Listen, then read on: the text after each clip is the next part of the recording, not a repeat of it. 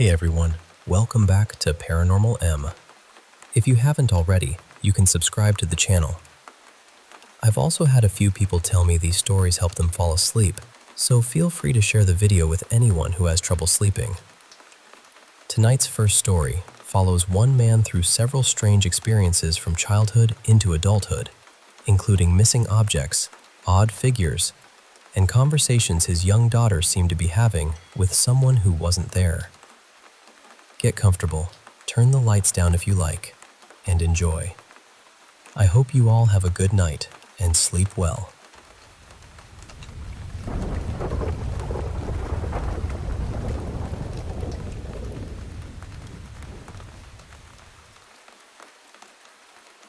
I've never really written all of this down before, so bear with me. I'm in my 40s now, and nothing especially strange has happened to me in years. To be fair, I don't go looking for it. I've always believed that if there is another side to things, it's probably best not to go knocking on its door just to see who answers. Still, I love hearing other people's stories.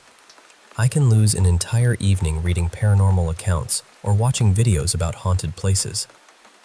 And every time I do, I end up thinking about the things that happened when I was younger. The first experience is actually a comforting one. I must have been around 9 or 10. My grandparents had a little Jack Russell called Milo. He was a brilliant dog, full of confidence right up until a much larger dog accepted one of his challenges. Then he would sprint back to us as though the entire situation had somehow been our idea. I absolutely adored him. Whenever I stayed at my grandparents' house, I slept on the sofa in the living room. Milo would always jump up beside me during the night, turn around a few times, and settle against my legs. Then he passed away. I was heartbroken, but life carried on, and not long afterward, I stayed at my grandparents' house again. During the night, while I was half asleep, I felt the familiar weight of Milo jumping onto the sofa. I felt him move along the cushions and curl up beside me. It seemed so ordinary that I didn't even react. Then morning came, and I remembered. Milo was gone. Strangely, I wasn't frightened. I didn't feel threatened or unsettled.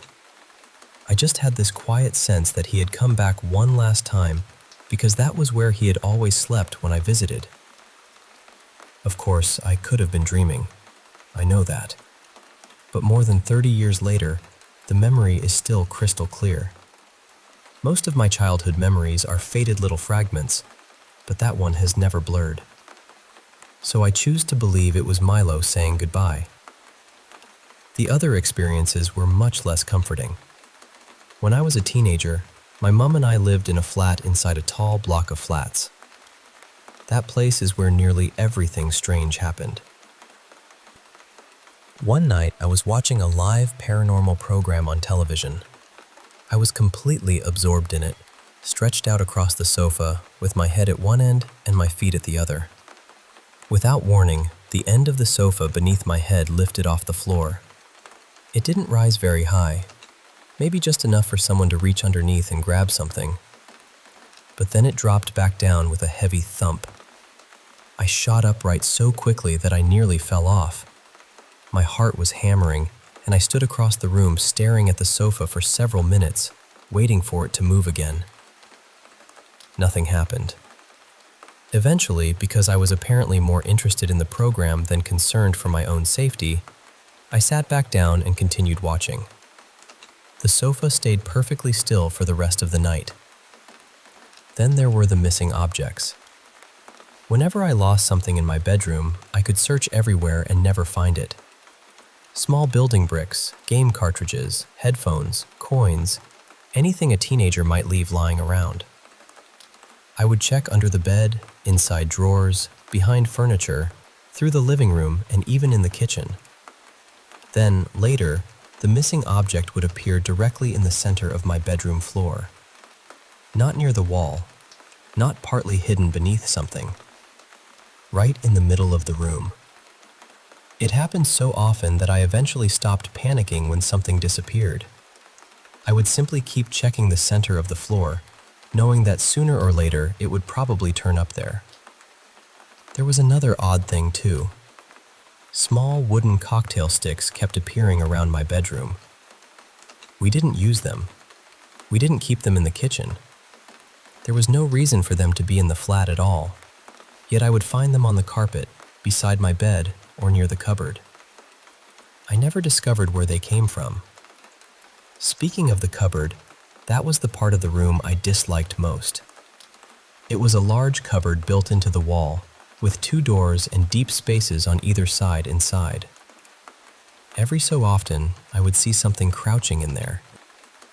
This is going to sound ridiculous, but the closest description I can give is a thin, pale creature with long limbs and glowing reddish eyes.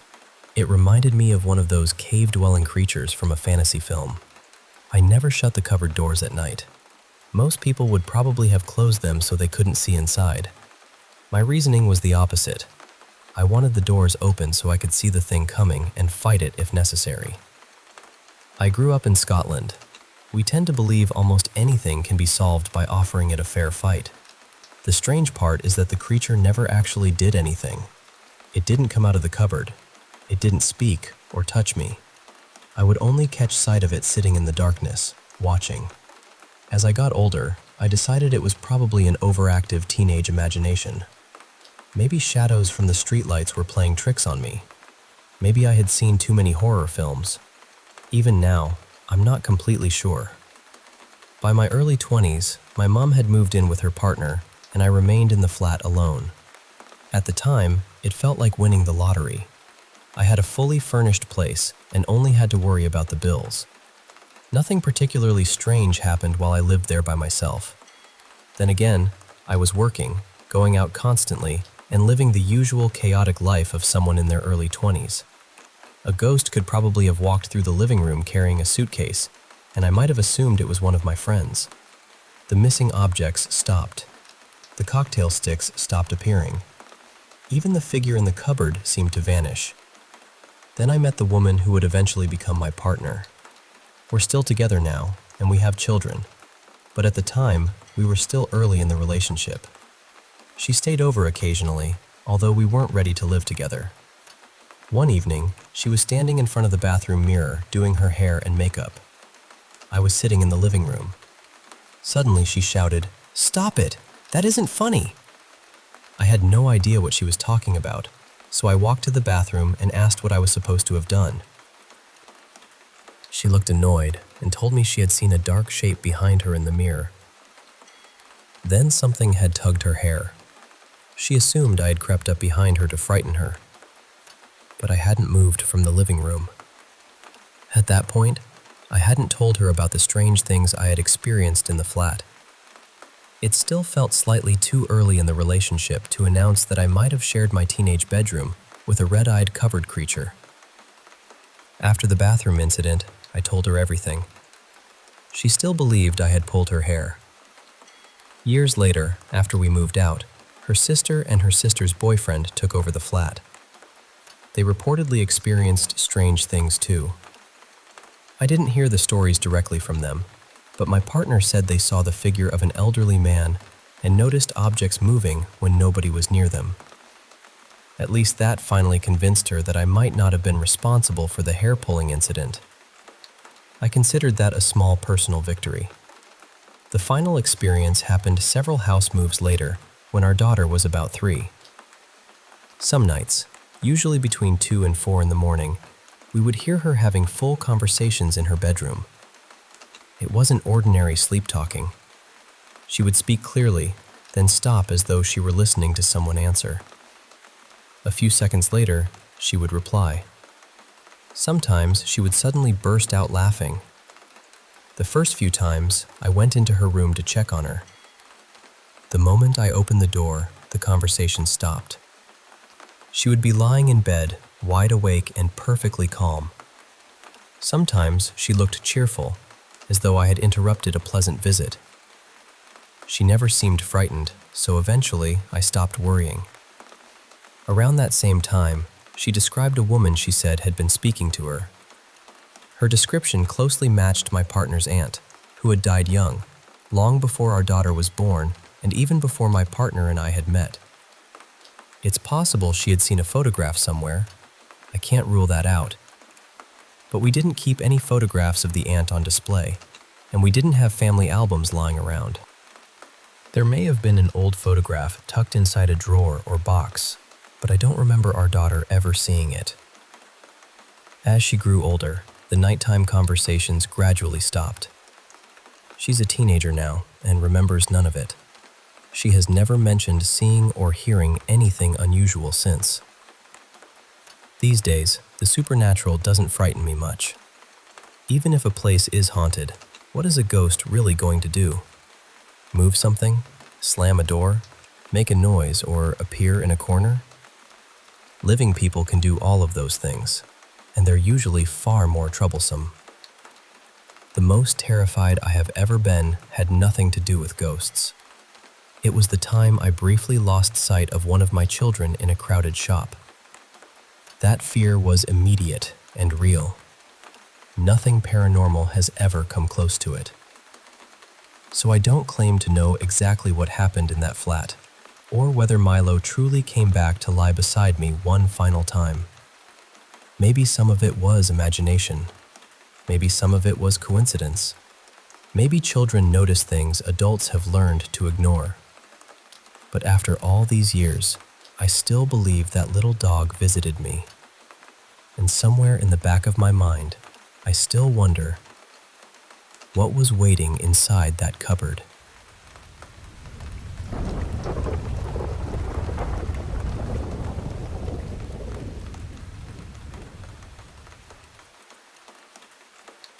Hey everyone, I wanted to share something that happened shortly after my husband, our newborn, and I moved into a house just outside Charleston, South Carolina. At that point, we had been living there for less than 3 weeks, and honestly, the house had felt completely normal. No strange sounds, no heavy atmosphere, no unexplained footsteps. Nothing that made me think we had moved into a haunted house. I do believe that ghosts could be real, but whenever something unusual happens, I try to look for a reasonable explanation first. Our bedroom still wasn't completely unpacked, and we hadn't put up the curtain rod yet. Because of that, there was a large uncovered window beside the bed. I already felt a little uneasy sleeping so close to it, especially at night when the glass became this dark, reflective square. One night, at around 2:30 in the morning, I suddenly woke up with the strongest feeling that someone was watching me. I turned toward the window, and my heart just dropped. It looked like someone was standing outside. The shape seemed tall and still, almost like a woman facing the house and staring directly into the bedroom. I couldn't make out a face, but the outline looked too human to ignore. I reached for my phone and took a picture. The first photo was almost completely dark, but it was captured as a live photo. When I played those few seconds back, the figure seemed much easier to see. I immediately took another picture using the night setting on my camera. That photo showed the shape more clearly, or at least showed what I believed I was seeing. I kept telling myself it had to be something ordinary, maybe a tree branch, a shadow from the fence, or a light from another house. Eventually, I convinced myself that my tired brain was turning random shapes into a person, and I went back to sleep. The next morning, I walked into the backyard to figure out what had caused it. That was when things became harder to explain. There wasn't a tree, post, decoration, or anything else standing in the spot where the figure had appeared. There was a wooded area farther beyond the fence, but the shape in the photo seemed much closer to the house. Every night after that, I looked through the window and tried to recreate the image. I switched on the same lights, stood in different parts of the room, and checked the backyard from several angles. I never saw the figure again.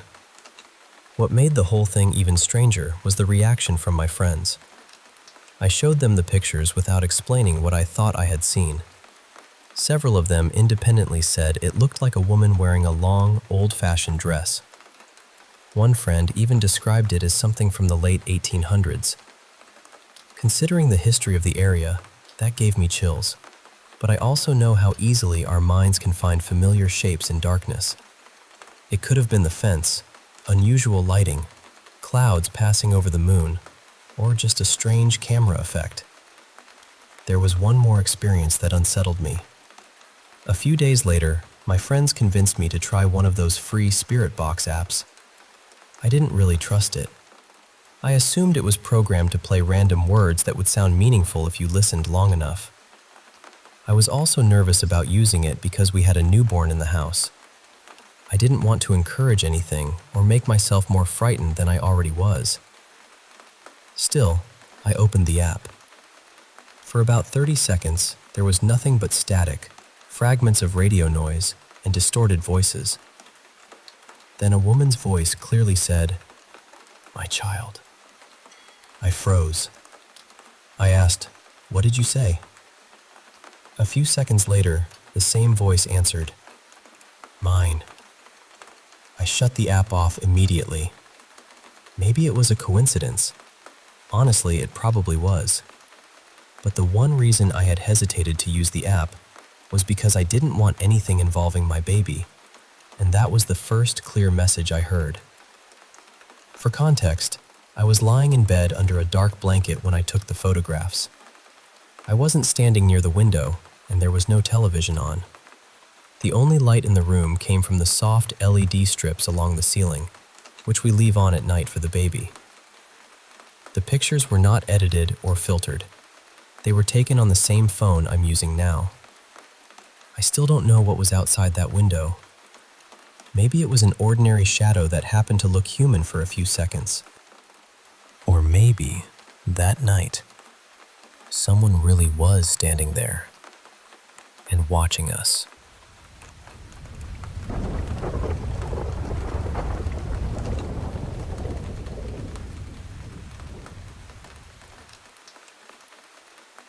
So, this happened the night I graduated from high school, and honestly, I still get chills whenever I think about it. I should probably explain that I've always been sensitive to paranormal things. Strange stuff happens around me more often than I'd like, but usually it's just a feeling. I'll sense that someone is nearby, or I'll walk into a room and immediately know something feels wrong. Actually seeing something, though, that was completely different. I live in the Midwest, not far from an old oil town beside the highway. Most of the town has been abandoned for years. The downtown area is nothing but empty storefronts, boarded up windows, and faded signs. A few people still live around the outskirts, and there's a lonely gas station near the highway, but that's about it. The whole place feels frozen in time. After graduation, my friend Olivia invited a few of us over for a bonfire. It was probably close to 11 at night when we all met up. There were 5 of us: Olivia, her boyfriend Luke, my friend Anna, our friend Parker, and me. For weeks, Olivia and Luke had been talking about an abandoned housing development they'd discovered outside town. They called it the Hidden Village, even though it wasn't really a village. It was more like a neighborhood that had been started and then suddenly forgotten. Luke had originally found it during one of his late-night walks. He had a habit of wandering around town after midnight, which tells you everything you need to know about him. One night, he ran into a guy from our school named Kian sitting alone on a playground swing.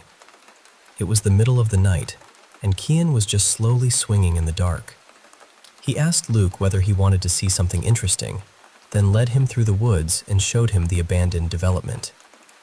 That should have been enough of a warning for all of us.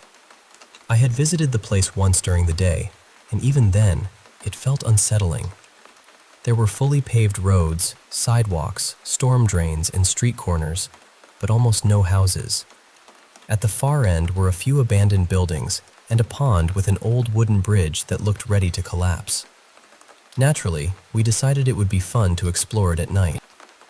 We walked across town together, laughing and trying to scare one another. The walk only took about 15 minutes, but by the time we reached the entrance, we had worked ourselves into a nervous frenzy. There was a metal gate with a large "No Trespassing" sign attached to it. Fencing surrounded the property, but someone had cut a gap near the bottom. We squeezed through one at a time and pushed our way through the brush until we reached the road. The moment we stepped inside, I felt watched. It wasn't a vague sensation either. It felt incredibly strong, almost physical. I had the unmistakable feeling that someone was walking several feet behind us, matching our pace as we moved deeper into the neighborhood. Every time we stopped, it felt like they stopped too. I didn't tell anyone. I didn't want to ruin the night or make everyone more nervous, so I kept my eyes forward and stayed close to the group. There were no streetlights, and the trees crowded both sides of the road. Beyond the beams of our flashlights, everything was completely black. Eventually, we reached 3 buildings at the far end of the development. The guys went inside one that looked like an old maintenance workshop. The rest of us waited near the entrance. By that point, I felt so uncomfortable that I had been staring at the ground just to avoid seeing anything strange. Finally, I told myself I was being ridiculous and forced myself to look up. That was when I saw it. Behind Olivia, standing between the trees beside the building, was a tall, shadowy figure. It didn't have a face or any clear features. It was just darker than the darkness around it, shaped like a person and standing perfectly still. I looked away immediately. I remember telling myself, "Stay calm, don't react, don't give it your fear." So I quietly suggested that we should probably start heading back. Everyone could tell something was bothering me, but Luke and Parker wanted to keep exploring. Instead of returning to the road, they led us farther into the woods, where we followed what looked like an old path through the grass. We came across 2 more buildings. One was a small house with dirty white siding and peeling paint. We tried the door, but it was locked. Thankfully, no one was willing to break a window. The guys continued toward another building deeper in the trees, while Anna, Olivia, and I stayed behind. We had only been waiting for a minute or two when we heard one of them shout, "Run!" All 3 of us took off without asking questions. Branches hit our arms and faces as we stumbled through the woods. We finally reached a tall fence at the edge of the property. Later, the guys claimed they had heard a low, groaning sound coming from inside the building, although they refused to explain it while we were still there. Parker immediately started climbing the fence, even though it was nearly 10 feet tall and had barbed wire across the top. The rest of us stood below, telling him to come back down. Olivia was a few feet ahead of me on the right, with Luke beside her. Anna was standing slightly in front of me on the left. While everyone was arguing, I noticed someone standing directly beside me. At first, I thought it was Anna. The person had her height, her hair, and even the same general shape of her clothes. I turned toward them, confused about how she had moved so quickly. Then I looked forward. Anna was still standing several feet in front of me. I looked back beside me. No one was there. There was nothing behind me except darkness and trees. I cannot describe how terrified I felt in that moment. We were already trapped inside an abandoned neighborhood, surrounded by woods, trying to find a way out. I had felt something following us from the moment we entered, and now it had appeared beside me, wearing the shape of my friend. I had never seen anything that clearly before. I slowly turned back toward the group and said, "I just saw something." That was all I could manage. I didn't explain what it looked like because I didn't want everyone to panic. But they saw my face, and I think they understood that I wasn't joking.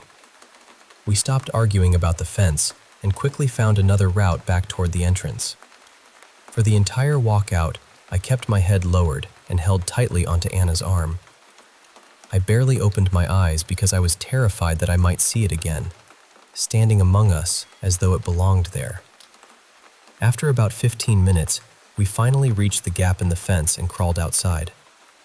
Once we were safely back near the road, I told everyone exactly what I had seen. Olivia and Anna believed me immediately. The guys were quieter about it, although I could tell the story unsettled them.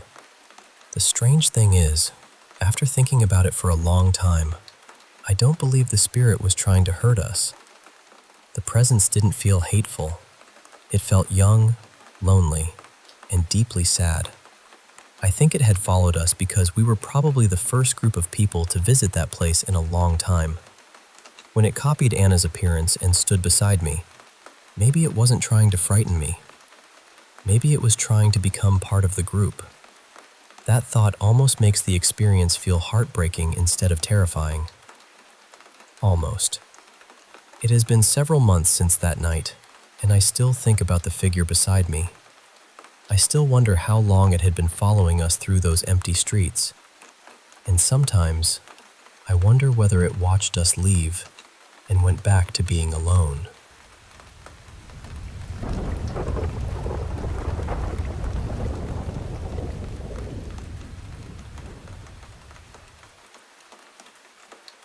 My father has always been the kind of person who notices everything. Tiny details most people would overlook, like an unusual license plate, an outdated company logo, a missing road sign, or something that simply doesn't belong. That's one reason I've never been able to dismiss what happened to him. He remembers it far too clearly.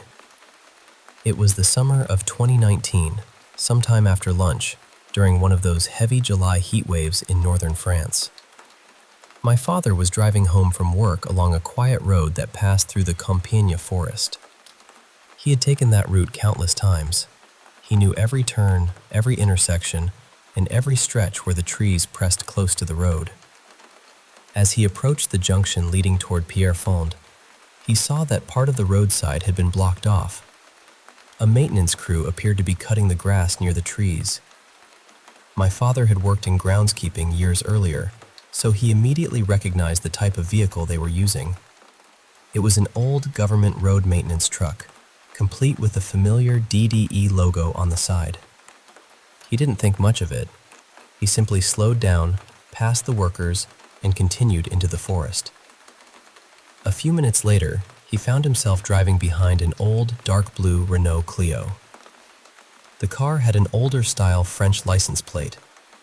Through the rear window, he could see the driver's silhouette. The person had thick, untidy hair and seemed to be wearing a heavy sweater. That struck him as strange because the temperature was well above 30 degrees, but he assumed there was probably some ordinary explanation. The Clio stayed ahead of him at a normal distance. Then they reached a gentle bend in the road. The blue car rounded the curve first. My father followed only a few seconds later, and when the road straightened, the car was gone. Not farther ahead, not parked at the side. Gone. My father accelerated, thinking the Clio had simply gained some distance while it was hidden by the bend.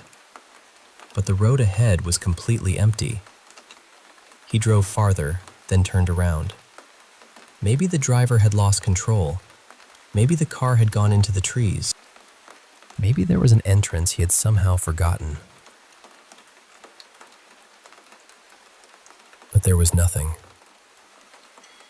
The forest was thick on both sides, with no visible tracks, driveways, or side roads. There wasn't even enough open ground for a vehicle to pull off safely. When my father came home, he looked genuinely shaken. He told me the whole story, carefully repeating every detail. I could see that he wasn't trying to frighten me or make the experience sound dramatic.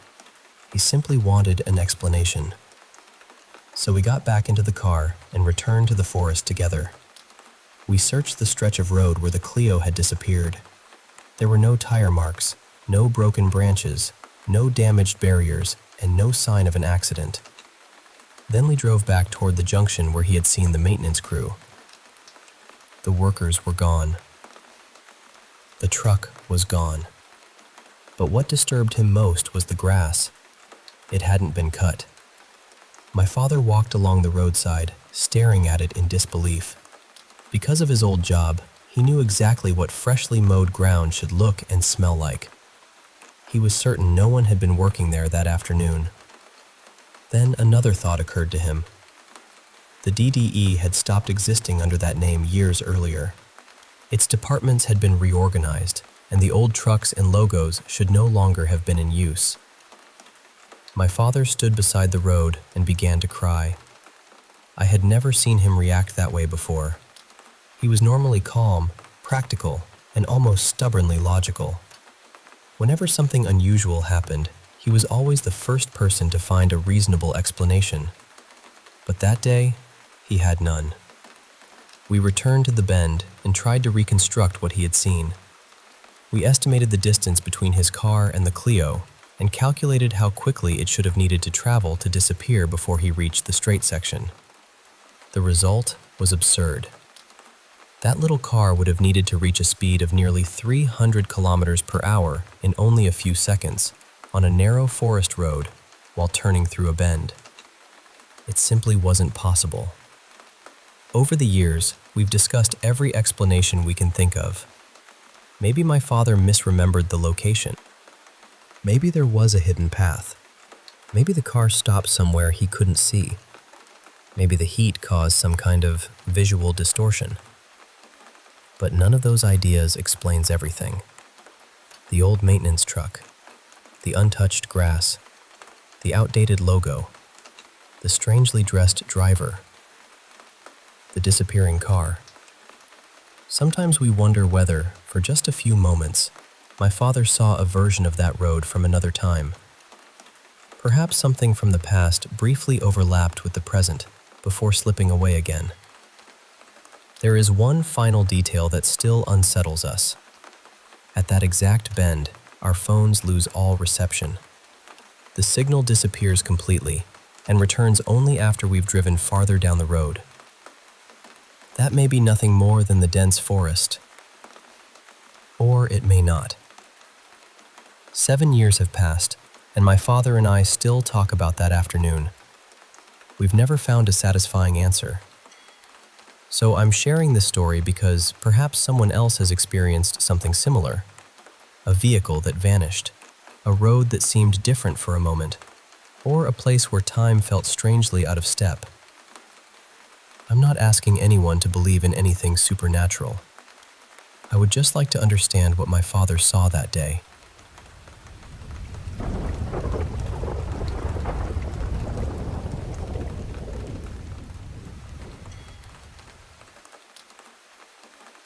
Hey there.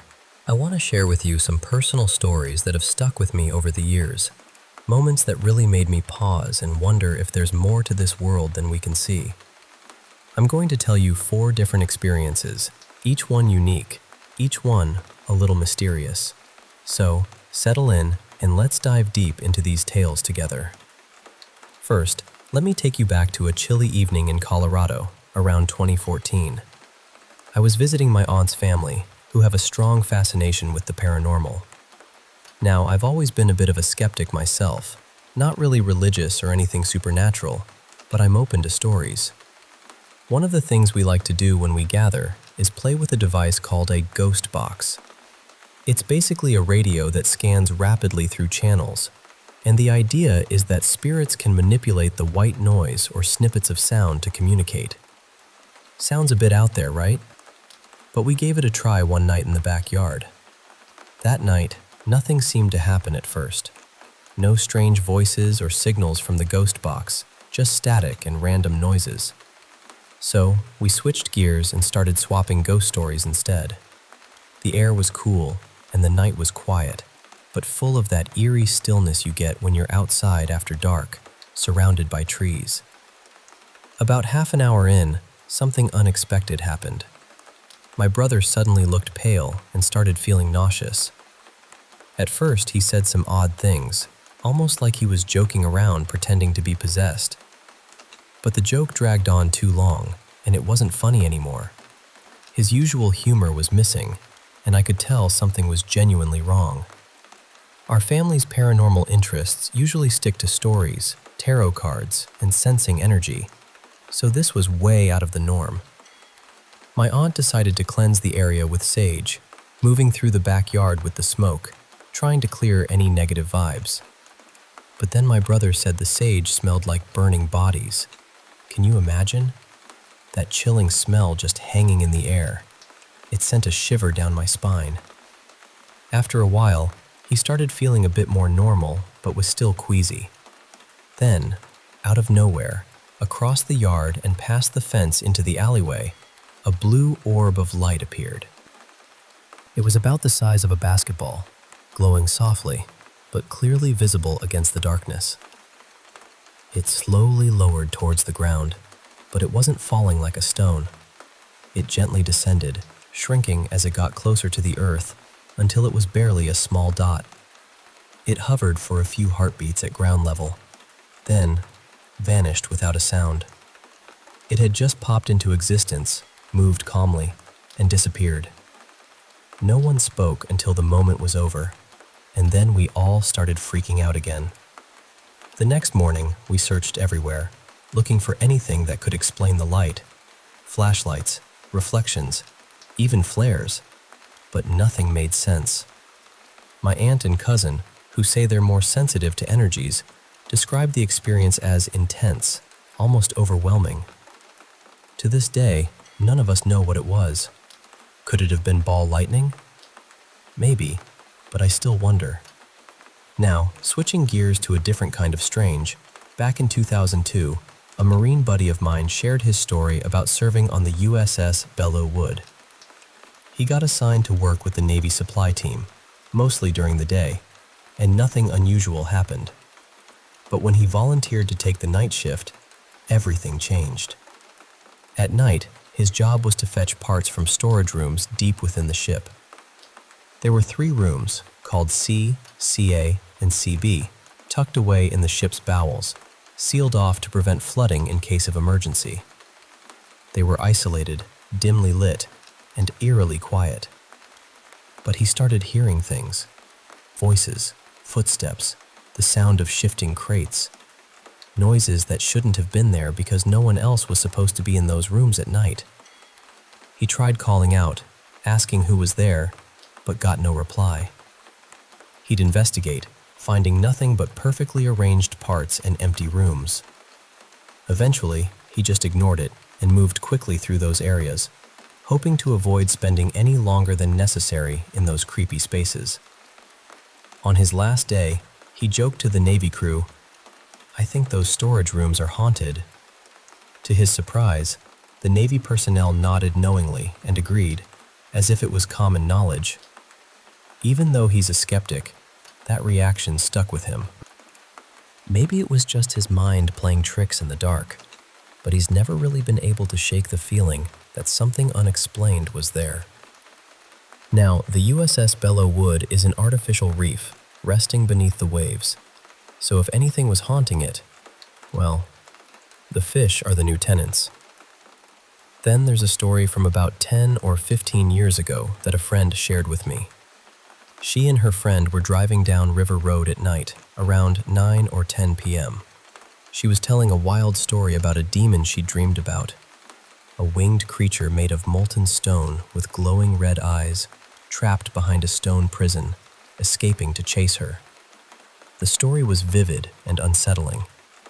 As they drove under a large willow tree, something suddenly swooped down, filling the entire windshield with wings and blocking their view. It wrapped around both the driver and passenger side windows. Her friend screamed, and she slammed on the brakes.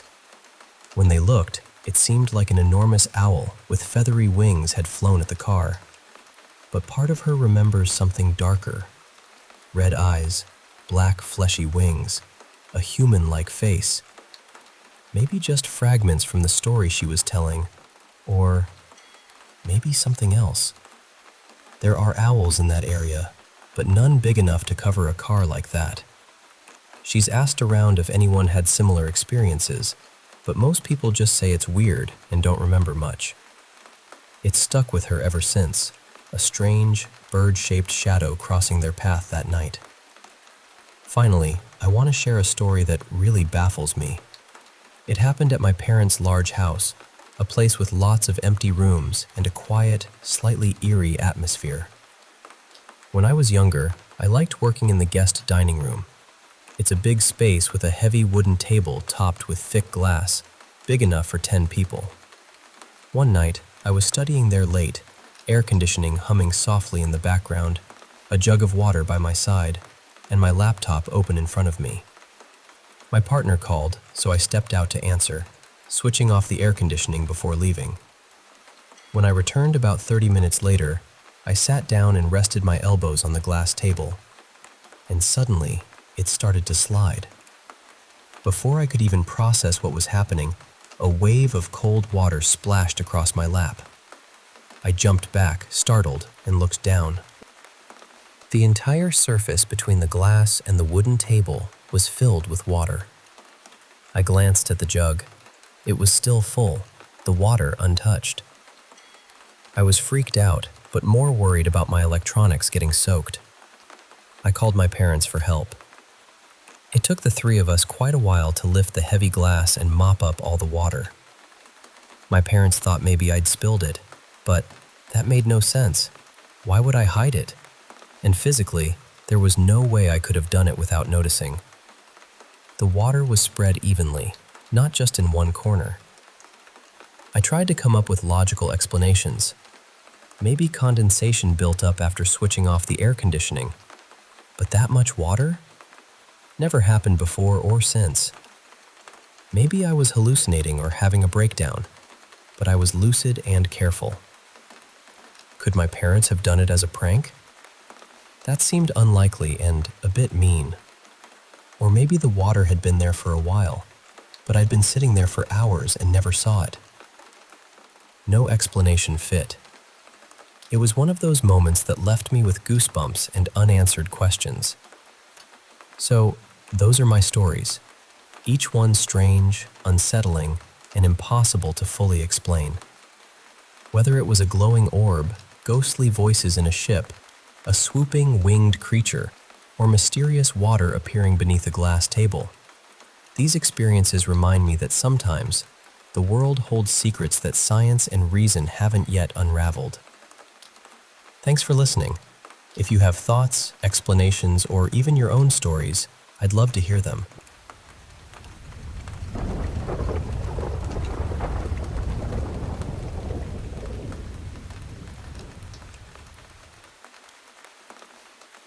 Hey, I want to share a few experiences I've had over the years. Moments that still linger in my mind. Moments that felt like thin veils between our world and something else. So, sit back and let's dive in together. When I was about 10 years old, in the 5th grade, there was this one day that stuck with me forever. We were all upstairs in our classroom, and outside, a storm was brewing. Huge, angry clouds, and the kind of wind that makes you shiver even indoors. Everyone was a bit on edge, but I was kind of mesmerized.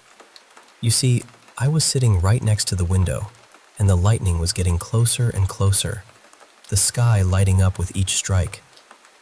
Then, suddenly, there was this moment, a cascade of lightning bolts striking all at once.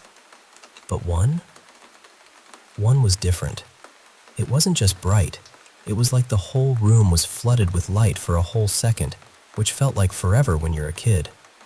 And in that flash, I swear I saw it. This strange white hole, like a tear in the fabric of space itself, glowing and swirling just beyond the lightning. It was as if the storm had opened a door to somewhere else. I nudged my friend next to me and whispered, "Did you see that? The white hole?" And he nodded, eyes wide. Ever since then, I like to imagine it was a portal, a gateway where creatures from another dimension might slip through. Of course, I don't really believe it, but it's a fun idea to hold on to, like the origin story for all those spooky tales you hear. Years later, in the spring of 2017, I went to a cemetery called Bachelor's Grove with a couple of friends. It was around 6:30 in the evening. The light was soft, almost golden. I had a camera from my photography class with me, eager to capture something beautiful or haunting. Walking into that cemetery was strange. Imagine stepping into a lively party, but suddenly everyone hushes and turns to stare at you, even though you're alone. That's what it felt like. Heavy, silent, uneasy. We took some pictures, then decided to explore deeper into the woods nearby. I remember the creek babbling softly as we walked, but apart from our footsteps in the water, there was no other sound. No birds chirping, no rustling animals, just an eerie silence. My camera acted weird too. It died several times even though it was fully charged, and when I turned it back on, the battery was still full. We came across these strange, perfectly round clearings in the woods. There are whispers about dark magic or rituals happening there, so I half-joked that might explain it. One clearing had a picnic bench, and I snapped a photo of my friends standing on it, smiling. But when I looked at the picture, their faces were twisted. My friend's smile was gone, replaced with fear and sadness, and the other's face looked angry, almost like a warning. They were fine in real life, though, which made it all the more unsettling. Not long after, my phone vanished. We searched everywhere, right there by the picnic bench, but it was like it vanished into thin air. The sun was setting, shadows growing longer, and we knew it was time to leave. Luckily, my female friend guided us back. As we were leaving, I caught sight of a figure, all black, wearing a brimmed hat, moving silently through dense trees about 10 feet away, walking parallel to us. It didn't make a sound. I froze, but somehow didn't call out. Later, when I told my male friend, he said he saw it too. Back at my house, strange things began to happen. My family faced some tough times, and though they were probably unavoidable, I can't help but wonder if something from that cemetery came home with me. Looking through the photos on my camera, I saw odd shapes and shadowy figures I hadn't noticed before. I deleted the pictures immediately. Things eventually felt normal again, but the energy in our living room, where some of those family troubles unfolded, stayed heavy until we moved away. Even my skeptical mom admitted that something felt off there. That experience made me curious about the paranormal, but also cautious. Some doors, once opened, are hard to close. Now, another story. This one's a little different, but still stuck with me. My family loved camping. We had this spot we'd go to every year, a quiet place with no big predators, just a few foxes here and there. My dad picked it so us kids could run free without worry. One May-long weekend, there was still snow on the ground, so we brought along our ATVs and sleds. The day after we arrived, my dad and I took a little ride down the road, just the two of us. Deer sometimes wandered near our campsite. They didn't run away when we approached, probably because they had no real threats around. My siblings and I would get close, despite our parents telling us not to. But that day, as we rounded a corner, we came upon something I can't forget. Scattered on the roadside were the remains of a deer, or at least that's what I think it was. Blood stained the ground, and steam rose from the mangled pieces. It was fresh, like it had just happened moments before. My dad, usually calm and steady, looked shaken. As he turned us around, an ear-splitting screech erupted from the forest, making us both jump. I scanned the trees, heart pounding, and thought I caught a glimpse of something, a large, dog-like figure, running alongside us for a brief moment before vanishing.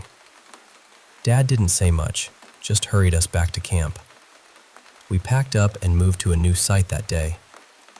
When I asked him years later why we never returned, he said it was just for better trails.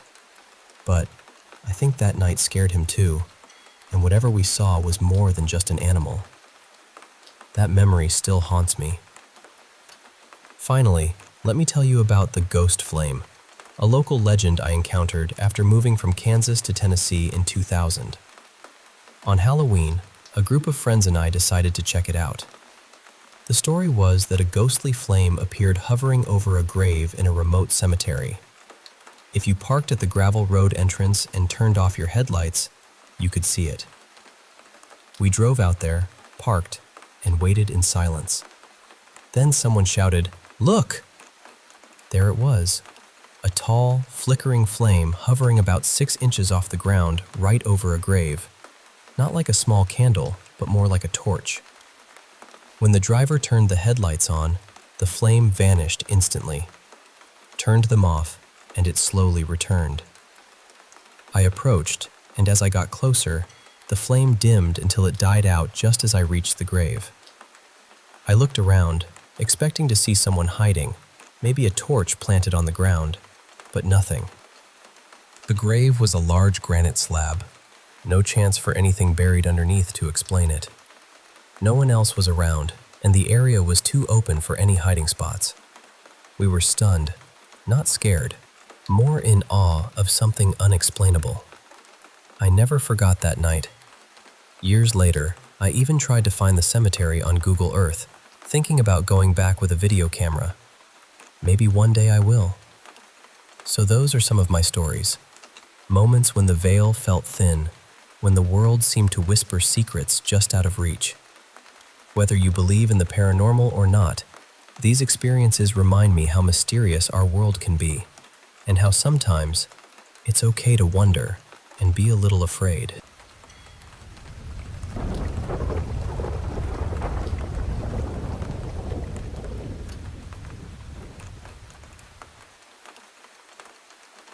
Hey there.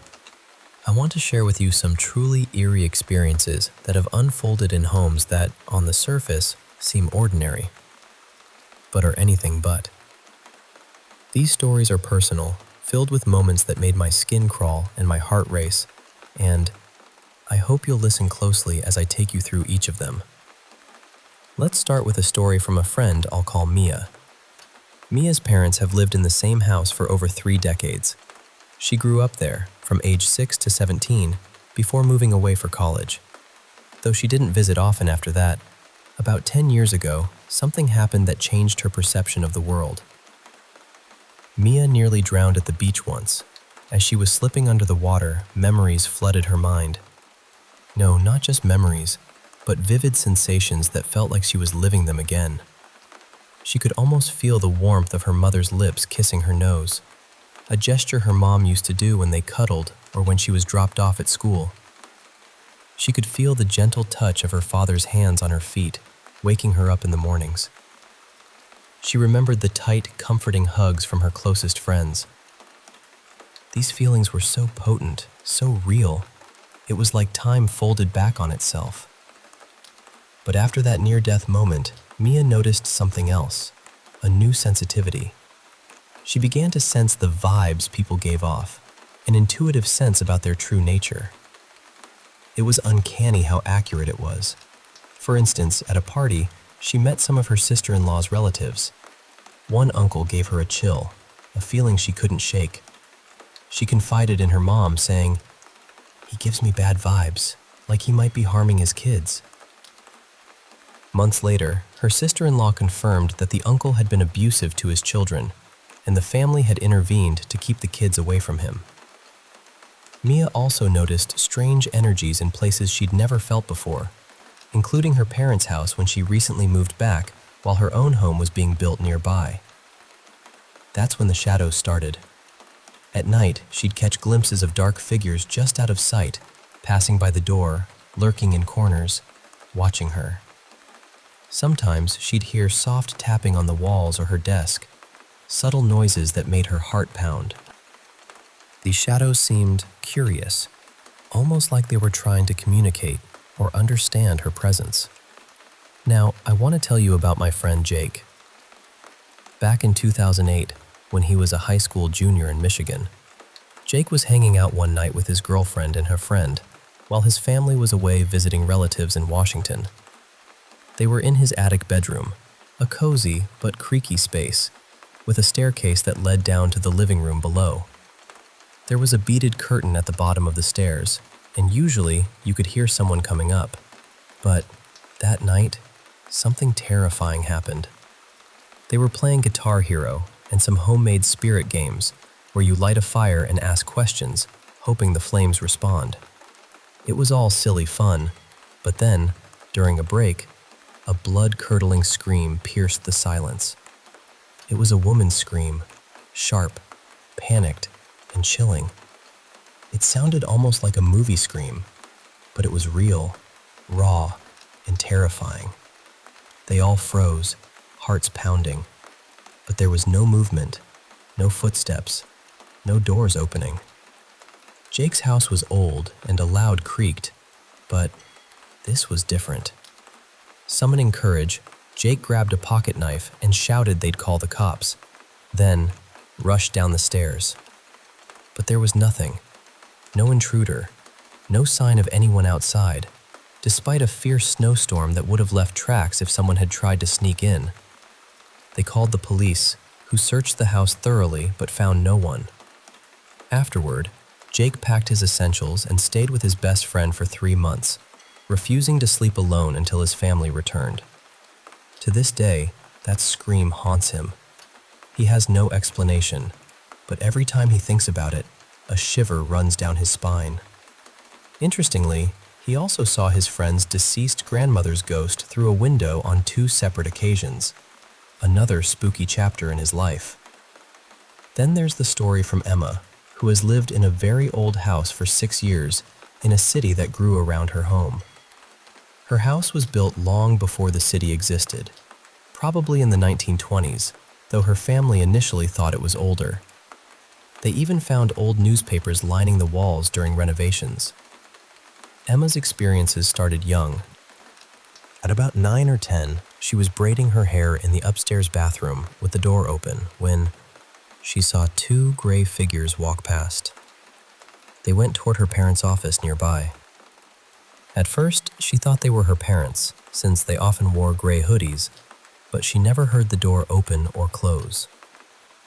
Her parents were downstairs, talking in the kitchen, so it couldn't have been them. That moment shook her, though she didn't tell anyone. Then, as she grew a little older, she began seeing an old woman standing at the edge of her bed every night at sunset. The woman never spoke or threatened her. She just watched. Emma wasn't scared, which surprised her, and when she told her mother, her mom shared that her own grandmother had visited her after passing away. Emma thought it was comforting to imagine the lady was watching over her. Months later, her mom found an old photograph of one of the previous owners, a woman who looked exactly like the spectral visitor Emma had seen. Emma's house wasn't just filled with sightings, but hidden rooms, strange sounds, sleep paralysis episodes, and even mysterious perfumes that seemed to drift through the air. It was a house alive with stories, shadows, and secrets. Finally, I want to tell you about Sarah's unsettling experience with something inexplicable. Kiss marks appearing out of nowhere. It started a few months ago with a single kiss mark on the downstairs TV. Sarah knew it wasn't anyone in her family. Her little cousin, who mostly used that TV, was too short to reach that high. Then her 7-year-old cousin came to her, scared, saying she saw something in the downstairs bathroom and heard voices telling her to do things. Sarah's parents, deeply religious, performed a loud prayer ritual, hoping to ward off whatever was there. But that night, Sarah noticed a kiss mark on her bedroom mirror. She was sure she hadn't put it there. The marks multiplied. Now there were several on the TV as well. Sarah tried to brush it off, but the creepiness was undeniable. She believed her house might be haunted, and she had a theory. Fear attracts spirits. Lately, she'd been drawn to darker music, like metal and rock, which upset her parents. They confessed having nightmares about demons in her room. Sarah thought they were overreacting, but now, with these mysterious kiss marks, she wondered if their fear might have invited something unwelcome. So, these stories, Mia's shadows, Jake's scream, Emma's ghostly visitors, and Sarah's kiss marks, are all parts of the strange and chilling reality some people face in their own homes. I hope you found these tales as fascinating and eerie as I did. Remember, sometimes the most familiar places hold the most unsettling secrets. Thanks for listening, and stay curious, but maybe keep a nightlight on tonight.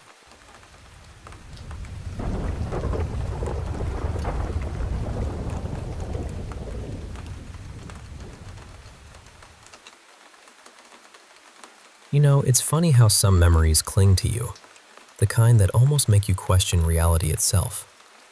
I want to share a few stories that have stayed with me over the years.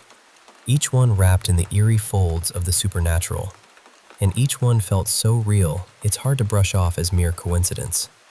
So let me start with growing up in a funeral home. Yeah, I know.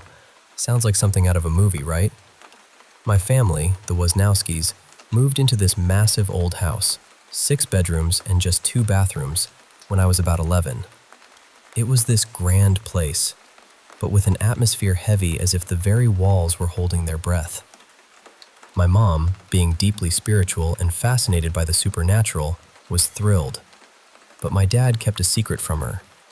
He never told her that the house used to be a funeral home. He figured if she knew, she'd never want to live there. And honestly, looking back, I don't blame him. About a year into living there, this priest, he used a wheelchair, came knocking. Only my mom was home, so she invited him in without hesitation. I don't remember all the details of their conversation. It was so long ago. But he told her the truth. The house was once a funeral home. My mom's face changed. Concern flickered in her eyes. The priest, sensing her unease, offered to cleanse the place. He performed this baptism ritual, and that's when things shifted. The darkness in that house didn't just settle back down. It stirred, almost like something had been awakened, and it wasn't pleased. The house felt charged, heavy with something more than just memories. My friends and I, being kids curious and unafraid, explored the basement one day and found something chilling. A tombstone. It was broken, upside down, and oddly integrated into the house's structure, like it was holding up the floor in the living room. Across it were just 3 big letters, W-O-W. At the time, I thought it was some weird joke or a leftover piece from the funeral home days. But then, when I was 15, my mom died right there, on the living room floor. And suddenly, the tombstone made sense. It didn't spell wow. It was mom, but upside down and cracked. That realization sent a cold shiver down my spine. I swear, sometimes I want to burn that house to ashes. Was it all just coincidence? Maybe. But when you live surrounded by death and whispers, coincidences start to feel like something else entirely. Now, shifting to another story. When I was about 14, I attended this old school in Denmark, super old, over 130 years, with a history as a tuberculosis treatment center. The basement was where all the creative stuff happened. Painting, stone cutting, the library. I loved going down there after school, hiding away from everyone to just be myself. To get there, you had to push through this loud, creaky door, take a tiny step left, then through a glass door, and finally another door. You could always hear someone coming down. Those doors never closed quietly. One afternoon, the person supposed to watch over me left, and I was alone in that basement room.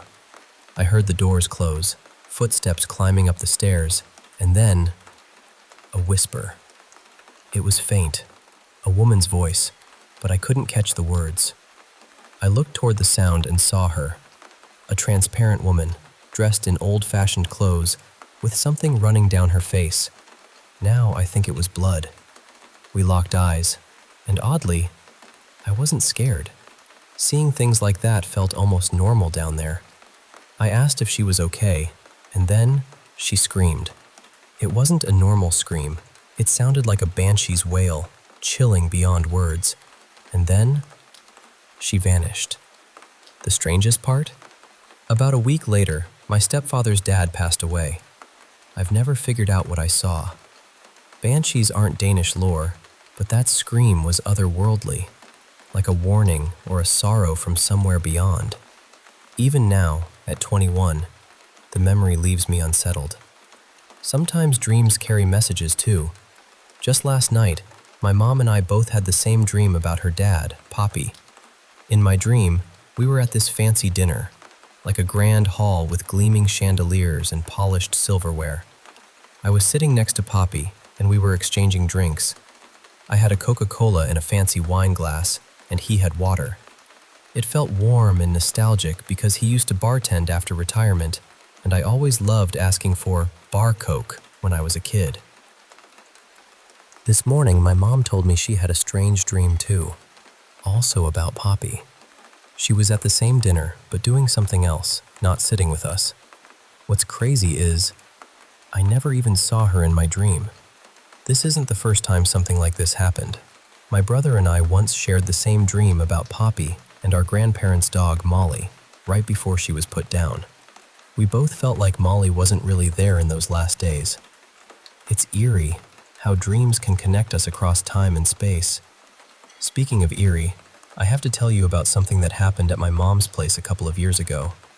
She had moved, and I was visiting during a holiday. I was staying in this cozy caravan on the front lawn. It's a lovely van, but the neighborhood has a lot of sneaky little thieves, so we always locked everything up tight. One night, while my mom and stepfather were fast asleep, I got up craving some snacks. I opened the screen door, but the main door was locked. I thought, I'll just wait till breakfast, and turned to walk back down the lawn. Suddenly, I heard the main door creak open behind me. I froze, turning back slowly, and saw a shadowy figure framed in the doorway. I thought it might be my mom coming to check on me because the house was dark. I went up, opened the screen door, and stepped inside, trying to push the main door wider. But it felt like something, or someone, was holding it closed from the other side. I checked around the front area but found no one. My parents were still sound asleep in their room. The dogs had barked when I first tried the door, but quieted down just before it opened itself. They stayed at the door, acting off. The wind wasn't strong enough to move the locked door, so I ask you, what the heck opened my door for me? It still haunts me. And lastly, I want to share about my grandma. She passed less than 10 years ago, and I had many dreams of her, but she only spoke once. I was pre-teen when she died, and I remember each dream vividly. The first dream came the very night she passed. It felt like a Sunday because before she had custody of me, Sundays were when she'd take me home. In the dream, we got in the car, but she didn't look at me. Her face was grim, no smile, a stark contrast to the loving grandma I knew. We stopped at a stop sign, made a right turn, and suddenly, everything faded to white. Around us stood many people from my childhood, many long gone. They chatted quietly, but I couldn't hear what they said. Then I woke up. Another dream had me with my grandpa in this huge warehouse-like space. I saw my grandma lying on the ground, definitely not alive. Years later, I dreamed of her standing in the walkway of the house she died in, wearing an angry, disappointed expression. That dream was rough because at the time, I was struggling with drugs and alcoholism. Grandma hated drugs. It tore our family apart. Then, after I got clean, I dreamed of us sitting on her couch, happy and calm, with a TV tray in front of us. She smiled and said, "You'll never see me again." That was the last time I dreamed of her. It's like she was telling me goodbye. Some might call all this coincidence, but I like to think there's something more, some connection between worlds, between past and present, between the living and those who've passed on. These stories, these moments, they've shaped me, made me realize that sometimes the shadows hold stories that words alone can't tell.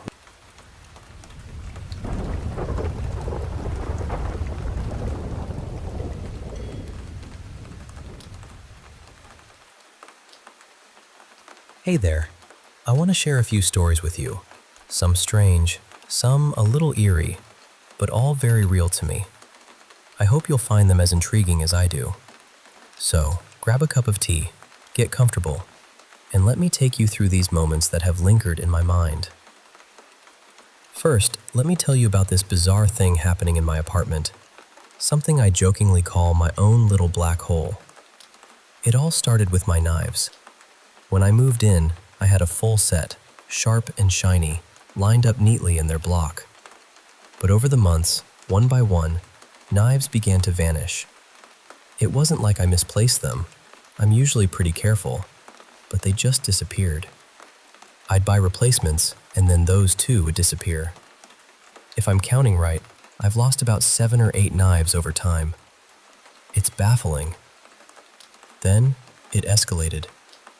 One day, I bought a bag of pastries, fresh, warm, and tempting.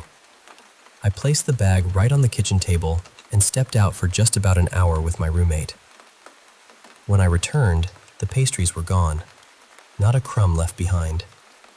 The whole bag had vanished. I swear, I looked everywhere. It didn't stop there. Spoons started missing too. Just ordinary spoons, not anything fancy. Whole cans of tuna would disappear from the pantry. And just yesterday, I bought 2 apples, and only one was left. I only realized this because my cat, always curious, dropped 1 apple from the counter. I searched everywhere for the missing one. It was gone without a trace. Now, here's the thing. Only my roommate, my parents, and I have keys to the apartment. My parents live nearly 400 kilometers away, so it's not like they're popping in unnoticed. I have to admit, maybe I accidentally threw some knives away with the trash when cleaning, but that doesn't explain the pastries or the apples. And I'm sure there are other things missing that I haven't noticed yet. This strange disappearance has been going on for years, and I just had to share it because it feels like living in a place where things quietly slip away into thin air. Now, moving on to something more heartfelt and a bit haunting, the story about my grandma Grace. She was someone incredibly dear to me, and yesterday, she passed away. It was sudden and devastating. She suffered multiple major strokes all in one night, along with a severe brain hemorrhage. The doctors told us that about 75% of her brain was damaged, and she wouldn't wake up again. It was heartbreaking, but we knew what she would have wanted, so we decided to end life support, sparing her from existing as a shadow of herself. I had always heard stories about loved ones who are about to pass, how they sometimes sit up suddenly, call out names of those who have passed before them, or even open their eyes in a moment that feels like a goodbye. But with Grandma's brain so severely affected, I didn't expect any of that. I braced myself for a quiet farewell. The ICU door to her room was heavy, solid, and difficult to unlatch. It had stayed closed all day and most of yesterday, giving us some privacy. Every time I had to open it, I had to push down hard to unlatch it, feeling the weight of the moment pressing down on me. We were all gathered in her room, sitting quietly, waiting for the inevitable. Suddenly, the door unlatched and swung open, slowly, steadily, not slammed or forced, just opened as if someone was coming in. We looked, expecting a nurse, but there was no one there. The room felt colder, quieter. I got up, gently closed the door, and pushed it firmly to latch it again. About 5 minutes later, the door made that same heavy unlatching sound and swung open again, this time more quickly but controlled, stopping just shy of hitting a nearby table. We left it open this time, sensing something was different. The doctors had told us she might linger for days after life support was turned off, but she passed less than an hour after the door opened the second time. Her passing was peaceful, like falling into a deep, undisturbed sleep. No pain, no struggle. My mom and I found comfort in knowing she wasn't alone. It was like she had visitors, unseen but present, there to guide her home. And finally, I want to tell you about something I witnessed in the village where I spent some time with my grandmother. I was sent there by my mom to rest and recuperate. The village was small, more of a quiet settlement than a bustling town. The main street was little more than a narrow road lined with private houses. In front of one particular house stood 2 strange trees. They were perfectly symmetrical, about 10 meters tall, but unlike any trees I'd seen before. They looked like giant tree trunks uprooted from the ground, but instead of roots buried beneath, their roots were exposed on top. No leaves, no branches, just 2 dark, almost black pillars standing there like silent sentinels.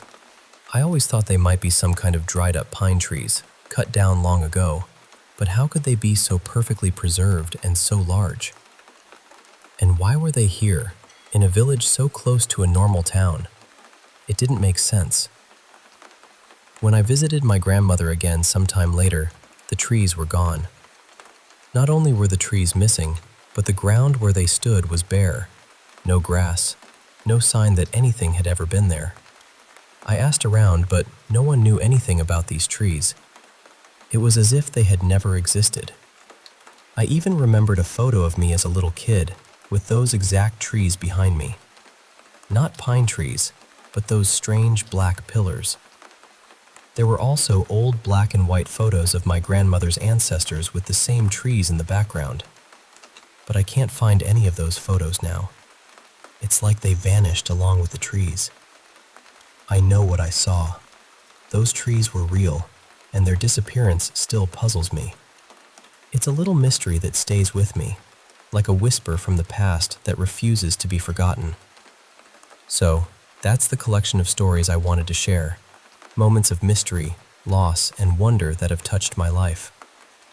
Thanks for listening, and maybe, just maybe, you felt a chill or a spark of curiosity along the way. Sometimes, life hides its secrets in the most unexpected places.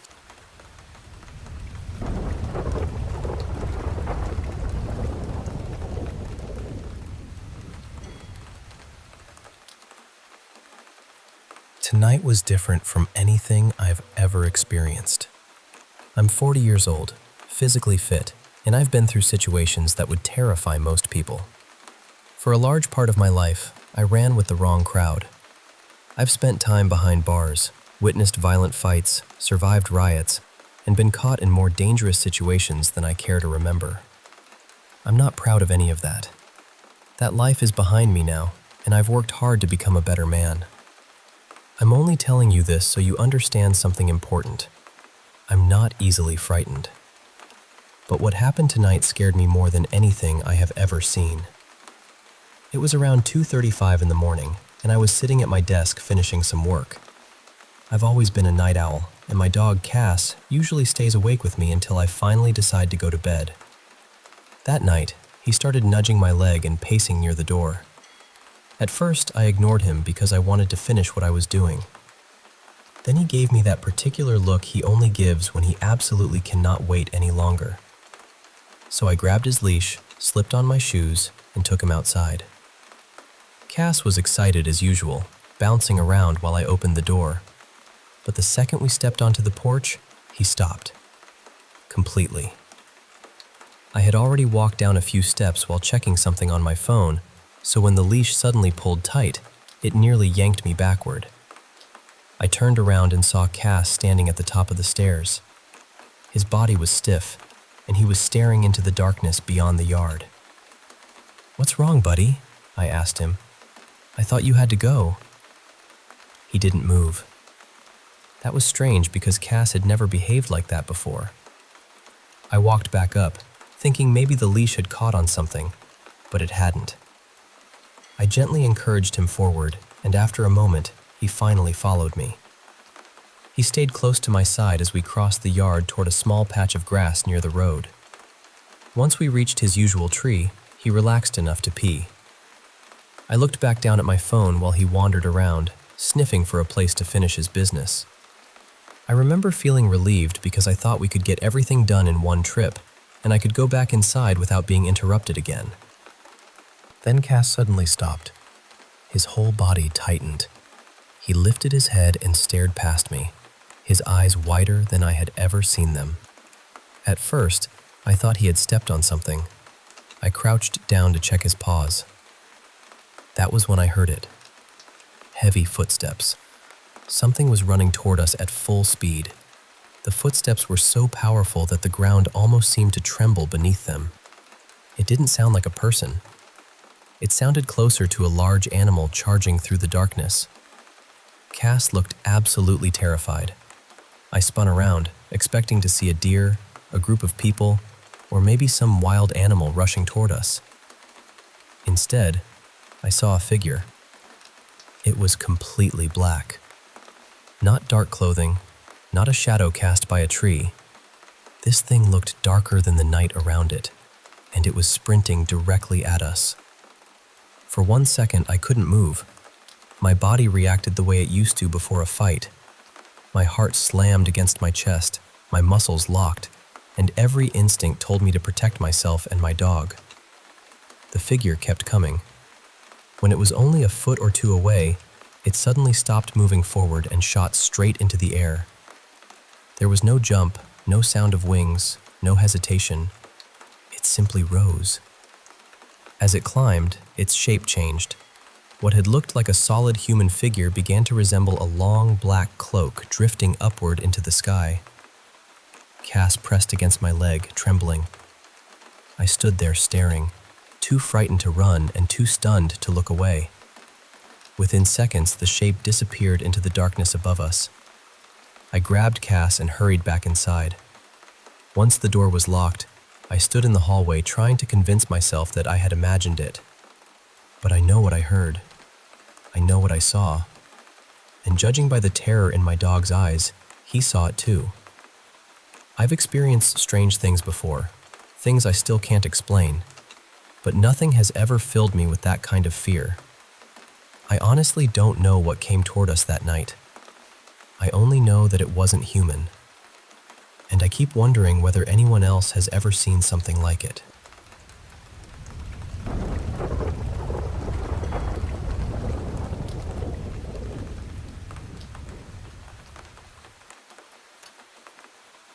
I wouldn't say I'm used to paranormal experiences, but after everything I've seen and heard, I've learned to accept that strange things happen around me. That doesn't mean I don't get scared. Of course I do. Hearing unexplained footsteps or catching a shadow moving across a room is unsettling enough. But the 2 times I saw what looked like ghost children, I completely froze. Hearing a little girl laugh somewhere in the house is one thing. Actually seeing a child standing there, when you know no child should be there, is something else entirely. The first time happened when I was around 13, during my last year of middle school.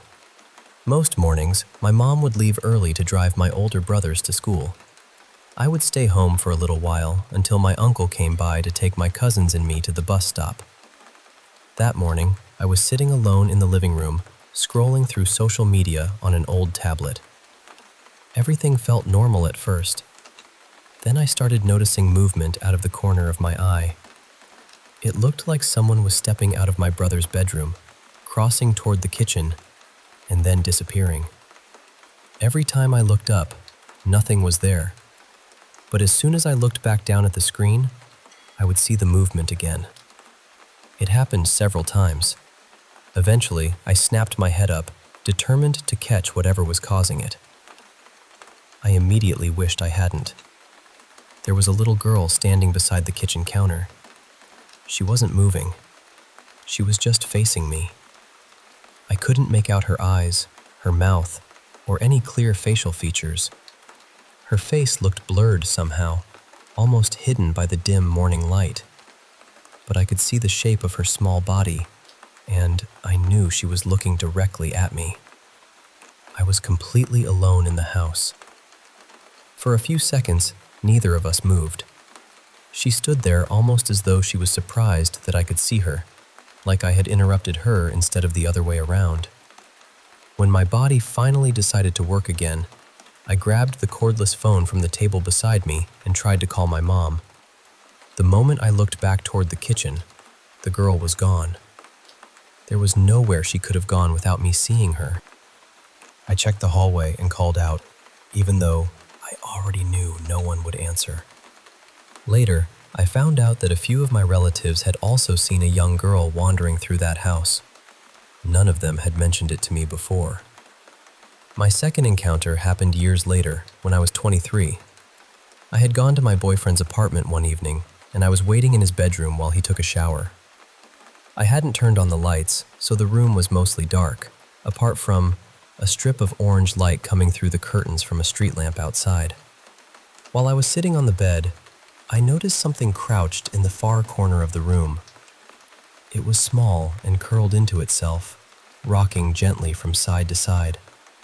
At first, I convinced myself it was a pile of clothes or a bag casting a strange shadow. The longer I stared at it, though, the more uncomfortable I became. I told myself my eyes were adjusting to the darkness and creating shapes that weren't really there. So I decided to stand up and turn on the light. The instant I rose from the bed, the figure stood up too. I stopped breathing. It was much smaller than an adult, about the height of a young boy. It still looked like a shadow, with no clear face or clothing, but somehow, I felt certain it was a child. He didn't seem angry. He seemed curious. That almost made it worse. It felt as though he had been watching me and was now waiting to see what I would do next. I was afraid that if I moved toward the light, he might move toward me, so I slowly sat back down. I started searching through the blankets for my phone, trying not to take my eyes off the corner for too long. When I finally looked up again, the boy was gone. I sat there for another moment, gathering enough courage to move. Then I walked straight out into the living room and waited near the front door. When my boyfriend came out of the bathroom, he looked confused and asked why I had left the bedroom. I told him to get dressed because I wanted to leave. I waited until we were outside before telling him what I had seen. I expected him to laugh or tell me I had imagined it. Instead, he calmly said, "Yeah, my father and my little cousin have seen that boy too." I was honestly upset that he had never warned me. After that night, I refused to sit in that bedroom alone. If my boyfriend left the room, every light stayed on, and so did the television. I never saw the little boy again, but sometimes I still wonder whether he disappeared that night because he was frightened of me, or because he had simply finished figuring out who I was.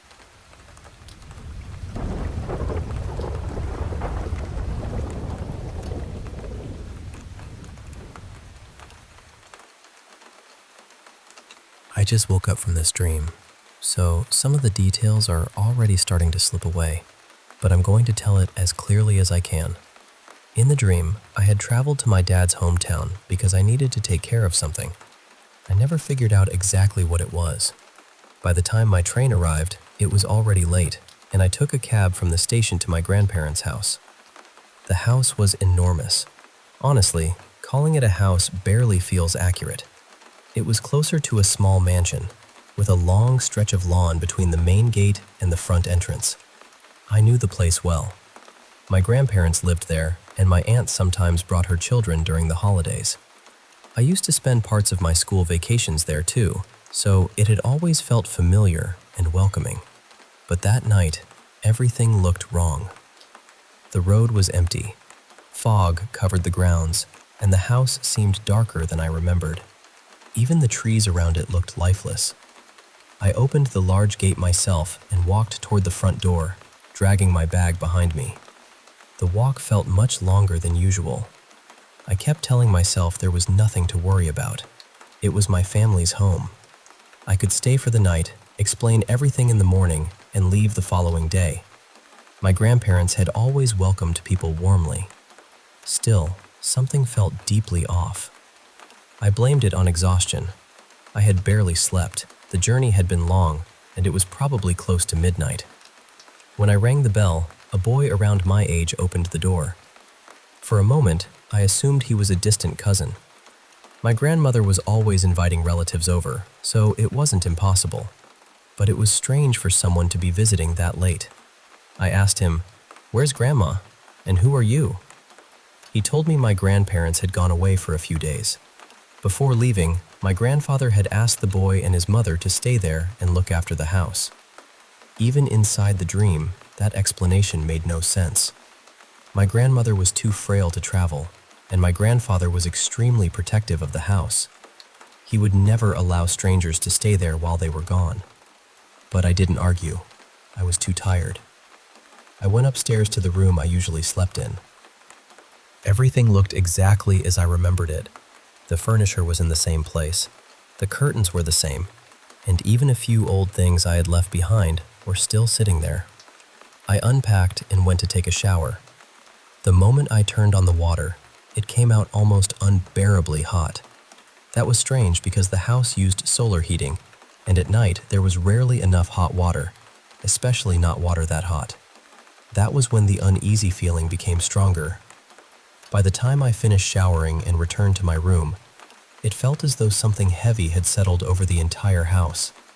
The air itself seemed thicker. Then, someone walked into my room without knocking. At least, I think it was someone. It was a tall, shapeless mass of blackness. It had no clear face, no arms I could properly see, and no real outline. It must have been over 7 feet tall. Its voice sounded warped and broken. I couldn't understand every word, but somehow I understood what it meant. It said I had already met her son downstairs.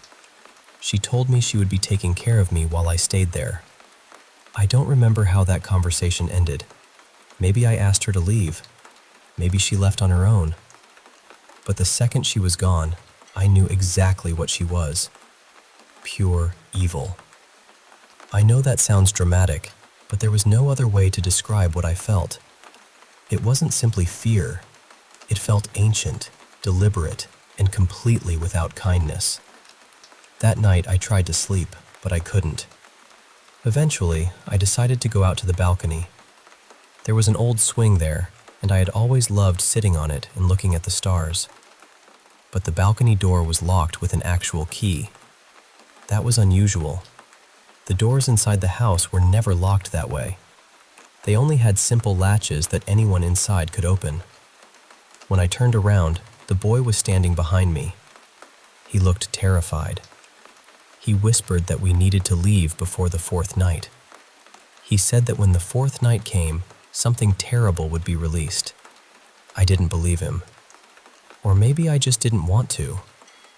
Over the next 3 days, I tried several times to leave the house. Each time, the black figure stopped me. Sometimes it would appear near the door. Other times, it would simply be standing behind me before I even reached it. Whenever I said I needed to go into town or run an errand, it became angry. I promised I would return, but that only seemed to make it worse. So I remained trapped inside. The 4th day finally arrived. The black figure seemed unusually busy, moving constantly between rooms, as though it were preparing the house for a celebration. I quietly asked the boy what was happening.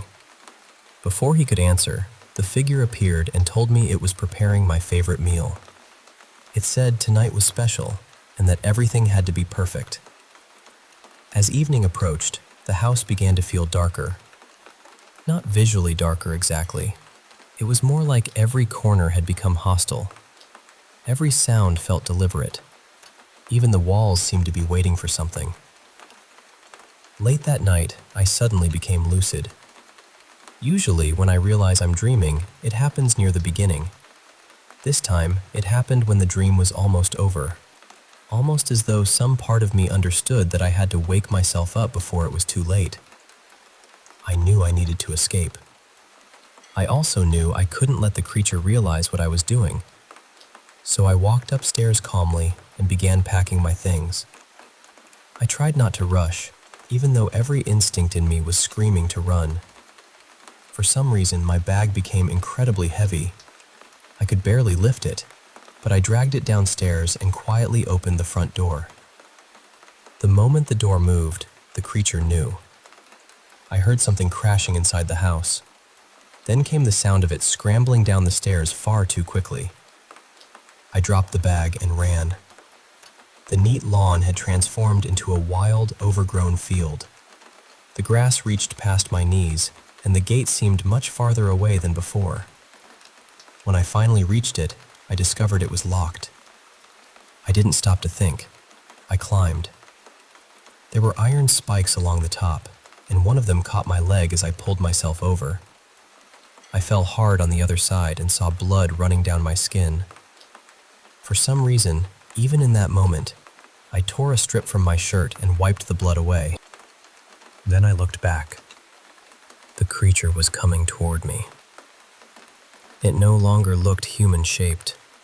It had collapsed into a swirling ball of darkness, moving above the ground as though it were being carried by the air. I ran into the trees. The road had disappeared and the entire area had become a dense forest. Branches struck my face, roots caught beneath my feet, and I could hear the thing getting closer behind me.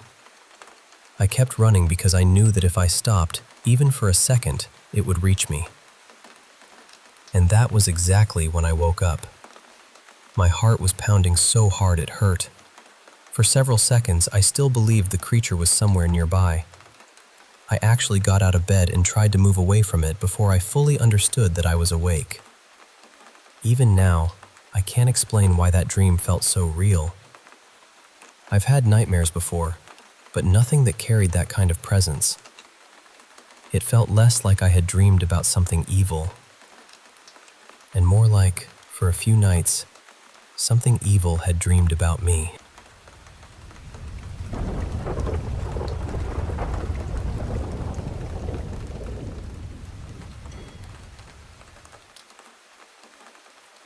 I should probably start by saying that I absolutely love horror movies. I watch them constantly, sometimes 4 or 5 in a week. A good one might scare me while it's playing, but once the credits roll, I'm usually fine. I move on with my night and think about whether I liked the acting, the story, or the ending. That's about it. I'm also normally a very steady sleeper. I usually get around 7 hours, and if I wake up to use the bathroom, I'm barely conscious. I shuffle there, shuffle back, and fall asleep almost immediately. And for the record, I've always been skeptical about paranormal things.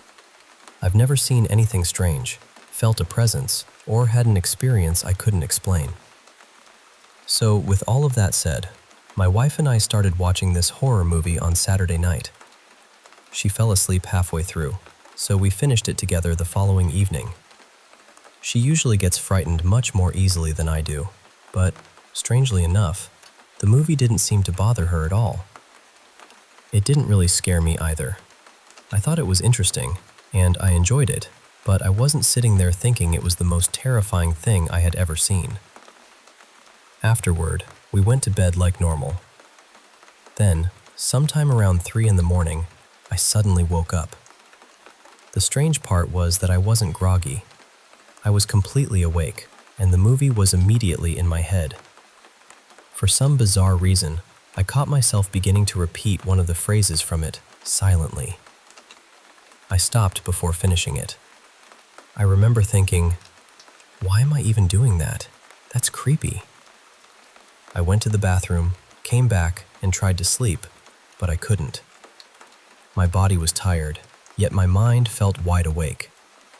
That almost never happens to me. I told myself it was nothing. The movie had probably unsettled me more than I realized. The next night, I woke up again, this time a little after 2. As I walked toward the bathroom, I kept feeling the urge to glance over my shoulder. I wasn't exactly frightened. I didn't hear anything, and nothing looked unusual. It was just this persistent feeling that I should check behind me. When I returned to bed, I couldn't fall asleep. I stayed awake for nearly 2 hours before finally drifting off, and that was when I had one of the most disturbing dreams I can remember. The dream began strangely, with an intimate moment between my wife and me. Then, suddenly, we had a baby boy. He was beautiful. The 3 of us were lying together on the bed, laughing and playing. Everything felt warm and peaceful. Eventually, my wife and I got up to do our usual nighttime routine in the bathroom. The baby remained sitting on the bed. As soon as we stepped into the bathroom, the bedroom door slowly swung shut behind us. Then we heard him laughing. It wasn't the laugh of a baby. It sounded older somehow, almost deliberate.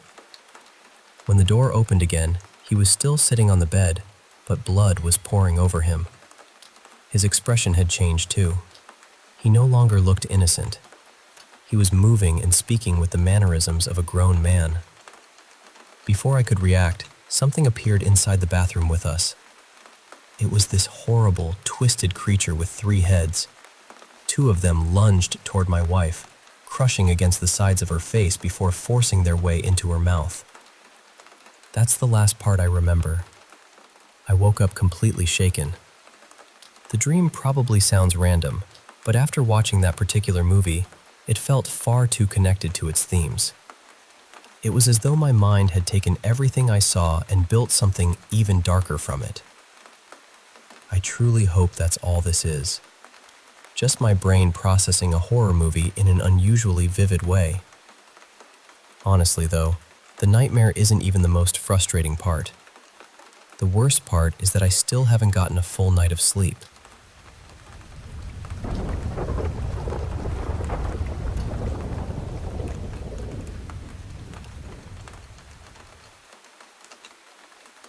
Hey, so I'm completely new to witchcraft, and last night I tried my first real spell.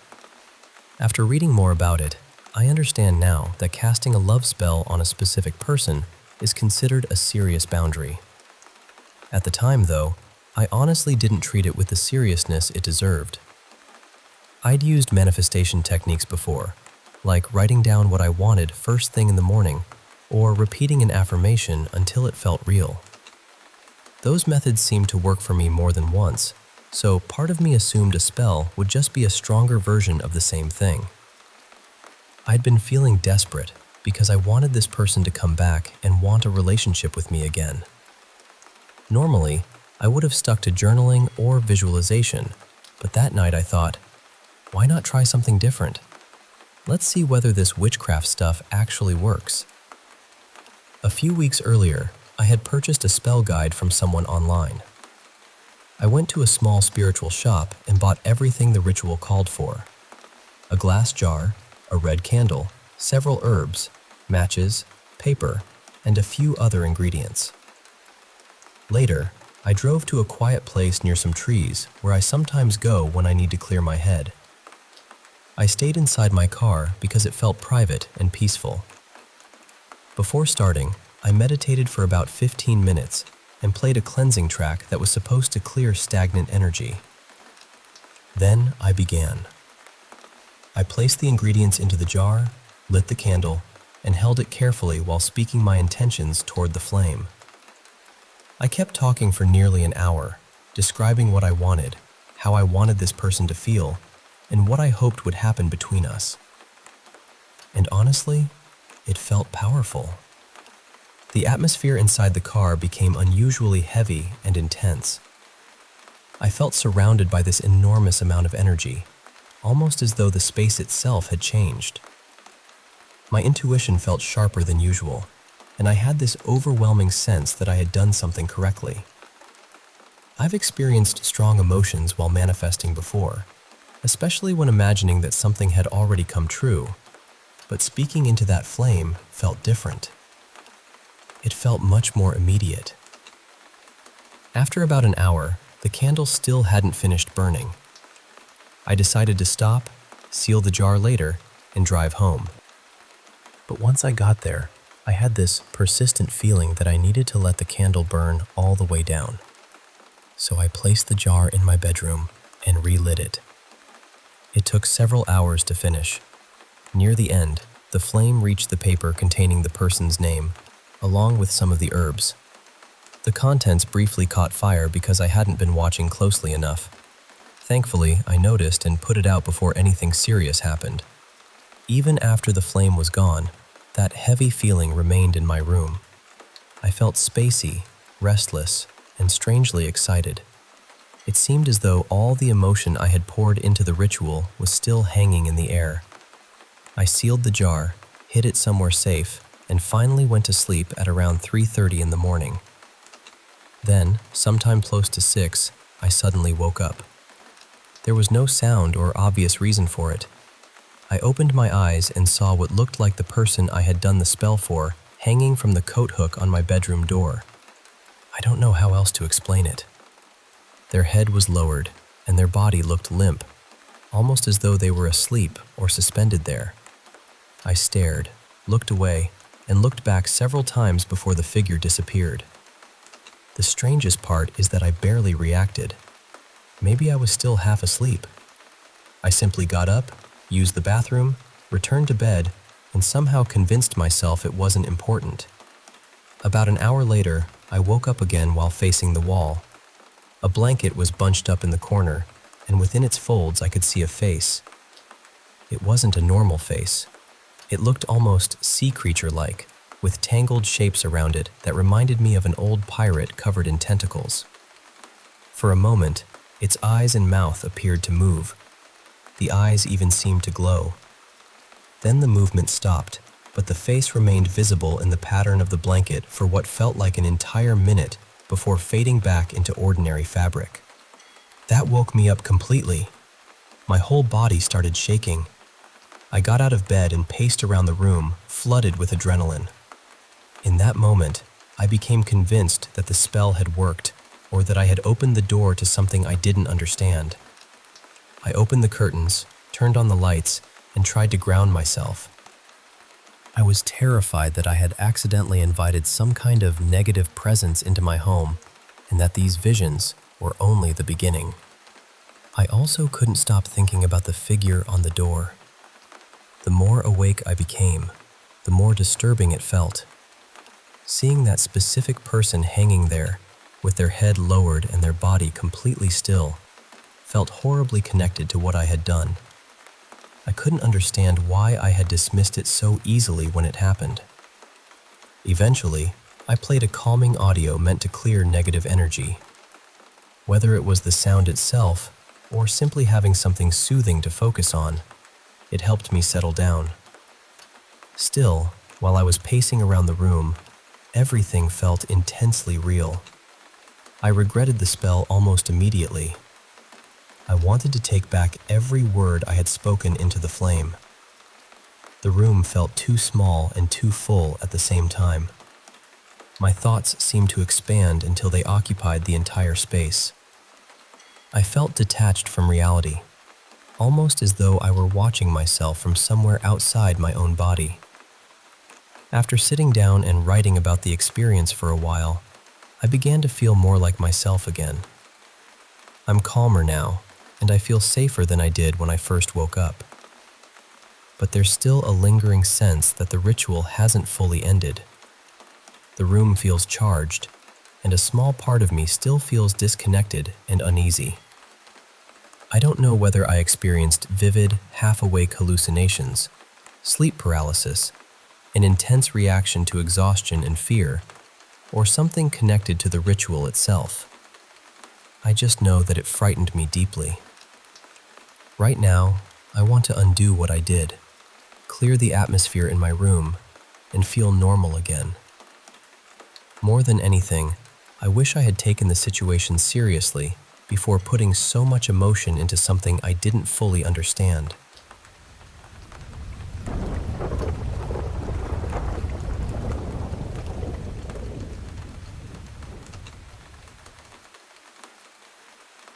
I've gone back and forth on whether to call this an experience, an encounter, or simply something I still don't understand.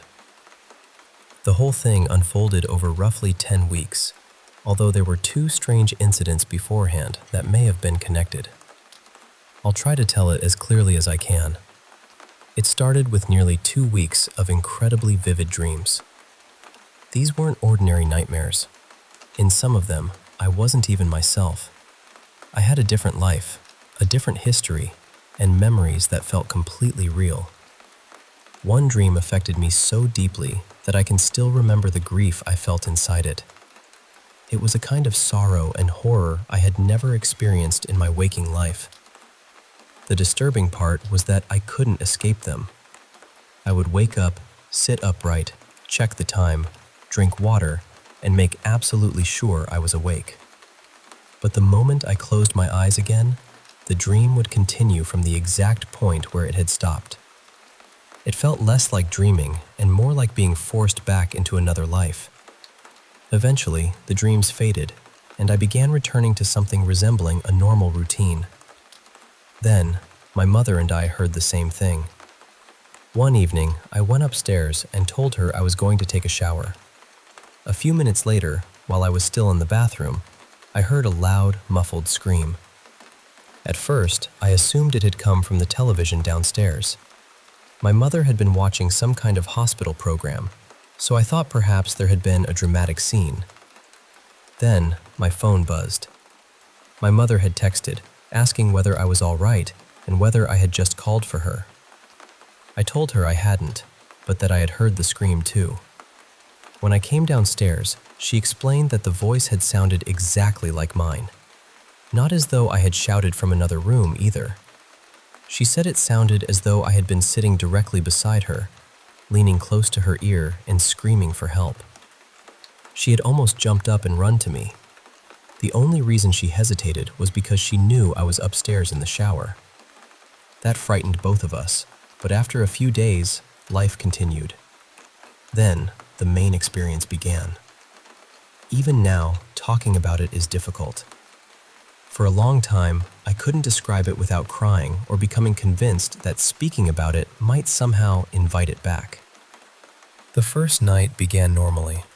I had fallen asleep in my room, and sometime in the middle of the night, I woke with a feeling of terror so intense that it seemed to come from somewhere older than thought.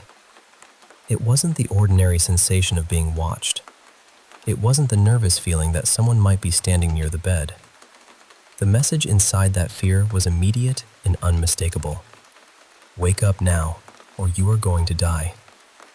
I shot upright, ready to run or defend myself, but the instant I moved, another feeling came over me. Dread. It was so heavy that I felt sick. My body wanted to shake, vomit, faint, and flee all at once, yet I remained almost perfectly still. It was as though some instinct inside me believed that even breathing too loudly would reveal where I was. The feeling wasn't spread throughout the room. It came from one precise location, the upper corner near the far wall. I couldn't see a figure there. There was no shadow shaped like a person and no face staring back at me. I couldn't describe what it looked like because it didn't seem to have a visible form. It was simply present, and I knew exactly where it was. Because of my health, my body doesn't handle prolonged stress well. Eventually, I began to crumple under the strain. I lowered myself back onto the bed and tried to behave as though I hadn't noticed anything. But once the first surge of adrenaline faded, I sensed something else coming from the corner. Amusement. I didn't hear laughter, nothing spoke. Still, I felt that it knew I was aware of it, and that my fear entertained it. I also had the strange impression that it was waiting, not necessarily for me, but for something else to happen.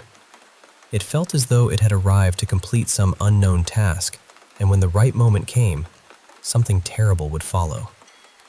Oddly, I didn't feel that it could simply reach out and hurt me. It didn't feel physically aggressive in that way, but I believed there would be consequences if I drew its full attention. At some point, I lost consciousness. I don't know whether I truly fainted or whether exhaustion forced me back to sleep. When morning came, the presence was still there. It was weaker, but it remained in the same corner. Every instinct in my body told me to get out. At the same time, I felt terrified of turning my back on it. I tried to convince myself that I was overtired and imagining things. Maybe it was the same effect that makes coats and furniture look like people in the dark. So, I rushed toward the bedroom door. The moment I stepped into the hallway and pulled the door shut, the pressure vanished. Instantly. The relief was so strong that my knees nearly gave out. It felt as though a massive weight had been lifted from my chest. I walked through the rest of the house, expecting the sensation to follow me. It didn't. Everything outside the bedroom felt completely ordinary. Later, I returned and opened the door. The presence dropped over me again before I had even crossed the threshold. It felt almost pleased that I had come back. For the rest of that day, it stayed confined to the corner. I could move around the room, but I never stopped feeling watched. That night, I managed to fall asleep. When I woke again, there was something new beside the bed. Have you ever walked through a dark room and instinctively known that a large object is directly in front of you, even before your eyes adjust? That was what I felt. It was as though a tall cabinet or heavy wardrobe had appeared beside me. The second presence felt solid, motionless, and strangely neutral. Then, a fraction of a second after I registered it, the dread from the corner returned. This became my routine for nearly 2 months. After the second night, the two presences almost always appeared together. Sometimes I would notice one a moment before the other, but neither seemed to remain alone for long. The presence beside the bed never felt hostile. It was simply there, like a silent guard or observer. The thing in the corner was different. It continued to radiate that awful amusement. Eventually, exhaustion became stronger than fear. I learned to sleep despite them, although I would wake repeatedly whenever another wave of dread moved through the room. Then came the final night. This time, I didn't wake because of an invisible warning. I woke because someone was visibly standing inside my bedroom. I sat up so quickly that my mind immediately began planning how to defend myself. I assumed someone had broken into the house. Near my desk, a small man was crouched down, reaching beneath it as though he were picking something up from the floor. He was shorter than me, and I'm only a little over 5 feet tall. The room was dimly lit by the streetlight outside my window. I couldn't clearly see his legs, but I could see his upper body and face. It was a human face. Not distorted, not monstrous, just completely unfamiliar. The corner presence was directly above him, and the neutral presence was beside my bed. All three were there at once. At first, I thought he was an intruder. Then I realized that a real person would have reacted when I suddenly sat upright. He didn't. He continued reaching beneath the desk as though I didn't exist. At the same time, I knew with absolute certainty that I should not let him realize I was awake. The thing in the corner had frightened me, but this figure felt capable of immediate physical violence.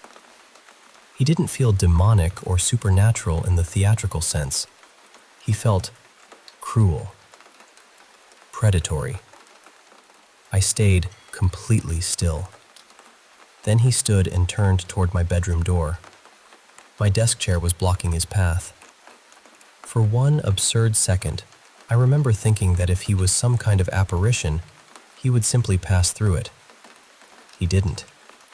He looked down at the chair, adjusted his direction, and deliberately walked around it. That detail frightened me more than anything else. When he reached the doorway, he disappeared. At the exact same moment, both presences vanished too. The room became empty, and the nightly visits stopped. The presence in the corner seemed to return briefly once or twice afterward, but never with the same strength. I would sense it for a few seconds, almost as though it were checking whether I was still there, and then it would fade. Not long after that, our dog became ill. He began having severe seizures. The veterinarian said he seemed unusually young for the most obvious causes, and even they were surprised by how quickly his condition deteriorated. Within a short time, he stopped recognizing us. He became terrified of rooms he had known his entire life. Eventually, he suffered a seizure that lasted close to an hour, and we had to let him go. I still don't know whether his illness was connected, or whether the timing was simply cruel. My friends have offered different explanations. One believes the neutral presence came through a mirror that used to face my bed. She thought it behaved like a sentry, standing watch while something else took place. She also believed that living with chronic pain had made me unusually aware of my body and surroundings, allowing me to notice something I wasn't supposed to witness. After a very serious lecture from her, I moved the mirror.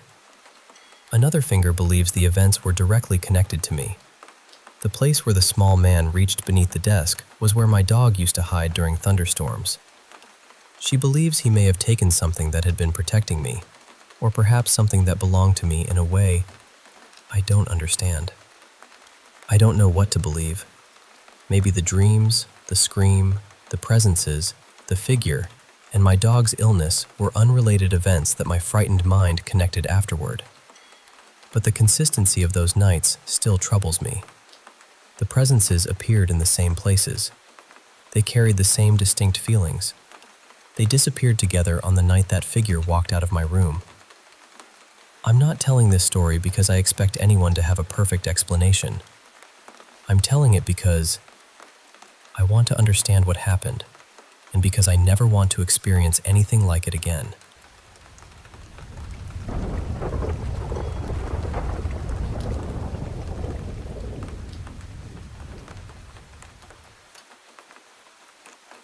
During the pandemic, I was living in a tiny village in the Irish countryside called Walsh Moor. It was one of those quiet places, surrounded by miles of dark bogland, open fields, and narrow roads that seemed to disappear into nowhere. Because of the restrictions, I barely left the village or its surrounding countryside for more than a year. Life became very still. The days blended together, and the nights felt longer than they probably were. I've always been a terrible sleeper, so sometime in the summer of 2021, I started going for walks late at night. I honestly couldn't tell you exactly why. Maybe I needed fresh air. Maybe I was restless. Or maybe there was something strangely appealing about the Irish countryside after dark. It had a different atmosphere at night. Familiar fields looked unfamiliar. Old trees became crooked silhouettes, and every distant sound seemed to travel for miles. One evening, sometime after 10, I left the village and followed one of the narrow country roads leading out toward the bog. I passed a few sheep fields, some sleeping cattle, and the occasional farmhouse with a light still glowing in a window. There were no street lamps, so I was using the flashlight on my phone to see where I was going. I had been walking for about 15 minutes when I heard it. A long, distant howl. I stopped immediately. There were plenty of dogs in the area. Almost every farm seemed to have one, and I was used to hearing them bark whenever someone passed nearby. But this didn't sound like an ordinary dog. It wasn't really a bark at all. It reminded me slightly of the scream of a fox, except it was much deeper, louder, and somehow heavier. The sound gave me the impression that whatever had made it was large. Much larger than a fox, at least. The closest comparison I can give is the howl from the film An American Werewolf in London. It had that same drawn-out, bellowing quality, somewhere between a shriek and a howl. I stood there for a few seconds, staring into the darkness, trying to work out which direction it had come from. Then I heard nothing. No barking afterward. No movement in the fields. Not even another howl. That silence somehow made it worse. I decided I had walked far enough for one night. I turned around and headed straight back toward the village, walking much faster than I had on the way out. Every rustle in the hedges made me glance over my shoulder, although I never saw anything following me. To this day, I still don't know what made that sound. The sensible explanation is that it was probably an unusual dog or a fox whose call had been distorted by the open landscape. Sound can travel strangely across bogland, especially at night. Still, Ireland has no shortage of old stories about strange creatures. There are legends of enormous phantom wolves, black dogs appearing on lonely roads, and even reports of large cats roaming through rural counties. I'm not saying that's what I heard. That explanation is definitely a stretch. But whatever made that howl sounded unlike any animal I had ever heard before. And I never went walking down that road alone at night again.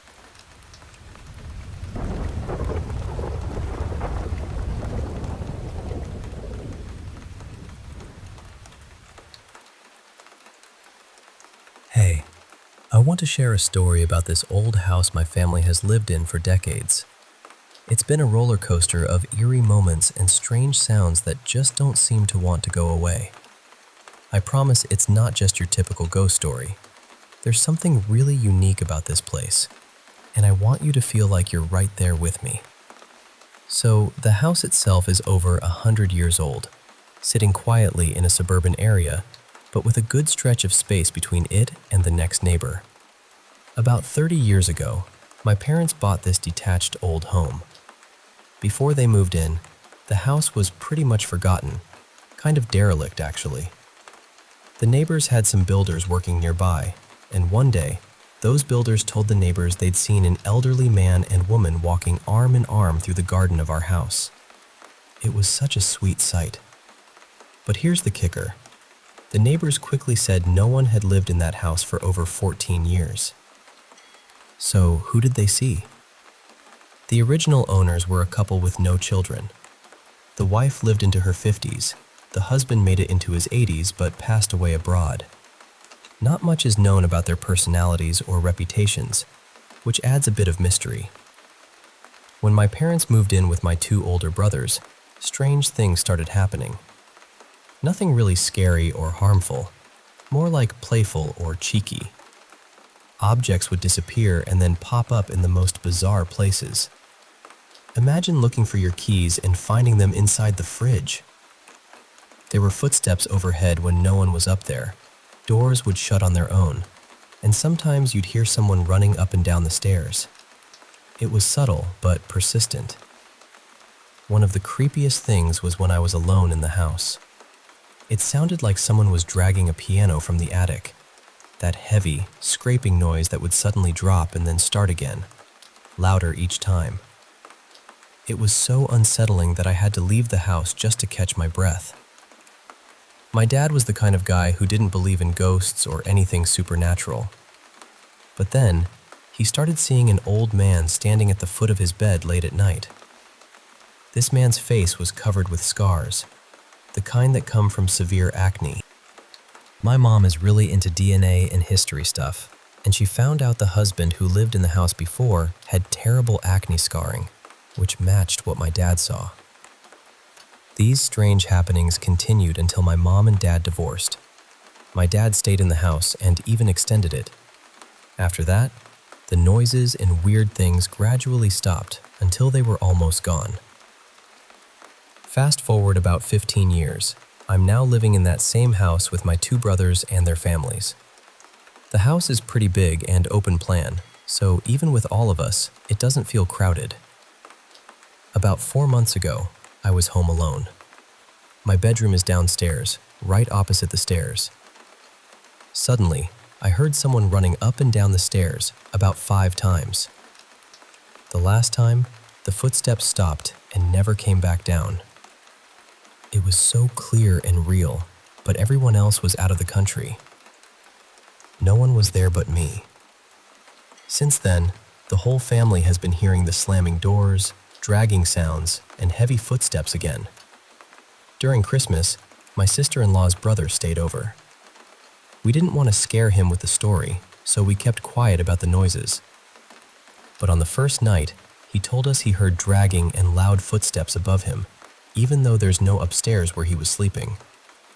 The second night, he said someone was going up and down the stairs so much he actually got up to check if it was one of us.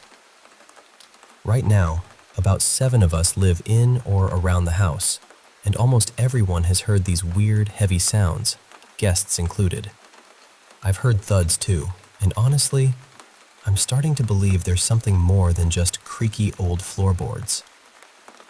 What puzzles me the most is why I don't hear the dragging noises as much as the others do, and why after so many years of silence, it's all started up again. Is this presence trying to tell us something? Is it bad, or maybe even good? I'm 25, live here with my brothers and dad plus their partners. The partners have definitely experienced some negative stuff, like dragging sounds and bolts locking on their own. My dad has had some experiences too, but me and one of my brothers who live here don't hear as much. It's strange, isn't it? This house feels alive in a way that's hard to explain. Sometimes, when the house is quiet and the wind is just right, I swear I can almost hear footsteps that aren't ours. And maybe, just maybe, it's the old couple, still walking hand in hand through the garden, watching over us, playing their little tricks, reminding us they're still here in some way. So that's the story, or at least the parts I can put into words. It's a mix of mystery, family history, and a little bit of the unknown that keeps us on our toes. I don't know what the future holds for the house or for us, but I do know one thing. It's never really empty, and it never really sleeps.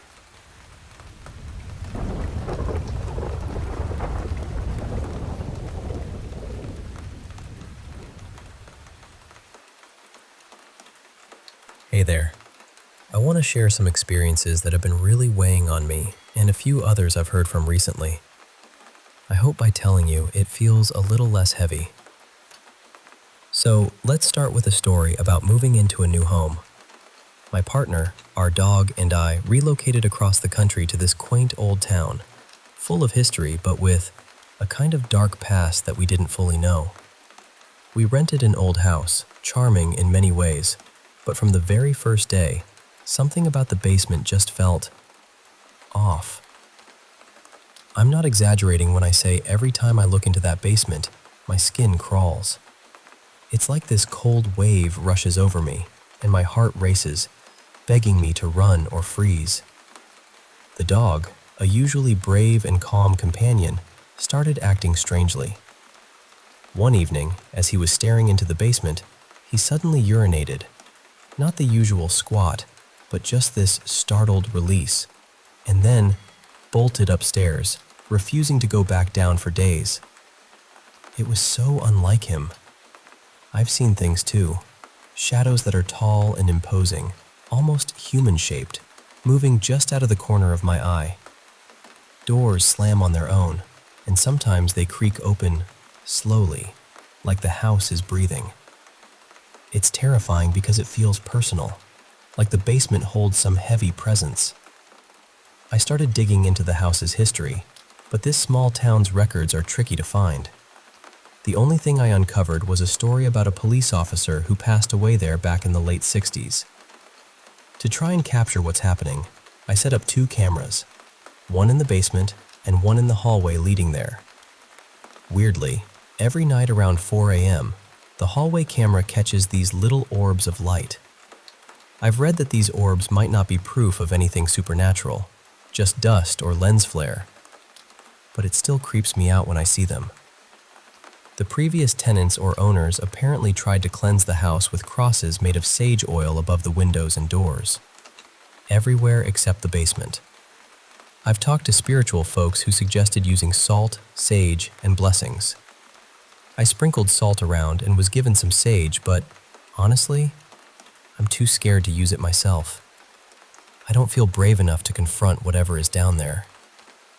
I've reached out to a local church to see if someone could bless the house, and meanwhile, I try to stay positive upstairs with affirmations. Living here feels like walking a tightrope between fear and hope. Now, shifting gears a bit, I want to tell you about a night with some friends that gave us all the creeps. We were 5 of us, college students, just hanging out. We decided to check out a playground near my house around 7 p.m., and then we thought, why not visit our old elementary school playground for a bit? After grabbing frozen yogurt, we parked at the back of the school, something I didn't even know was possible, and reminisced about running around the fields as kids. As the sun dipped lower, I suggested we skip the nature walk near the school because it was getting dark. Everyone agreed, and we made our way from the back to the front of the school. At the playground, 2 people were on the swings but left shortly after, replaced by 2 girls and their mom. One of the girls was the sister of an old friend. We stayed for about 20 more minutes, just talking and laughing, even though we knew maybe we shouldn't be there anymore. Then, as we headed to the car, chatting about some kind of inappropriate topic, I suddenly felt this chill run down my spine, like something was watching us. Ignoring it at first, we continued, but then a strange light flickered in the corner of my eye. I stopped everyone and asked, "Did you just see that?" Right then, we heard a door swing open somewhere nearby, and without a word, We all sprinted to the car. Doors locked, engine roaring, and as we drove away, we all just sat in stunned silence, wondering what the heck just happened. The school was deserted, parking was limited, and nobody else was around. That eerie vibe stayed with us for days. Lastly, I want to share a story from someone who worked at a Victorian manor turned into a kind of castle hotel called Larnack's Castle. This person was a dinner host, entertaining guests in an old dining room that seated only 14 people. When more guests came, they'd extend the table into an adjacent room called the music room. This music room was something else. Even in daylight, it felt heavy, oppressive. Tall windows never quite let the sun in. The fire never warmed the air properly, and the creaks and rattles of the old manor added to the eerie atmosphere. Guests loved the room when filled with laughter and music, especially when someone played the old piano. But empty, it felt like the walls themselves were watching. Sometimes tourists would hesitate to enter, standing outside, peering in, saying they didn't want to go inside or offering no explanation at all. The host, though generally unafraid of the manor's creaks and groans, felt a deep unease when tasked with opening the curtains in the music room. They even avoided looking at their reflection in the windows. On some nights, shadows flickered in the corner of the eye, lights turned on and off on their own, and a sense of cold settled in. One night, after all the guests had left, the host was alone except for one other staff member. While moving chairs from the music room to storage, they noticed the tablecloth had been folded over in a way they didn't remember doing. Suddenly, a crushing weight pinned the host near the table, a coldness that forced them closer and closer. Panicking, they yelled, "Get off!" and managed to break free, retreating to the kitchen where the other staff member agreed it was time to leave immediately. Leaving the manor that night, they noticed a light in the parlor at the top of the castle flickering on and off, and a shadowy figure moving in the window. The host quit soon after, unable to shake the feeling of dread. Years later, when revisiting, they played a few chords on the piano, and it felt strangely right. But that awful weight and the memory of that night stayed with them forever. They just can't bring themselves to enter that room again. So, those are some stories, from basements that feel alive with shadows, to playgrounds that suddenly seem haunted by unseen things, to a grand old manor where music and mystery intertwine in unsettling ways. If any of this resonates with you or you've got advice, I'd be so grateful to hear it. Sometimes just sharing helps make the fear a little less lonely.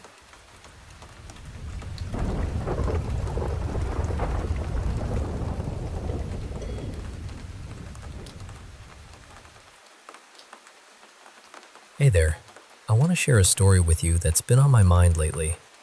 It's a bit unusual, and I'm not typically someone who believes in paranormal stuff.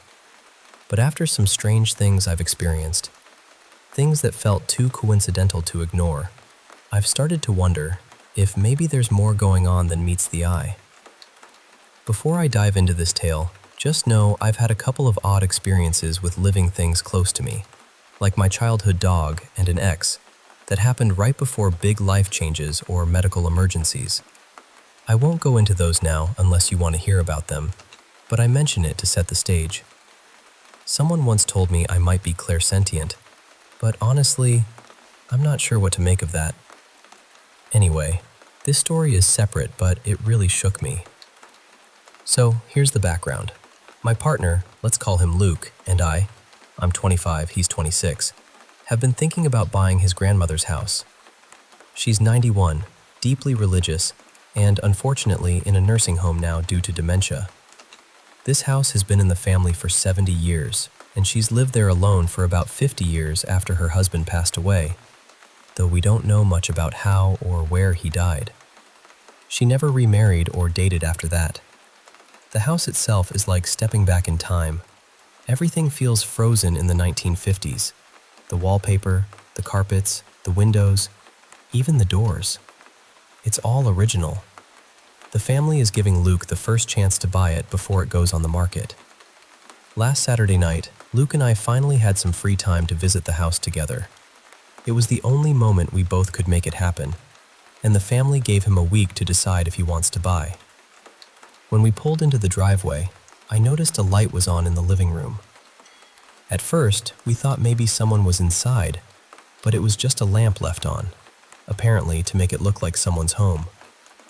Inside, Luke mentioned that some things had been moved around, like posters that were once in his grandmother's bedroom were now in the living room, which struck him as odd. But since family members have access and a health worker comes by for paperwork, we figured that explained it. I'd been in this house before, visiting his grandmother, and it always felt normal, nothing eerie. But this time, the moment I stepped inside, my chest tightened in a way I hadn't felt before. It was like that sudden fight or flight reaction, making me want to get out fast. But I stayed. We walked through the rooms, and honestly, the house needs a ton of work. The last room we checked was his grandmother's bedroom.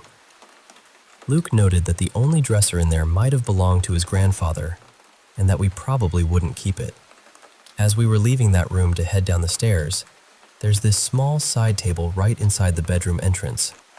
I don't know if Luke accidentally bumped it, but suddenly a picture fell off it and landed with a soft thud on the floor. I was still inside the room when it happened, and I half joked that it was some kind of ominous sign. After all, I'm not thrilled about the amount of work the house needs compared to the price. Luke knelt down to pick up the picture, and when he looked at it, it was an old, vintage-style trifold frame depicting Mary holding baby Jesus. Now, I'm not religious at all, and I don't know much about biblical symbols, but something about that moment, the way I felt when we first walked in, the sudden dropping of that picture, made me deeply uneasy. It was as if the house itself was trying to communicate something I couldn't quite understand. We didn't stay much longer after that. The air felt heavier, and every creak in the old floorboards sounded louder. I kept glancing over my shoulder, feeling like we weren't alone, even though it was just the two of us. When we finally stepped outside, the cool night air was a relief. Luke and I both were quiet on the drive back, each lost in our own thoughts about what we'd just experienced. I'm still wrestling with what to do about the house. On one hand, it's a chance to keep a family home alive. On the other, there's this unsettling energy that I can't shake. I keep wondering if that feeling was real or just my imagination running wild. But one thing's certain, the house isn't just old. It feels like it's holding on to memories, maybe even something more. And I'm not sure if we're ready to live with that.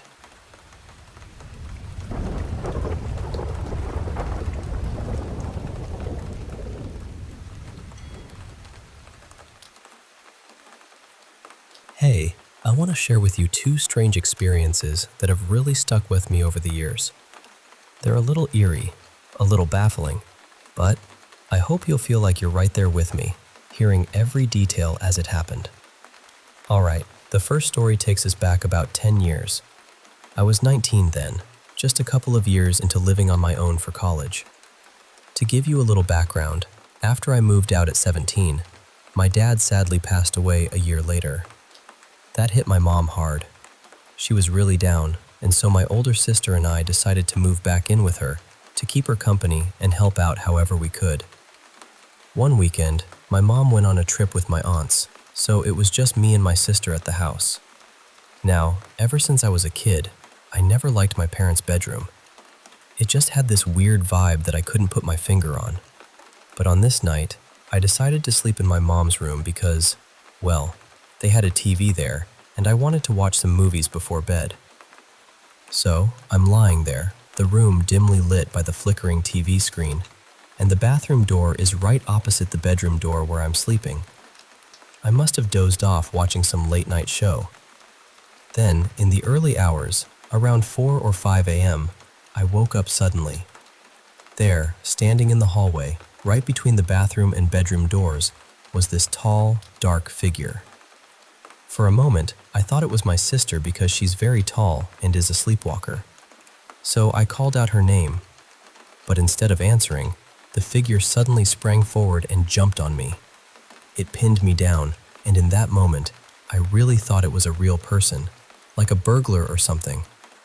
It was on top of me, holding one of my arms up, and with the other arm, it covered my mouth, pressing its elbow into my arm to hold me still.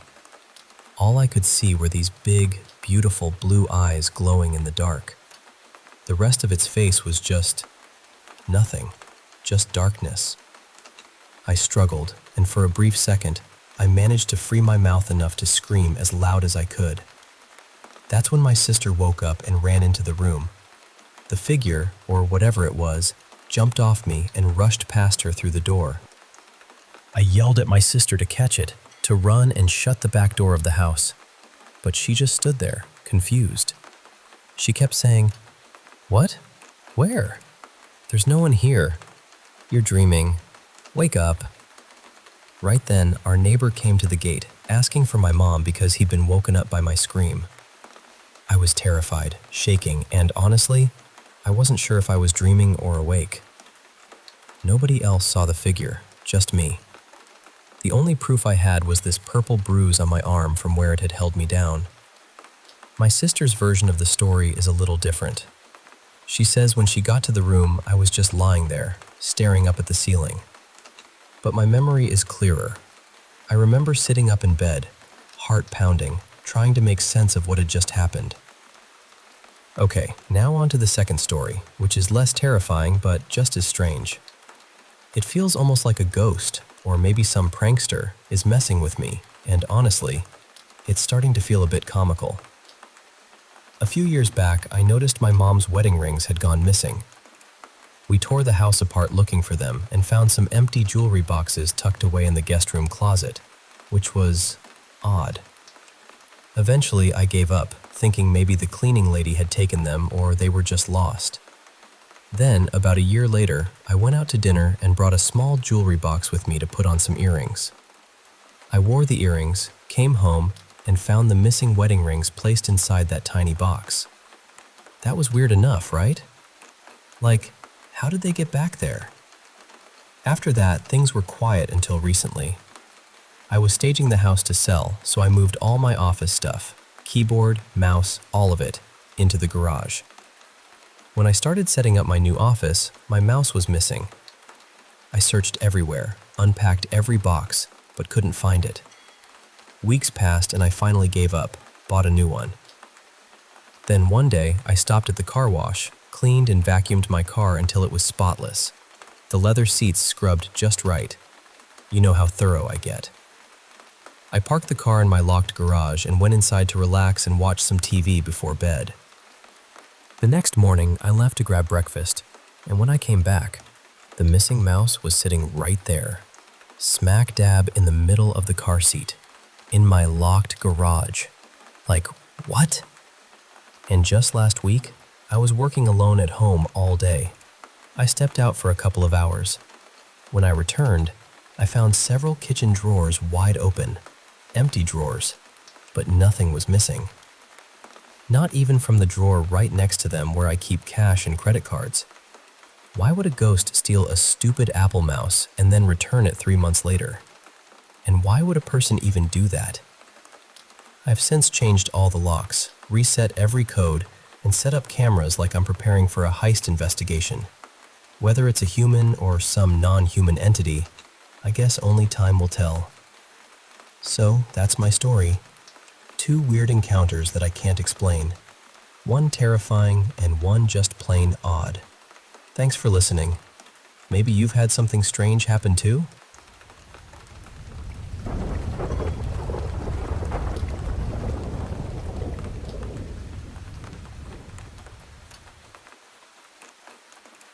Hey there. Come sit with me for a bit. I've got some stories to share. Real ones. The kind that send a chill down your spine, but also make you wonder about the world beyond what we can see. Let me start with a time about 2 or 3 years back when I was working in a hospital's women's wing. It was a new part of the hospital, built onto the old main building, and it was kind of isolated. To grab snacks or drinks, You actually had to leave this new wing and walk into the main hospital building. By then, I'd had my fair share of strange experiences, but this place had its own eerie vibe. See, the older part of the hospital, I'm not too familiar with that area, but I do remember walking past some exam rooms. Each room had a tiny changing area inside. One day, as I passed by one of these rooms, I glanced in and saw something that froze me in place. It was like a person wrapped in bandages, crawling out of the fitting room, moving just like that girl from that horror movie, The Ring. I blinked, and it was gone. But man, my heart was racing for a while after that. Then, in the new hospital wing, getting your snacks was a trip up 3 whole flights of stairs. The front of the building was nothing but glass, so you could see your own reflection as you climbed. I remember looking at myself and joking aloud, "Hey, I'm just here for some snacks. I don't mean to disturb anyone, but please don't follow me. I only want some snacks." It was a silly thing to say, but suddenly, when I looked back at the glass, I saw a tall, black shadow behind me. I spun around fast, but the stairs were empty. When I looked back at the glass, it was just me again. That shadow hadn't been there a second ago. A few months later, I quit that job. Even now, when I hear other people's hospital stories, I think back to those moments. Another time, during the day, I was taking out the trash and saw this black shadow, like the shape a cloud makes when it briefly blocks the sun. But this shadow was the size of a grocery cart, just lingering behind a parked car. Seconds later, nurses came out carrying a body and loaded it into an ambulance. I swear, I'll never work near a hospital again. No way. All right, shifting gears a little. After high school, I landed a job at the local strip mall at a store called Kohl's. There was this girl, Juanita. Yeah, my high school crush. I kept thinking I saw her everywhere, walking in or out of the store. I'd say, "Hey, that's Juanita." But whenever I went to find her, she was never there, always hidden behind crowds or just gone. It happened so often that I started to wonder if something was up. One day, I told a girl I'd gone to school with about seeing Juanita. She smiled at me in a way that made me feel a little crazy, and then she said something that hit me like a brick. Juanita had died in a car crash on her way to school years ago. We had a fight back then because Juanita was leaving for her old school, and I'd been upset, storming off and not speaking to her again. She died back in 2004. I found out where she was buried around 2014 or 2015. When I got to the cemetery, this huge place, I had only a picture of her headstone. I got out of my car and said, "Hey guys, I don't mean to disturb you, but I'm looking for my sweetheart. Can you help me find her?" It felt respectful, talking to them like they were still there in some way, not trying to cause harm. Then, my eyes locked on a headstone, and I knew it was hers. I found a Bible workbook she'd given me, with her handwriting inside. I'd only done one section years ago, and I'd lost all her letters and some photos. I cried there, telling her I loved her. After that, I never saw her again. It's almost 2023 now, and I haven't gone back. I don't know if this was paranormal or what, but everyone thinks I'm nuts when I share the story. Now, about a dream I had recently. It was the night before Samhain, which is this time when the veil between worlds is thin. I've had unusual dreams before, but this one was different. Most of it was just everyday stuff at home, nothing remarkable. But throughout the dream, there was this spirit hanging around me. It spooked me sometimes, because it'd just quietly stand there, and when I'd turn and suddenly see it right beside me, I'd jump. But it didn't feel hostile at all. When I looked at it, it just looked back, calm and peaceful, maybe a little lonely. The spirit was tall and lanky, like a shadow with a broken skull floating where its face should be, and a glowing red heart in its chest. It was unlike any spirit I'd worked with before. I do work with nature spirits and other beings, but this one was different. A friend suggested I look into Santa Muerte and Dia de los Muertos, especially since I'd recently visited Mexico. It was curious that this dream happened right before Samhain and Dia de los Muertos. I'm still trying to figure out if it was a lost soul or something else, and what I could do to help it. Let me tell you about something that happened when I was about 14 or 15. My brother and I were really close, spending a lot of time together. He liked playing with fire in the backyard, just small stuff with paper, nothing dangerous. One night, we were in our bedroom, and he started playing with his lighter. Suddenly he yells, "Hey, check this out!"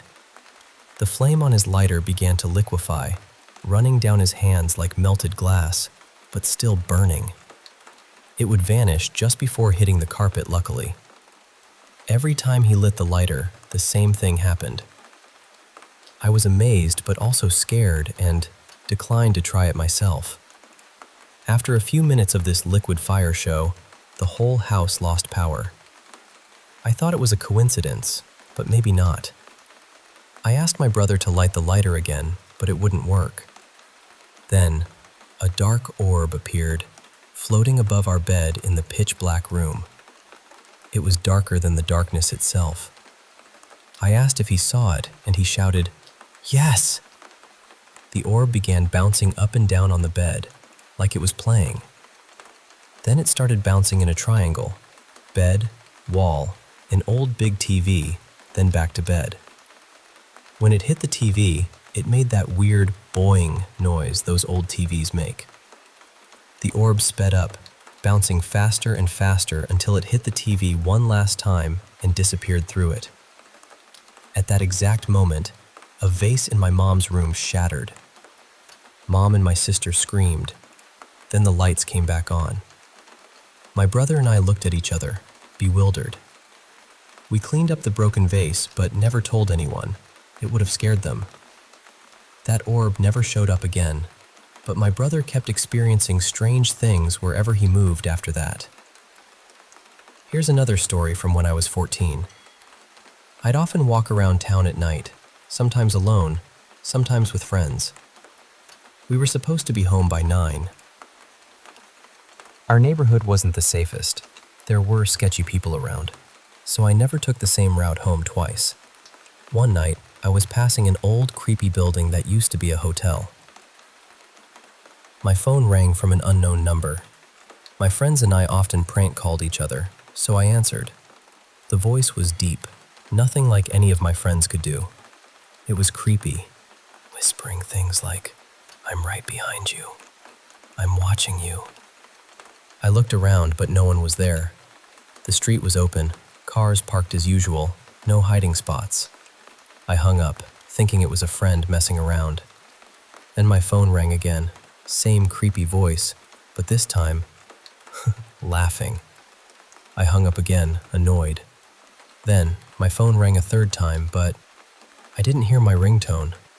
Instead, the sound was coming from a bush beside me. A tiny bush, no place for someone to hide. I recognized my unique ringtone. I ran home as fast as I could and told my friends, but none owned up.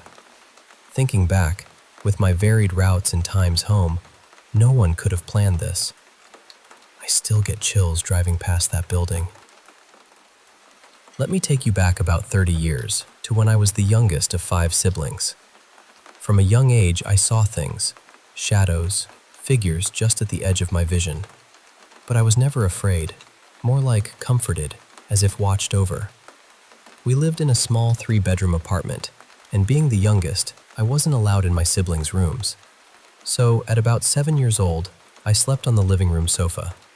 The furniture was arranged so the sofa lined up with the bathroom door, connected by a hallway that was lit enough to serve as a nightlight. One night, it was just me, my mom, and her friend. My brother and sister weren't home. Mom and her friend were in her bedroom, and I was on the sofa.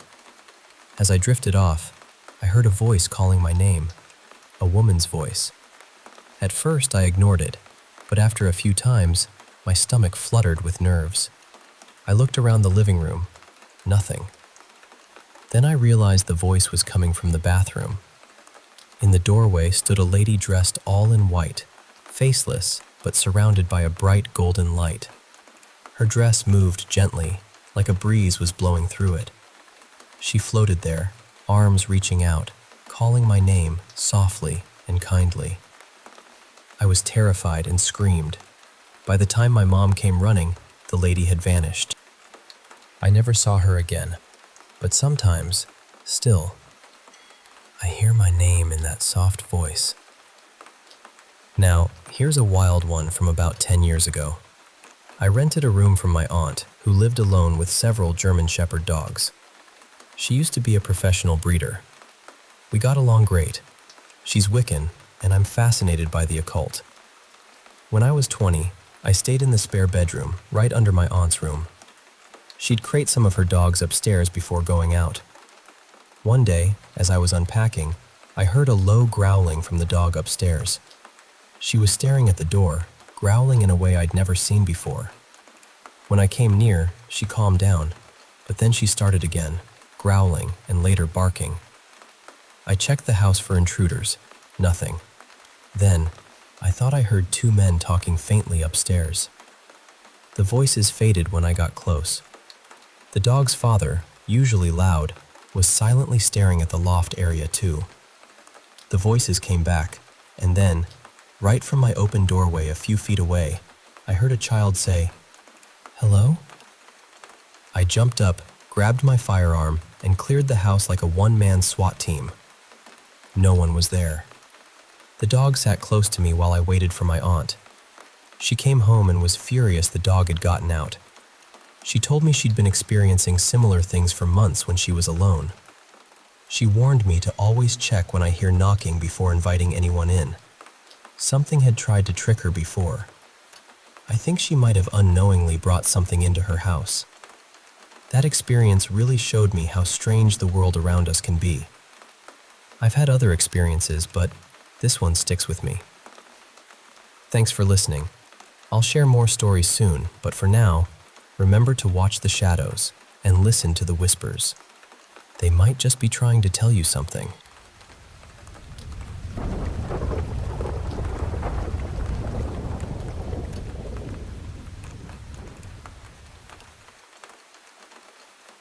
Hey there, I want to share with you a series of experiences, some strange, some downright eerie, that have stuck with me and others over the years. These stories aren't just tales, they're moments where the veil between the normal and the paranormal feels thin, and sometimes downright terrifying.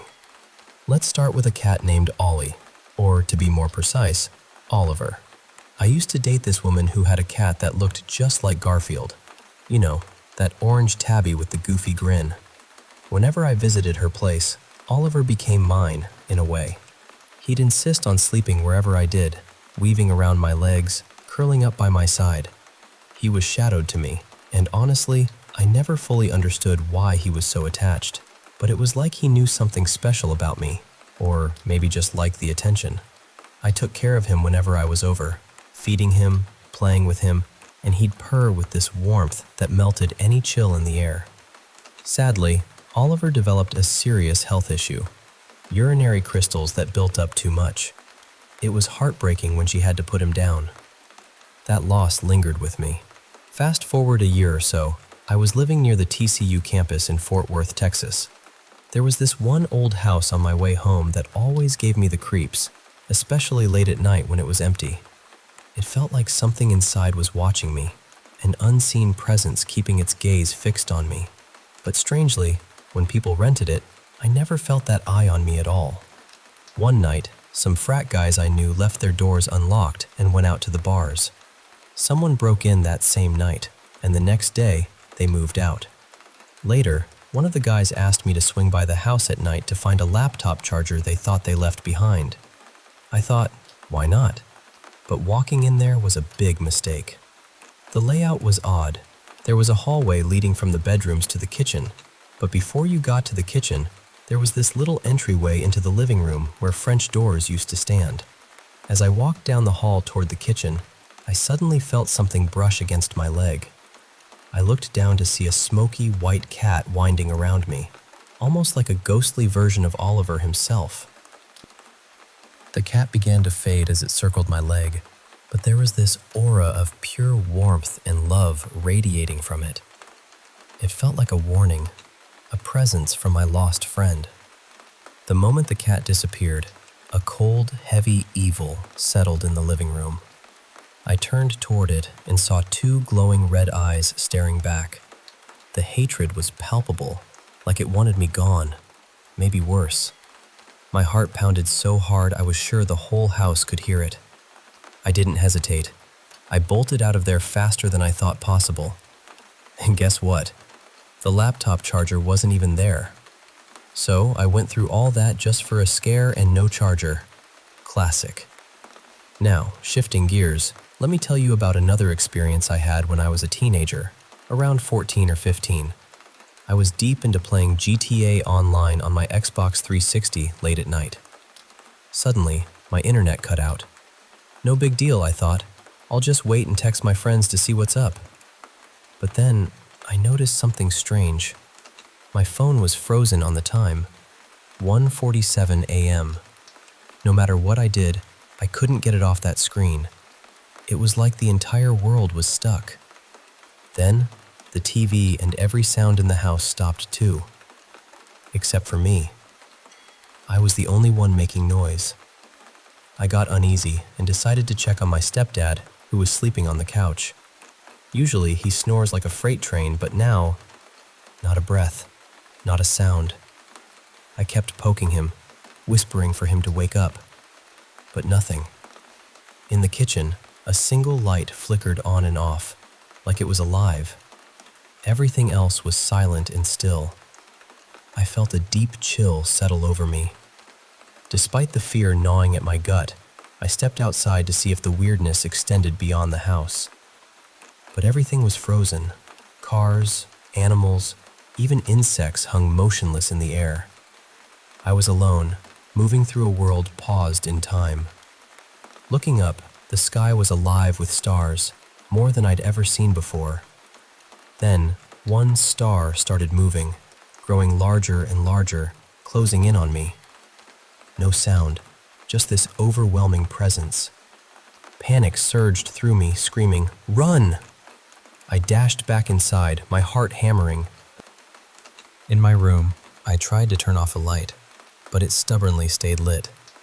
Then, a sudden noise like a generator kicked on and everything snapped back to normal. My phone unfroze, and I called my best friend, asking how long I'd been gone. He said only a few minutes had passed.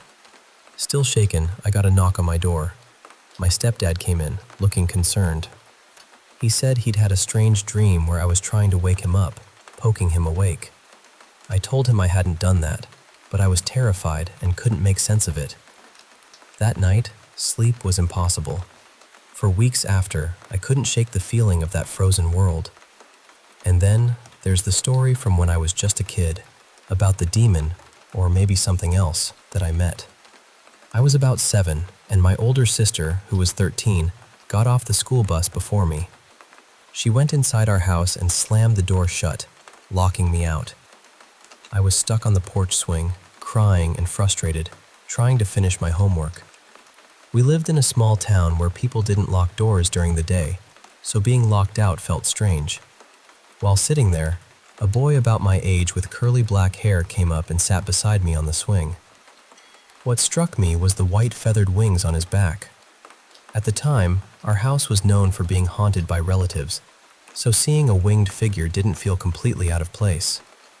He introduced himself as Valen, though later I learned it was Valak, and we talked about our days and pets. He even mentioned a pet named Dragon. When he asked if I wanted to meet Dragon, I told him I needed to ask my mom. Right then, my mom's car pulled into the driveway. I told her about my sister locking me out and asked if I could go meet my new friend's pet. She glanced over the porch but didn't see Valak, just me, and gave a cautious yes with a smile that didn't quite reach her eyes. As she unlocked the door, I whispered to her that I thought Valak might be a guardian angel because of his wings and the timing of his appearance. Her face turned pale, and once inside, she practically threw me in and slammed the door shut. Then, She found a bottle of holy water and doused me with it. I was confused and hurt. She never really explained why, but I wasn't allowed outside alone for weeks after. Years later, as a teenager, I stumbled upon a demonology book with a section on demons starting with V. When I saw Valak's name, the description, a childlike demon with angel wings who rides a two-headed dragon, sent shivers down my spine. Suddenly, that childhood encounter made more sense, though it left me with more questions than answers. My mom, who was deeply into Christian theology, probably recognized the name and feared for my safety that day. On a different note, I've noticed something odd with a spirit I've lived with for years, a friendly ghost attached to a teddy bear I've had since forever. This spirit won't touch anything new. For example, he used to mess with the old light switches and flip songs on my old MP3 player when I was upset, but after I got an iPod, he stopped. He still plays with my record player though, which is newer but maybe feels familiar. He knocks landline phones off their cradles but never touches cell phones, and he'll topple old books from the shelf, especially hardbacks, but never new ones.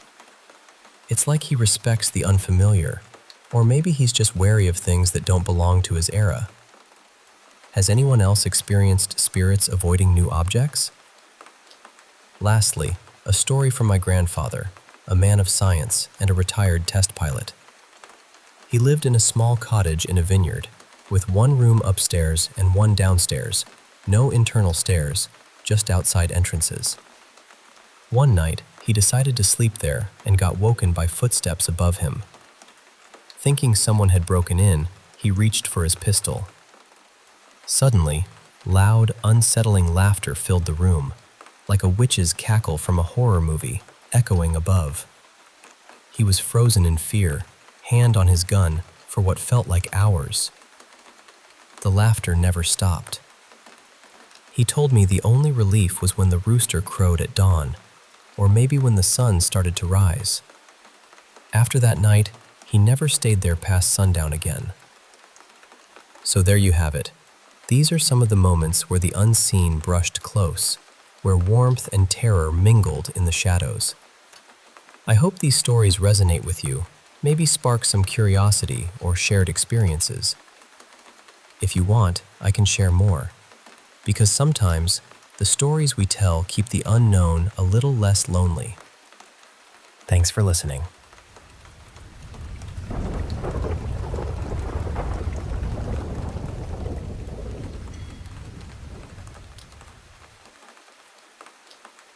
Hey there. I just wanted to share something that's been happening to me and my mom in our apartment. I'm Mia. I'm 22 now, and my mom's 54. We've always been kind of open to the spirit world. I mean, I've felt this kind of energy since I was a kid. It's not scary or evil, but it's not warm and comforting either. It's something in between, something that feels like it's been with us forever. Yet it's not my dad or anyone I knew. It's definitely there, like it's following us around.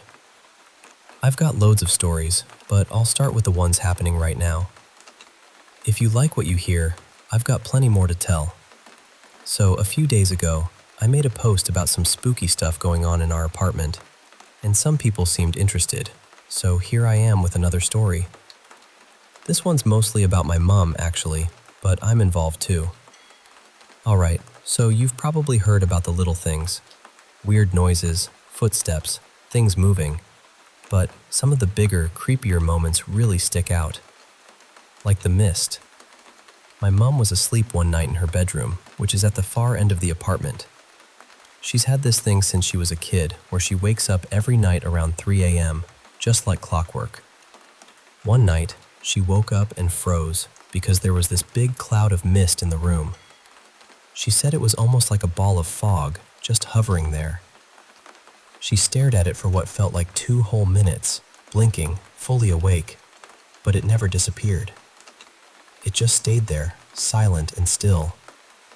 We have no idea what it was, and luckily, it hasn't come back since.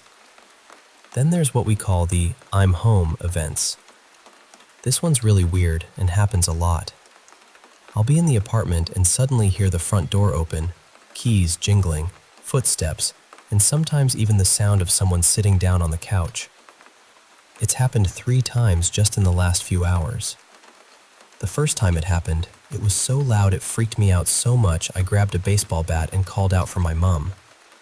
But when I opened my bedroom door to check, nothing was there. Total silence. It's like someone was here a moment ago and then vanished. My mom's heard me come in before, and we've even faintly heard each other's voices when no one else was around. It's unsettling, but strangely common for us. Now, let me take you back to when we first moved in. At first, the noises and movements were small and random, but over time, they became more frequent. Because of that, Mom and I decided to try something called automatic writing. I'm not sure if I'm doing it perfectly, but here's how it works. I sit quietly with a notebook and pen. Mom sits nearby, and she asks questions. Names, yes or no questions, things like that. I clear my mind, focus on white light to protect myself, and just write whatever comes through. Usually, it's a bunch of scribbles and random answers, but one name kept coming up. Edwin. Now here's the thing. Mom never told me this before, but when she was younger, she used to play with a Ouija board quite often. And guess what name she kept getting? Edwin. When she saw me write it down, she went pale. She'd never mentioned it to me, and there was no way I could have known this name. It was chilling. That night, Mom had a strange dream. She described it as feeling like she wasn't really asleep, but couldn't wake up either. In the dream, she saw a man, but she couldn't remember his face clearly. That was all she could tell me. Then, a couple of nights later, I was about to fall asleep when I suddenly felt this strong urge to draw. It was like something was shouting at me inside my head. I grabbed a pencil and a sketchbook beside my bed and sketched a man's face. Now, I love art, but drawing faces? Not my thing at all. The next morning, when I showed my mom the drawing, she instantly recognized it as the man from her dream. I swear I couldn't have made that up. Things went on like this for a while, nothing really changing much. We thought maybe Edwin was okay with being seen, and that's why things didn't get worse. But then, another presence started to make itself known, a female one. It was like she felt ignored because we were focused on Edwin. We tried to understand her, and one name came through. Edwina. At that point, we were really confused. Was it 2 different spirits with similar names? Was it one spirit with 2 sides? Or maybe one was copying the other? Nothing was clear. The activity kept going, neither getting stronger or weaker after we acknowledged Edwina. Even now, as I'm writing this, my stereo just turned on, played a few notes, and then shut off all by itself. It's like they're still around, reminding us they're here. I really appreciate everyone's advice and support, but Mom and I have learned to live with these spirits. We're okay with Edwin and Edwina, but there are others I could tell you about too. I've got stories from another house I lived in that was even more active. If anyone wants to hear more, I'd be happy to share. Thanks for listening.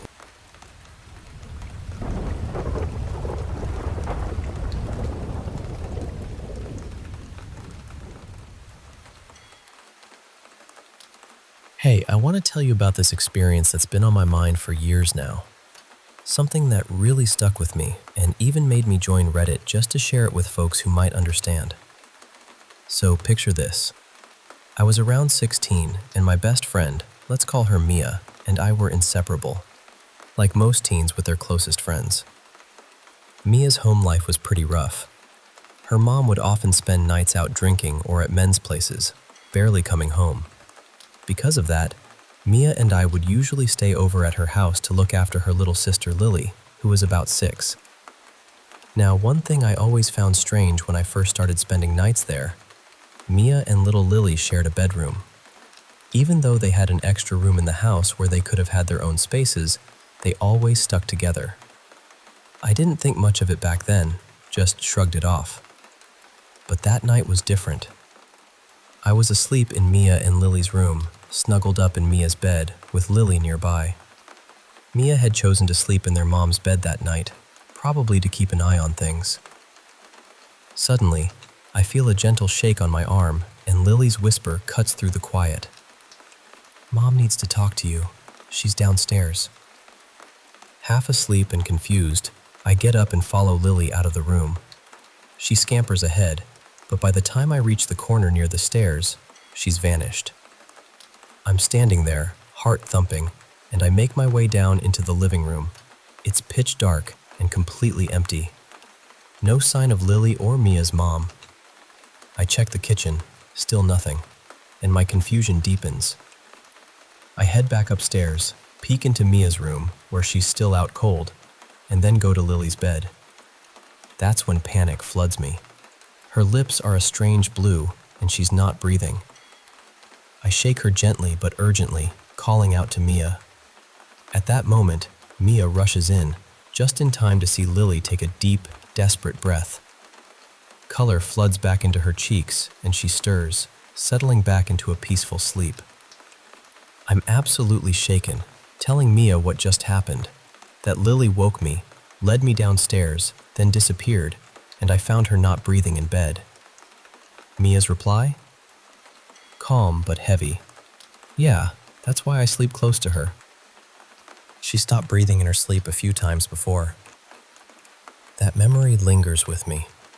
The eerie silence, the darkness, Lily's fragile breath returning. It's like the night held its breath too. Now, fast forward to a more recent story from a friend of mine. Let's call him Jake.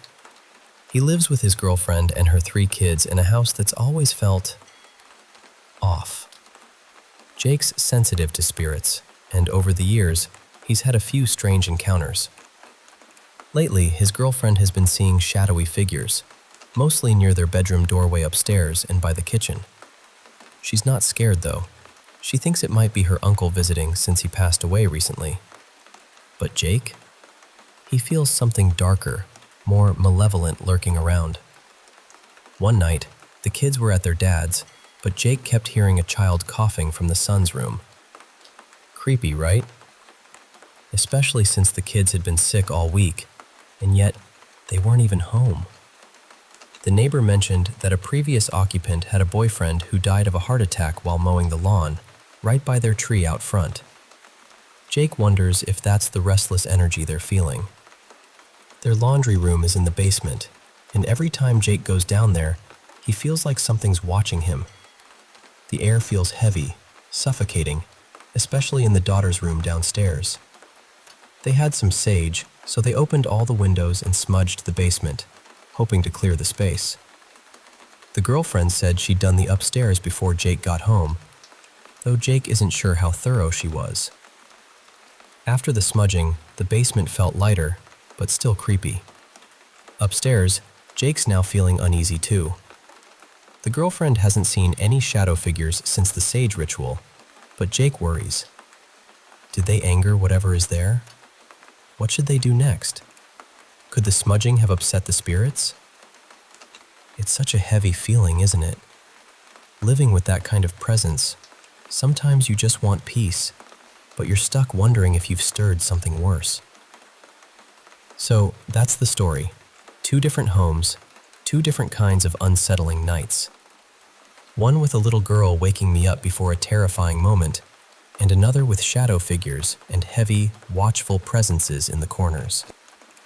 Both left me feeling like the night holds secrets we can't quite grasp, and sometimes it's the silence and the shadows that speak the loudest.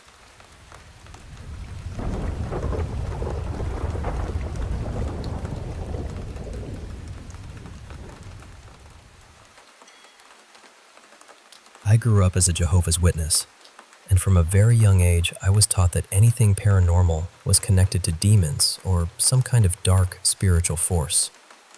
I'm no longer part of that religion, but I'd be lying if I said those teachings disappeared completely. Somewhere deep inside me, that old fear is still there. At the same time, it created this intense curiosity about the supernatural. I was frightened by it, but I also wanted to understand it. After leaving the religion, I swung pretty far in the opposite direction. I became a firm atheist. I believed the physical world was all there was, and anything beyond that was just speculation. Ghost stories, strange visions, paranormal encounters. I assumed they were misunderstandings, tricks of the mind, or some kind of shared human tendency to turn imagination into reality. That explanation worked for me because I had never experienced anything I couldn't explain. At least, not until I was about 14. One morning, I woke up earlier than usual and went into the living room. I made myself a bowl of instant noodles and sat down to watch an old comedy show. I'd been there for maybe half an hour when I heard a soft rustling sound near the door at the far end of the room.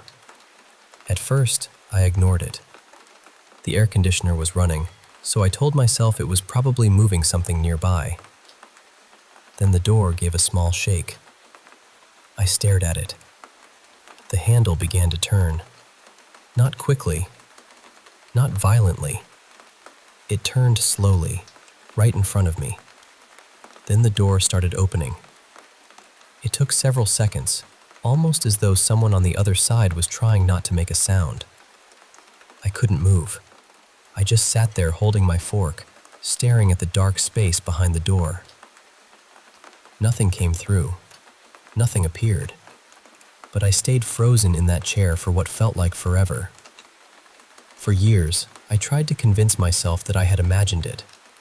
Maybe I was still half asleep.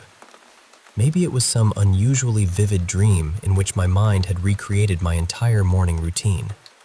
That explanation never felt completely right, though. It felt real. Much later, when I started college, I met someone who changed my life in more ways than one. I had been terrible at dating. During my first year, I asked out several people and got rejected every time. Eventually, I decided I was done trying. Then I met a quiet, funny girl in one of my art classes. I'll call her Mara. She was shy at first, but once she became comfortable, she was incredibly easy to talk to. We started spending time together, and before long, we were in a serious relationship. One evening, Mara told me that she sometimes saw things other people couldn't. She said she had seen glowing lights drifting through rooms, shadowy figures standing in doorways, and full human shapes that vanished when she looked directly at them. Once, she claimed she saw a pale creature moving on all fours across the floor of her childhood bedroom. I didn't know what to believe. Part of me thought there had to be a rational explanation. Another part of me remembered that slowly turning door handle from years earlier. Then, during summer break, I stayed for several nights at her father's house. Mara and I usually stayed up late watching movies, playing card games, or talking until neither of us could keep our eyes open. On the fourth night, she casually mentioned that there was an old Ouija board stored in a closet upstairs. My curiosity immediately took over. I asked her to bring it out. She agreed, but she made it clear that she wouldn't touch it. She believed that trying to communicate with spirits could attract something dangerous, especially for someone who was already sensitive to paranormal activity. She told me I could use it alone. Looking back, that should have been the moment I stopped. Instead, I placed my fingers on the planchette and asked, "Is anyone here with us?" For a few seconds, nothing happened. Then I felt a tingling sensation travel from my wrist to my elbow. The planchette began to move. It wasn't fast, and it didn't feel forceful. It felt like a gentle pull, almost as though my hands were resting on something floating in a slow current. It moved toward the word, yes. The moment it stopped, I said goodbye, pulled my hands away, and refused to touch the board again. The following night, Mara and I were sitting together on the couch. We were kissing when a man's voice came from the hallway beside us. It said one word. No. The voice was calm, but firm. We both pulled away at the same time. Mara's eyes widened and she asked, "Did you hear that?" I told her I had. There was no television playing. Her father was asleep at the other end of the house. No one else was there. I tried to reassure her, even though I was terrified myself. I held her face gently and told her that whatever was happening, she wasn't alone. About a minute later, something struck the back of the couch. It wasn't a creak or a small bump. It felt like someone had slammed both hands against it from behind. Mara jumped across the couch before I even understood what had happened. We turned around, but there was nothing there. Later, she told me that although she had seen strange things throughout her life, she had never heard a clear voice speak directly to her before. That was the part that stayed with me. Sometimes I wonder whether using that board invited something into the house. Something that hadn't been there before. Something that didn't want us getting too close.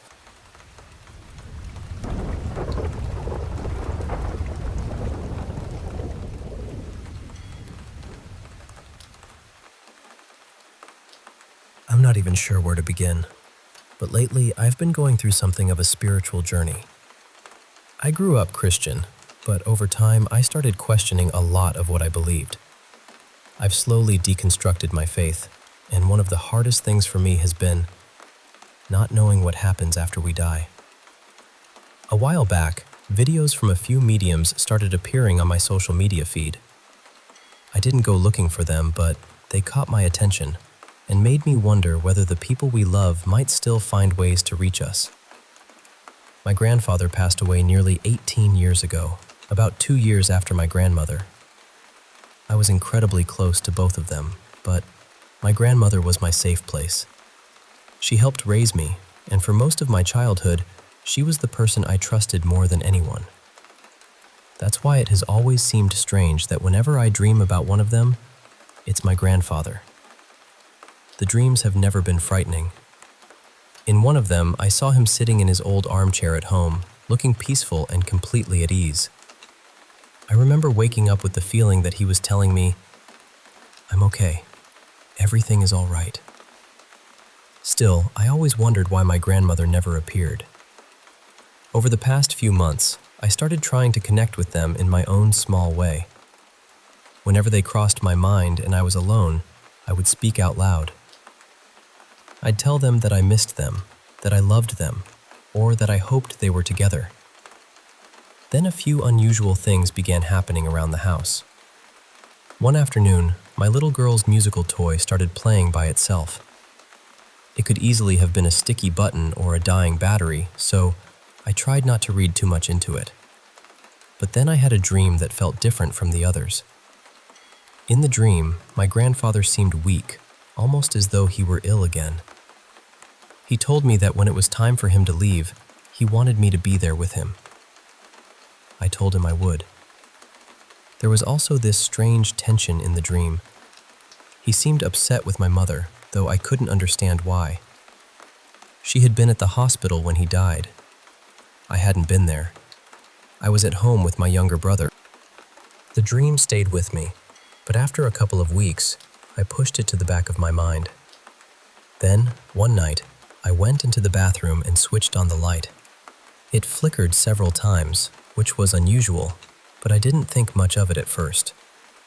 As I stood there, I suddenly realized I hadn't spoken to my grandparents in a while. I don't know how to explain it. Something just came over me, and I started talking to my grandfather out loud. I said, "Grandpa, I love you. I miss you. But if you're still holding on for some reason, you don't have to. It's okay to go. Grandma is waiting for you." The moment I finished speaking, the light dimmed until it was barely glowing. I completely froze. It wasn't a quick flicker. The room slowly became darker, almost as though the light itself were fading away. For some time, I'd carried this strange feeling that my grandfather might still be lingering nearby, as though part of him felt responsible for watching over me. Standing there in that dim bathroom, I wondered whether he had simply needed permission to let go. Once I managed to move, I rushed toward the switch and turned it off. But the light stayed on.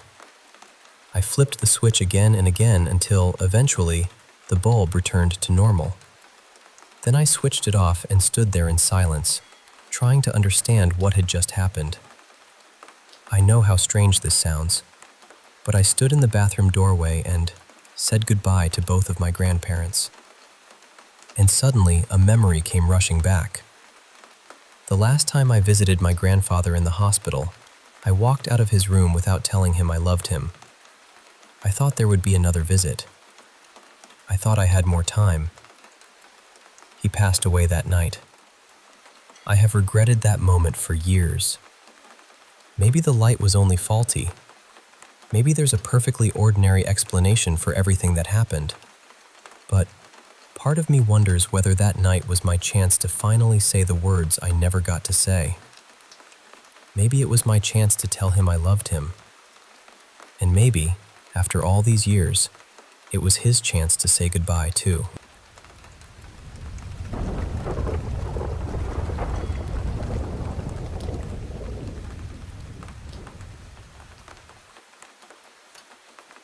A few people asked me to share more about the church my husband and I used to clean at night, so I thought I'd finally tell the whole story.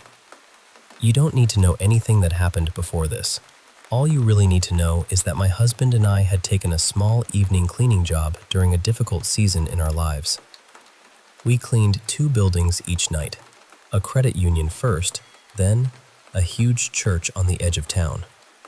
We usually reached the church a little after 8:30. By then, the parking lot would be empty, the last bit of daylight would be gone, and the entire building would be sitting there in silence. And I mean complete silence. For the first month or so, nothing strange happened. We vacuumed the sanctuary, mopped the hallways, emptied trash cans, and restocked the bathrooms. We'd listen to music from my husband's phone, talk about our day, and occasionally steal a kiss in one of the empty corridors before getting back to work. Honestly, those nights became some of my favorite memories from that time. Life was stressful, but inside that empty church, it felt like the world had finally stopped asking things from us. Then one night, everything changed. We were cleaning the kitchen when we heard a baby crying. It wasn't faint. It wasn't something coming from outside. And it definitely wasn't something only one of us noticed. We both heard it. The crying seemed to be coming from the sanctuary, which was completely dark. The strange part was that we had already cleaned that room. We knew no one had been in there when we left. My husband looked at me, and I looked at him. Neither of us spoke at first. Then we slowly walked down the hallway toward the sound. Every step we took echoed through the building, and the closer we got, the more uncomfortable I felt. My husband opened the sanctuary door. The crying stopped instantly. The room was empty. No lights, no movement, no one hiding between the rows of chairs. Nothing. We stood there for a few seconds, staring into the darkness. Finally, my husband said, "Let's finish up and get out of here." So that's what we did. But after that night, the church never felt empty again. We started hearing heavy doors slam somewhere in the building, even though we were certain we had closed them. Sometimes we heard footsteps moving across the fellowship hall after we had finished cleaning it. Whenever we checked, we found nothing. At least, we never found anyone. One evening, we were running late and didn't arrive until nearly 10. The church had several floors, a basement, long upstairs corridors, storage rooms, and a stairwell that led to the roof. Near our supply closet was a door leading up to the attic and storage area. That door was always locked. Except that night. When we walked into the closet, the door was standing wide open. We both stopped. Neither of us knew why it was open, or whether someone might be upstairs. I reached into my bag for the pepper spray I carried. My husband took out the firearm he kept legally secured while we worked. Then, he called up the stairs. "Is anybody up there? Please answer. We're armed, and we don't want anyone getting hurt." Silence. We waited.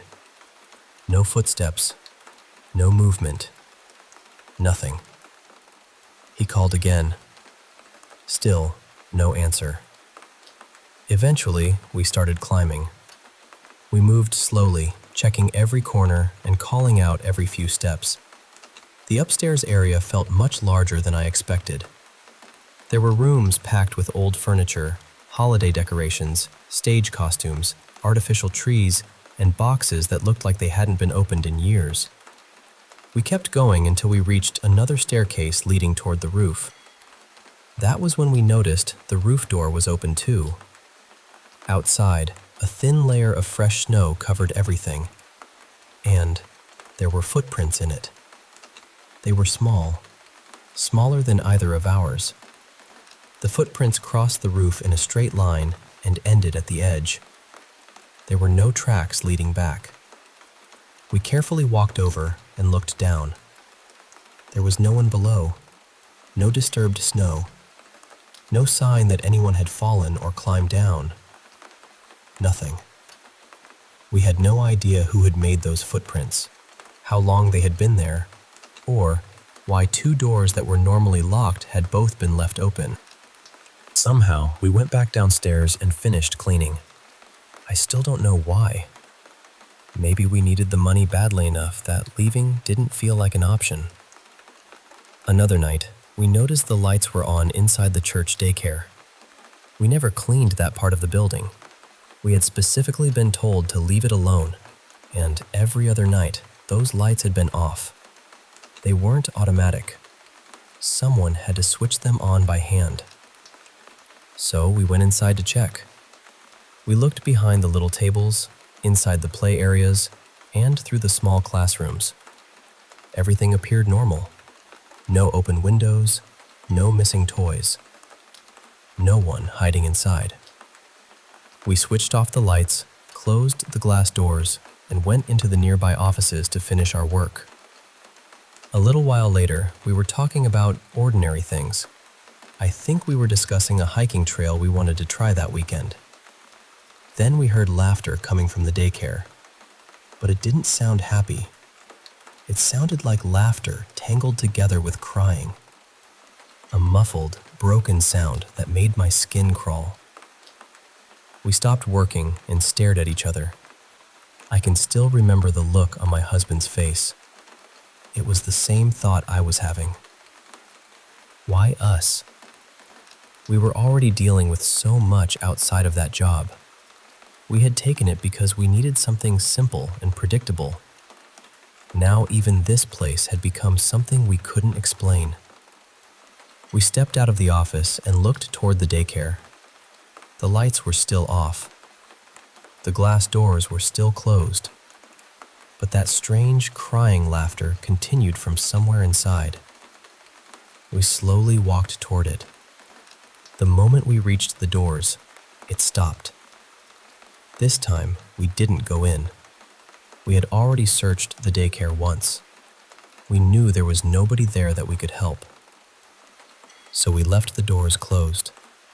Whatever was inside, we decided it wasn't something we were equipped to deal with. Then there was the man in the window. One night, after we finished cleaning, we got into our car and started backing out of the parking space. I happened to glance toward one of the church windows. A man was standing inside. He wasn't waving. He wasn't knocking on the glass or trying to get our attention. He was simply watching us.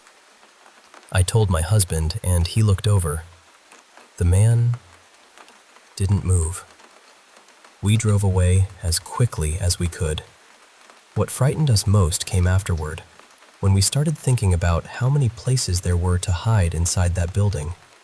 Classrooms, offices, storage closets, basements, corridors, stairwells. If that man had been inside when we left, how long had he been there?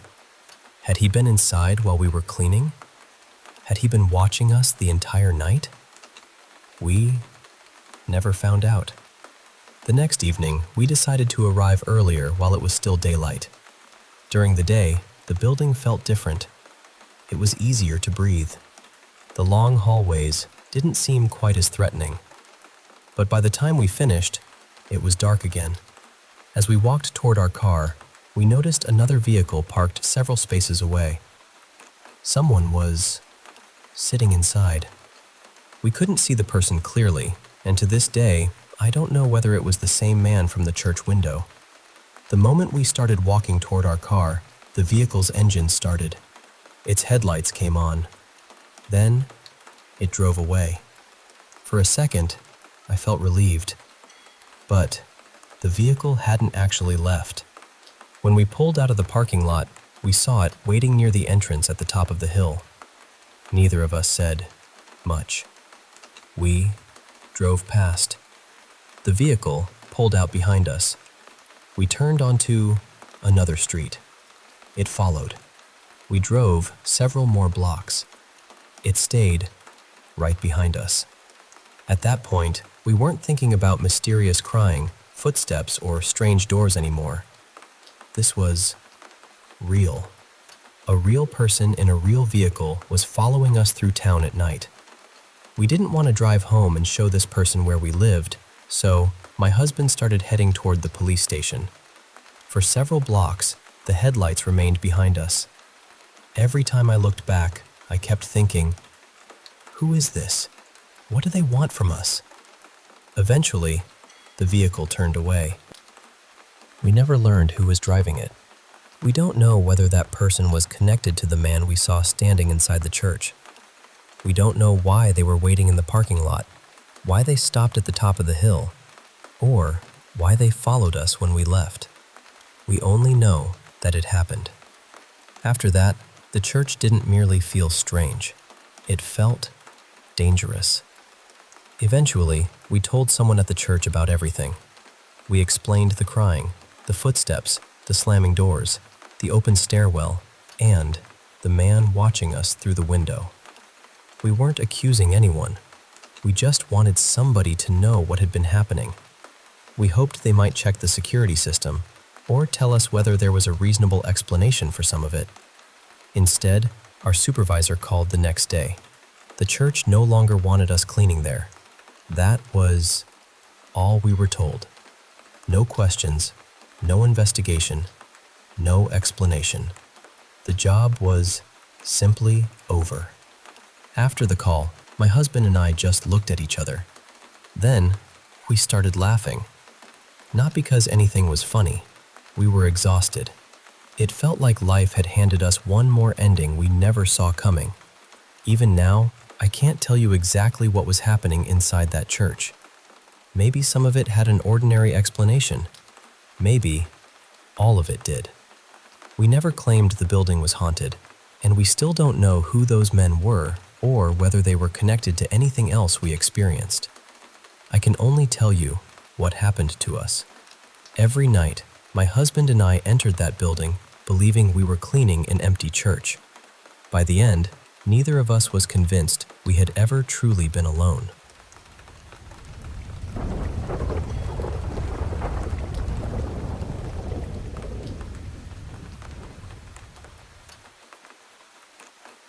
So, not long ago, I was installing a new coffee dispenser at an assisted living facility. I was working in a little service area just outside the main dining hall, trying to get everything connected before the afternoon rush. While I was tightening a few fittings, I noticed an elderly woman coming down the hallway toward me. She moved slowly, leaning on a dark wooden cane, and she had this worn, rose-colored shawl wrapped around her shoulders. Now, I've worked in quite a few retirement communities, and I've learned that some residents are simply happy to see a new face. Once they start talking, the conversation can go in a dozen different directions. Honestly, I usually enjoy it. Older people often have the best stories. But that day, I was behind schedule, and I remember thinking, please don't let this turn into a 20-minute conversation. Still, when she reached me, I smiled and said hello. She smiled back, and we started talking. At first, it was just small talk. She asked what I was installing, whether I liked coffee, and how long I'd been doing that kind of work. Then she started telling me about the building and how much it had changed over the years. We talked for about 5 minutes. At one point, I needed to crouch beneath the counter to attach a drainage hose. I told her, "I have to duck under here for a moment, but I'm still listening." The second I lowered my head beneath the counter, she stopped speaking. I assumed she was waiting for me to finish. I couldn't have been down there longer than 10 seconds. But when I stood back up and turned around, she was gone. Completely gone. I looked toward the dining room, expecting to see her slowly making her way between the tables. There was no sign of her. Then I checked the hallway. Nothing. That was the part that bothered me. She had been moving so slowly that there was no possible way she could have disappeared that quickly. But I still had work to finish, so I pushed the strange feeling aside and went back to the installation. Later, the dining services supervisor came over to sign my paperwork. While she was filling out the forms, I casually mentioned the woman. I said, "One of your residents stopped to talk with me earlier." Sweet lady, but she vanished the second I looked away. I still can't figure out where she went. The supervisor stopped writing. She slowly looked up at me and said, "Did someone put you up to this?" I laughed because I thought she was joking. "No, why would anyone do that?" She didn't answer. Instead, she asked, "Was she carrying a wooden cane?" I nodded. Then she said, "And was she wearing a faded pink shawl?" That was when the room suddenly felt colder. "Yes," I said. "Exactly." The supervisor leaned back in her chair and stared at me for a moment. Then she gave this quiet, almost disbelieving laugh. "So you met Mrs. Thibodeau?" I asked her who that was. Her expression changed. It became softer, almost sad. She told me that Eleanor Thibodeau had lived at the facility for many years. She had been friendly, curious, and especially fond of talking to new employees. Then the supervisor paused and said, "She passed away in 2011. I didn't know what to say. According to her, several employees had reported seeing Mrs. Thibodeau over the years. Some had noticed her walking through the halls with her cane. Others had seen her sitting quietly in the dining room or near the recreation area. A few new staff members had even claimed that she spoke to them. The strangest part was that she sometimes warned people to check on certain residents. And, supposedly, those residents would become seriously ill soon afterward. Now, I can't prove any of that. I can't prove that the woman I spoke to was a ghost. But standing there, listening to the supervisor describe her, I felt something deep in my chest. I knew she was telling the truth. The woman she described was the same woman who had stood beside me. The same gentle voice, the same cane, the same faded shawl. And there was simply no way she could have crossed that hallway in 10 seconds. It may not be the most terrifying ghost story you've ever heard. There were no screams, no flickering lights, and no shadowy figure standing at the end of a corridor. It was just a quiet conversation with a kind old woman. A woman who had apparently been gone for 15 years. I'm scheduled to return to the facility later this summer for a maintenance check, and this time, I plan to ask the staff a lot more questions. And Mrs. Thibodeau, wherever you are, you're welcome to stop by again. Next time, I promise I won't be in such a hurry.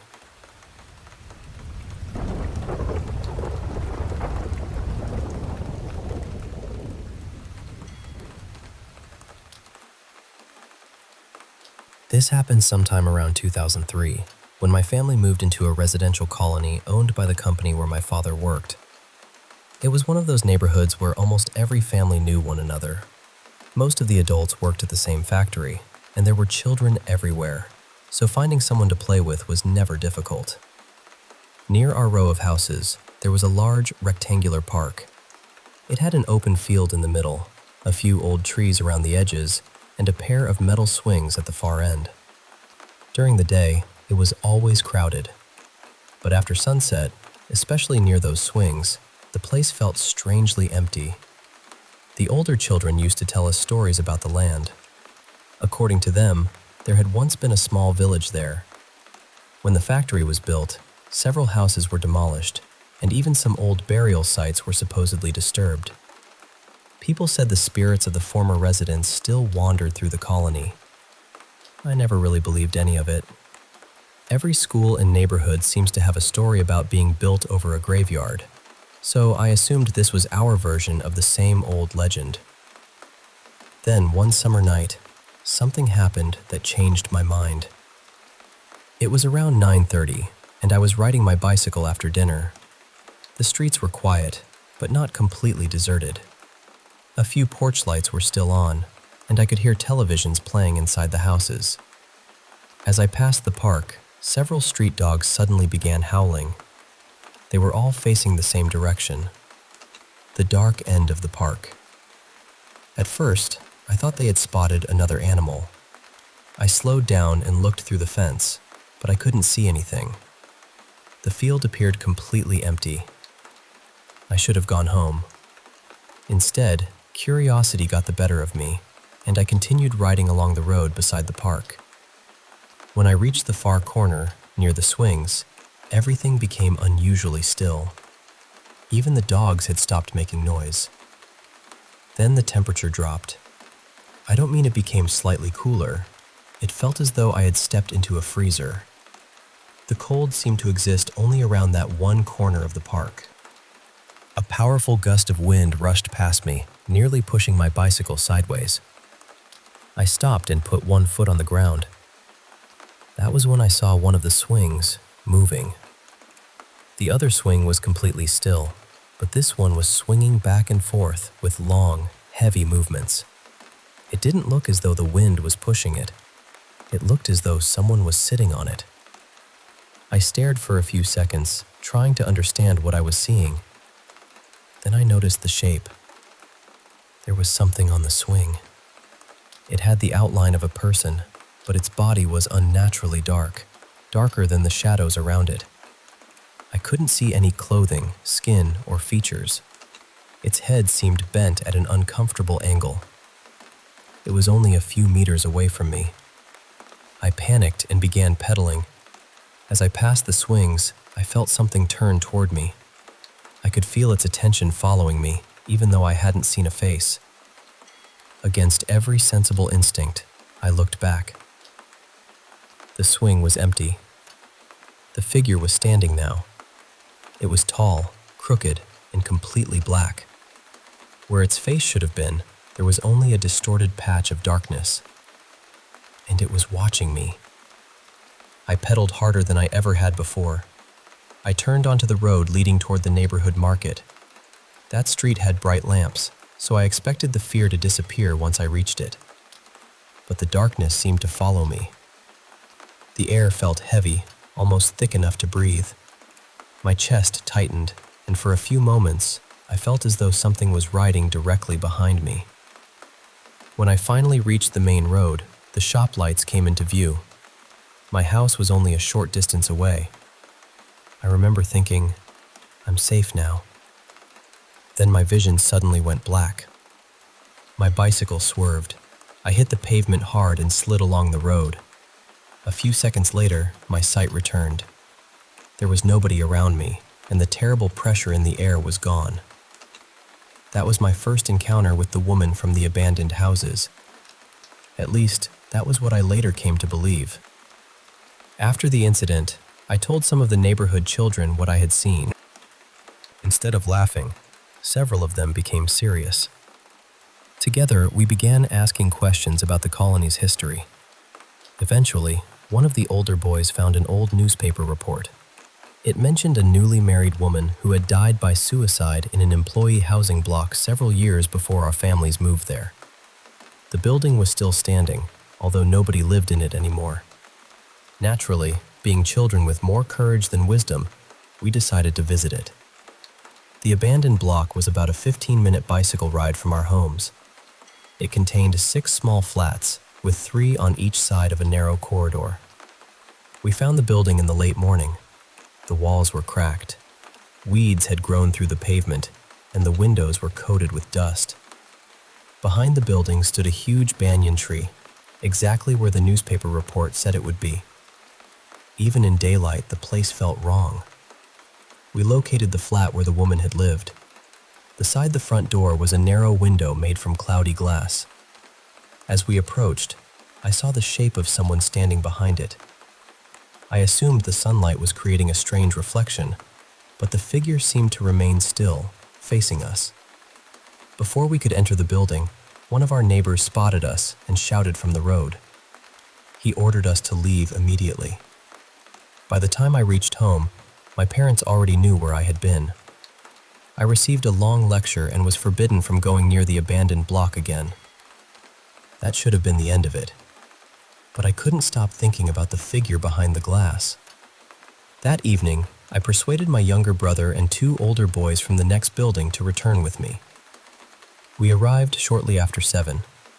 The sun had already disappeared, and the abandoned complex looked far more threatening than it had in the morning.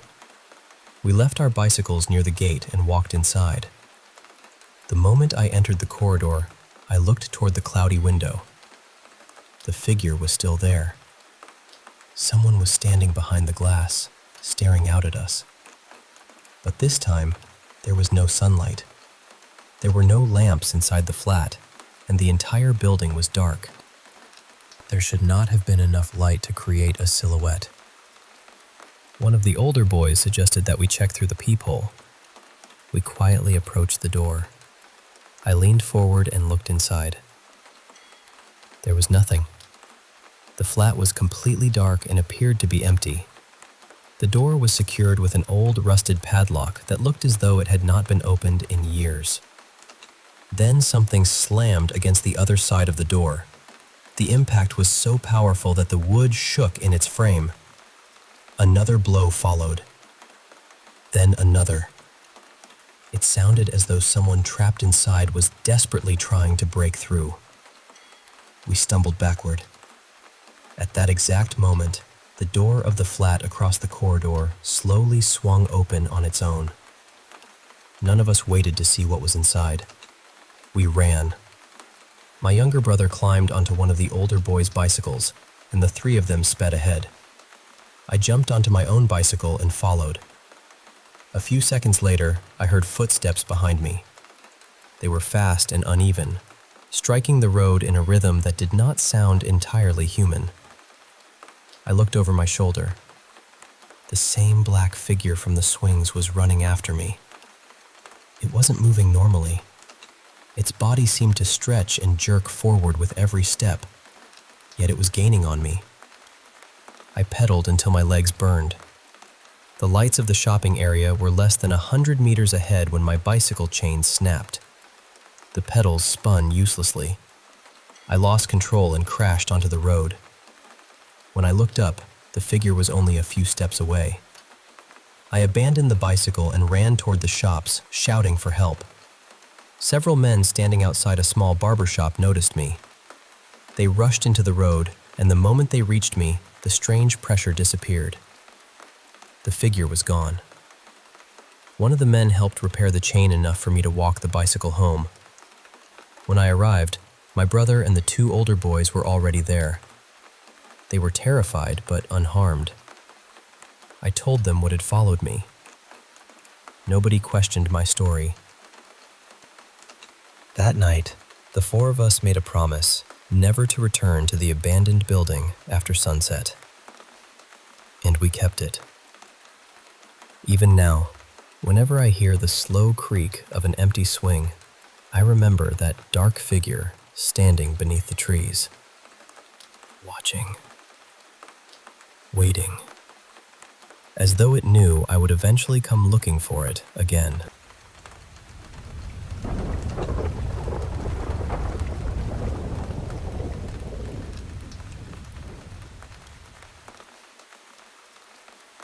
This started about 3 weeks ago, when I began having the same kind of sleep paralysis almost every night.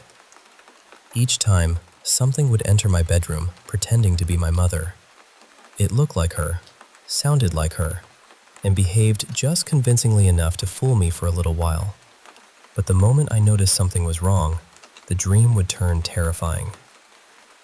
The first night, I heard 3 soft knocks on my bedroom door. Then I heard my mother's voice asking, very gently, if she could come inside.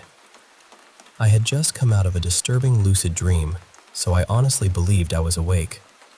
I told her she could come in. I was shaken and emotionally exhausted, and when she walked over to my bed, I asked her to hug me. She wrapped her arms around me, kissed my forehead several times, and asked me to kiss her back. At first, it felt comforting. Then her grip became tighter. She squeezed me so hard that I couldn't breathe. It felt as though my chest was being crushed beneath her arms. That was the moment I realized that whatever was holding me wasn't my mother. Afterward, I couldn't stop wondering whether I had somehow invited it into my dreams when I gave it permission to enter the room. It reminded me of those old stories where a creature cannot cross a doorway unless someone welcomes it inside. On the second night, I became lucid almost immediately. This time, I pretended I still believed it was really her. I controlled my expression and tried not to react, hoping it wouldn't realize I knew the truth. We were standing near the far corner of my bedroom, beside the dresser. It spoke calmly, almost casually, about wanting to remove my hands and arms. The way it said something so horrifying in such a peaceful voice was somehow worse than if it had screamed. I managed to force myself awake before it realized I was pretending. The third night began with what seemed like an ordinary childhood memory.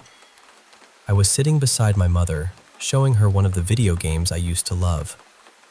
She listened patiently while I explained everything, smiling whenever I became excited. I rested against her shoulder, and for a while, I felt completely safe. It reminded me of a time in my life that I missed deeply. Then the awareness returned. I realized I was dreaming, and the warmth disappeared instantly. Her hands closed around my throat. On the fourth night, I decided that I wouldn't open my eyes at all. I thought that if I refused to look at it, maybe it wouldn't be able to reach me. But as I began drifting out of the dream and back into consciousness, I heard laughter beside my bed. It wasn't my mother's voice anymore. It was low, harsh, and unmistakably male. I could feel a heavy presence pressing over my entire body. Even as the room slowly became real again, the feeling stayed with me, fading only a little at a time. When I finally woke completely, I wanted to cry. The next morning, I told my mother what had been happening. She felt terrible for me, but then she told me something I had never heard before. When she was younger, she had experienced something similar during college. She never saw a figure clearly, but she often heard laughter and felt a presence hovering over her. In her dreams, it would try to lift her from the bed or take control of her body. This continued for several months. She said the experiences finally stopped when she began firmly commanding the presence to leave in the name of Jesus. So on the fifth night, I followed her advice. The moment I sensed something entering the room, I spoke clearly in my mind. Anything evil in this place must leave in the name of Jesus, and it may never return. After that night, it was gone. I haven't seen it since. I've experienced sleep paralysis before, but this felt different. It was clearer, heavier, and far more personal. It didn't feel like fear creating an image. It felt like there was an intelligence behind it, something watching me and changing its behavior whenever I became aware of it. I still don't know what I believe happened. Maybe it was an unusually vivid form of sleep paralysis. Maybe my mind created a mimic from familiar memories and fears. Or maybe it was something I don't fully understand. All I know is that, for those 5 nights, it felt completely real.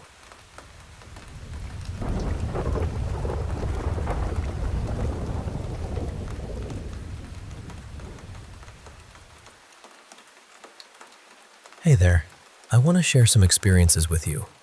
Moments that really unsettled me. Moments that I still think about, especially when the house is quiet and the night stretches long.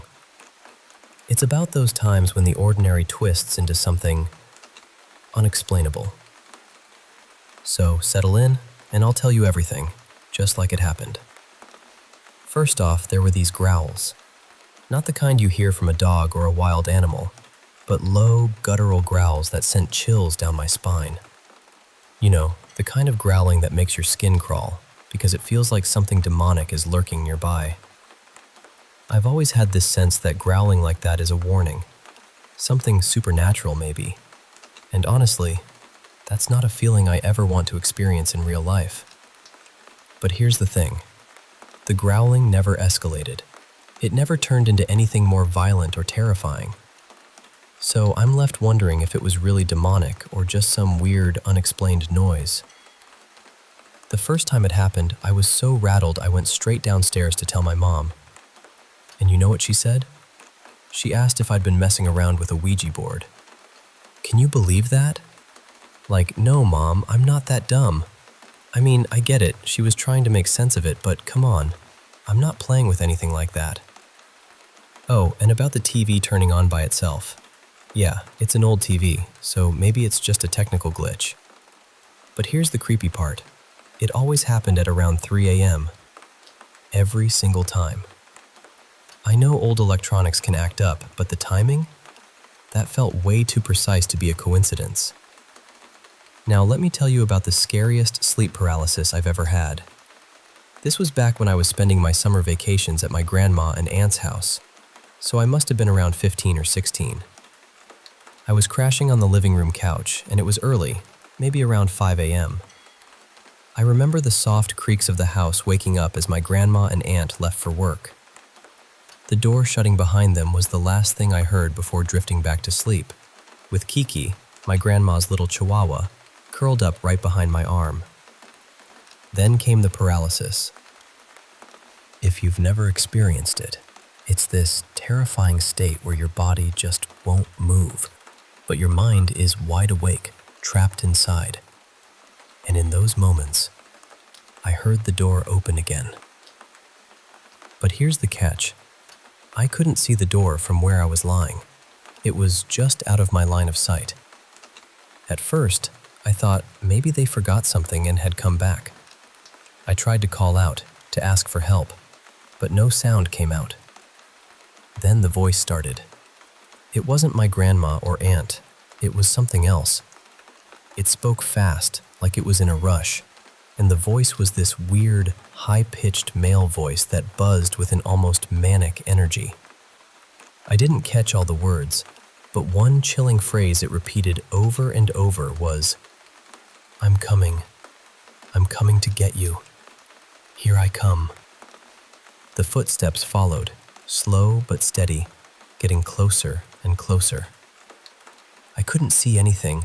Remember, the path and door were hidden from me. But the sound grew louder, right near the end of the couch, close to where my head was resting. Then, right over my head, that voice whispered, Here I am, and kept rattling off those fast, eerie words. I was trying so hard to break free. I wiggled my toes, like I'd heard that helps, but nothing. Panic started to claw at me. Then I felt something warm on my side, and I remembered Kiki was there. I tried again, this time barely managing a faint whisper, calling her name. And thank goodness, she jerked her head up, alert. That little movement, that tiny spark, was enough to snap me out of the paralysis. I sat up immediately, heart pounding, eyes searching the spot where that voice had seemed to come from. Then I just hugged Kiki and told her how much I loved her for saving me. She was such a brave little dog. Sadly, this year we had to say goodbye to Kiki. She had so many health problems near the end, but she lived a long, happy life, and she was loved so much. I still remember when she was just a tiny, playful puppy. Rest in peace, sweet Kiki. Now, to lighten things up a bit, I have to tell you about my weirdest and, honestly, kind of funny sleep paralysis experience. One night, I opened my eyes during paralysis and saw this glowing, floating head. And not just any head. It was Harry Potter's. Yeah, Harry Potter, right there, just hovering in front of me. I wasn't in the mood to fight any nightmare that night, so I whispered to floating Harry, asking, "How many monsters will there be?" I wanted to be prepared for what was coming. Harry's glowing face looked at me and said simply, "Many." I thanked him and closed my eyes, ready to face whatever nightmare awaited. But guess what? Harry lied. There was only one monster, a demon girl chasing me. Still, it was kind of comforting to have Harry Potter there, even if just for a moment. So yeah, that's my story. Strange growls, creepy voices, a heroic little dog, and a magical floating head. Nighttime can be a wild place when your mind doesn't want to rest. Thanks for listening. I hope you don't have to deal with anything like this in your own nights, but if you do, just remember, sometimes even the smallest things, like a little dog's nudge, can save you.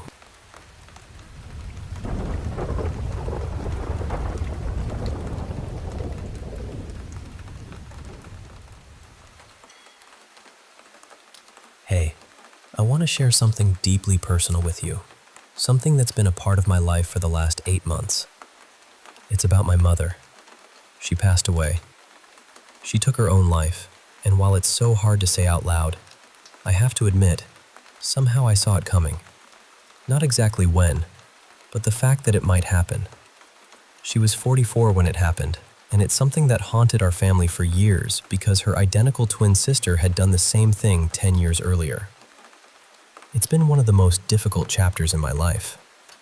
Both my mom and her sister struggled with mental illness, and they also had what's called pseudo-seizures, or psychogenic non-epileptic seizures. So they weren't just identical twins in how they looked, they were almost mirror images in their health struggles too. I still remember the night my aunt passed away back in 2009. The night before, I had this terrible nightmare. Something just felt off, like a heavy weight pressing down on my chest. I knew, deep down, that my aunt was reaching out to us somehow. She was 2 hours away, and she was suicidal. The hospital was taking her seriously, but we just couldn't afford to get there. After she died, something strange happened to me.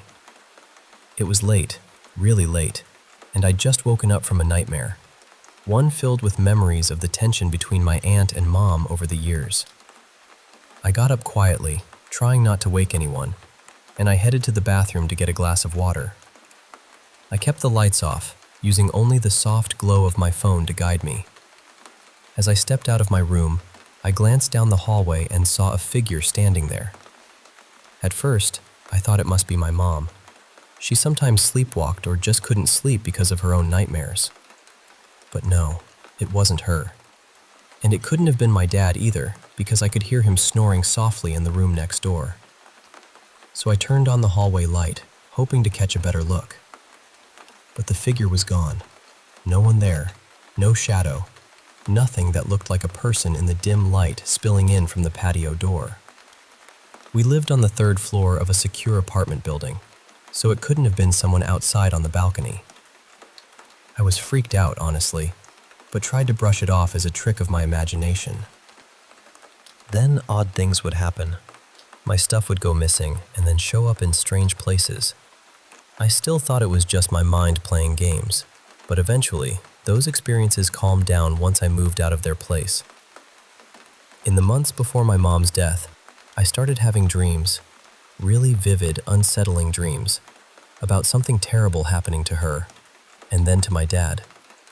I lived across the country from them at the time, and one of my biggest fears was that something would happen and I wouldn't be there for either of them. I'm their only child after all. The dreams grew more frequent and intense the week before she died.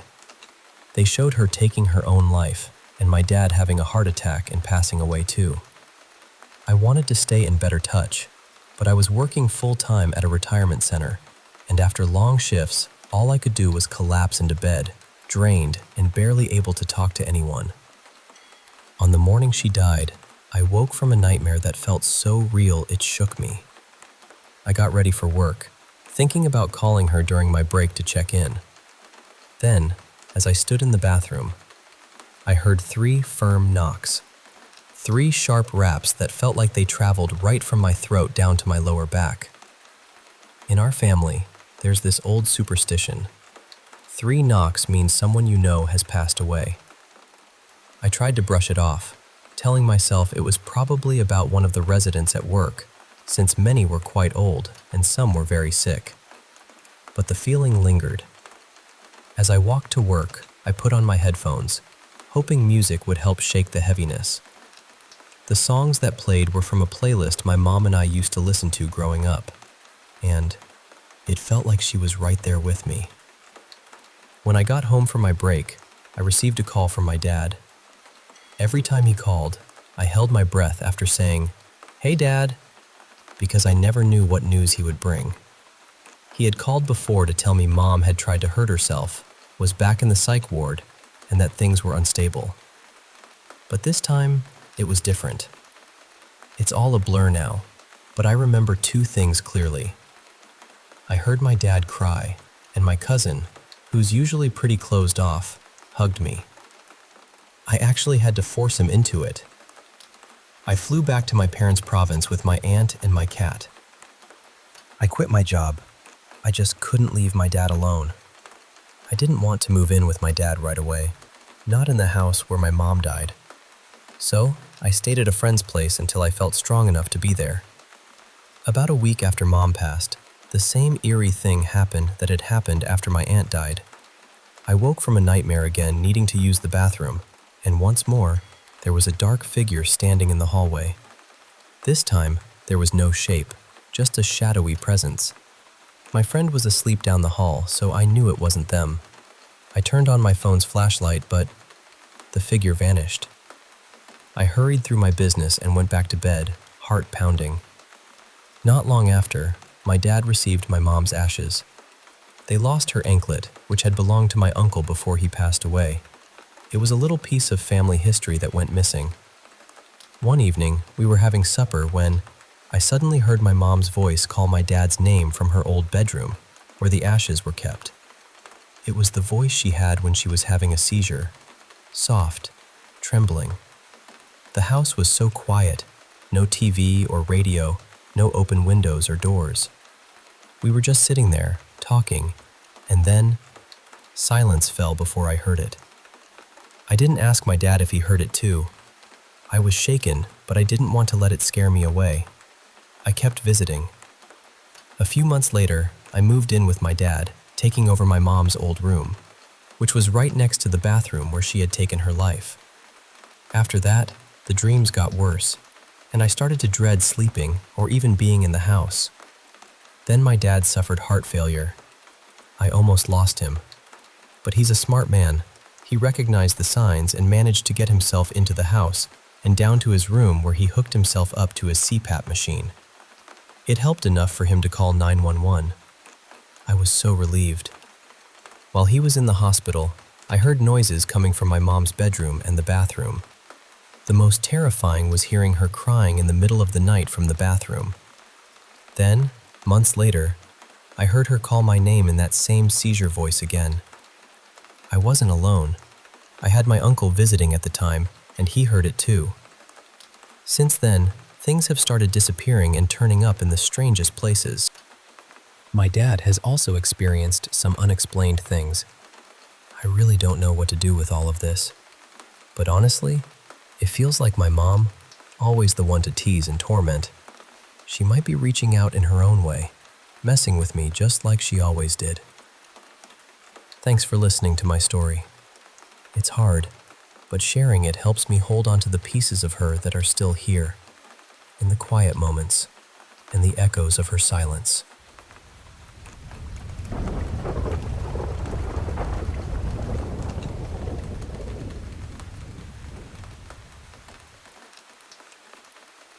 You know, this story takes me all the way back to when I was just about 4 or 5 years old. We lived in this small trailer down in Louisiana. It had that quiet, sleepy kind of feel that only the South can have at night. I shared a bunk bed, but it was a bit different from the usual. There was no headboard, and the bed was actually set about a foot away from the wall.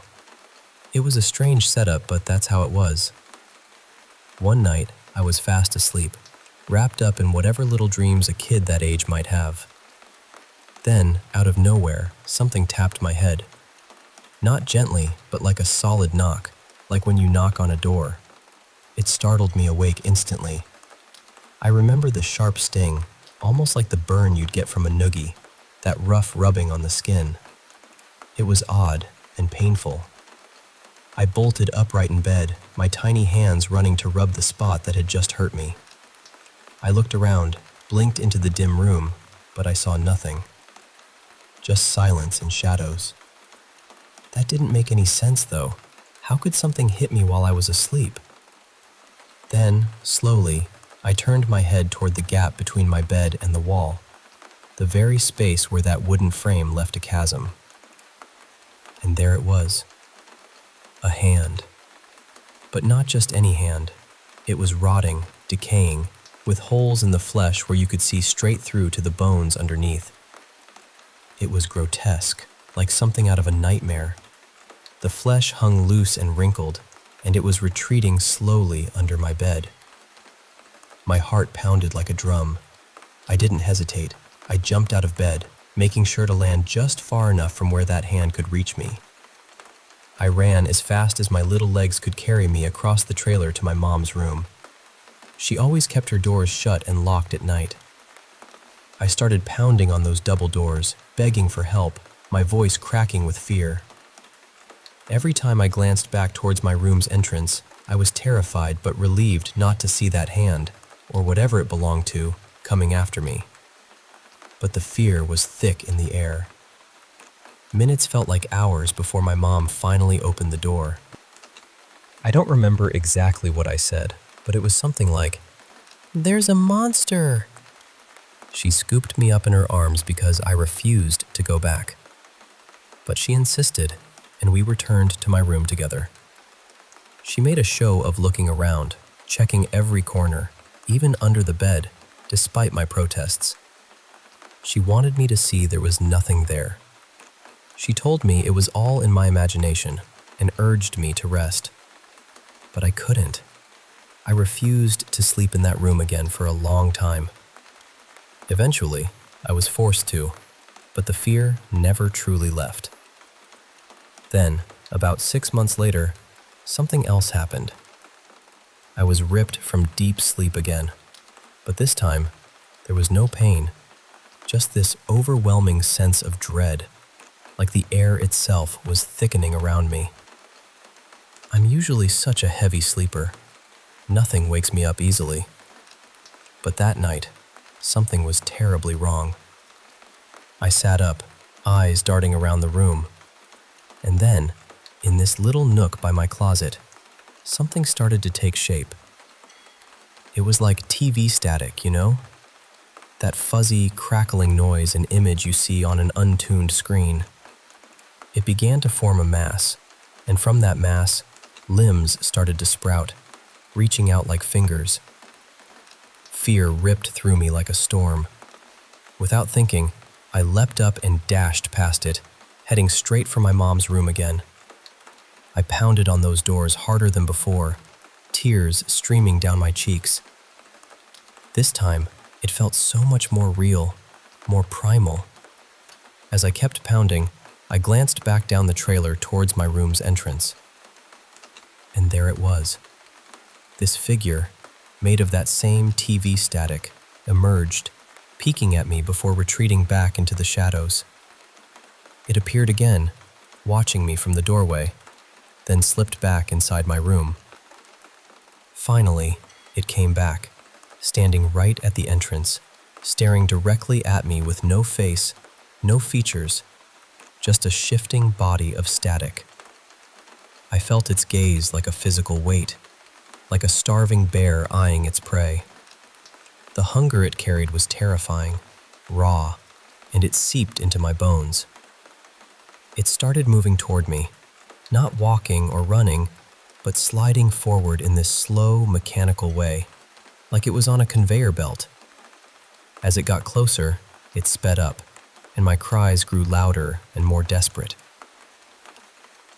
When it was barely inches from my face, I turned from pounding on the door and leaned my back against it, bracing myself. Just then, my mom opened the door. I stumbled back, and as I fell, I saw that thing, like a bubble, pop and vanish into thin air. It was there one moment and gone the next. My mom tried to explain it all away just like before. She still tries to, even now. But I know what I saw and felt. I know that was pure evil, pure terror. Sometimes, when I tried to sleep after that, my whole bed would feel like it was spinning. Nightmares haunted me relentlessly. Now, some might say it was all just nightmares or sleep paralysis. But here's the thing. With sleep paralysis or hypnosis, you can't move. You're frozen. But I wasn't. I jumped up. I ran. I screamed for help. I was awake, moving, and terrified. So I can't just write it off as a bad dream. No, that was something else entirely. Something dark and real. Something I hope no one else ever has to face.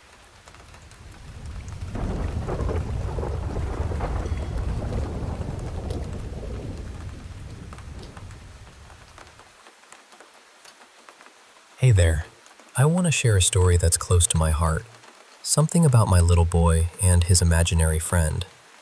Now, this isn't some old tale. It's pretty recent, and it all revolves around a house that's been in my family for generations.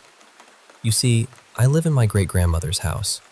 She passed away about 3 years before I was born, and her name was Elizabeth. Everyone in the family lovingly called her Lizzie. It's a big old house filled with memories, creaky floors, and a quiet kind of magic that you just feel when you walk through the rooms. My son, who was born in 2009, started talking and playing like any toddler would. But something curious happened when he was just a little guy, maybe 2 or so. He began talking to someone, or something, who wasn't there to the rest of us. It wasn't just the usual babble of a kid imagining friends. It was different. He'd giggle and say, "Lily, sing it again," with this pure, bright joy that made me smile, but also stir a little unease inside. One morning, I came home from a long night shift, exhausted and barely keeping my eyes open. My son was sitting in his high chair, happily munching on his breakfast cereal while cartoons played on the TV. My dad was in the next room, probably reading the paper. Then I heard my son chatting away, really carrying on with someone I couldn't see. He said, "Lily, my mama is home. Tell her the song." That caught my attention. I asked, "What song, sweetheart?" And then he began to sing, clear as day, "Jesus Loves Me." Now here's the thing. I never taught him that song, nor did I ever sing it to him. I figured maybe one of his grandparents had. So I settled down beside him, half dozing because of my tiredness, and listened as he explained to his friend Lily who the bubble guppies were, laughing and answering imaginary questions. It was innocent, but it started to give me a little chill. Curious, I asked him, "Who exactly is Lily?" expecting maybe it was a character from one of his cartoons. But he looked right at me and said, "No, Mama, my Lily is my friend. She's a condoms friend. I just love my Lily, and she loves me, and she loves you, and she loves my Meemaw the Great," which is what he called my grandma, "and she loves my Shug," that's what he calls my mom. I thought maybe he'd picked up something from TV or had overheard a conversation. A few days later, I was at my grandma's house for lunch, flipping through some old photo albums when my son climbed up into my lap, eager to look at the pictures with us. As we flipped through the pages, he suddenly stopped, his little finger landing on one particular photo. His eyes lit up, and he exclaimed, "Mama, that's her. That's my Lily. Ain't she a pretty grandma?" I looked closer and realized it was a picture of my great-grandmother Elizabeth, Lizzie. I was stunned. I told my family about this mysterious Lily, and my son went on to share that his Lily told him stories, talked about her own children, sang songs to him, and watched him play. My grandma asked what songs she sang, and without hesitation, my son happily started singing Jesus Loves Me, and then a toddler version of She'll Be Coming Round the Mountain. Now, I never sang those songs to him. I mostly sang Beatles tunes, especially Yellow Submarine, to lull him to sleep. So hearing him sing those songs was both beautiful and eerie. We were all silent for a moment, touched and amazed by the connection. Then he said something that made us all laugh and feel a little warmth. Mama, Lily loves all of us very much. She's a very proud grandma and is happy we live here with her. But she said you need to learn to cook better and make me a chocolate cake like Meemaw the Great. That was a sweet reminder. My grandmother's chocolate-layered cakes, made completely from scratch, are legendary in our family, a recipe passed down from Elizabeth herself. Years have passed, and I still live in that same house, the one Lizzie called home. There are little things that happen, lights turning off if I forget, doors closing softly behind me, and sometimes waking up to the heat kicking on even when it feels unnecessary. It's like our Lily is still watching over us, making sure everything's just right. We're happy here, and I truly believe our Lily takes great care of our family. It's a comforting presence, a gentle reminder of the love that transcends time. So, that's the story of my son's imaginary friend, Lily, an invisible grandma with a song in her heart and a chocolate cake recipe to share.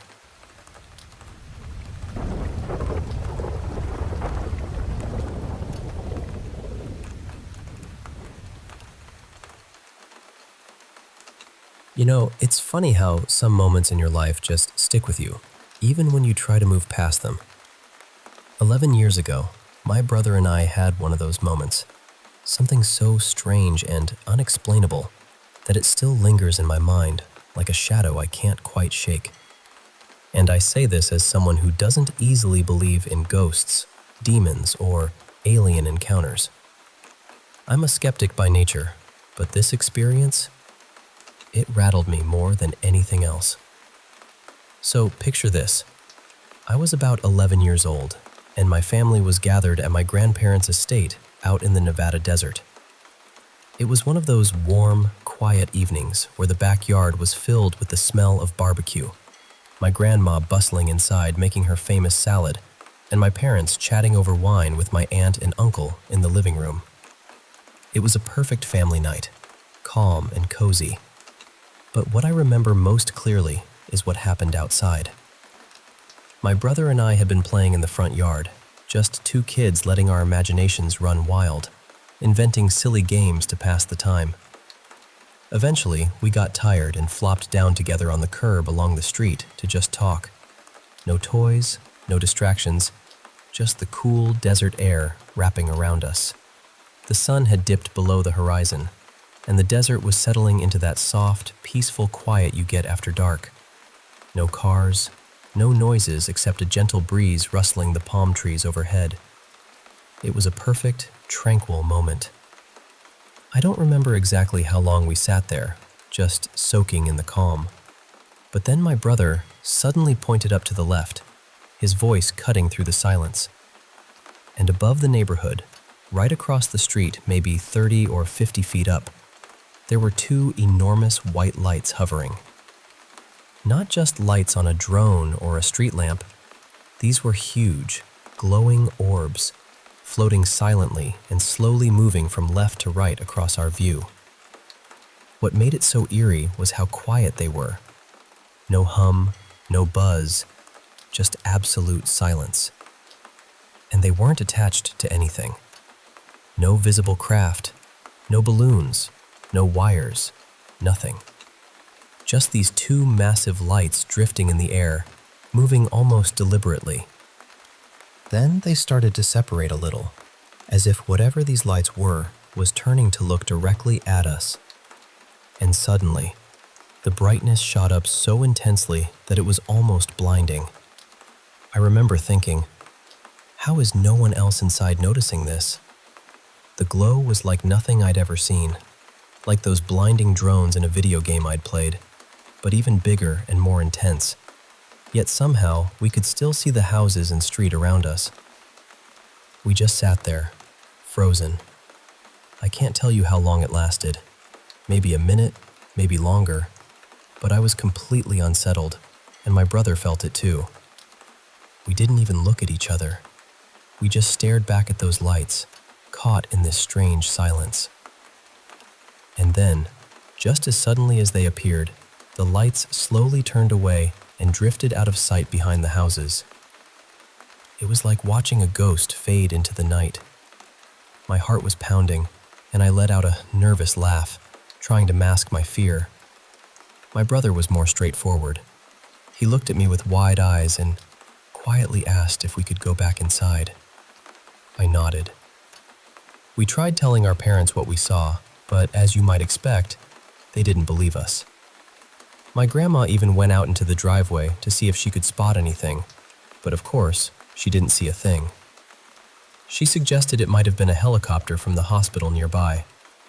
But here's the thing, helicopters make noise, and if a chopper had been hovering just 50 feet from the house, everyone would have heard it and probably ran outside. Plus, these lights weren't attached to anything. No craft, no blades, just floating spheres of light moving on their own. It's like nothing I've ever heard of or seen before. Years ago, I tried to make sense of it online. Someone mentioned skinwalkers, which seemed to fit the area, but glowing silent orbs? That just didn't match what I experienced. And the alien explanation? I want to believe there's more out there, but I'm still skeptical that this was some kind of extraterrestrial event. Maybe it was secret military tech. After all, we're just a few hours from Area 51. But even then, the logistics of what we saw boggle my mind. Imagine two enormous orbs of light, as big as cars, perfectly silent, moving in sync like one entity. It would require some serious technology. Drones capable of lifting massive lights, staying completely soundless, and coordinating flawlessly. For what? Why hover over a random neighborhood? The whole thing feels like a puzzle with missing pieces. I even recall watching a video on YouTube when I was about 14 that showed something almost identical to what we saw out there. I don't know why, but I never saved the link, and now it's lost. That video was my go-to way of explaining this to people. Losing it just adds another layer of frustration to a story that's already so hard to tell. So yeah, that night in the desert, with those silent, glowing lights drifting above the neighborhood, remains one of the most mysterious and haunting experiences of my life. And even now, when I close my eyes, I can still see those lights, bright and silent, watching us from the night sky. It's a memory I carry with me, a reminder that some things just don't have easy answers.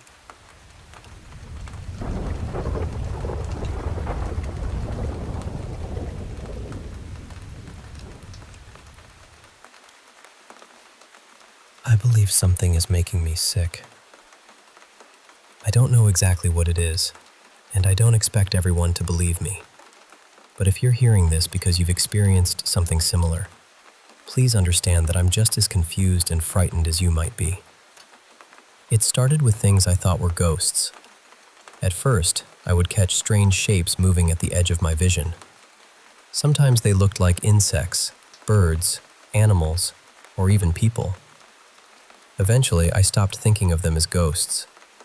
They seemed more like creatures hiding in plain sight, blending so closely with ordinary life that most people would never notice them. I searched online for explanations. I found stories about shadow figures, light beings, dark entities, and people who claim to have experienced similar things. But I also found medical explanations. Eye floaters, muscle spasms, allergies, vitamin deficiencies, autoimmune conditions, and disorders that can make someone feel as though invisible organisms are living on or inside their body. The medical descriptions matched many of my symptoms. I felt crawling sensations, tingling, pressure, soreness, swelling, and movement beneath my skin. To me, it felt as though invisible creatures were causing it. The websites told me to see a doctor, so eventually I did. I have never liked hospitals, but my family became worried and insisted that I stay for observation. After several tests, the doctor told me that my vitamin B12 level was very low. They believed the deficiency could be affecting my senses and causing me to hear or see things that weren't there. I spent another week receiving supplements. When I went home, I was told to improve my diet and eat more foods containing B12. I followed the instructions because I desperately wanted everything to return to normal. But it didn't. The experiences became more intense. I began hearing voices even when nobody was nearby. Sometimes they sounded almost like birds chirping, except the sounds seemed to form words and complete sentences. At other times, I thought I saw people or vehicles vanish in front of me. I knew they weren't truly disappearing. It felt more like something was interfering with my vision, creating false images between me and the world. I started imagining a clear, fluid-like sphere surrounding my body. It seemed to shimmer in the light, and I believed it was made from countless tiny creatures. Because they appeared ghost-like and seemed to drain my health, I began calling them phantom parasites. That was the name I wrote in my notes. Every day, I recorded what I saw and felt on my phone and in several notebooks. I wrote about their shapes, their movements, the sensations on my skin, and the way they appeared to gather around people and animals. Sometimes I believed they could join together and form the shapes of insects or small creatures. Other times, it seemed as though they were controlling real insects. I couldn't prove any of this, but in those moments it felt completely real to me. The strangest experiences involved light. I saw shadows bend, images flicker, and tiny black figures rush toward the corners of my eyes. They seemed to follow wherever I looked. I also noticed that these figures moved through narrow spaces and around solid objects in ways I couldn't understand. I tried to find a scientific explanation and became interested in cold plasma. I wondered whether some unknown form of life could exist in a state like that, even though everything I read said such a thing was extremely unlikely. Once, after building up static electricity, I touched my skin and saw a brief flash. For a few seconds, I thought I could see the creatures glowing before they disappeared again. I began repeating this experiment, convinced that the shock was forcing them to release their grip on me. Looking back, I understand that exhaustion, fear, and expectation may have influenced what I saw. At the time, though, it felt like proof. Sleep became frightening too. During episodes of sleep paralysis, I felt as though something had taken control of my body. One night, while walking home exhausted, I blinked and suddenly found myself much farther down the street than I remembered. I may simply have been half asleep or lost track of time, but the experience terrified me. I started believing the phantom parasites were slowly possessing me. I even compared them to a kind of cancer, something feeding on people without killing them immediately. I'm not a doctor, and I know that researching symptoms online can lead a frightened person toward the darkest explanations. Still, I couldn't stop searching.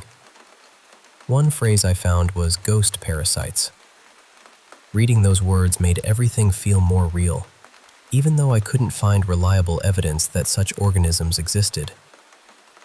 Around that time, I noticed changes in my body. My muscles seemed smaller, my skin looked red and swollen, and I felt sore for no clear reason. I began exercising, eating better, and taking the supplements prescribed by the doctor. Some of the physical symptoms improved, but the strange sensations never completely disappeared.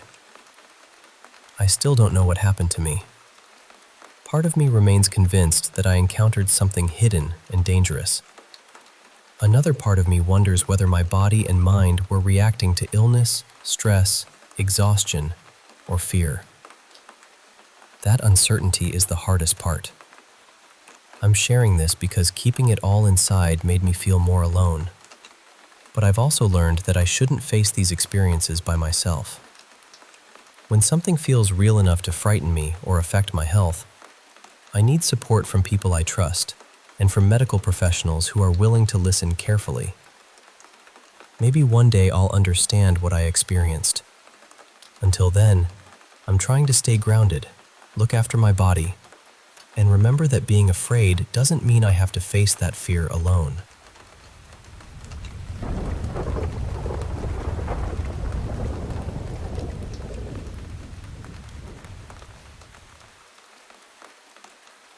This happened about 16 years ago, when I was around 11 years old. I grew up in Nevada, and that summer my family and I traveled to Hermosillo, Mexico, to visit relatives. A few days into the trip, someone suggested going to the coast, and before long, it had turned into a full family outing. We packed ourselves into an SUV and drove to a quiet beach town called Bahia de Quino. We rented a small house near the water, spent a couple of days swimming, eating together, and enjoying the sea, then started the drive back to Hermosillo. There were 8 of us in the SUV. My uncle was driving, my aunt sat beside him, and the rest of us were squeezed into the back with bags, blankets, and leftover food from the trip. About halfway through the drive, the SUV suddenly gave out. The engine made a rough coughing sound, then died completely. My uncle pulled onto the shoulder and lifted the hood, but none of us had any idea what was wrong. Back then, cell service along that road was unreliable. One of my relatives decided to walk ahead and search for a signal while my uncle stayed with the vehicle. The rest of us sat near the roadside, trying to find whatever shade we could. The Sonoran heat was relentless. Even the wind felt hot. After a while, we noticed someone walking toward us from the desert. He was an elderly man, probably in his 70s. He wore faded jeans, a pale checkered shirt, worn leather boots, and a straw hat that shaded most of his face. He walked slowly, with the careful steps of someone who had spent his whole life working outdoors. When he reached us, he quietly explained that he lived nearby. He invited us to rest at his home and offered us water and coffee while we waited for help. Nothing about him felt threatening. He seemed gentle, almost grandfatherly, and hospitality like that wasn't unusual in the area. So we followed him. His home was about a 10-minute walk from the road. It was a tiny, weathered structure made from pieces of wood, cardboard, and corrugated metal. Beside it stood a shaded area supported by several metal poles, with an old cloth stretched across the top. We never went inside the house. Instead, we sat beneath the shade while the old man brought us water and made coffee over a small outdoor fire. He didn't have much, but he shared everything he could. We stayed there for several hours. I remember how peaceful it felt once the worst of the afternoon heat faded. The desert slowly changed color as the sun went down. The sky turned orange, then pink and violet, and the cactus shadows stretched across the ground. The old man spoke softly with my family. He told us a little about the land and the animals that passed through the area. I don't remember every word he said, but I remember feeling safe. There was only one strange thing. He never really looked directly at us. Whenever someone spoke to him, he would stare into his cup, glance toward the desert, or lower his head beneath the brim of his hat. At the time, I assumed he was simply shy. Eventually, we heard my uncle calling from the road. Other relatives had arrived in another vehicle to pick us up. We thanked the old man again and again. He gave a small nod, still avoiding our eyes, and watched from beneath the shade as we walked away. When we reached the SUV, we told everyone about him. We described the little house, the coffee, and how kind he had been to us. The following morning, my uncle returned with a tow truck driver from Quino. The driver had lived in the area most of his life and knew that stretch of road extremely well. On the way there, my uncle casually mentioned the old man who had helped us. When they reached the SUV, my uncle looked across the desert, expecting to see the house. But there was nothing there. No walls, no metal roof, no outdoor stove, just open land. The tow truck driver noticed the confusion on my uncle's face and asked what he was looking for. My uncle pointed toward the spot and said, "The old man's house was right there. My family spent the evening with him yesterday." The driver became very quiet. Then he told my uncle that an elderly rancher had once lived in that exact location. People in the area had known him as a kind man who often helped stranded travelers. But he had died several years earlier. His house had been torn down long before our trip. My uncle refused to believe him. He walked away from the SUV and crossed the same patch of desert we had crossed the night before. The house was gone. The only things left were a few rusted metal poles sticking out of the ground. They were the same poles that had supported the cloth above us while we drank coffee. After the SUV was towed back to Hermosillo, my uncle told the rest of the adults what he had discovered. That was when everyone began remembering the small details. None of them could clearly remember seeing the old man's eyes. He had spoken with us for hours, served us drinks, and sat only a few feet away, yet he had never once looked directly into anyone's face. The adults decided not to tell me or my younger cousin. They were afraid it would frighten us, so I didn't hear the full story until several years later. You might think learning the truth would have turned the memory into something terrifying, but it didn't. When I think back on that evening, I don't remember fear. I remember cool water after sitting in the heat. I remember the smell of coffee and firewood. I remember my family talking beneath a cloth roof while the desert sunset unfolded around us. Most of all, I remember an old man who saw a stranded family and offered them the little comfort he had. Maybe he had spent his life helping travelers along that road. Maybe some part of him simply continued doing it even after his home and his earthly life were gone. I don't know exactly what we encountered that evening. I only know that he felt real. His voice was real. The coffee was warm in our hands. The shade protected us from the sun. And when we left, he seemed happy that we had come. Some people imagine ghosts appearing in darkness, bringing cold air and terror with them. But the only apparition I may have ever met welcomed my family with coffee beneath a desert sunset. And honestly, I think that is exactly how he wanted to be remembered.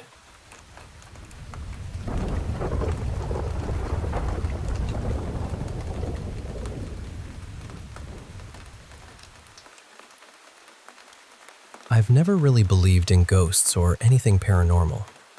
I'm usually the person trying to find the sensible explanation, even when everyone else is convinced something supernatural happened. But this story still unsettles me, because no matter how many times I think about it, I can't fully explain what my friend and her roommates witnessed. A few years ago, my closest friend was living in a paying guest accommodation with 3 other girls. One of them, whom I'll call Anaya, had always seemed a little different.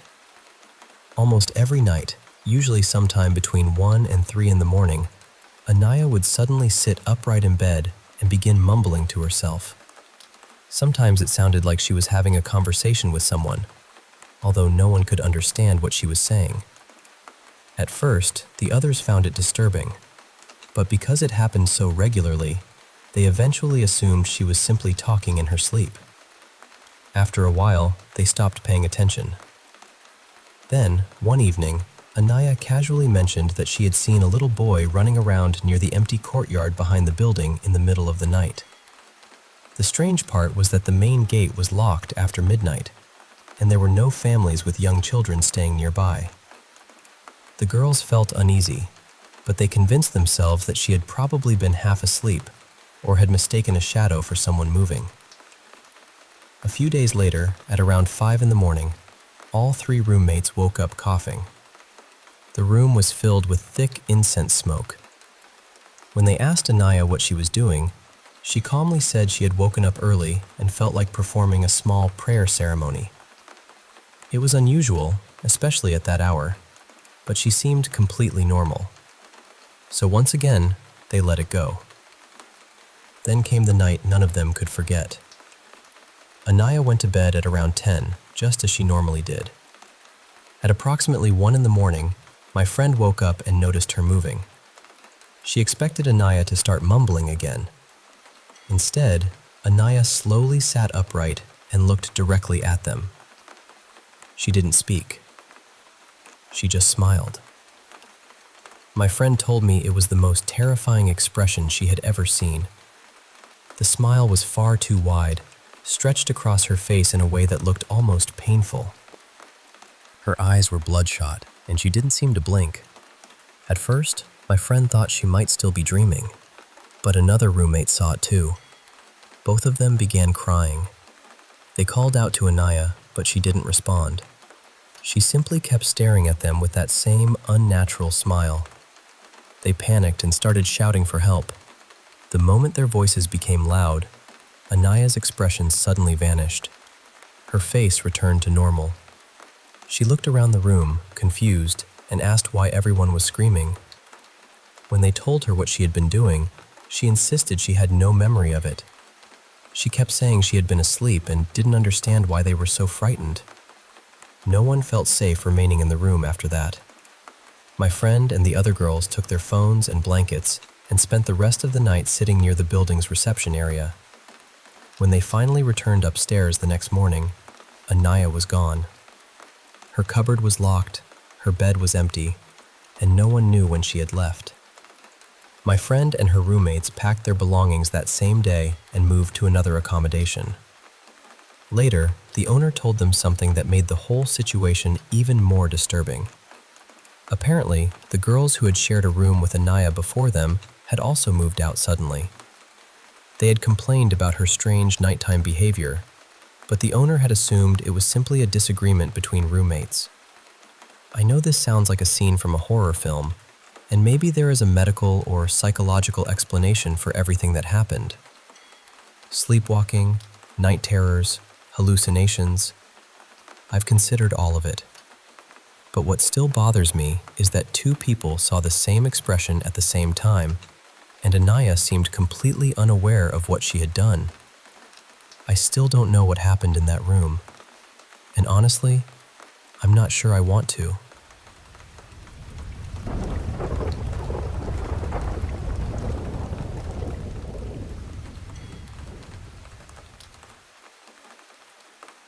I've never been the kind of person who believes in curses or wandering spirits. But a few years ago, a friend told me about something that happened to his uncle Raman and his family in a small village outside Tingkong, Assam. He didn't try to convince me that it was true. He just looked at me and said, "Write it down the way I remember it." So that's what I'm doing. Raman lived with his wife Mira and their 2 sons in a modest house beside a wide tea estate. It was a peaceful place. In the mornings, mist rested over the tea bushes, and by evening, the only sounds were insects and workers returning home. Everything was ordinary until one Thursday afternoon. An elderly beggar appeared at their bamboo gate and asked for something to eat. He was terribly thin. His feet were bare and covered in mud. His gray hair hung in knots around his face, and an old cream-colored cloth was wrapped loosely around his body. Mira felt sorry for him, but the family followed an old village custom. They believed that on Thursdays, nothing from the household should be given away, especially rice, salt, or cooked food. So they apologized and turned him away. The old man didn't complain. He didn't curse them. He simply lowered himself onto the ground beside the gate and sat there. He stayed for nearly an hour. He hardly moved. He just watched the house. When he finally got up, he walked a few steps, turned back, and smiled. That was all. Later that evening, while Raman was closing the gate, he noticed 2 holes in the ground beside the entrance. They were perfectly round and freshly dug. They didn't look like animal burrows. The edges were too smooth, almost as though someone had made them carefully by hand. Ramen filled them with soil and thought no more about it. That night, the family woke to noises in the kitchen. Metal plates clattered against one another. Cupboard doors creaked open and slammed shut. Glass jars scraped slowly across the shelves. Ramen searched the kitchen and every room in the house, but he found nothing. The next night, they heard heavy footsteps crossing the bamboo veranda. Whenever someone opened the front door, the footsteps stopped. There was never anyone outside. Even the family dog began behaving strangely. After sunset, it refused to go near the kitchen. Instead, it stood at the edge of the veranda, facing the tea garden and growling into the darkness. Within a few days, the house felt different. It was still their home, but it no longer felt as though they were alone in it. One evening, Mira went into the kitchen to prepare tea. As she reached for the kettle, it rose slowly from the stove by itself. She stood frozen while it floated through the air. The kettle tilted. Tea poured neatly into a glass waiting on the table. Then it returned to the stove and settled gently into place, as though an invisible person had carefully put it down. Mira fainted before she could scream. After that, everyone in the family experienced something. Doors opened on their own. Cooking utensils appeared in different places each morning. Whispers came from outside the windows after midnight. Sometimes the voice sounded close enough to touch the glass. Whenever Ramen and his sons rushed outside carrying lanterns, they found only the empty yard and the silent rows of tea bushes. The younger son, Niran, laughed at the whole thing. He said everyone was frightening themselves. Niran often stayed awake late at night to study. One night, at around 2 a.m, he heard footsteps circling his chair. Slowly, round and round. He kept his eyes on his book and refused to look up. The footsteps continued until they stopped directly behind him. Finally, he lost his temper. He kicked his chair backward and shouted, "If you're really here, stop hiding." Nothing answered. When he gathered the courage to turn around, the room was empty. But on the floor behind his chair were 2 wet footprints. They were fresh, and they ended exactly where he was sitting. Niran never studied after sunset again.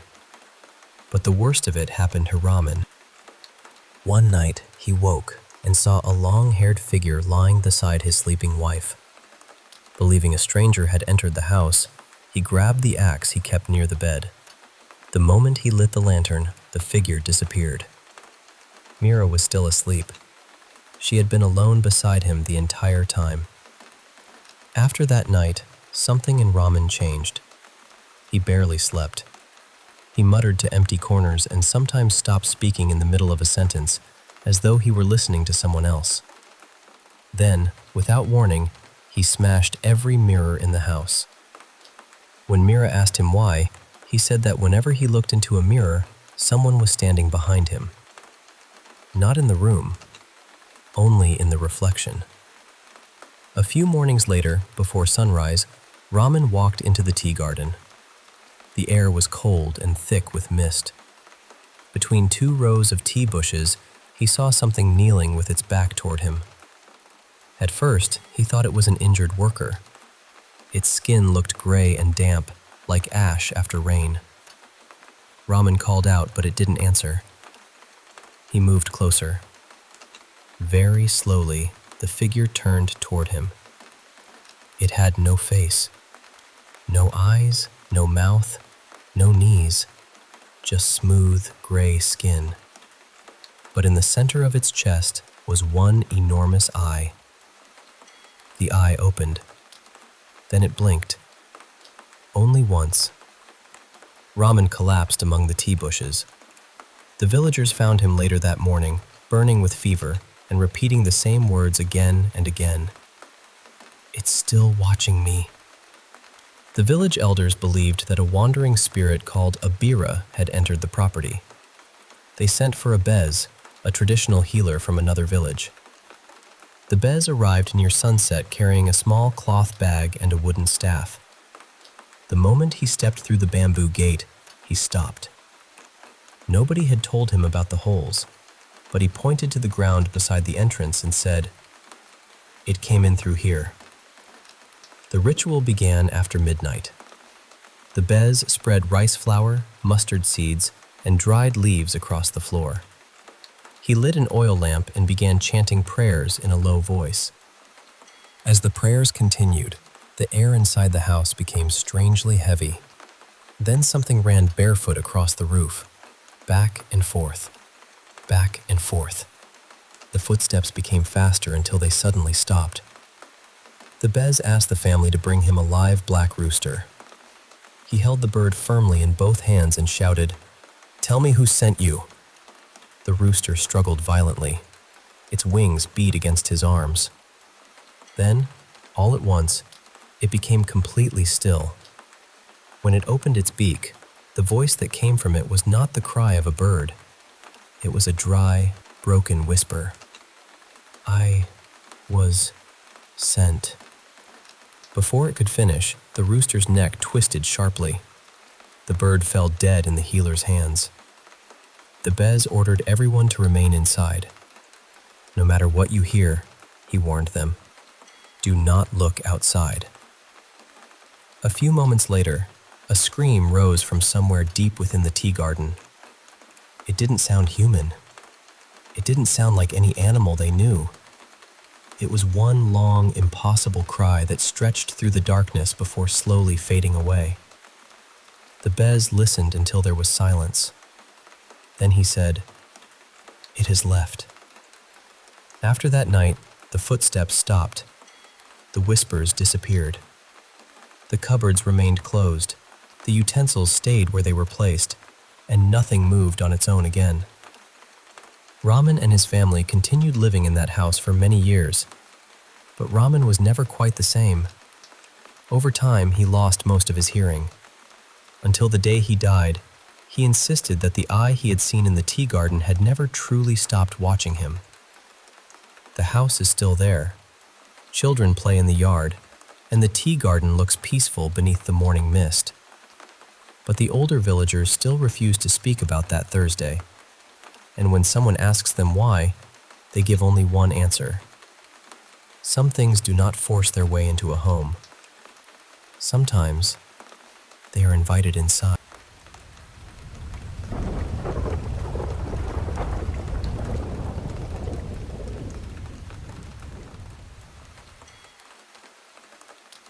So, I guess the best place to begin is where all of this started. A few months ago, my girlfriend Maya and I moved into an old apartment complex. We later found out that the property had been built near what used to be a large cemetery. At the time, I didn't think much of it. I've always been skeptical about ghosts, spirits, and anything paranormal. But I was also going through a very dark period in my life. My dependence on benzodiazepines had gotten worse, and I was mixing them with alcohol. I was struggling with anger, frightening thoughts, and behavior that I barely recognized as my own. Eventually, I ended up spending several days in jail where I went through a severe withdrawal. It was brutal. I had seizures, intense hallucinations, shaking, sweating, and sudden waves of unbearable heat and cold. I know withdrawal can distort your senses, and I don't dismiss that. But while I was lying alone in that cell, I constantly felt as though something was watching me. More than once, I thought I saw a tall shadow in the corner. It seemed to have horns, and the atmosphere around it felt heavy and threatening. Whenever it appeared, I would pray in the name of Jesus Christ. Eventually, the figure would fade, and the room would feel calm again. When I was released, I reunited with Maya, and she told me strange things had been happening at the apartment while I was gone. One night, she and a friend were sitting in our bedroom when a heavy suitcase suddenly fell out of the closet with enough force to cross part of the room. She also heard knocking from inside the closet, footsteps moving through the apartment, and lights flickering in unusual patterns. At one point, 3 scratches appeared on her skin. She even managed to record some of the flickering on her phone. Not long afterward, we left the apartment and moved into a small trailer with my father. I hoped a new place would mean a fresh start, but the uneasy feeling came with us. One evening, Maya and I watched a drawer with a magnetic latch slowly slide open by itself. A couple of nights later, she entered my father's dark bedroom and froze. She said she saw a shadowy figure curled up near the wall. It appeared to have long hair and horn-like shapes on its head. What disturbed her most was its reaction. When it turned toward her, it didn't look angry. It looked frightened, almost as though it had seen something standing behind her that she couldn't see. A few days later, my father, Maya, and I decided to spend a night or two at a hotel. Just before we left, my father quietly told me, "I had to leave the closet light on last night. I felt like someone was standing in the corner." That was the moment I realized this experience was no longer mine alone. I know how this story sounds. I've experienced psychosis and hallucinations before, especially during withdrawal, and I understand that the mind can create things that feel completely real. But these events have also been reported by Maya, her friend, and my father, sometimes when I wasn't even present. That is why I'm struggling to understand what is happening. My father wonders whether it could somehow involve aliens. I'm not completely dismissing any explanation, but the experiences seem to stop when I pray. Because of that, part of me wonders whether there is something spiritual behind them. There have also been moments when I felt something grab my foot and pull it away from my body. The sensation was followed by a sharp, burning pain. Maya has described being touched or scratched as well. We're frightened and we need help, but money is extremely tight. I don't know whether we should speak to a priest, a mental health professional, a doctor, or someone else entirely. Honestly, we may need support from more than one direction, especially considering everything I've been through with addiction and withdrawal. I'm sharing this because I want to know whether anyone else has experienced something similar. Were you able to find a reasonable explanation? Did anything help you feel safe again? I'm not asking anyone to blindly believe me. I'm only describing what we experienced as sincerely as I can. For now, I'm trying to stay sober, remain close to the people I trust, document what happens, and seek proper medical and spiritual guidance. Prayer has brought me comfort through all of this. It reminds me that even when life feels filled with shadows, there may still be light nearby. A few weeks ago, I would have laughed at a story like this. I was skeptical of ghosts, demons, and even faith itself. Now I'm simply not as certain as I used to be. I don't know whether what we encountered was paranormal, psychological, environmental, or some combination of those things. I only know that it felt real to us, and I hope that by speaking honestly, we can begin to understand it and find our way back to safety.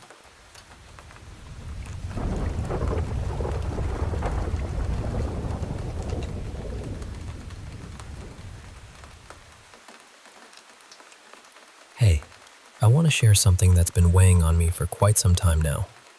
It's been a living nightmare, and I think finally opening up about it might help, even if just a little. I'm Mark, 51 years old, and about a year and a half ago, I bought this old house out in the heart of the Midwest, smack in the middle of endless cornfields. The house is roughly 120 years old, creaky and full of history, but that history seems to come with a dark side. From the very first night we moved in, my girlfriend Lisa and I noticed strange things happening. The house was empty except for us. We'd catch glimpses of dark shadows darting just at the edge of our vision. Neither of us could quite pin down what they were, but we both saw the same fleeting shapes. It was unsettling, but we thought maybe it was just our minds adjusting to the old place. The house needed a ton of work, more than I initially thought. I'm pretty handy, so I jumped right into remodeling. I started tearing down some baseboards, fixing walls, the usual stuff. The first piece of wood I pulled off revealed something odd. 2 old postcards tucked behind it, dated April 1910. It gave me chills, like the house was whispering its secrets. As I kept working, the strange occurrences only increased. There were noises, cold drafts, and those shadows seemed to get bolder. After a while, though, I just lost all my energy and drive. I couldn't explain it. It was like something was draining me. I put the tools down and tried to ignore it. Fast forward about 6 months, and things got worse. I started hearing this weird ringing in my ears. Not just a high-pitched tone, but more like the screeching static from an old dial-up modem. It was constant, relentless. Lisa started hearing it too, and it didn't stop for either of us. It was maddening, like the noise was inside our heads, echoing non-stop. Last year, I bought a full-spectrum camera, hoping to catch whatever was lurking in those shadows. I set it up on a tripod, motion-activated, and left it running for about 20 minutes. The camera triggered a few times, but when I checked the footage, there was nothing visible. It freaked me out so much that I packed the camera away and didn't touch it again for nearly 8 months. But then, about 6 weeks ago, I dug the camera back out. Along with it, I downloaded a Spirit Box app on my phone. I was skeptical, really, but desperate for any answers. I'm a bit of an obsessive type. Once I latch onto something, I have to figure it out. The next 2 weeks were pure terror. The camera started capturing hundreds of orbs, like tiny glowing balls streaming out of the walls and floor. It was like a fire hose of light pouring into the room. I couldn't believe my eyes. And the Spirit Box, it wouldn't stop talking. Day or night, it was constant. But what really shook me was how intelligent the voices were. They spoke about local unsolved murders, missing children, things no one should know. They even told me what I was doing, proving they were watching me all the time. Some of the messages were warnings about future events, and those things actually happened. It was addictive and terrifying at the same time. Then, something changed. It attached to me. I've never been that scared in my life. My entire body felt electrified, like tiny shocks running through my skin. My hair stood on end, and goosebumps covered me. My pupils dilated fully, and for a moment, I swear my irises looked bright blue. Impossible because I have brown eyes. Whenever I stepped into a room, I heard popping noises. Things moved on their own. Candles flickered wildly with flames bending at right angles. I started waking up with strange marks, burns, bites, scratches that I couldn't explain. Lisa and I finally fled the house, sleeping in my truck for 3 weeks in freezing weather. It was 18 degrees out there, but safer than being inside. Everywhere I went, electrical devices malfunctioned. My phone would flash on and off if I held it. I heard horrifying growls and screams coming through my phone and car stereo, even when they were off. My life spiraled downward fast. The entity attached to Lisa briefly, and even a few friends who visited the house felt its presence. We had the house blessed a couple of times, but most churches didn't want to get involved. They were scared or unwilling. So a friend Lisa and I started trying to rid the house ourselves. There have been moments of success, but the darkness still lingers. I'm sharing this not for attention or fame, but because I need help. Family and friends think we're crazy, but we're not. At least, we know we're not. It's just hard to make sense of something so terrifying and unseen.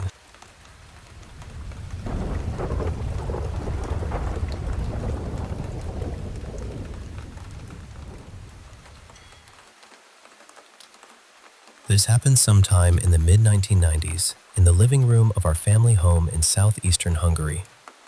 I was very young, probably too young to remember every detail exactly as it happened. Still, there are certain parts of that morning that have never left me. The image of the man, especially, remains incredibly clear. When I first became aware of him, I was already standing inside the living room, just a few steps away. Because I was a small child, I saw him from very low down. I remember tilting my head back to look at him. He was extraordinarily tall. Years later, my father guessed that the man might have been a little over 2 meters tall. From where I stood, though, he seemed almost impossibly large, as though his hat might brush the ceiling. He looked to be in his late 40s or early 50s. His skin was pale, and he had dark hair, a heavy mustache, and a little stubble along his jaw. He wore a broad black hat pulled low enough that his eyes were difficult to see. His coat was long, dark, and open at the front. Underneath it, he wore a loose cream-colored shirt that looked like linen. A wide brown leather belt was fastened around his waist, over his trousers, with a large, dull gold buckle. The trousers were one of the strangest things about him. They were loose and old-fashioned, patterned with narrow vertical stripes in dark gray and faded white. Then there were the boots. They were tall, made of dark leather, and seemed fairly ordinary around the ankles. But the toes widened suddenly into a broad, rounded shape. They reminded me slightly of stage shoes, though they were not brightly colored or comical. They simply looked unusual, almost handmade. Everything about the man seemed to belong to another century. Standing there in our ordinary living room, surrounded by familiar furniture and summer sunlight, he looked completely out of place. And yet he also looked entirely real. He was not transparent. There was no glow around him, no fog, no flickering shadow. He looked solid enough that I felt I could have reached out and touched the sleeve of his coat. But I did not. He stood perfectly still. I remember his whole body leaning forward just slightly, almost too slightly to notice. Yet his posture remained completely straight, from the soles of his boots to the crown of his hat. He was not bending at the waist or lowering his head. It was probably late morning. At the time, the terrace outside had no covering, so bright summer light came through the tall window along the side of the room. The light created a faint outline around him, but it looked natural, like ordinary sunlight falling behind a person. He never spoke. I do not remember hearing him breathe, move, or make any sound at all. For most of my life, I believed I had been the only one who saw him. Then, many years later, my father told me something I had never heard before. He said that during that same period, perhaps later that summer, he had also seen a very tall man standing in the living room. My father had been looking in from the hallway. It was afternoon, and the room was much brighter than it had been during my memory. Until that conversation, he only knew that I had once seen a tall, old-fashioned figure as a child. He did not know the details. I had never described the clothing to him carefully. But when he began telling me what he had seen, he mentioned the same wide black hat, the same long dark coat, the pale shirt underneath, the broad leather belt, the loose trousers with vertical stripes. He also remembered the man standing completely upright and almost entirely motionless. There was one unsettling difference. My father said that while the man's body remained still, his eyes followed him across the hallway. He also noticed the slightest movement of the man's head, as though the figure were calmly watching him pass. Our memories differed when it came to the boots. My father remembered pale wool or sheepskin folded over the tops. I remember only dark leather, with nothing light-colored around them. I cannot say what we saw. More than 3 decades have passed, and I know that childhood memories can change. Details fade, shift, and sometimes become tangled with imagination. I am not claiming that the man was a ghost, or that something supernatural definitely happened. What stays with me is the fact that my father described nearly the same figure in the same room during roughly the same summer, without ever knowing the full details of what I remembered.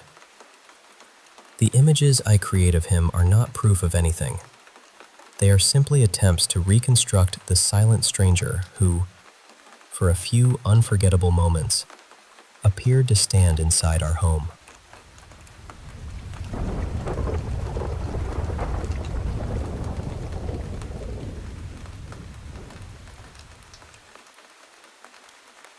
Hey, I want to share some stories with you. Real experiences that feel like they're right on the edge between the ordinary and the strange. Things that make you pause and wonder if there's more to the world than what we see every day. So, get comfortable, and let's dive in. First, there was this night with my coven. Yeah, that's right, we have our little group, and we were just hanging out, doing our usual thing. But something different happened. I saw a spirit. Now that's not common for me, so I mentioned it, and we decided to explore. We cast a circle, creating a safe space around us, like a protective bubble. And we used some divination tools, a pendulum, and some cards. The air was thick with anticipation, the soft candlelight flickering shadows on the walls. As we focused, we started to uncover the story of this spirit. We'd always had this uneasy feeling about the guy living upstairs. The neighborhood's rough. It's a rural area right next to a reservation, the kind of place where the good and bad mix in complicated ways. People had noticed how he'd bring young native girls into his place. They'd be seen around for a few days, and then just vanish.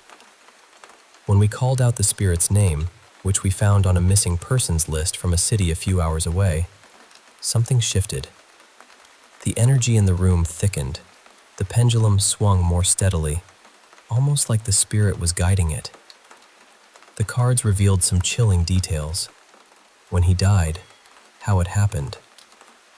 And now, his rage was focused directly at that upstairs apartment.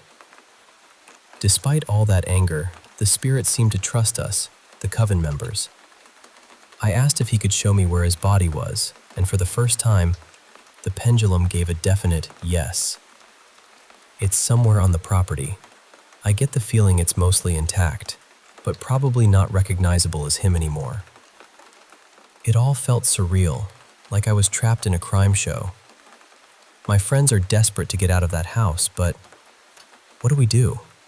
Do we tell the police? All I have is a ghostly pendulum swing and a hunch that the body's in the shed. This kid's been missing for months. He deserves closure. His family deserves to know what happened to him. Now, on to another story, one that's a bit different, but just as profound. I was walking through a city one day, headphones on, music filling my ears. I was tired, but peaceful. Suddenly, everything changed. It wasn't darkness that took over. It was like my body vanished, and I was just pure consciousness, floating in a stream of uninterrupted thoughts. The world around me seemed to fade, like a thin veil separating me from pure awareness.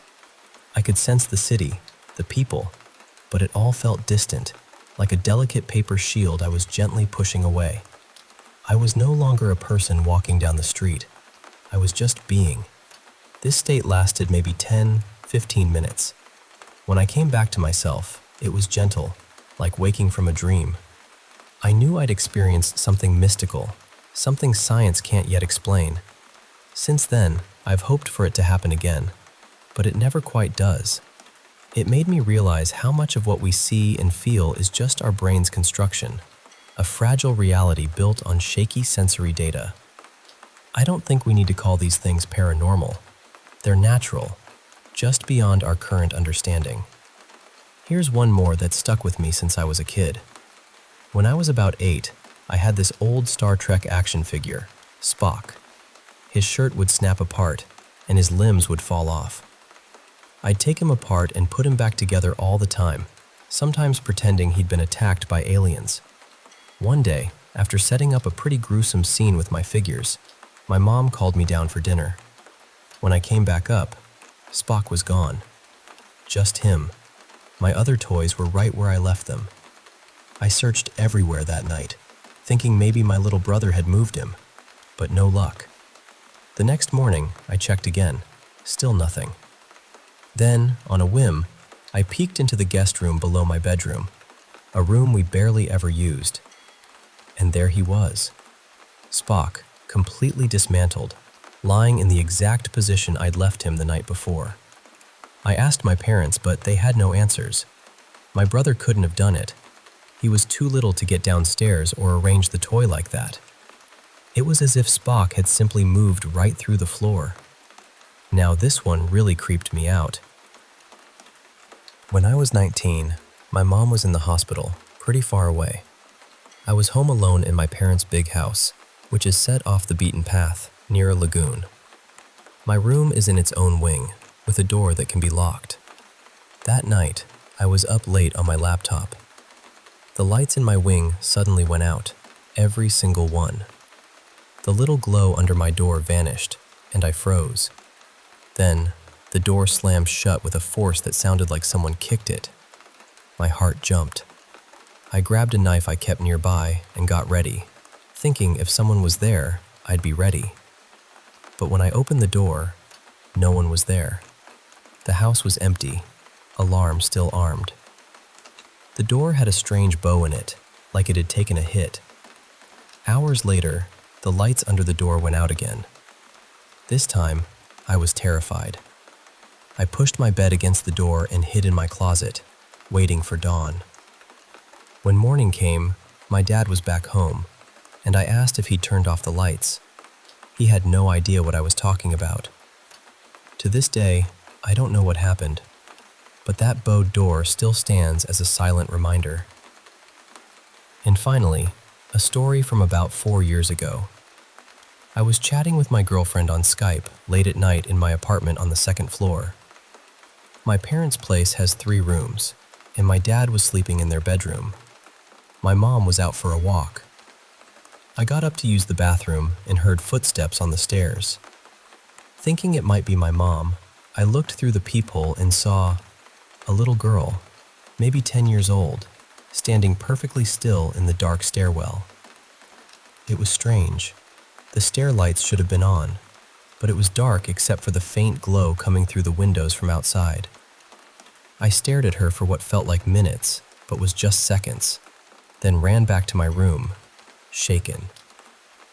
The next day, I found out the elderly woman living next door had been dead for 3 days. She was close to our family, always kind with little gifts and treats. I can't help but think the girl was some kind of message, a whisper from beyond.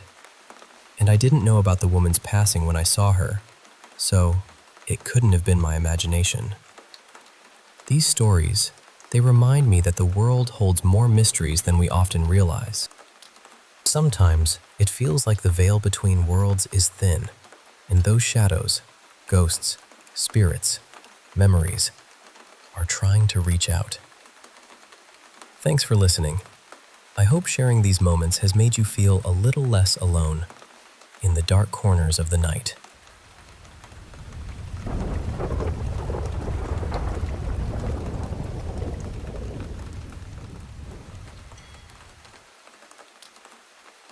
This happened during my first year of college, back in the summer of 2000.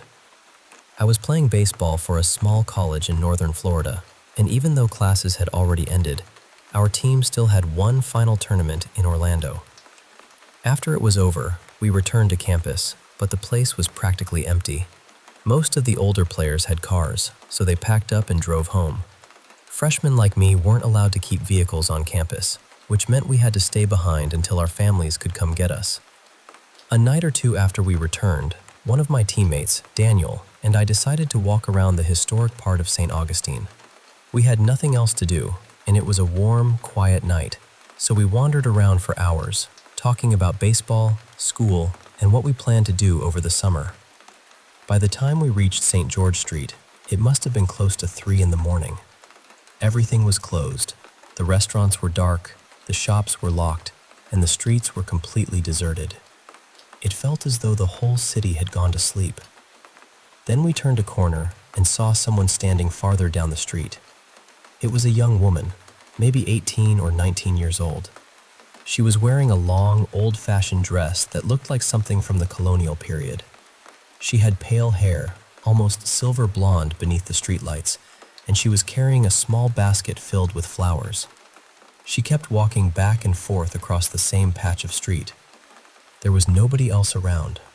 No tourists, no employees cleaning up, no cars passing by. Just her. Daniel and I slowed down, but we kept walking toward her. When we were about 10 feet away, she suddenly stopped pacing and turned to face us. Then she began speaking. I couldn't understand a single word. At first, I thought she might be speaking Spanish, but Daniel spoke Spanish fluently, and he looked just as confused as I felt. The language didn't sound familiar to either of us. It had a strange rhythm to it, almost soft and musical, but nothing she said made any sense. We tried asking if she needed help. We asked where she was from and whether she was lost. She just continued speaking in that same unfamiliar language. There was something unsettling about the whole situation, but she didn't seem frightened or threatening. If anything, she looked sad, almost as though she were waiting for someone who was never going to arrive. After a minute or two, Daniel and I exchanged a look and slowly walked around her. Neither of us knew what else to do. Once we had gone a little farther down the street, we both turned around. She was still standing there beneath the streetlight, holding that basket of flowers and watching us leave. We kept walking, but we didn't talk much after that. Even then, we knew how strange it was. Why would someone that young be alone at 3 a.m, dressed in clothing from another century, carrying flowers and speaking a language that neither of us recognized? Of course, there could have been a normal explanation. Maybe she was an actress from one of the historical tours. Maybe she was confused, troubled, or simply playing some kind of elaborate joke. But none of those explanations ever felt quite right. More than 2 decades have passed, and I still think about her sometimes. I can still picture that empty street, the glow of the old lamps, and that lonely young woman pacing quietly with her basket of flowers. And every now and then, I wonder whether Daniel and I crossed paths with someone who had been wandering St. George Street for far longer than either of us could possibly understand.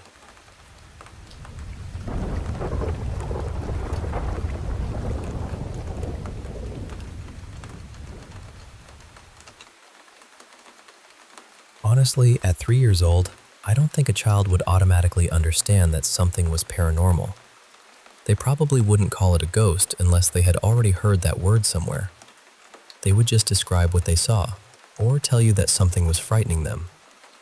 When my oldest, Eli, was around 2.5, we lived in a very old apartment that always felt a little unusual.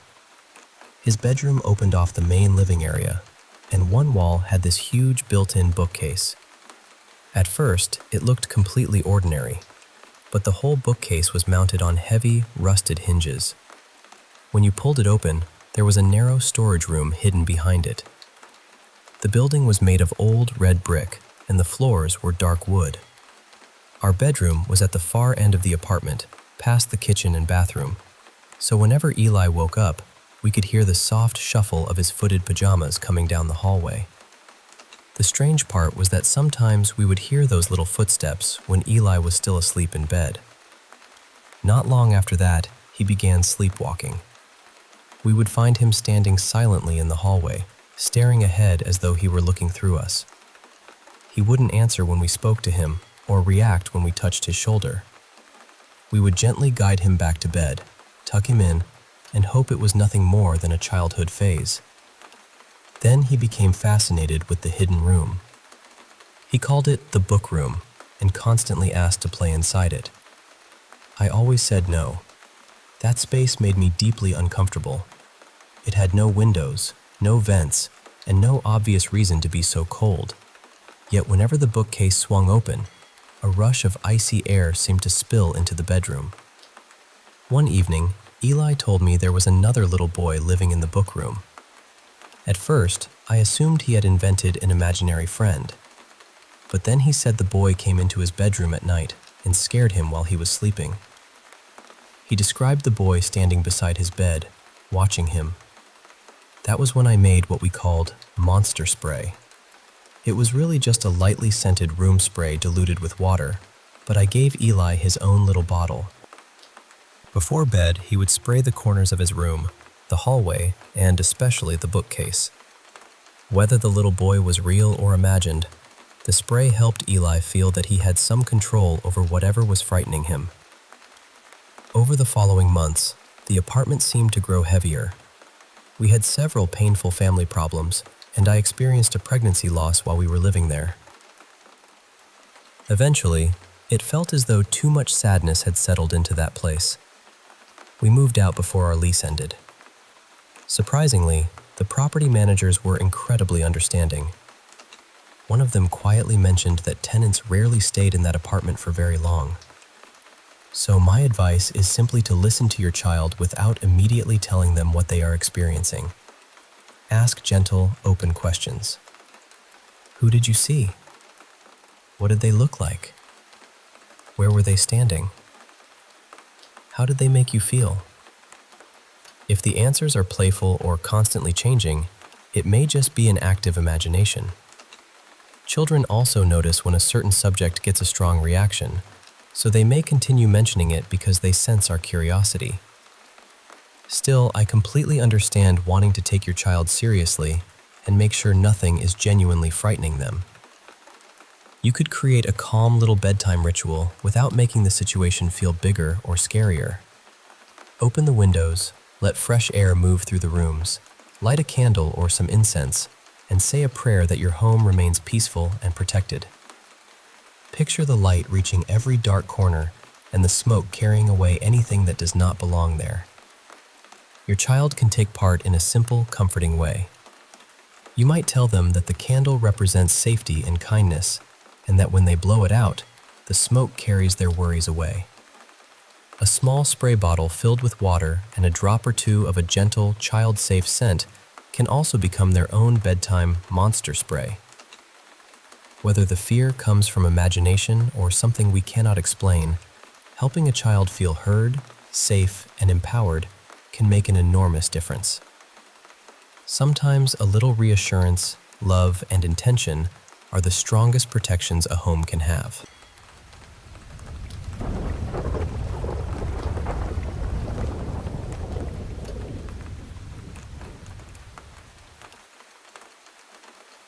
I've believed in ghosts for as long as I can remember, mostly because I've seen and felt things I simply couldn't explain.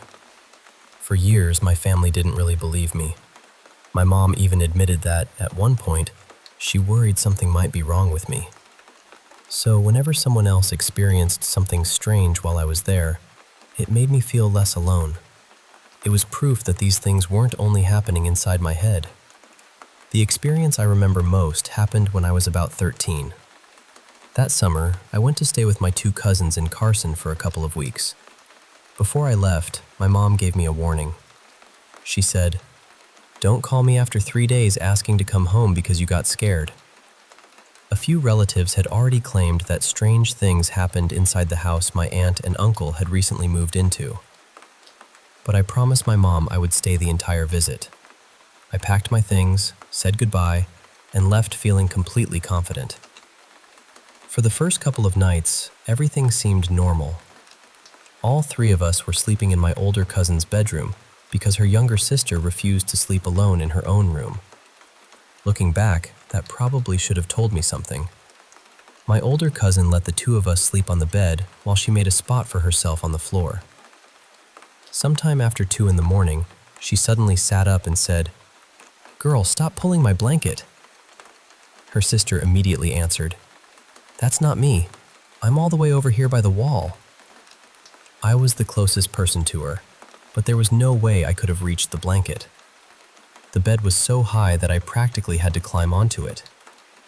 After that, all three of us were awake. A few minutes later, the cousin beside me said she needed to use the bathroom.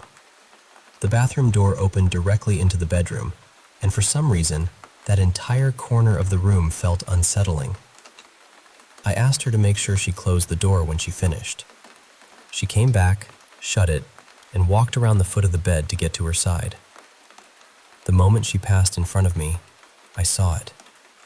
There was a shadow standing at the foot of the bed, right beside my feet. My cousin climbed back into bed without saying anything, and I assumed she hadn't noticed it. Meanwhile, I was completely frozen. I was lying curled on my side, facing the bottom of the bed, so I was staring directly at it. This wasn't something I caught from the corner of my eye.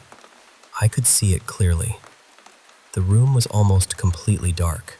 There was only a thin line of streetlight coming through the curtains and the faint green glow of a digital clock. But somehow, the figure was even darker than the darkness around it. It didn't have a face or any clear features, but I knew it was a man. He was tall, and he appeared to be wearing some kind of wide-brimmed hat. Maybe a fedora. Maybe an old-fashioned cowboy hat. I couldn't tell. What felt like several minutes passed. Then my cousin quietly whispered my nickname. I answered, "Yeah?" She said, "I don't want to scare you, but there's a man standing by your feet." And I whispered back, "I know." That was the moment my fear became real. She could see him too. I started repeating the Lord's Prayer inside my head. I said it again and again, begging God to make the figure disappear. Finally, I prayed, "Please, when I turn and face it completely, let it be gone." I gathered enough courage to move, but when I turned, the shadow didn't vanish instantly. It slowly collapsed downward, almost as though it were melting through the floor, until there was nothing left. I have no idea how I eventually fell asleep. The next morning, I woke up while my cousins were getting ready for a dentist appointment. My aunt told me I could stay behind and sleep a little longer. Absolutely not. I threw on my sandals and left the house with them without even brushing my hair. And yes, I called my mom later that day. I told her exactly what we had seen and asked her to come get me that weekend. Thankfully, she did. Until she arrived, I made my cousins sleep with the television and every light in the room turned on. I had promised I wouldn't call home because I was scared. But after seeing a shadow man dissolve into the floor at the foot of my bed, I decided that was one promise I was perfectly comfortable breaking.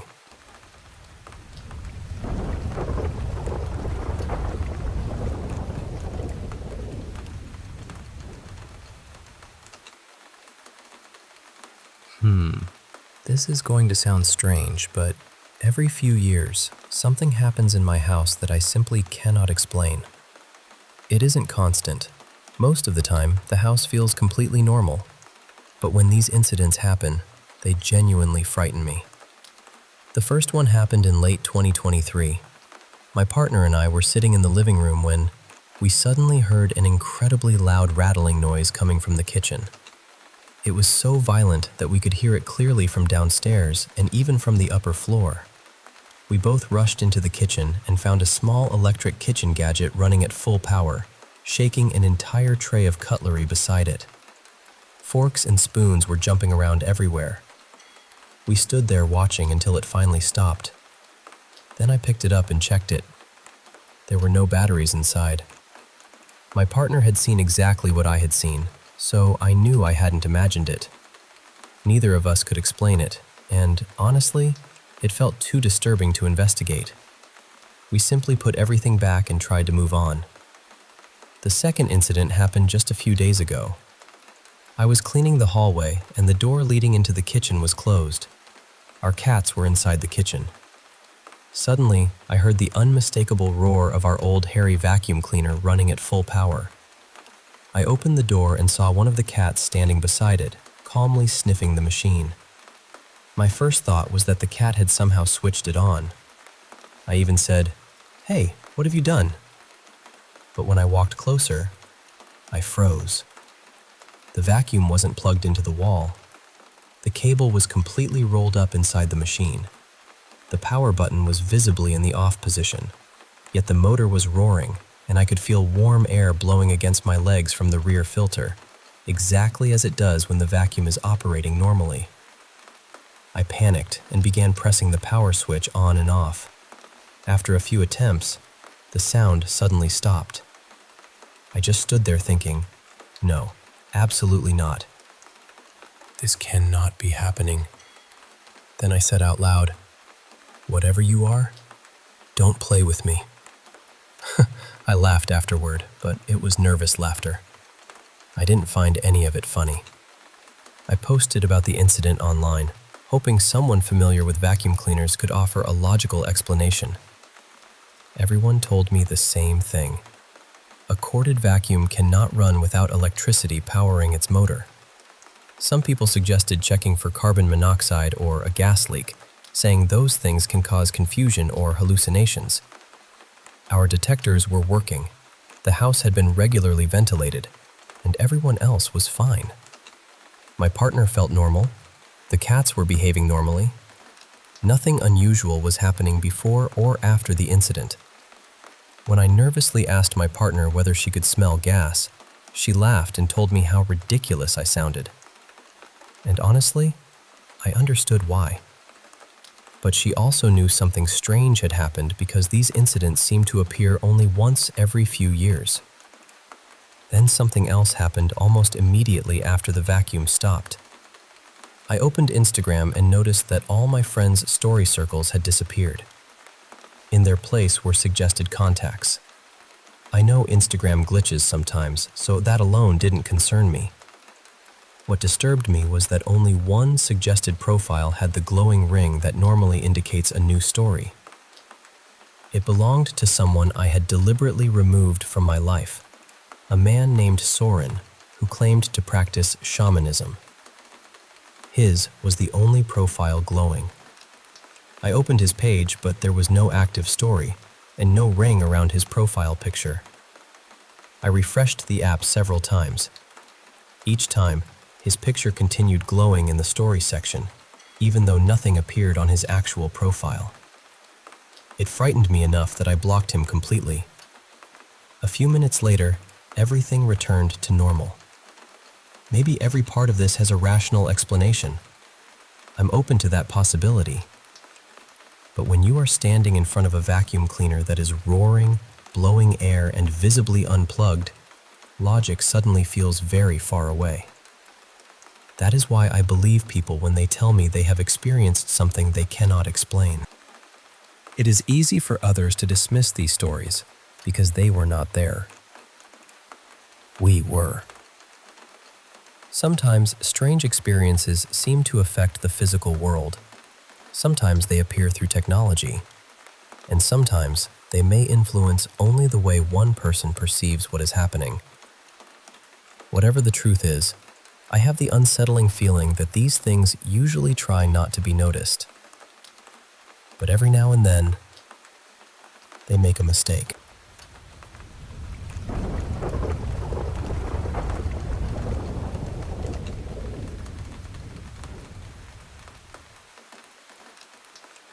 Hello everyone. I want to share something that has been happening in my home for the past couple of years. Today was especially intense because, for the first time, someone outside my family witnessed something with their own eyes. After that, I knew the experiences my family and I had been having were not simply in our imagination. The strange activity began sometime in 2024. At first, it was subtle. There were small noises and unusual signs that were easy to dismiss. One evening, my mother and I were standing close to the front door when we clearly heard 3 loud knocks from outside. We opened the door almost immediately, but nobody was there. I checked our security cameras afterward, and they showed no one approaching or leaving the house. Not long after that, we began hearing our names being called when nobody else was nearby. Sometimes there were faint whispers coming from another room, but whenever we went to investigate, the house was completely quiet. Then, one night, I was alone in the bathroom when I heard heavy footsteps climbing the stairs. They were slow, clear, and loud enough that I could follow every step. The footsteps stopped directly outside the bathroom door. I was terrified because the doors to the house were locked, and I knew no one else was home. Through the small gap beneath the door, I saw what looked like a dark shadow standing on the other side. I gathered enough courage to open the door, but the hallway was empty. Whatever I had seen disappeared in an instant. Throughout 2025, we continued hearing tapping, footsteps, and unexplained sounds. They were unsettling, but nothing compared to what began happening in 2026. That was when the activity became much stronger. I started experiencing frightening episodes of sleep paralysis in the middle of the night. I would wake up unable to move, feeling as though something was close to me. On several mornings, I noticed painful red marks on my body. They were not scratches, but they looked like areas where pressure had been applied. A few months ago, I was washing dishes in the kitchen when something struck the outside of the window with a loud thud. I rushed outside to check, but there was nothing there. Our kitchen is above ground level, so it would have been extremely difficult for anyone to reach that window. When I came back inside, I was frightened and frustrated. I asked aloud whether a spirit had caused the sound. A loud voice seemed to answer, "Yes." That moment changed everything for me. I felt certain that something unexplained was inside our home, and that it wanted us to know it was there. Last month, my brother woke up in a panic because he felt someone grab or push him while he was sleeping. He said the touch was so forceful that he jumped out of bed, but when he looked around, nobody was in the room. Another strange incident happened with the 2 light switches near his bedroom. One of the lights turned on by itself, without the switch visibly moving. Since then, the switch has behaved strangely, almost as though its on and off positions have been reversed. Then, 2 nights ago, at around 1:30 in the morning, I was quietly reading a prayer. While I was praying, I watched one of my shoes slide across the floor as though someone had kicked it. There was no breeze, no vibration, and no one else was near it. The following night, I had another frightening dream. A dark figure appeared beside me and seemed to attack me from both sides. I woke up in pain and noticed more red marks on my body. But today was the most disturbing day of all. My brother was cleaning his room and had left a pair of shoes on the floor outside. A friend came over to visit him. My mother and I were sitting in the kitchen when the friend greeted us and began walking upstairs. As he reached the landing, he suddenly started screaming. He said he had watched the shoes lift several inches off the floor and then drop back down. He was shaking and shouting that there was something in the house. My brother, my mother, and I hurried toward him. My mother was still skeptical, but I believed him immediately because I had watched one of my own shoes move only 2 nights earlier. What made the situation even more unsettling was that my brother's friend had never shown much interest in ghosts or paranormal stories. He had no idea what had been happening in our home. We brought out an EMF reader and placed it near the shoes. The device showed unusual readings, so we also used a temperature gun. It was a very hot summer afternoon. The temperature outside was above 35 degrees Celsius, and the room was around 30 degrees. We began asking questions and requested that the temperature drop to certain numbers if something was trying to communicate with us. To our shock, the temperature fell to 26 degrees. The room suddenly felt cold, and all of us had goosebumps. We continued asking for specific temperature changes, and several times the reading appeared to move toward the exact number we had requested. During this experience, we became convinced that whatever was present was not friendly. Whether it was truly a spirit, something darker, or another explanation we have not yet discovered, the atmosphere felt deeply threatening. I have contacted a pastor and asked him to come bless our home. We have tried a blessing before, and the activity seemed to stop for a while, but eventually it returned. I honestly do not know why this is happening to us. My family tries to live peacefully, and we have never intentionally harmed anyone. Still, it feels as though something unwanted has entered our home, and I am desperate to understand why it is here and how we can make the house feel safe again. Thank you for listening to my story and for taking it seriously. Please be kind in your responses. I will share another update if anything else happens.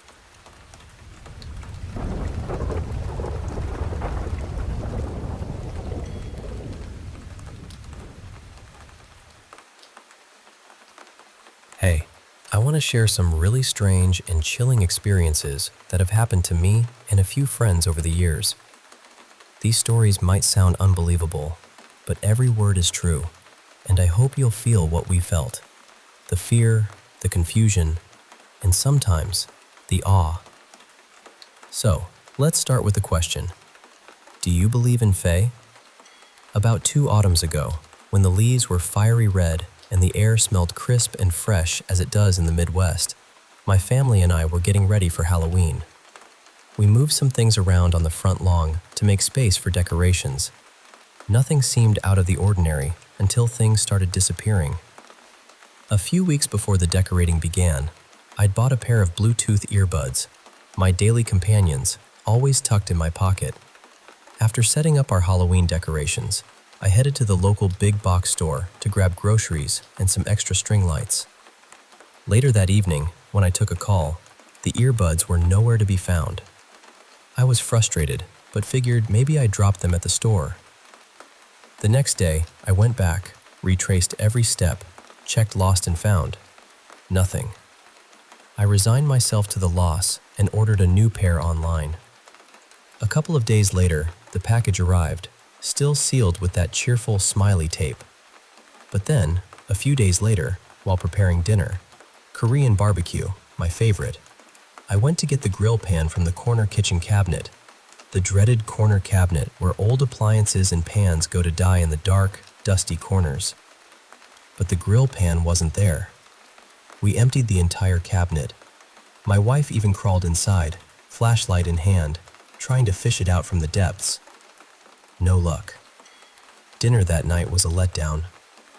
2 things vanished in quick succession. Was it a coincidence? My wife mentioned she'd seen a TikTok about the mischievous Fae, spirits who get upset if you disturb their homes, like moving things in the garden or yard. Being somewhat spiritual, we'd encountered Fae before. My wife had even left offerings for them. So I went outside, and in the quiet of the front yard, I spoke aloud, apologizing to the Fae for disturbing their space, explaining we were just decorating for the holidays. I left honey, bread, and milk as offerings. The next night, as I wrapped up some work upstairs, my child came running with the original missing earbuds, handing them to me with a smile. I thanked them and glanced down at my desk. There lay the new pair, unopened. I was stunned. I ran downstairs asking where they found the earbuds. My child said they'd been sitting on the coffee table, where we had searched thoroughly the night they disappeared. Later, while my wife took a bath, I braved the dreaded corner cabinet again, phone flashlight in hand, to retrieve the grill pan. And there it was, sitting right where it should have been. We couldn't explain how these 2 items returned, but I told my wife about the apology and offerings.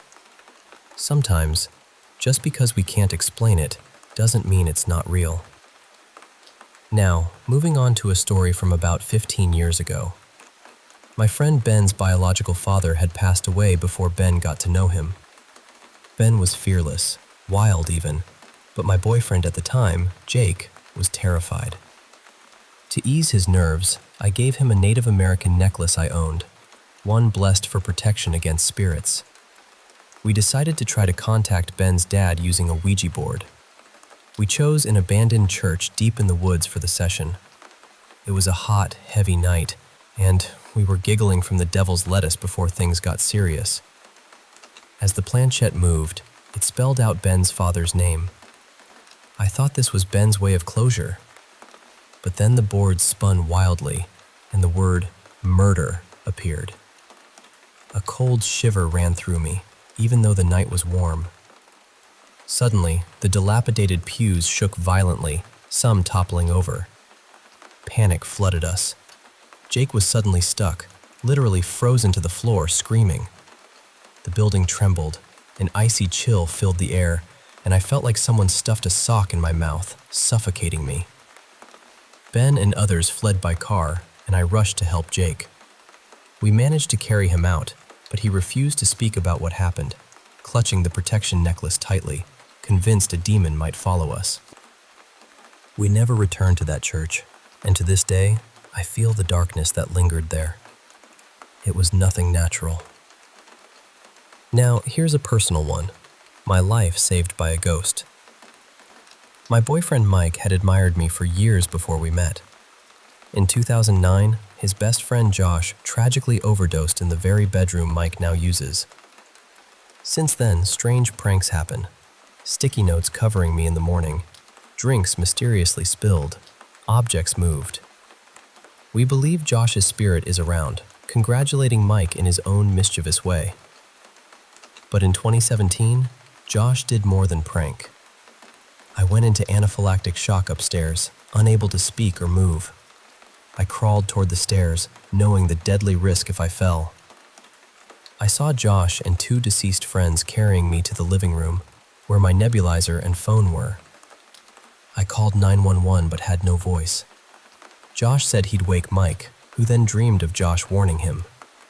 Mike rushed in as I was fading. His quick actions and the miraculous timing of an ambulance saved me. I never met Josh alive, but I recognized him immediately. His presence saved my life. One night around 10:30 p.m., my friends and I were at our usual playground hangout. Suddenly, I felt chills and heard a scream from the nearby woods, near a cave. My friend A heard it too, but dismissed it as tires screeching. 15 minutes later, an overwhelming sense of dread swept over all of us. Our friend R started heading into the woods, but I urged the group to stick to the light and take a longer route. As we approached the parking lot adjacent to the woods, silence fell. The crickets and frogs stopped their chorus. Then, the scream came again, closer this time, ice flowing through my veins. It didn't sound human or like any animal I knew. We sprinted to my car, locked the doors, and struggled to start it, twice. Once we got going, the school zone lights flashed red, and as we drove away, the courthouse lights went out. We were shaken, convinced whatever that was manipulated our surroundings and meant harm. When I graduated college, I lived in a residence hall that was rumored to be haunted. My senior year, I moved into the 5th floor, a floor infamous for repeated suicide attempts and paranormal activity. Knocks at doors with no one there, disappearing objects, shadows manifesting, these became frequent. A drawing of the haunting showed a tall, skinny shadow with an unhinged jaw and elongated arms dragging on the floor. We called in friends with strong religious backgrounds who cleansed my room, giving me the strength to banish the spirit. After that, the haunting ceased, for me. But the next RA still reports the same activity. When I was about 6 or 7, sleeping in my parents' room with my sister, we saw a Cat in the Hat doll walking towards us. It was pure evil, cotton and fabric yet moving on its own. We screamed, jumping into our parents' bed. My mom saw it too. The doll collapsed when she looked at it. My dad never believed us, but that night was terrifying.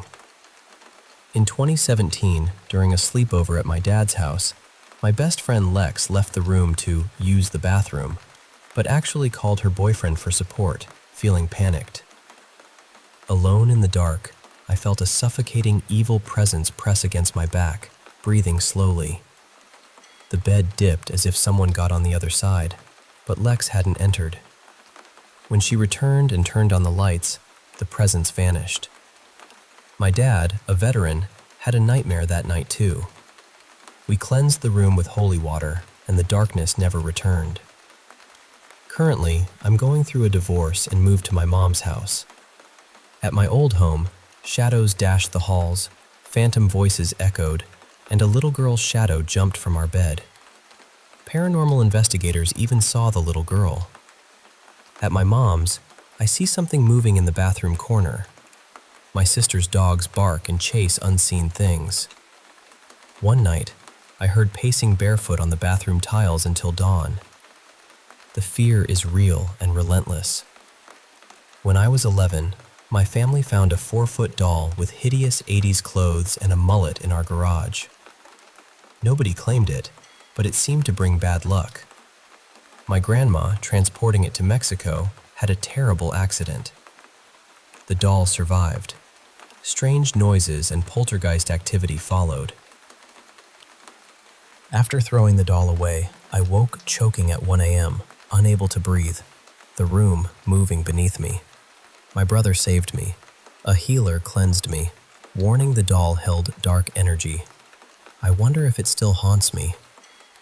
One day I saw a shadow person outside my window, a faceless black figure. After that, I spiraled into depression, hearing footsteps and voices. A curandera came, performed a ritual, and said my soul wasn't fully with me. Afterward, I finally slept soundly. The feeling of being watched faded. A few weeks ago, I had a hauntingly clear dream of a drowned body lying face down on rocks. The next day, a newspaper showed the body discovered nearby. The dream was so vivid, I felt a headache on my right side. I investigated, piecing together clues that suggested foul play. The body was identified as a missing student. I believe the spirit reached out to me. My toddler talks to someone unseen at night. The baby monitor caught a cheerful male voice saying, "Hey!" And later, my son said, "Tony," the name of his great-uncle who died before he was born. No one else is in the house. It's unsettling. One night, I heard a scream coming from my bathroom drain. It was a high-pitched, horrifying shriek unlike anything else. I froze, heart pounding. Then the noise stopped. The bathroom was empty. I never heard it again, but it haunts me still. On a camping trip in late autumn, a bright singing light lit up our hut as if day, then vanished suddenly. A hailstorm followed, with massive ice pellets pounding on the roof. I heard footsteps outside despite the storm's roar. It was terrifying and inexplicable. I've sleepwalked and seen demonic spirits. Once, in a midday nap, I felt fingers walking across my arm, but no one was there. I've heard my name called, seen shadow people, and had scratches appear on my body without cause. Once, I witnessed my spirit trying to return to my body after being chased by a dark entity in a shadowy dimension. These experiences have marked me forever. Since I was 14, I've battled sleep paralysis, being out of my body but held back by an evil force. Recently, I tried to wake myself using a protection prayer and felt something pulling me out sideways. It was terrifying, making me feel vulnerable and attacked. Our rental home is old, built before 1910, and neighbors who lived nearby were known to talk with harmless spirits. After their house was torn down, their ghosts seemed to visit our home temporarily, opening doors and making noises. My mom once smelled cigar smoke and felt a cold spot. We hope the new house built there is haunted too.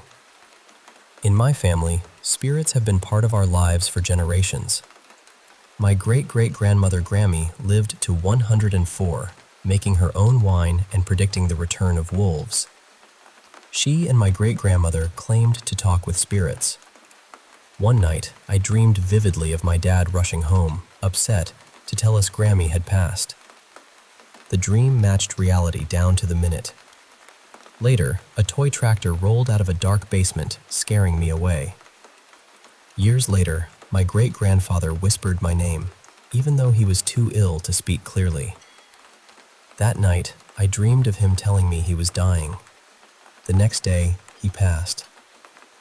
My great-grandmother spoke of visiting friends unseen, and I once heard footsteps on empty stairs. These stories have shaped my understanding of the unseen world. Sometimes, the unexplainable touches our lives in ways we never expect. I hope sharing these tales gives you a glimpse into the mysteries that surround us, and maybe, just maybe, you'll believe in the whispers between worlds.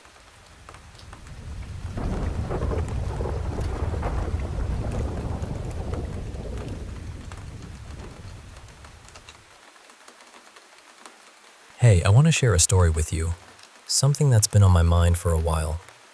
It's about this one time when I was working part-time as a custodian at a university building, and something really strange happened.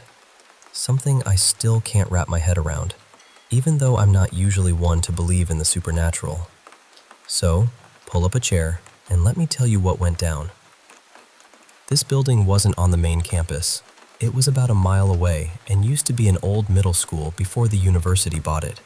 Now, it's where they run science labs and have some staff offices. Early mornings were usually my quiet time, you know? I'd be there all alone, just doing my routine cleaning before anyone else showed up. It was peaceful, kind of a nice break from the usual hustle and bustle. So, this one morning, I started my shift around 6 a.m. I came in, unlocked the door, and then locked it behind me. I was supposed to be the only person in the whole building until about 7:30 when the students and staff started rolling in. Everything was normal at first. I was moving through the rooms, checking off my list. Then I got to the women's restroom at the far end of the building. Now, this restroom is shaped kind of like a T. When you open the door, you can see the sinks straight ahead, but the stalls are tucked around the corner, out of sight. I didn't bother knocking. I figured, why would I? I was the only person there. But as I opened the door, I caught a glimpse of a woman standing with her back against the wall. Only half her body was visible because the other half was hidden behind the corner she was leaning on. I was caught off guard, honestly. I said, "Sorry, I didn't expect anyone to be here." She didn't say anything, just suddenly dashed around the corner and locked herself in the stall farthest from the entrance. I called out to her, trying to be polite, saying, "Hey, sorry if I scared you. I thought I was alone."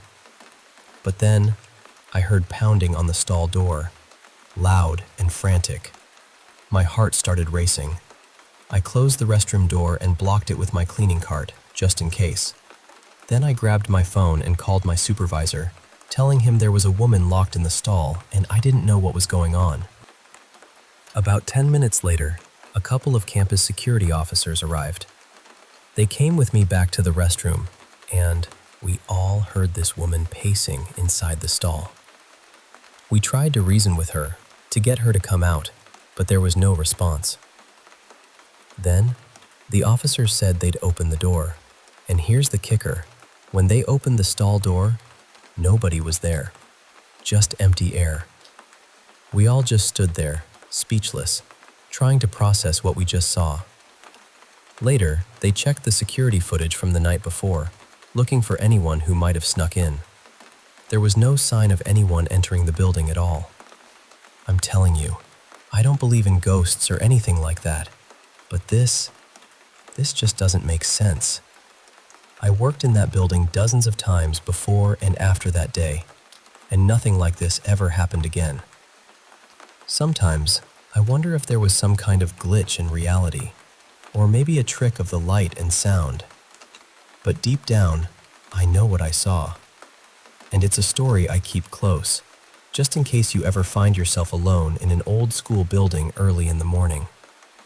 You never know who or what might be there with you.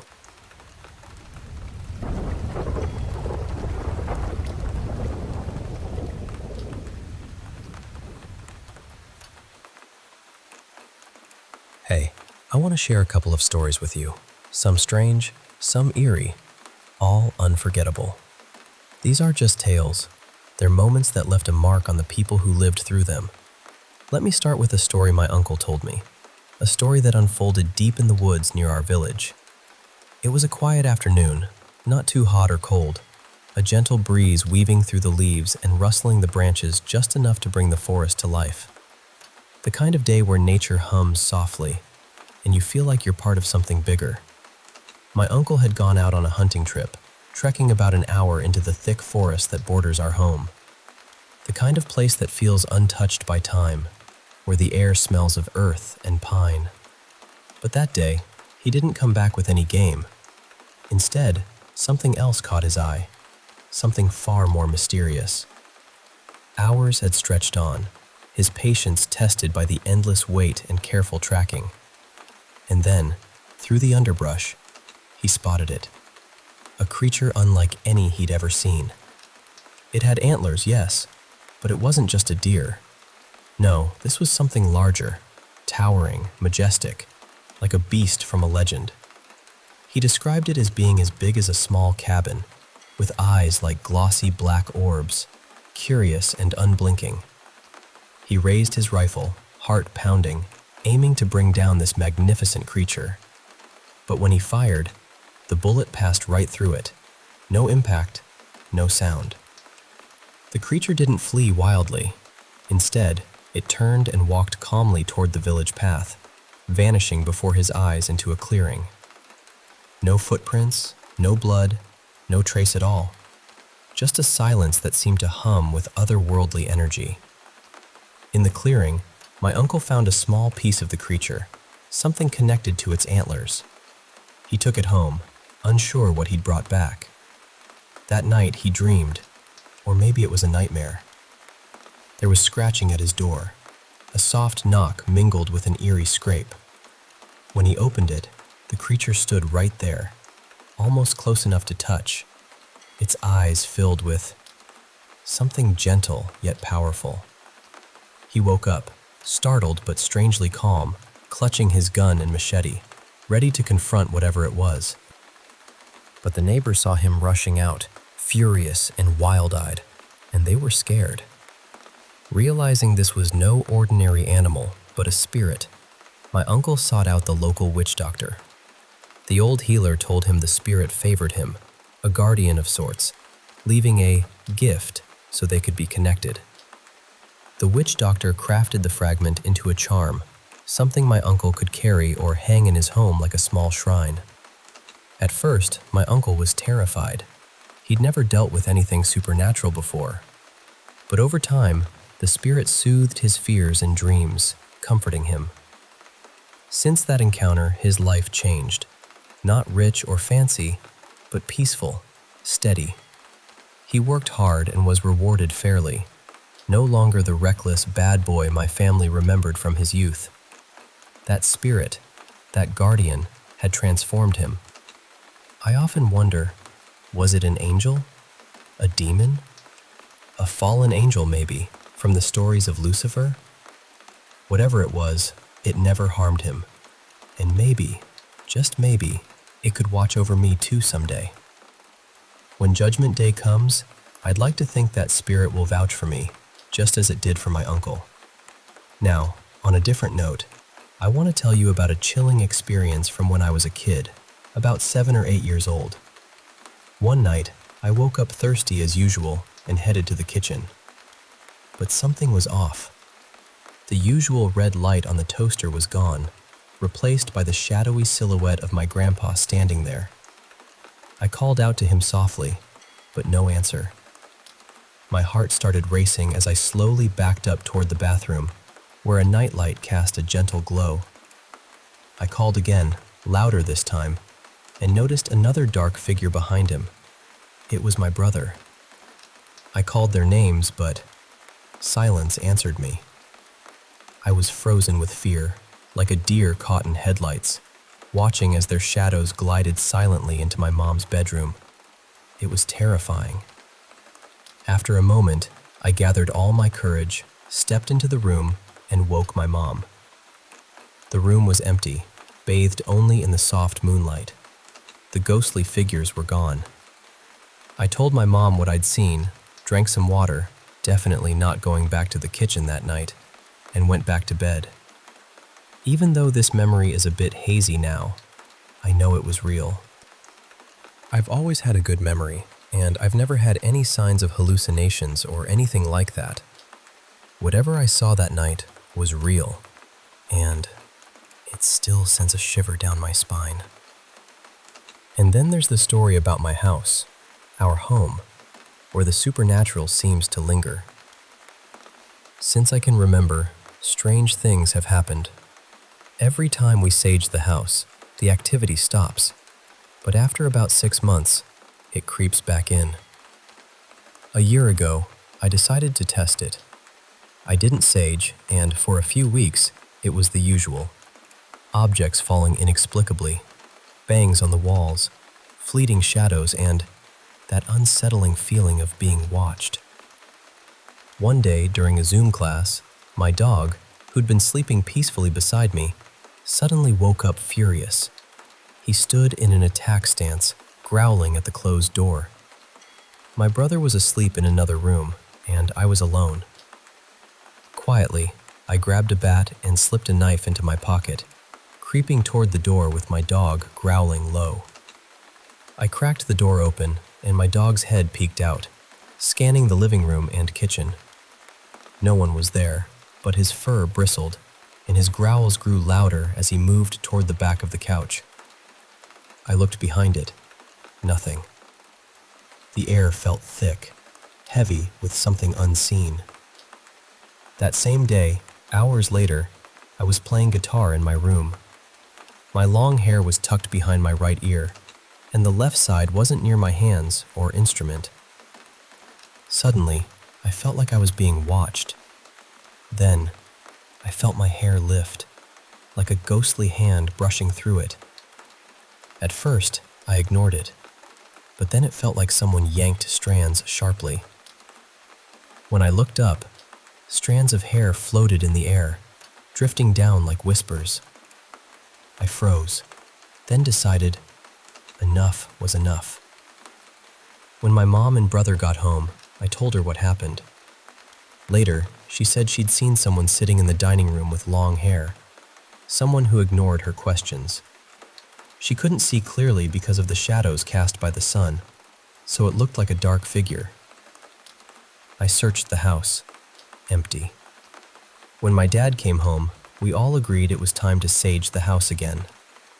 The activity stopped immediately, but it always seems to return about 6 months later.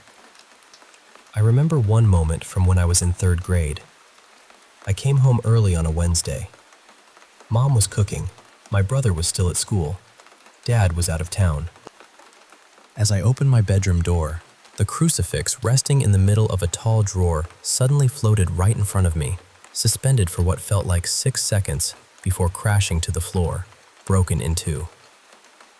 I showed Mom, and though she was skeptical, she knew I couldn't have moved it. Over the years, she's felt tugging on her shirts and invisible hands on her shoulders when she's alone. Our family has all experienced things moving on their own, shadows flickering, and that constant sense of a presence. We don't know what it is, but it's part of our lives now. Sometimes I wonder if these encounters, my uncle's spirit, my childhood shadows, the restless energy in my home, are all connected in some way. Maybe the unseen world is just a little closer than we think, whispering to us in moments of stillness and fear. Thanks for listening to these stories.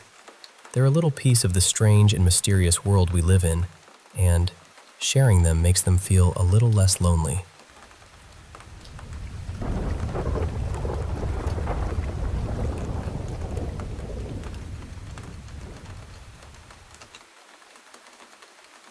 Hey there, thanks for sitting down with me. I want to share some stories, real ones, that have haunted me and others, not necessarily with terror, but with that eerie chill you get when the ordinary brushes against the unexplained. So, let's start with a story about shadows and silence. When I was around 8 or 9, I began seeing these strange figures, humanoid shadows, but not standing upright. They were always on all fours, moving silently in the corners of my eyes.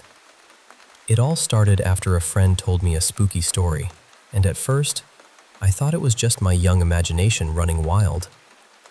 But then, about 5 years ago, when I moved into my current house, things got a lot more intense. A few months after moving in, nightmares started creeping into my sleep, the kind that leave you gasping and shaking. Most of these dreams ended the same way. Everything would go pitch black, and I'd feel this crushing weight on my chest, like an invisible presence sitting right there, pressing down on me. That weight was suffocating, and it was the nightmare I had most often. One morning, around 6:30 a.m., I woke up thirsty and quietly opened my bedroom door to sneak downstairs for a glass of water. That's when I saw it, the shadow creature, right there on the stairs. It was crouched on all fours, limbs long and thin. I could make out the shape of a head, but there was no face, just dark emptiness where one should be. It stayed still for about 4 or 5 seconds, then just seemed to dissolve into the air, like smoke dispersing in a breeze. I don't really have the words for it. I've always been pretty skeptical about these things, thinking maybe it was just my mind still tangled in the nightmare's remnants. But then, the shadow kept appearing every few days, inching closer up the staircase with each sighting. Then came my 12th birthday party. Me and some friends decided to play that Charlie Charlie game. You know, that spooky pencil game from the internet? We started with the usual questions, and then I asked, half joking, "Are you here to harm us?" The pencil spun sharply to yes, and my friend M freaked out and quickly ended the game.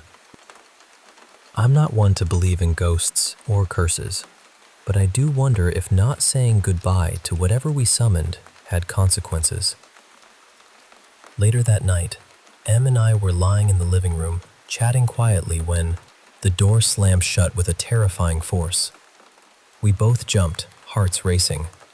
I checked all the windows, tightly closed. Going downstairs to investigate, I caught a glimpse of the shadow creature again, just for a split second before it vanished.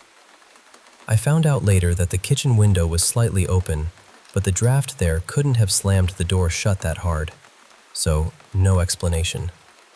I'm not saying the game caused it, just that the timing was unsettling. Even now, at 16, the shadow still shows up sometimes. I have no idea what it is or why it's here, and I'm still wrestling with skepticism. But honestly, it's starting to feel less like my imagination and more like something real. Now, I want to tell you about another experience, this one from a friend of mine, Sarah. When she was about 5, she was at her cousin's house for Christmas, in the very house her mom grew up in. Sarah's mom had told her about strange things happening there before, so the setting was already a little eerie. All the kids were playing hide and seek, and Sarah decided to hide in one of the bedrooms. That's when she saw them. 3 tall, white, glowing figures standing silently near the closet, just watching her. They were shadows, but almost shimmering, like ghosts caught between worlds. Sarah ran out crying to her mom. Her mom still remembers that day vividly. Sarah never had a habit of imagining things, especially not with that kind of terror etched on her face. Later in life, when cleaning the kitchen, she encountered something else inexplicable. They had a painting that belonged to her grandfather, who had passed away when she was 6. It stood on a shelf above the kitchen dresser. As she vacuumed, she suddenly saw the painting fly off the shelf with surprising force, landing face up a good meter away. She tried putting it back, but it kept flipping face down, no matter how she positioned it. No windows were open, no drafts could explain it. And then, Sarah told me about a recurring nightmare where she'd be on the sofa watching TV when a black shadow would slowly float down the hallway toward her room. It would suddenly stop, turn to look at her, and then charge with a horrifying scream. The scene would flash red and black over and over until she woke up gasping, feeling like her own hands were choking her. Moving on, I recall a story from my old friend Jake, who's always been a night owl like me.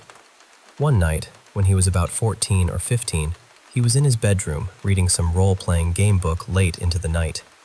His parents were asleep across the hall, and the house was silent except for the occasional creaks. Out of nowhere, Jake heard soft footsteps approaching his door. 3 slow, deliberate steps, each pressing lightly on the carpet. His whole body froze, every nerve tingling with fear as his breathing stopped. And then, he heard a high-pitched spinning sound, like a dentist's drill buzzing in the dark. It lasted just a few seconds, but it felt like an eternity. Then, silence. Jake switched off his lamp faster than ever before. To this day, he can't explain that sound or what it meant. Was it an auditory hallucination? Maybe, but he's never experienced anything like it before or since. Another friend, Mike, shared his experience from just after high school. He went to see a scary movie with his buddy and the buddy's girlfriend. Mike often played the role of the third wheel, especially for horror flicks, since he loved them and it meant free tickets and snacks. After the movie, at his friend's house, the girlfriend went to talk privately with her boyfriend before driving home. Mike waited inside, lights off, sprawled at the kitchen table. He nodded off and woke suddenly to his shoulder being shaken lightly, like a teacher waking a sleepy student. When he turned, no one was there, and the lights were still off. He spent the next 20 minutes in the living room with the TV and a lamp on until his friend finally came in. Mike's usually not the type to get spooked or believe in the paranormal, but that moment still haunts him because he can't explain it. Maybe the scary movie got under his skin more than he realized. Finally, there's a story from an older gentleman I met who's been investigating a local legend. It's about a young woman, 19 years old, who worked in a brothel back in 1889. The story goes she died by shooting herself in the head, but our investigator believes she was murdered by her husband, who had tried to abandon her in other cities before. He found her grave and started caring for it, cleaning and leaving offerings: red roses, bourbon, a cigar, apples, and a piece of white lace tied with a red twine. One hot day, while sitting by her grave, he felt a cold breath on the back of his neck. He turned to see a crow in a tree nearby, bobbing its head and making strange chirps. Intrigued, he asked if it was trying to tell him something. Near the tree, he noticed another grave with his own surname, but no dates. After spending some time there, he said goodbye and left. As he walked home, he felt a gentle tug on his hand, like a soft invitation or a comforting presence. At home, odd things happened. The bathroom light suddenly burnt out, and when he passed his bedroom, he felt strange. Inside, his bed was neatly made, and his favorite shirt, the one he wore when visiting the grave, was folded perfectly on a chair. He never makes his bed or folds his clothes, so this was unusual but oddly comforting.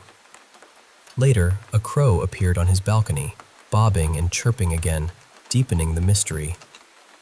That night, he woke up to find a woman in a long dress standing beside his bed, gone in an instant. Then, in the living room, he saw her sitting silently at the table, stroking her long braid. Despite the chill, he didn't feel threatened. He believes that by tending her grave, he has made a friend of hers, a presence that sometimes watches over him quietly. All these stories, from shadow creatures on stairs to ghostly crows and unexplainable sounds, remind us that the world holds more mysteries than we often admit. Sometimes these experiences unsettle us, but sometimes they bring an unexpected comfort, a reminder that we might not be as alone as we think. Thanks for listening. I hope these tales give you a little shiver and maybe a sense of wonder too.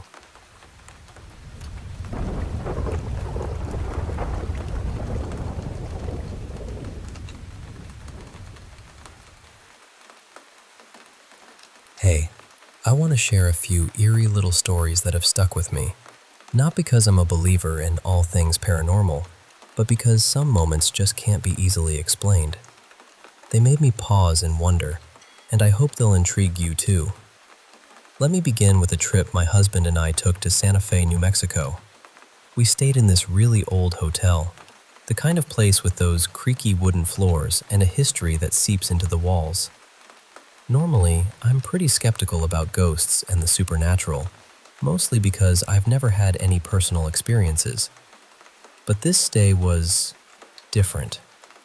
Our room had this antique wooden chair with a seat that slanted backward. I noticed because it was oddly perfect for what I did. I placed my laptop bag on it. I'm always super careful with my electronics, you know? And the slant meant my bag would slide gently back, nestling securely against the chair's backrest, so there was no risk of it falling. I also hung a brand new dress I'd bought on the chair's back, thinking it would stay safe and wrinkle-free. We went out for the day, exploring and soaking in the sights, and when we returned, my dress was lying crumpled on the floor near the chair. At first, I thought maybe housekeeping had come in, but we'd put a big "Do Not Disturb" sign on the door, and the room definitely hadn't been serviced.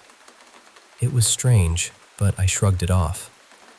Later that night, as my husband and I lay in bed talking quietly in the darkness, almost drifting off, a sudden, deafening slam shattered the silence.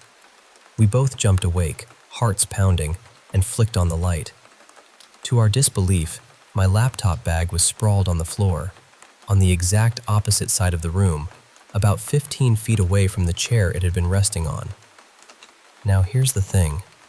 The chair seat slants backward toward the wall, so it would be nearly impossible for the bag to fall forward so far on its own, let alone make that thunderous noise hitting the floor. It was as if someone had snatched it up and thrown it across the room. I was honestly terrified. My husband, ever the pragmatist, just shrugged and said, "Looks like this place might be haunted, like a lot of spots around here. Maybe the ghost doesn't like stuff on its chair." I was too spooked to even check if my laptop survived until morning. That night, I insisted we keep a light on while we slept. The next day, my husband asked at the front desk if the hotel had any ghost stories. The clerk laughed and said, "Oh, you mean the little girl?" That cryptic answer left me with chills. Okay, switching gears a bit, here's something a little different. I've always been drawn to creepy stories and horror podcasts, and I'm the kind of person who doodles strange, eerie images without really thinking about it.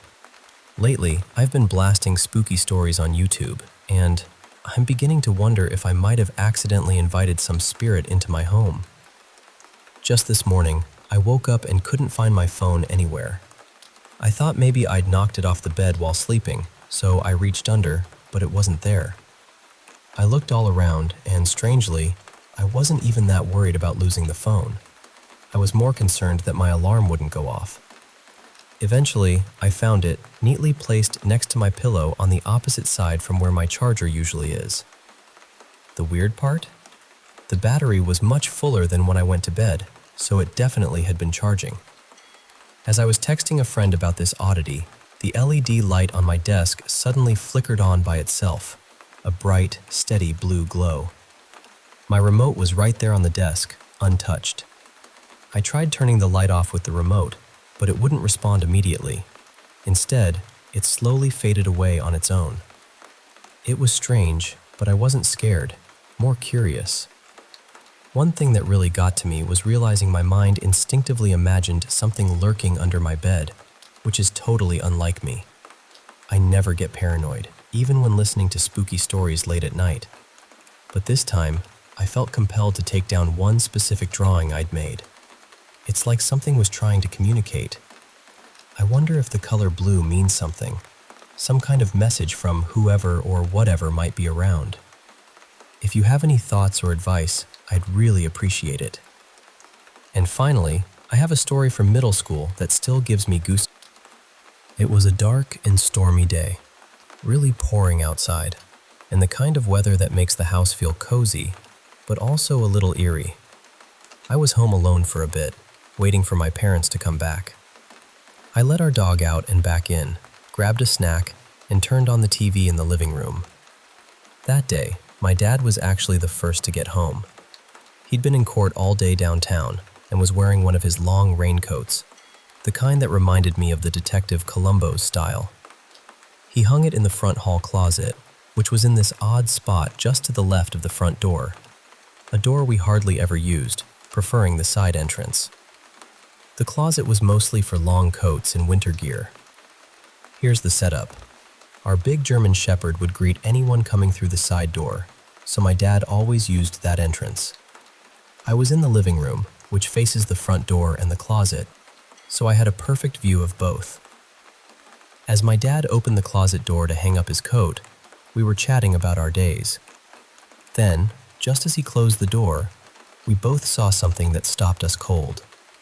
A black figure, looking like a cat or maybe a shadow of one, dashed silently across the hallway toward the kitchen.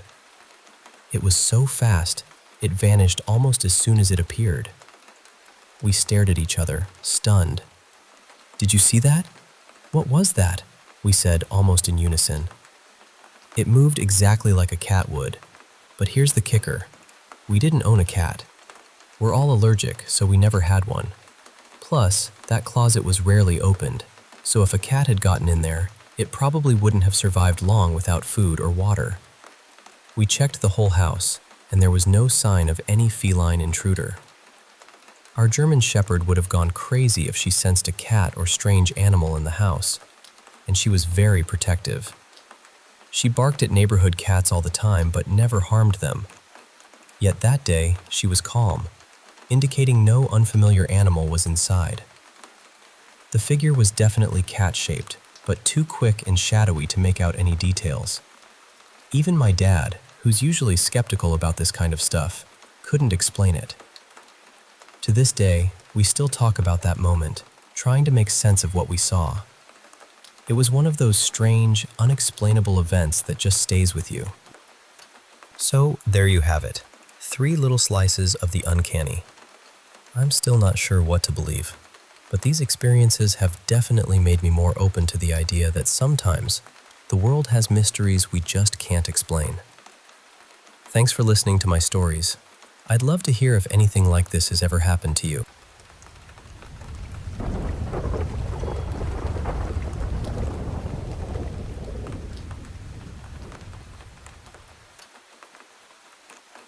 I'll try to explain this as simply and honestly as I can. I've been going through a really difficult stretch lately. I started relying too heavily on edibles, mostly because I wanted to shut off my feelings for a while. I was constantly irritable, snapping at people who didn't deserve it, and letting my thoughts drift into some frightening places. I'd also been stress eating, even though I've been trying hard to take better care of my health. Basically, I haven't felt like myself. A couple of nights ago, I was sick, exhausted, and still a little high. Something hesitated me, and my thoughts began spiraling. The more I focused on it, the worse everything became. My heart was pounding, my breathing felt shallow, and I couldn't seem to calm down. But somewhere in the middle of all that panic, I felt something change. I know this might sound strange. Maybe it was my own conscience finally breaking through. Maybe my mind was affected by the edible and the fever. But it genuinely felt as though my mom, and perhaps my uncle too, were there with me. The clearest message I felt was from my mom. It was almost as though she was telling me, firmly but lovingly, that I needed to stop doing this to myself. That I needed to quit using edibles to hide from my grief. I lost someone very close to me a little over a year ago, and since then, I've been trying to numb the pain instead of facing it. But the truth is, getting high never made the grief disappear. It just buried it for a few hours and left me feeling even worse afterward. For some reason, that night made me understand that. The next morning, I threw away everything I had left. I don't plan on touching it again for a long time. Maybe never. Since then, I've had this powerful feeling that I should stop fighting every painful part of life and simply allow myself to move through it. Not because the pain doesn't matter, but because I believe I can survive it without constantly running away. It felt like waking up after being trapped in a nightmare. During that experience, I remember asking my relatives to speak to God, the universe, or whoever might be listening. I've never considered myself especially religious. I've always believed there could be something after death, but I've never known exactly what I believe about God. Nothing dramatic happened. No objects moved, no lights flickered. There wasn't some unmistakable supernatural sign. But honestly, that wouldn't have been my mom's way. She knew how easily I could become frightened. If she wanted to reach me, I think she would have done it quietly, through a feeling I couldn't ignore. Part of me still wants another sign. Something that would prove I wasn't imagining it and that someone really was looking out for me. At the same time, I know I shouldn't chase that feeling. Whether the experience was spiritual, psychological, or caused by being sick and high, it showed me that I need to change. I don't want to keep taking so much that I lose touch with reality. I don't want to destroy myself while waiting for proof that I'm loved. I miss my mom more than I can explain. I miss my uncle too. For a long time, I've been quietly begging for something to push me back toward the life I once wanted, toward my dreams and the person I hoped I could become. Right now, I'm in a better place. The thought that they may have visited me brings me comfort, even if I can't prove it.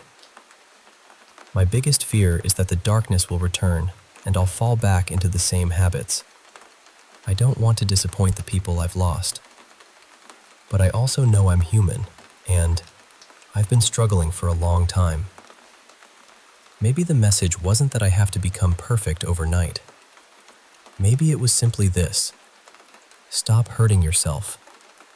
Let people help you. Feel what you need to feel. Keep going. And for now, I think that's enough of a sign for me.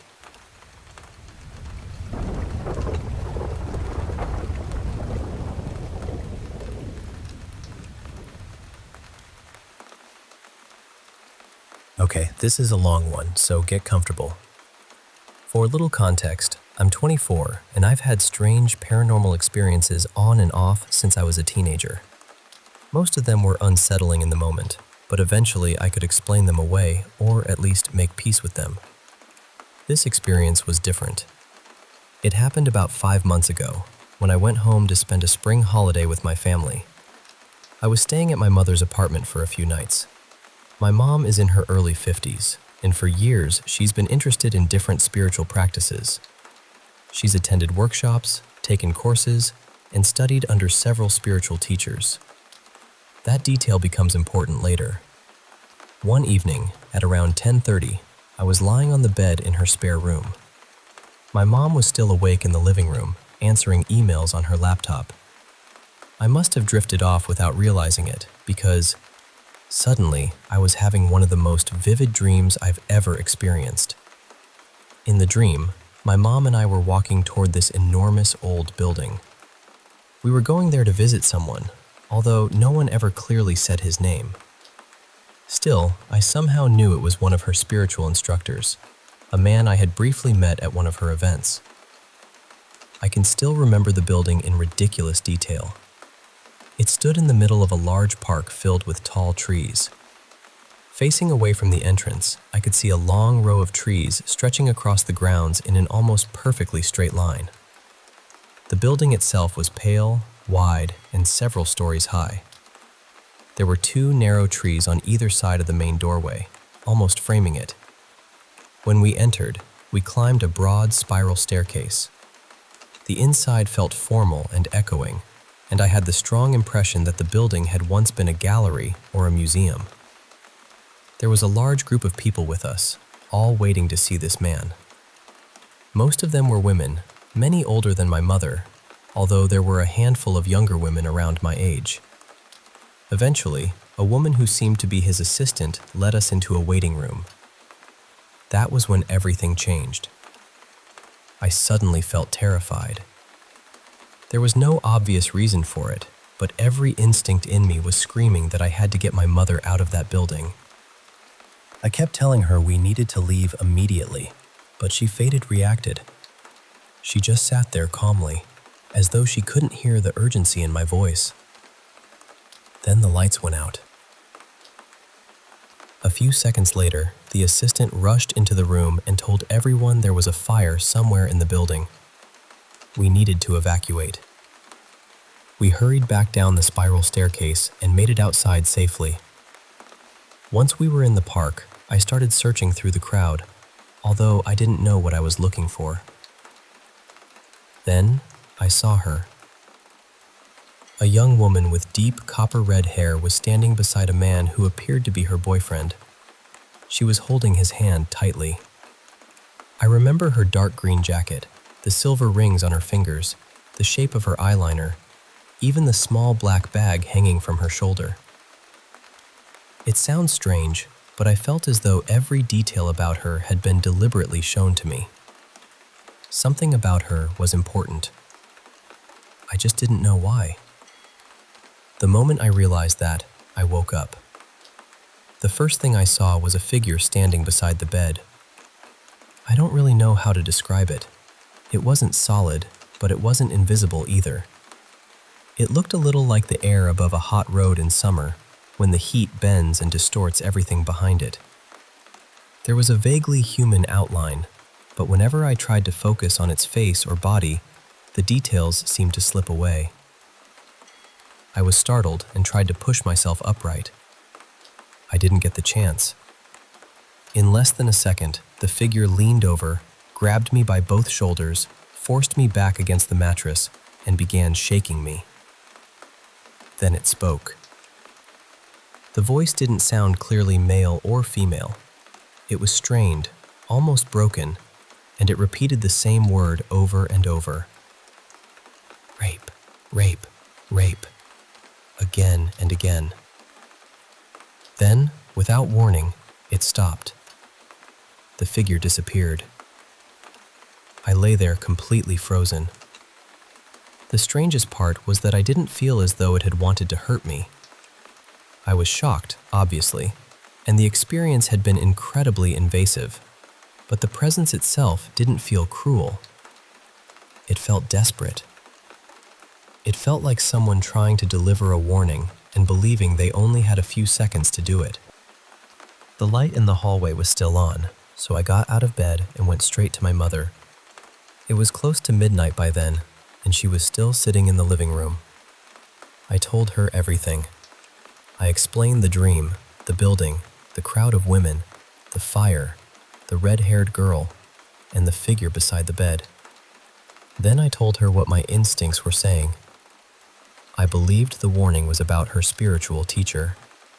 More specifically, I believed he had sexually assaulted several of his female students. My mother was stunned. She started asking me questions about the building, so I asked where this man held his seminars. She told me his classes took place in a large cultural center that had once been a museum. It was located inside a park, surrounded by trees. At that point, I asked her to show me photographs. When she pulled them up, I felt sick. It was the same building from my dream. The entrance was identical. The two trees stood on either side of the doorway. Inside was the same curved staircase.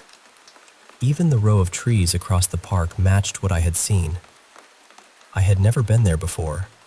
As far as I knew, I had never even seen a photograph of it. My mother and I talked for a long time, but neither of us knew what to do with the information. Eventually, I went back to the spare room and stayed awake for most of the night, replaying every detail. Over the next few days, I told two close friends what had happened.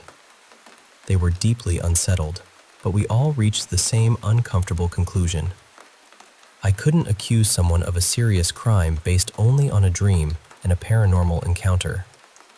Even though my instincts kept telling me the warning was real, I had no proof. After the holiday, I returned to my university apartment and tried to put the whole experience behind me. Then, about a week later, one of the friends I had told sent me a video on social media.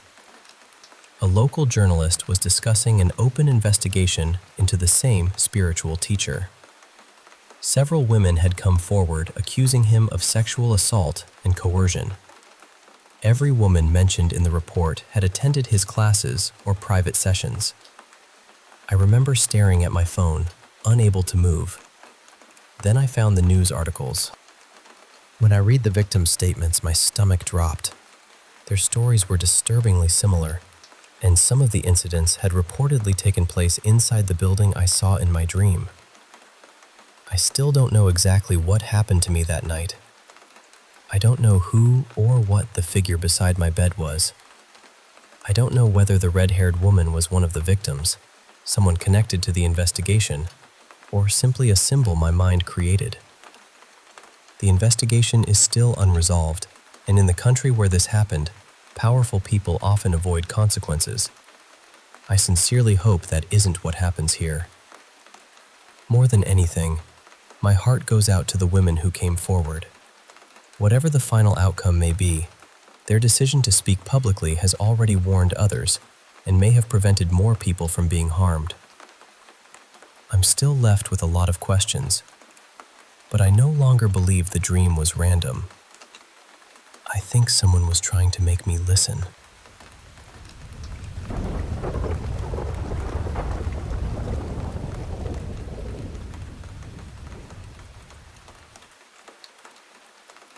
Let me tell you about the strangest week I have ever experienced at school. There is almost always something happening in our section. Someone faints, somebody says they heard whispering near their ear, or a classmate suddenly feels physically or emotionally unwell. Our school buildings were also used during the Second World War, which only adds another layer to all the stories people tell about the place. Unusual things had happened before, but this school year felt different. Our academic classes were scheduled mostly in the afternoon, and one of my closest classroom friends started noticing that several students seemed unusually weak or exhausted during those hours. It began on July 21st. During science class, our teacher, who is deeply religious, suddenly stopped in front of my classmate, whom I'll call Kay. She stared into Kay's eyes, placed a hand on her forehead, and quietly began praying. Then she stepped away and continued teaching, as though nothing had happened. I remember sitting there thinking, what just happened? A little later, the teacher asked Kay to stand. "Everyone, look at her eyes," she said. "This is really her." I had no idea what she meant. Kay eventually sat down, and for a while everything returned to normal. But during social studies, the whole room began to feel restless. It was not especially loud, yet people kept turning their heads. Some students pulled out small prayer books and Bibles. There was a strange tension in the air, as though everyone knew something was wrong, but nobody wanted to say it. A few minutes into the lesson, Kay returned to the room, crying, accompanied by another student. After that, everything became a blur. People started praying the Hail Mary. I'm agnostic, but I joined them because I was frightened and didn't know what else to do. I covered my ears, and my friend stayed close beside me. When the prayers seemed to quiet down, my friend whispered, "Don't look into Kay's eyes." I wish I had listened. Kay was sitting near the front. When I looked up, she was staring across the classroom with an expression I had never seen on her before. It was so intense and unfamiliar that the image stayed with me long after I went home.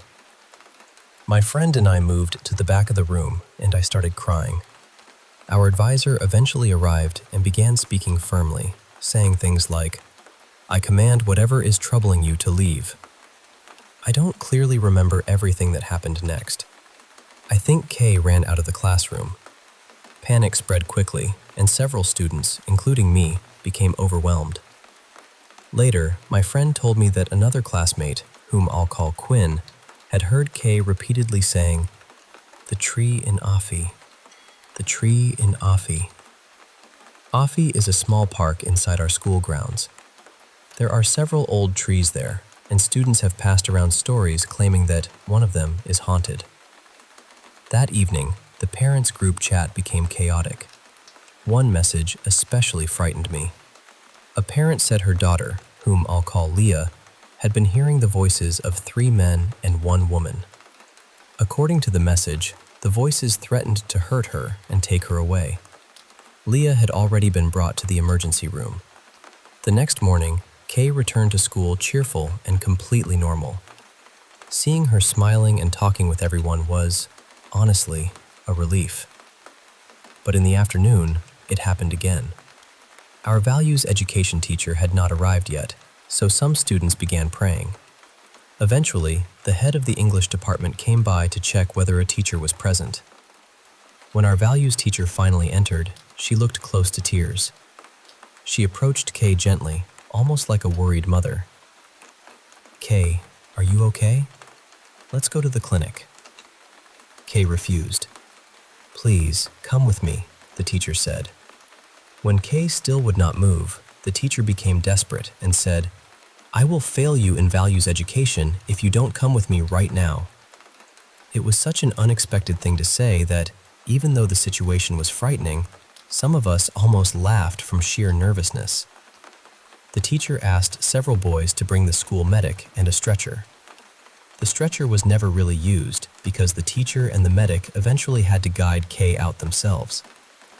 Not long afterward, we heard screaming and crying from somewhere outside the classroom. Teachers gathered around Kay and prayed the rosary with her. The following day, Kay did not attend school.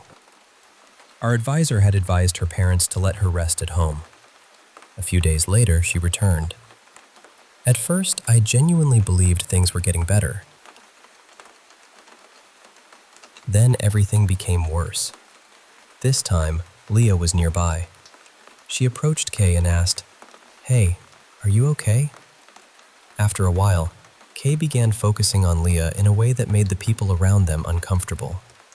During values class, Leah went close to her again and spoke to her as though nothing was wrong. At that moment, I was less afraid because I had started wondering whether Kay might be experiencing a serious health condition rather than anything supernatural. Then Kay smiled at Leah. It was a strange, stretched smile that did not feel like her usual expression. Kay lifted one hand and gestured for Leah to come closer. And Leah listened. Several classmates immediately pulled Leah away. Kay became furious and grabbed at a chair as though she might throw it. That was the moment my confidence disappeared. I no longer knew what explanation made sense. During English, our final class of the day, Kay and Leah were assigned as partners for an activity. For a while, Kay seemed completely fine again. But throughout that afternoon, she had several more episodes. Each time, teachers and students prayed until she appeared to calm down and recognize everyone again. Something else happened while I was busy working with my partner. I did not see it clearly, but I was told that Kay tried to approach Leah again and had to be led away. That is where the story ends for now. A pastor eventually came to pray over our classroom and the students. Some of us joked that we needed a priest walking around with an entire bucket of holy water, but beneath the jokes, everyone was genuinely worried. Our advisor and our parents are concerned about us. I don't know what happens to Kay when she is at home, and I don't know whether she has received medical or psychological support. The strangest part is that these episodes seem to happen only in the afternoon. And the classroom where all of this took place? It is the same classroom we used last year.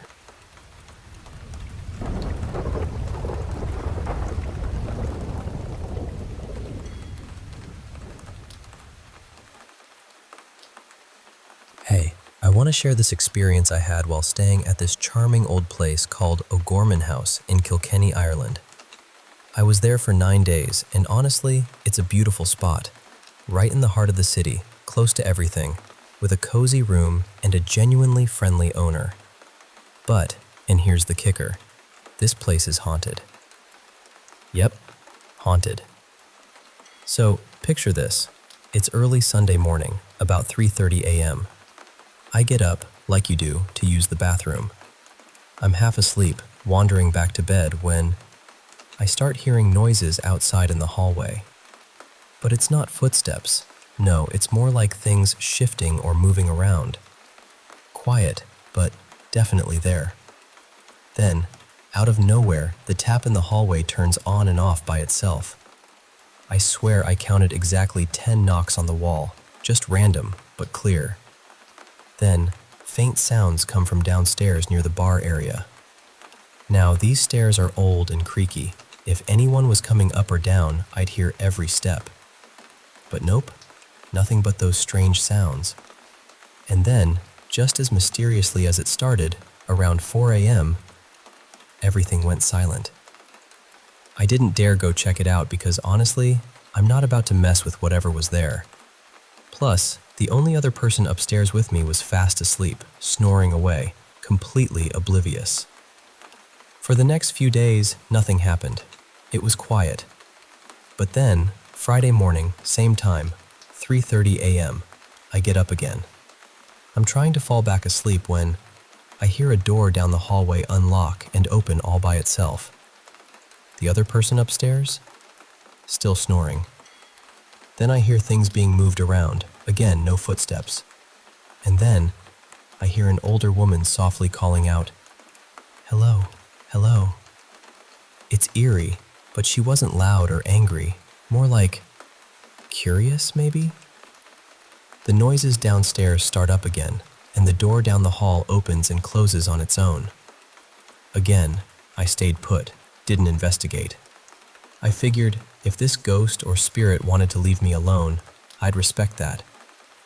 I'm just a visitor here after all. Kilkenny has this reputation as one of the most haunted cities around, which I always thought was a bit of folklore, but now, I'm not so sure. It's a lovely place, and honestly, I was even thinking about moving there. But after this experience, I'm just glad whatever it was left me be. Now, I dare any skeptic or someone who doesn't believe in this stuff to spend a week at O'Gorman House. Come back and tell me what you think, because for me, it was real, it was unexpected, and it definitely left an impression. Just remember, some things you might not want to poke at. Sometimes, it's better to let the past rest quietly.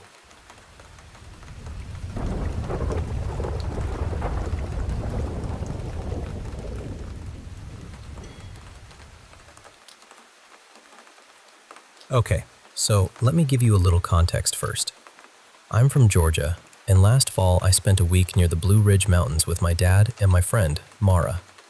We rented this old cabin just outside a tiny mountain town. It wasn't completely isolated, but once you stepped onto the property, all you could see were trees. No neighboring houses, no streetlights, nothing. The cabin itself was built sometime in the 1860s. It had uneven floors, narrow hallways, and those thin wooden walls that let you hear almost everything happening in the next room. This all started at around 1 in the morning. My dad had already gone to sleep in the downstairs bedroom. Mara was taking a shower in the bathroom down the hall, and I was upstairs in our room, lying in bed and scrolling through my phone. Then Mara called me. She didn't explain anything. She just whispered, "Can you come down here?" The second I reached the bathroom, I could tell something was wrong. She was standing there wrapped in a towel holding her phone. Instead of speaking, she opened her notes app and started typing. She told me that while she was showering, someone had knocked directly on the bathroom door. First, there was one knock. A few seconds later, 2 more. Then, after another pause, one final knock. And these weren't the usual creaks and pops you hear in an old wooden house. Mara was completely certain that someone had been knocking. At first, she assumed it was me trying to scare her. She opened the shower curtain and called my name, but nobody answered. Eventually, she convinced herself that she had imagined it and went back to showering. A few moments later, something slammed against the metal trash can beside the sink and bounced onto the floor. She said it sounded heavy. The noise was so clear that she immediately pulled the curtain open, expecting to see something lying there. But the floor was empty. The only object close enough to fall was a glass of water sitting on the counter with her retainer beside it. Both were still exactly where she had left them. That was when she called me. I stayed inside the bathroom until she finished getting dressed. Nothing else happened while I was there, so we tried to tell ourselves that maybe the cabin was settling or the pipes were making strange noises. When we returned upstairs, though, the room felt different. I should probably mention that I've seen unusual things since I was a kid. You can believe that or not, and honestly, I understand either way. I've just always been sensitive to certain places. That night, I could see 2 figures moving around our bedroom. One looked almost human, tall, thin, and pale, but without any clear features. It remained near Mara's side of the room. The other was darker and harder to describe. I couldn't make out a body or a face. It was more like a shape that kept shifting near my side of the room. They never came close to us. They just moved back and forth, each staying in its own half of the room. I didn't tell Mara what I was seeing. She was already frightened enough, and I knew acknowledging them would only make everything feel more real. We sat quietly for a while, trying to process what had happened in the bathroom. Then we heard movement downstairs. It sounded like someone was walking around the kitchen. There were slow footsteps, the scrape of a chair, and the sound of objects being shifted across the counter. I told Mara it was probably my dad getting a glass of water, but she still looked uneasy. So I called out, "Dad?" From downstairs, he answered, "Yeah?" That made us feel a little better.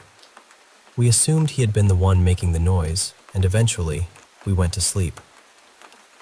The next morning, I woke up at around 8:15. Mara was still asleep beside me, so I stayed in bed and checked my phone. After a few minutes, I heard footsteps moving around in my dad's bedroom directly below ours. Because the floors were so thin, I could hear every slow shuffle. Then there was a massive bang. It sounded like someone had fallen face first onto the floor. My dad had hurt his hip earlier that week and was having trouble walking, so I immediately thought he had collapsed. I shouted for him, but there was no response. I jumped out of bed, accidentally waking Mara, and ran downstairs. I pushed open my dad's bedroom door. He was lying on the bed. His eyes were closed. He looked completely asleep. I stood there for a moment, confused, but he seemed fine. I went back upstairs and told Mara what had happened. Neither of us knew what to make of it, so we stayed in bed for a little while before finally going downstairs for breakfast. By the time we reached the kitchen, my dad was already dressed and making coffee. We told him everything, starting with the knocking in the bathroom and ending with the loud bang that morning. That was when things became much harder to explain.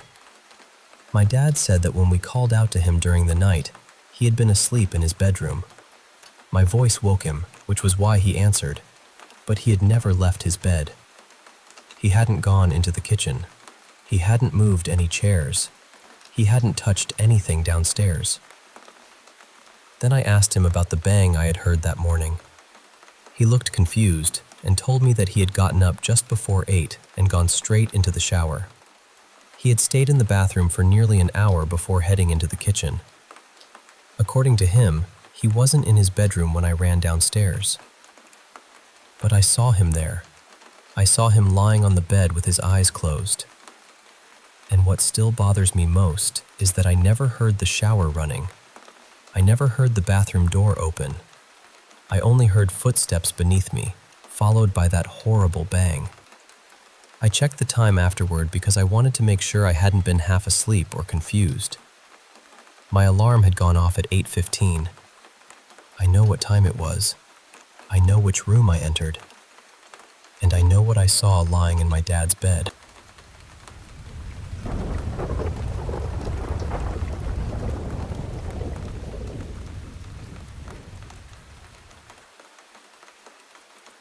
Hi everyone. I've been carrying this around for a while, and I think I'm finally ready to talk about it. My father passed away from cancer nearly 3 months ago. He was 64. I'm 31, and my younger sister is 24. Since we lost him, a number of strange things have happened around our family. I'm not saying they're paranormal. Honestly, I don't know what they are, but they've been difficult to ignore. My sister has several wall-mounted shelves in her bedroom where she displays records, collectible figures, photographs, and little keepsakes. Lately, objects have been falling from those shelves without any obvious reason. It hasn't been the same object every time, and the shelves themselves seem perfectly stable. A few days ago, my grandmother found an old framed photograph of my sister lying on the floor. It was a childhood picture that had been resting securely on top of a cabinet. There was nothing nearby that could have knocked it over. The way it landed made it seem less like it had slipped and more like it had been pushed. There's also the room where my dad spent his final days. That room is empty now. Nobody has any reason to go inside, but twice I've walked past it and found the light turned on. Both times I was certain it had been off earlier. Another incident happened when I was home alone. I was sitting in the living room, crying and thinking about my dad. In the middle of that moment, the lamp beside me suddenly came on by itself. Maybe there was a problem with the wiring. Maybe I touched something without realizing it. I keep trying to explain it logically. Still, the timing shook me. The strange thing is that my dad would have loved all of this. He was fascinated by anything mysterious. He watched paranormal documentaries, read about metaphysics and astral projection, and talked constantly about synchronicities. He wanted to witness something unexplained more than anyone I've ever known. He wasn't frightened by the idea. He was curious, almost excited by it. Even when he was very sick and barely had the strength to speak, he would sometimes address the room out loud. He'd say, "If someone is here, move the door. Make a sound. Give me a sign." As far as we could tell, nothing ever happened when he asked, but he kept asking. Years before his diagnosis, he told us about experiences he could never explain. One night, when he was living alone, he got up to use the bathroom and heard a deep growling sound outside the door. He said it sounded close, almost as though an animal were standing in the hallway. When he opened the door, nothing was there. On several other nights, he heard 3 slow knocks on his bedroom door. Every time he checked, the hallway was empty. When my parents were younger, they once left a cassette recorder running overnight beside their bed. The following morning, they played the tape back and heard what they described as many low male voices chanting together. They said it sounded distant, almost ceremonial. They never figured out where it came from. Both of my parents also claimed that they once watched a movie case fly off a shelf and land several feet away. My dad believed unusual things happened around him whenever he was under intense stress. Lights flickered. Objects shifted or fell. Doors moved when there was no breeze. He always wondered whether strong emotions somehow attracted those experiences. Something else happened shortly before he died.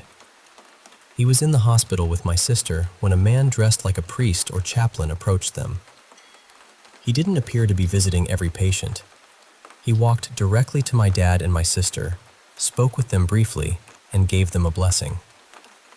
That may not sound unusual in some places, but where we live, it isn't something we commonly see in hospitals. The fact that he seemed to approach only them made the moment feel strangely personal. Around the same time, I found a small religious card beneath the windshield wiper of my car. It had a Bible verse printed on it. Of course, someone could have placed similar cards on dozens of cars. I understand that. But because my father believed so deeply in meaningful coincidences, I couldn't stop thinking about it. During his final days at home, he also told us that he could see people standing in his bedroom. I believe there were probably medical reasons for that. He was extremely ill, taking strong medication, and sometimes experiencing confusion. I know hallucinations and delirium can happen near the end of life. Even so, hearing him describe those figures was unsettling. There was also an incident involving our dog, a female husky named Luna. This happened early in my father's illness. It was sometime after midnight when Luna suddenly began crying outside my bedroom. It wasn't her normal whine. It sounded frightened and desperate. The moment I opened the door, she rushed inside, jumped onto my bed, and pressed herself against me. She was trembling. I stayed awake, stroking her fur until she finally relaxed and fell asleep curled tightly beside me. I had never seen her behave that way before, and I haven't seen it since. My sister has her own story too. Even before our father became sick, she had the same nightmare several times. In the dream, she would see a dark, human-like figure with a face she described as almost demonic. Each time, it looked exactly the same. I know recurring dreams don't necessarily mean anything supernatural. The mind can repeat images for countless reasons. Still, when all of these experiences are placed beside one another, it becomes difficult not to wonder. For most of my life, I've considered myself an atheist. I never believed in God, spirits, an afterlife, or anything beyond what we can see and prove. My father sometimes claimed that he didn't believe either, but I never completely accepted that. Someone who spends that much time searching for the unknown must believe there's at least a chance of finding something. When his condition became serious, I started praying for him. That still feels strange to admit. I didn't suddenly become religious. I didn't know who I was speaking to or whether anyone could hear me. I was simply desperate. When someone you love is slipping away, you reach for anything that might keep them with you. Since he died, I felt more anger than faith. If there is a God, part of me resents him. Another part of me still doesn't believe there's anyone there to resent. I keep going back and forth. One side of me searches for practical explanations. Faulty wiring, unstable shelves, medication, coincidence, grief, dreams, and frightened animals reacting to sounds we couldn't hear. The other side quietly wonders whether my dad finally found the mystery he spent his whole life looking for. Maybe these things mean nothing. Maybe grief makes ordinary moments feel charged with meaning because we're desperate to remain connected to the person we lost. Or maybe there are parts of life and death that we simply don't understand yet. I'm not sharing this to prove that ghosts exist. I'm still skeptical. I still question every detail and look for the most rational explanation first. But losing my father has opened a door in my mind that I never expected to open. And now I'm wondering whether anyone else has experienced strange coincidences, unexplained lights, moving objects, vivid dreams, or anything similar after losing someone they loved. Whether you believe these things are caused by grief, chance, or something beyond our understanding, I'd genuinely like to hear what you think.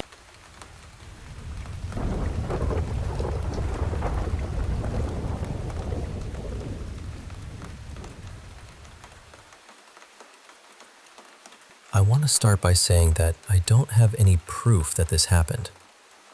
Honestly, I'm not even completely sure I trust the memories myself.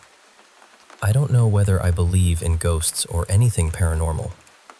I just have this feeling that the world is probably stranger and bigger than we fully understand. Some of my earliest memories come from a house my family lived in when I was about 5 years old. This was sometime in the late 1980s, in a small town in the northern United States. We weren't there long, but certain moments from that house have stayed with me for my entire life. The first memory is the one I question the most because, as far as I know, nobody else in my family experienced it. My older sister and I shared a bunk bed. She was about 2 years older than me, and I slept on the bottom bunk. One day, I remember lying on my stomach with my head and shoulders hanging over the edge of the mattress, looking underneath the bed. There was something under there. The best way I can describe it is a dark opening filled with slow-moving lights. They seemed to swirl together, almost like colored reflections moving across deep water. I can't picture them clearly anymore, but I still remember how they made me feel. They were beautiful, warm somehow, inviting. And I had this very strong understanding that if I crawled beneath the bed and entered that opening, I would come out somewhere else. I don't know what somewhere else meant to me at that age. I only remember believing it completely. The second memory is different because my sister remembers it too. We believed there was a man who lived in our bedroom closet. At the time, I thought he stayed inside an old wooden chest hidden behind the hanging clothes. Years later, nobody in my family remembered there ever being a chest in that closet, so that detail may have been something my childhood imagination added. But my sister remembers the man. After our parents put us to bed and left the room, he would appear beside the bunk bed.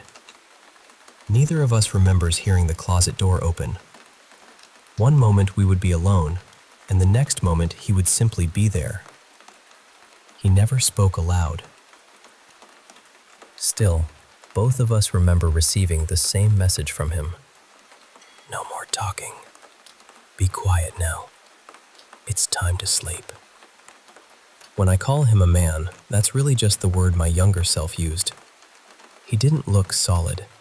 He was more like the faint outline of a person formed from smoke or shadow, hovering beside the bed. And strangely, we weren't afraid of him. He felt serious, but not cruel. His presence was firm and protective, almost like a grandfather checking that the children were safely tucked in for the night. My sister and I talked about him from time to time as we grew older.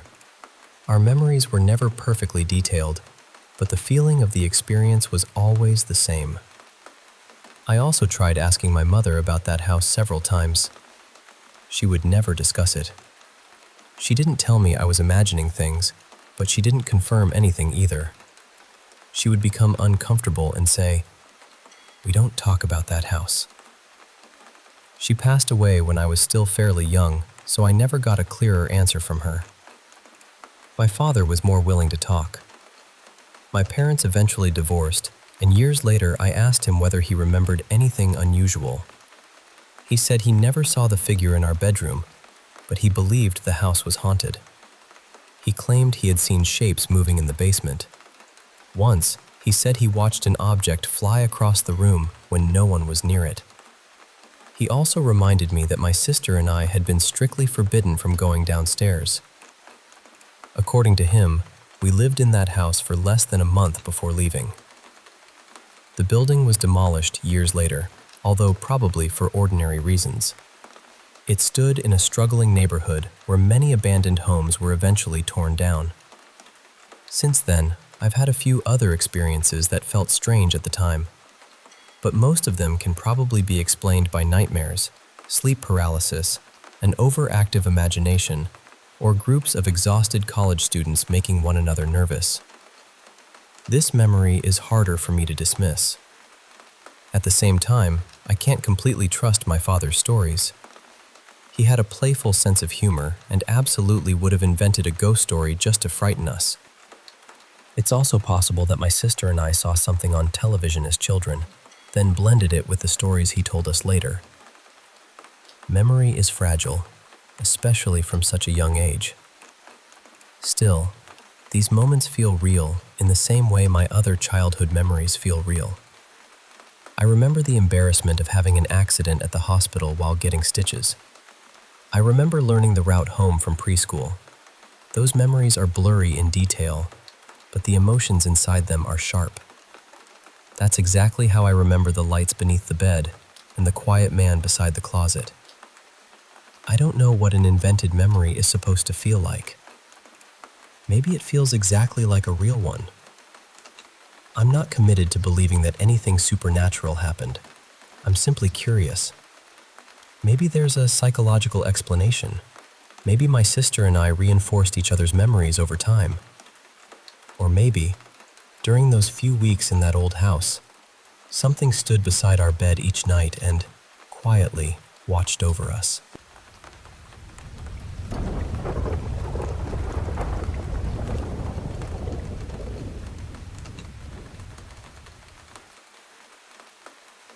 Hey, I want to tell you about some things that have been happening to me over the last few years. Things that I never really talked about because, honestly, I wasn't sure how to explain them without sounding crazy. But lately, it feels like I need to get it out there, you know? So, here goes.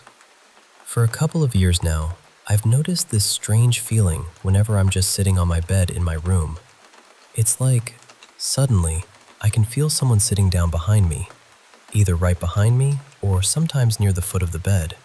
It's so vivid, like I can actually feel the weight, the subtle shift in the mattress, the presence. And weirdly enough, it's become kind of normal for me. I mean, I don't freak out every time, but I definitely can't ignore it. I've never told anyone because I thought maybe, just maybe, I was losing my mind. But the thing is, when it happens, I know I felt something. There's no doubt about it. Tonight was different though. My neighbor, who lives in the apartment right above me, her name's Lisa, was hanging out in my room. We were just sitting there, chatting, when, out of nowhere, she tells me she's had the same exact feeling. She said there are times when she's lying on her own bed, and suddenly it feels like someone sits down right beside her. I swear, I got goosebumps all over, from my head down to my toes. It was like hearing my own experience reflected in someone else's words. And then it got even weirder. I have this app on my phone, It's called Spirit Whisperer or something like that. It's supposed to pick up names or messages from spirits. And for 2 nights in a row now, it's been saying Lisa's name. I don't believe in coincidences. It just feels like there's something going on here that I can't explain. I've always had this feeling that there's a child spirit who runs through my hallway all the time. It's not scary, never has been, and I know I'm not the only one who's seen it. So I'm left wondering, is it really a spirit hanging around? Is this presence the one that sits with me on my bed? Could it be my little sister, my sissy, who passed away 3 years ago? Or is it someone or something else entirely? Have you ever had that feeling? You're alone, but suddenly you know someone just sat down next to you, even though there's no one there. It's such a strange, lonely kind of feeling, and honestly, it's been with me for a long time. Okay, now I want to share another story. This one's a bit different, but it really shook me. When I was about 14, my family lived far out in the countryside, up in the mountains. My parents had bought this plot of land with some friends, so we all had a little space to live on. The woods around us weren't those thick, dark forests you see in movies, more like scattered thorny bushes and lonely trees spread out here and there. There was a small house already on the land. It wasn't much, sort of sunk into the ground, and from above, it looked like a big letter T.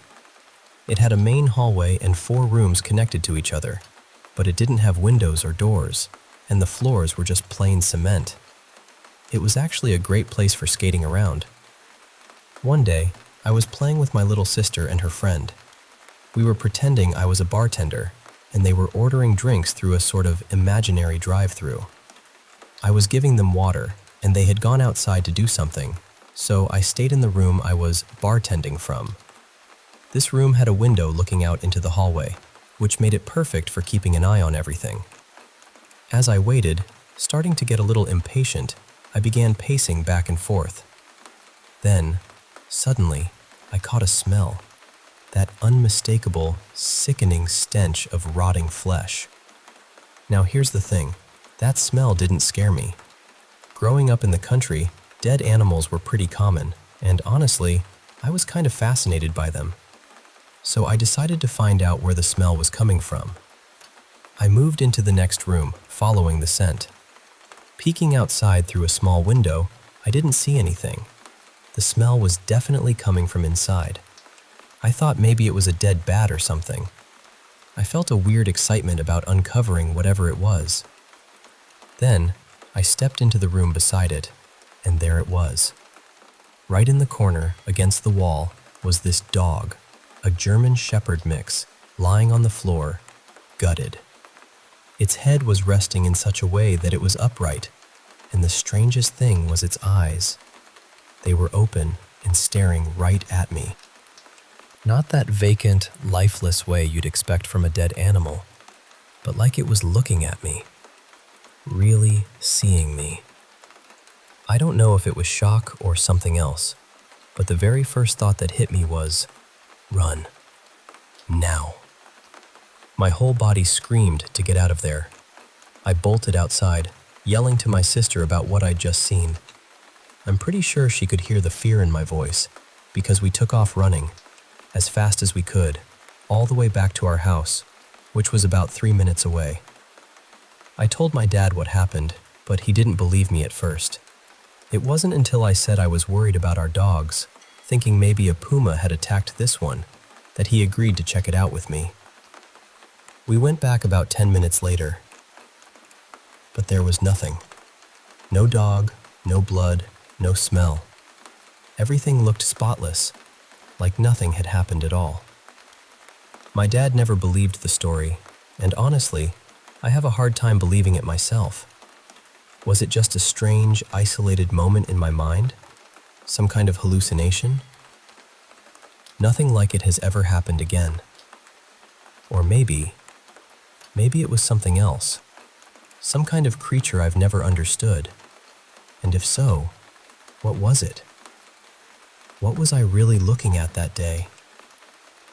I guess some stories don't have easy answers, but I wanted to share them with you because sometimes just saying them out loud makes the unknown a little less frightening.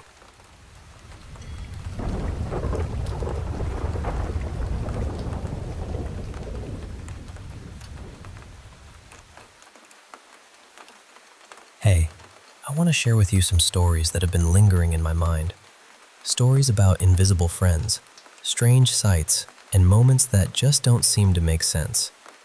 I hope by sharing them, maybe you'll feel a little less alone if you've ever had something similar happen. Let's start with a story about a very unusual friend I had when I was a kid. When I was about 10, I was a pretty imaginative kid, always creating worlds and characters in my mind. I'd had plenty of imaginary friends before, but there was one friend who was different. I never really understood where he came from or how he suddenly became part of my life. But one day, I just started talking to him.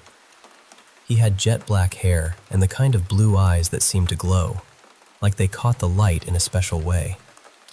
I named him Theodore, but I always called him Teddy. I was sure Teddy lived inside my teddy bear. I'd sleep with that bear every night, telling myself that Teddy had nightmares and needed me there to comfort him. It felt so real, like he was actually there and I was protecting him. I knew everything about him, and here's the strange part. I was totally aware he was a ghost. He told me stories about his life, but at first, I think he wasn't being completely honest. At first, he said he had cancer, but didn't say much about his family. But over time, for reasons I still don't understand, he opened up. He told me his father was a cruel man who had killed his mother when Teddy was just 4 years old. His mother's name was Alessandra Mary, and Teddy loved her so much. After she died, everything went downhill. His father was abusive, hitting him, calling him names. Teddy had a little sister named Casey, who was innocent and didn't understand what was happening. Then Teddy told me the truth. He didn't die from cancer. He took his own life when he was only 11. After that, one day, Teddy just disappeared. I stopped seeing him, stopped talking to him, and I've never seen or heard from him since. What haunts me is how, at 10 years old, I could invent such a dark, sad story. But here's the weird part. I told a friend about Teddy years later, and she said she remembered seeing a boy who looked just like him when she was little. Isn't that strange? Also, Teddy once told me he lived in Fort Madison, Iowa, which was weird because I live in Spain, and when I was a kid, I didn't even know that place existed. If anyone out there has any ideas about this, or has had similar experiences, please tell me. I know so much about Teddy, so ask away if you want to hear more. Now here's another story.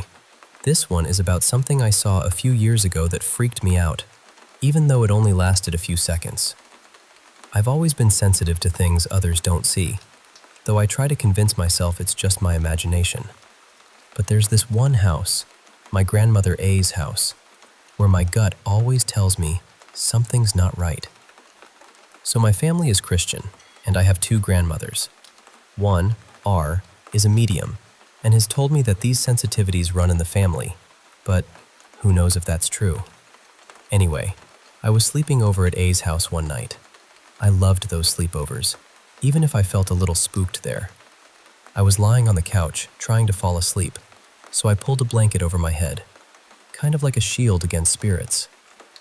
Hours passed, and I still couldn't sleep. Suddenly, I felt this urge to peek out from under the blanket. When I did, right in front of me were these thin, pitch-black legs with feet turned backwards. I froze and quickly pulled the blanket back over me. I didn't dare look again, even though it was hard to breathe under there. I've tried to figure out what it was ever since. I found something called Pichal Paris, a legend from Pakistan and India, but I'm in Germany, so I'm not sure if that fits. If anyone knows what backwards feet like that could mean, please tell me. I'm still haunted by those few seconds.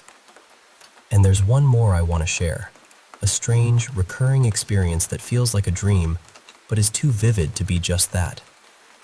It starts with me seeing myself asleep, then hearing a tapping at my front door. Being the cautious type, I get up and peek through the peephole. There's this small, fidgety figure outside. At first, I can't tell if it's human. Then I hear screaming. I open the door and the horror looks different, darker, a little twisted. At the end, there's that same figure again, bent backwards like it's doing a limbo dance. It looks like a boy, maybe, and he gestures for me to follow. The next night, the same thing happens. Tapping, screaming, and me standing at the hallway's end. Now the figure is outside, talking to what looks like a cat. I want to get to the bottom of this, so I take the stairs since the elevator won't work. It's dark, and I hear a cat's howl, but when I look, there's no cat. I think about that kid from the Grudge movie. It's eerie. The figure fidgets, then looks at me, like it wants to dance its way into my soul. Suddenly I wake up. On the final night, the figure is outside, staring at me again. It moves faster and asks, "Wanna play?" It explains a game of limbo. If it wins, I join it as a crooked man and visit others. If I win, I'm free. Before I can say yes or no, I hear music and the game begins. Then, nothing. I wake up in my bed as if none of it happened. I don't know how to explain this experience, but it left me feeling both curious and terrified. Lastly, here's a strange moment that might not be paranormal, but it's completely baffling to me. I was unloading silverware from the dishwasher, placing forks into the drawer right beside it. I dropped one fork, and I heard it bounce on the tile floor to my right. Someone was watching a movie about 15 feet away, so I didn't want to interrupt. I thought the fork had fallen under the drawer, but when I looked, it wasn't there. Before I could pick it up, my grandpa came in from the opposite side and asked if I had put away the fork without rinsing it. I told him I hadn't picked it up yet. We both looked, but the fork was nowhere. Not in the drawers, cupboards, dishwasher, sink, or even on the floor. I even ruled out the dogs because they were busy chewing bones a few feet away and wouldn't have been interested.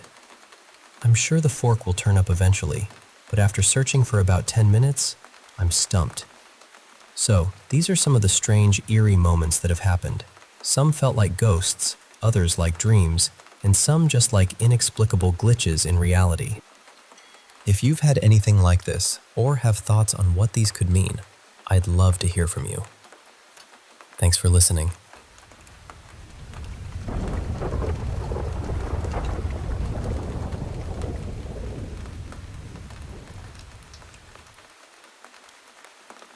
Hey, I want to share a couple of strange experiences my friend and I had recently, and then another one from my teenage years that still kind of sticks with me. So, grab a seat, and I'll take you through it all. Alright, so about an hour ago, my friend Cass and I decided to go for a drive. There's this spot I've been eyeing for a while. It's pretty secluded, surrounded by trees, and just the kind of quiet place where you can relax and smoke without any interruptions. As we were chatting about heading out there, Cass suddenly mentioned he started smelling something sweet, like cherries mixed with a faint hint of cigar smoke. Weird, right? Now, I already knew what that smell meant because ever since I moved into my place back in 2020, I felt this presence around my room. It's not scary or harmful. Actually, it's really kind and comforting. Cass said that when he sensed it, it felt like he'd been wrapped in a warm hug. There was this calm, safe feeling in the air, which was nice. So we hit the road, just talking and enjoying the drive. When we got close to the spot, I noticed a tree had fallen across the road. It wasn't completely blocking the way, but the gap was just too narrow for my car to squeeze through. I remembered a little back road that would lead us to the same place, so we turned around and took that route instead. This back road was something else, super wooded, barely any cell service, and only a handful of houses miles apart. It was so narrow that it had just one lane, the kind of road that's rarely traveled. As I was driving, we passed over this old bridge. I pointed it out to Cass as a cool place I wanted to show him sometime. It's got this eerie, peaceful vibe to it. Not long after crossing the bridge, Cass suddenly said, "Did you see that?" Because the road was so twisty, I thought he might have just spotted some animal darting across. I asked him what he saw, and he said, "It looked like something crossing the road." Right then, this wave of intense dread hit me like a wall. I asked Cass if he felt it too, and he nodded. I stopped the car, took a deep breath, and said, "We're not supposed to be here." He agreed, and we immediately turned around to head back the way we came. The feeling of dread just grew heavier, pressing down on us like a dark cloud. After we crossed back over the bridge, it eased a bit, but there was still this lingering unease. I told Cass firmly that whatever it wasn't allowed to follow us home. Not on my property, not anywhere near us. Slowly, that heavy feeling started to fade. But as we drove back, we kept spotting shadows flickering just out of the corner of our eyes along the road. Then, out of nowhere, a white truck suddenly appeared, speeding up to a stop sign on a side road, almost like it materialized from thin air. It pulled out behind us, and at first, I didn't think much of it. But then I glanced in the rearview mirror and saw it tailing us aggressively. I pointed it out to Cass, and he admitted he didn't like the vibe he was getting from that truck at all. We reached the stop sign that led back to the main road, and I purposely didn't use my blinker, just in case this truck was following us. But the truck did turn the same way, matching our every move. After I made the turn, I waited a few moments before checking the mirror again, and the truck was gone. Just vanished. The drive home was quiet, heavy with unspoken thoughts. Once we got back, Cass started opening up about things he'd known, but hadn't thought to mention before we got in the car. Later, I asked Cass to describe what he'd seen crossing the road. I wondered if it had legs, and he said, "It didn't have legs." He described it as brown and like a head that just crossed the road. He'd seen it from a distance, though, so he wasn't sure what the rest of its body looked like. I asked if it might have been a bat, but he was certain it wasn't. During the whole drive home, we both felt like there was a hand resting on each of our shoulders, a presence pressing gently but firmly down on us. Cass pointed out that the fallen tree blocking the road might have been a sign, a warning not to go any further. And the friendly entity I'd been sensing at my place before we left? Maybe it had been trying to protect us. I'm thinking this might be a certain entity, one whose name I won't say because names carry power, you know? Now, on to the second story. When I was about 15, back in 1998, I had a weird experience that still creeps me out. I was up late, alone in the house, and I just discovered closed captioning on the TV. I loved having it on, even when I had the volume up, just to read along with whatever was playing. It was around 1 or 2 in the morning, and I was watching one of those spooky documentary-type shows on either TLC or Discovery. Can't quite recall which. The show was about mysterious things like the pyramids, UFOs, and all that kind of stuff. Then, as usual, the show went to commercial. I was still reading the captions and listening, but suddenly, the TV screen went completely black.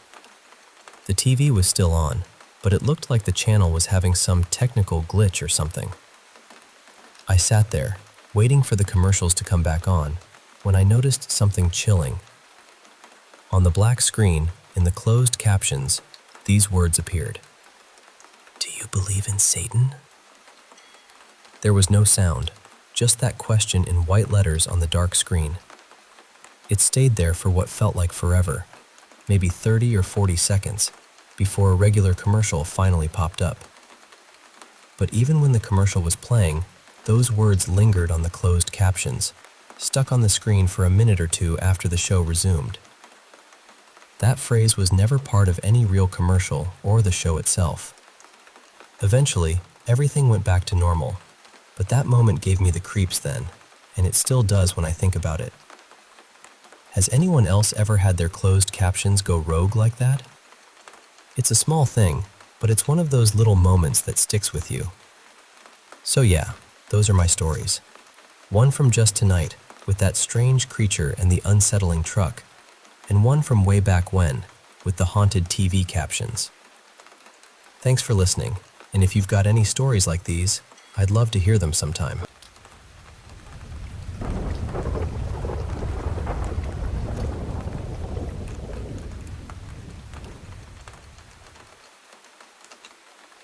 Hey, I want to share some stories with you tonight. Stories that have stayed with me. Stories that are a bit eerie, but also deeply personal. So, settle in, and I'll take you through them, one by one. First, when I was a kid, let's say around 13, I lived in this old house out in the countryside. It wasn't just any house. It had this basement and an attic, like many old homes do. But the basement was different. The walls had these strange pentagrams painted on them, and if you ever found yourself down there, the air felt thick, almost like it was holding its breath. I remember one time, looking up through a little hole in the ceiling of that basement, I saw glowing eyes staring back at me. It was like something was watching me, waiting. Now, one evening, I was sitting in my room doing homework, headphones on, trying to drown out the creaks and groans of the old house. Suddenly, I felt a hand brush through my hair, like a light tap, and out of the corner of my eye, I saw my ponytail swing back and forth, as if someone had just flicked it. Then, without any warning, my chair started shaking violently, almost as if someone invisible was shaking it. I looked around. There was no one there. I was just 13, and honestly, it scared me beyond words. I didn't tell my parents, not because I didn't want to, but because they were Jehovah's Witnesses and would have immediately made me pray or read the Bible, which I wasn't ready for. There was another time when I was home alone. Both my parents were at work, and I was brushing my hair in the bathroom. Out of nowhere, I heard my stepdad's voice, clear as day, saying, "Hi, I'm home." I heard footsteps, the jingle of keys, and then the back door slammed shut. Thinking he was home, I stepped out of the bathroom, called out, expecting him to respond. I even looked around, thinking maybe he was hiding or playing a prank. But when I looked out the window, the gate was still closed. No cars were outside in the driveway, and the back door was locked tight. It was like the whole thing never happened. I tried to laugh it off, saying aloud, "I must be going crazy," hoping ignoring it would make it fade. I used to catch glimpses of black figures darting just out of my direct sight. When I turned to look, they'd vanish. And sometimes, in the quiet, I'd hear a man's voice whisper my name, loudly, but almost like a hush in my ear. It's hard to explain, but it felt so real. Even at work, I'd hear that same voice, calling my name, when no one was around. One night, my sister burst into my room, terrified. She wanted to sleep by my side because she said she saw a ghost. A woman in a light-colored dress, standing in her doorway, pointing at her, then disappearing into thin air. Years after we moved out, I'd have recurring dreams about that house. Ghosts, strange happenings, it all came back to me in those dreams. That house was a whole other world. Now, fast forward to college. I'm 18, living in the historic dorms on campus, which are known for their greenery and proximity to classes. Funny enough, my older brother stayed in the same dorm years ago, so I picked it for that reason too. I'm on the 3rd floor, top floor, and there was this odd thing. An intercom embedded right in the wall at the foot of my bed. It just sat there, silent, but I couldn't help but wonder if it was connected to campus security or the front desk. So I asked at the front desk. The assistant looked at me like I was speaking another language and told me to ask the RA. The RA told me the strangest story. Apparently, back in the day, these rooms had intercoms that connected down to the basement. Why the basement? No one really knew. But then the basements were shut off after someone had taken their own life down there. There were whispers, too. Rumors that these intercoms might connect to the bomb shelter underneath the campus. That part, the RA admitted, was just campus legend, I knew about the bomb shelters. There are staircases scattered all over campus leading underground, and you can hear this subtle pressure release every half hour or so. But the intercom? That spooked me, so I tried to just ignore it. My roommate and I had different schedules, so we rarely crossed paths. But weird things happened. I'd be at my desk, and out of nowhere, a woman's voice would whisper, "Hello?" I'd turn around, expecting to see my roommate or a friend, but no one was there. The closet near the intercom would creak. The doorknob would sometimes turn, and my roommate would text me, asking if I forgot my keys and was knocking on the door, when I hadn't even left my bed. Once, when we were both in the room, there was a huge bang on the door, right next to the intercom. We jumped, heart racing, peered through the peephole, but no one was there. Slowly, we opened the door and looked down the hallway. Our dorm's center location means no quick escape, but the hallway was empty. A month into the school year, my roommate broke her leg and had to drop out, leaving me alone in that unsettling space. I started spending most of my time in friends' rooms, only sleeping in mine. When we did hang out in my room, my friends would comment on the heavy, oppressive energy. Sometimes it felt like the room itself was sucking the life out of me. And then there were moments when my boyfriend and I were about to fall asleep, and he'd say, "What do you mean?" I'd be confused, asking what he was talking about, and he'd reply, "Didn't you just say that?" It was like some invisible conversation was happening. Around October, strange clicking noises started coming from the intercom, almost like Morse code or a telegraph. I asked the RA again, who assured me the intercom was disconnected. But the more friends I made and rooms I visited, the more I realized that mine was the only room with an intercom. I even took a picture of it, intending to share it with someone who might understand. Even now, as I tell you this, there's this uneasy feeling creeping over me, like I shouldn't be talking about it. But here I am. Lastly, I have a story about my dad. He passed away just a couple of weeks ago, but before I get into that, there are some things I want to share. 2 weeks before he died, I visited him. We had a family dinner, and it was one of our best times together. Dad and I had a complicated relationship. He was a bit of a loner, and maybe I didn't visit enough. I don't know. But this time, he had a fresh haircut, was freshly shaved, and looked healthier than I'd seen in years. I brought a dish I thought he wouldn't touch, but he ate it and told me it was delicious. We put on some Eagles music and sang "Take It Easy" together. At the end, he let me hug and kiss him goodbye, something he had never done before in his life. I told him I was moving to the coast, near the ocean. He asked if he could come visit. He'd never seen the ocean. I promised he could, even though I was surprised he wanted to. We dreamed about how wonderful it would be when he came. My husband later said it was the best visit we ever had with Dad, and I agree. I was looking forward to his birthday on November 2nd, unaware I wouldn't get to see him then. 2 days before, he passed away. Later that week, my husband and I went for a walk, and he asked why I cared so much about researching my family tree. I told him about how I'd finally done Dad's tree and discovered he was more than the simple man I knew. He was a talented musician. I sang a song he had written, a somber ballad about one of the last prisoners executed at the Don jail, a song about a father mourning his son's death. The mood grew heavy, but it felt right to share. A few days later, my daughter told me Dad had tried to call her, but she was unavailable. I don't think he'd ever called her before. I tried calling him back, but his number was out of service. I had no explanation. On Halloween morning, I woke up around 12:24 a.m. and called my husband, feeling anxious. He was at his usual late-night spot, working. He thought I was acting strangely, but I couldn't shake the feeling.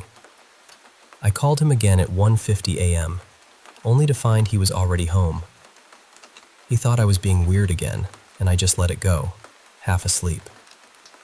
The next day, I was off work and got the call from my brother. Dad had died the night before, at 12:25 a.m. on Halloween. The story goes that my mom, his ex-wife, although they divorced over 30 years ago, was still close and visited him that afternoon. She insisted he go to the hospital when she saw he was unwell. He was admitted and stabilized for arrhythmia. She told him she loved him and would keep us informed. After she left his bedside, he passed away, almost as if he waited for her to leave. For days afterward, "Take It Easy" played on repeat in my head.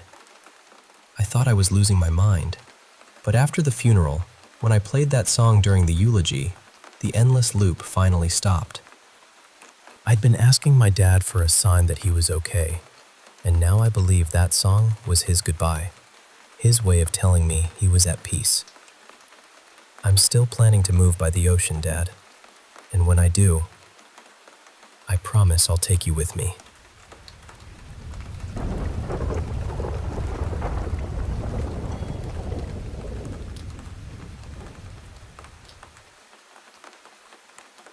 You know, I want to share with you a story that's been with me for about 20 years now. It's something I've never really been able to explain. I was lying there in bed one night, right beside my husband, and suddenly I woke up. As I was turning over, I glanced over his shoulder, and there she was. A woman standing in our bedroom doorway. She wasn't just standing there idly. She was staring at my husband with this intense curiosity.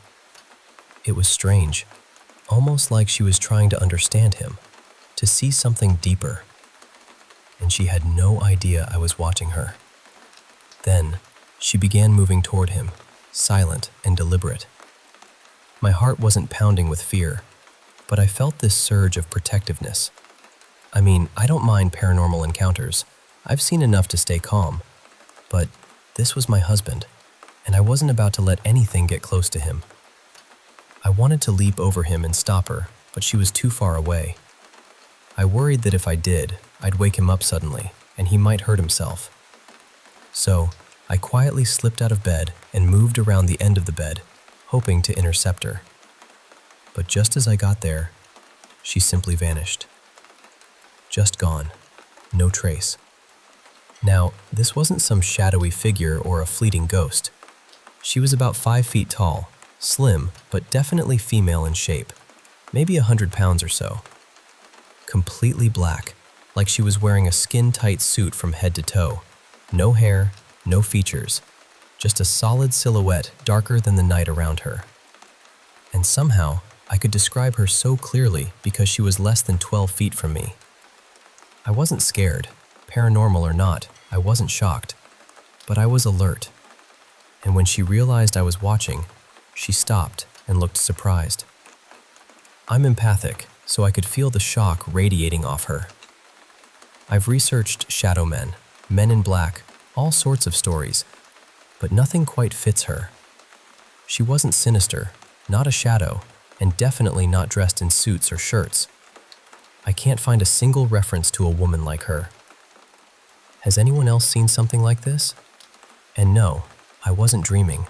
I was wide awake. Speaking of strange things, there was this other time when I found a doll at a charity shop, a really cute one.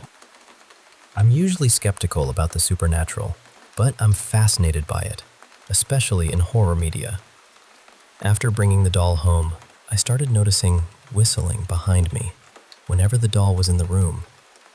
I told myself it was just someone outside, but I have some difficulty locating sounds because of audio processing issues.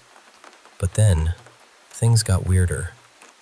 I was showering, and usually, I leave the door slightly open so I can keep an eye on my dogs.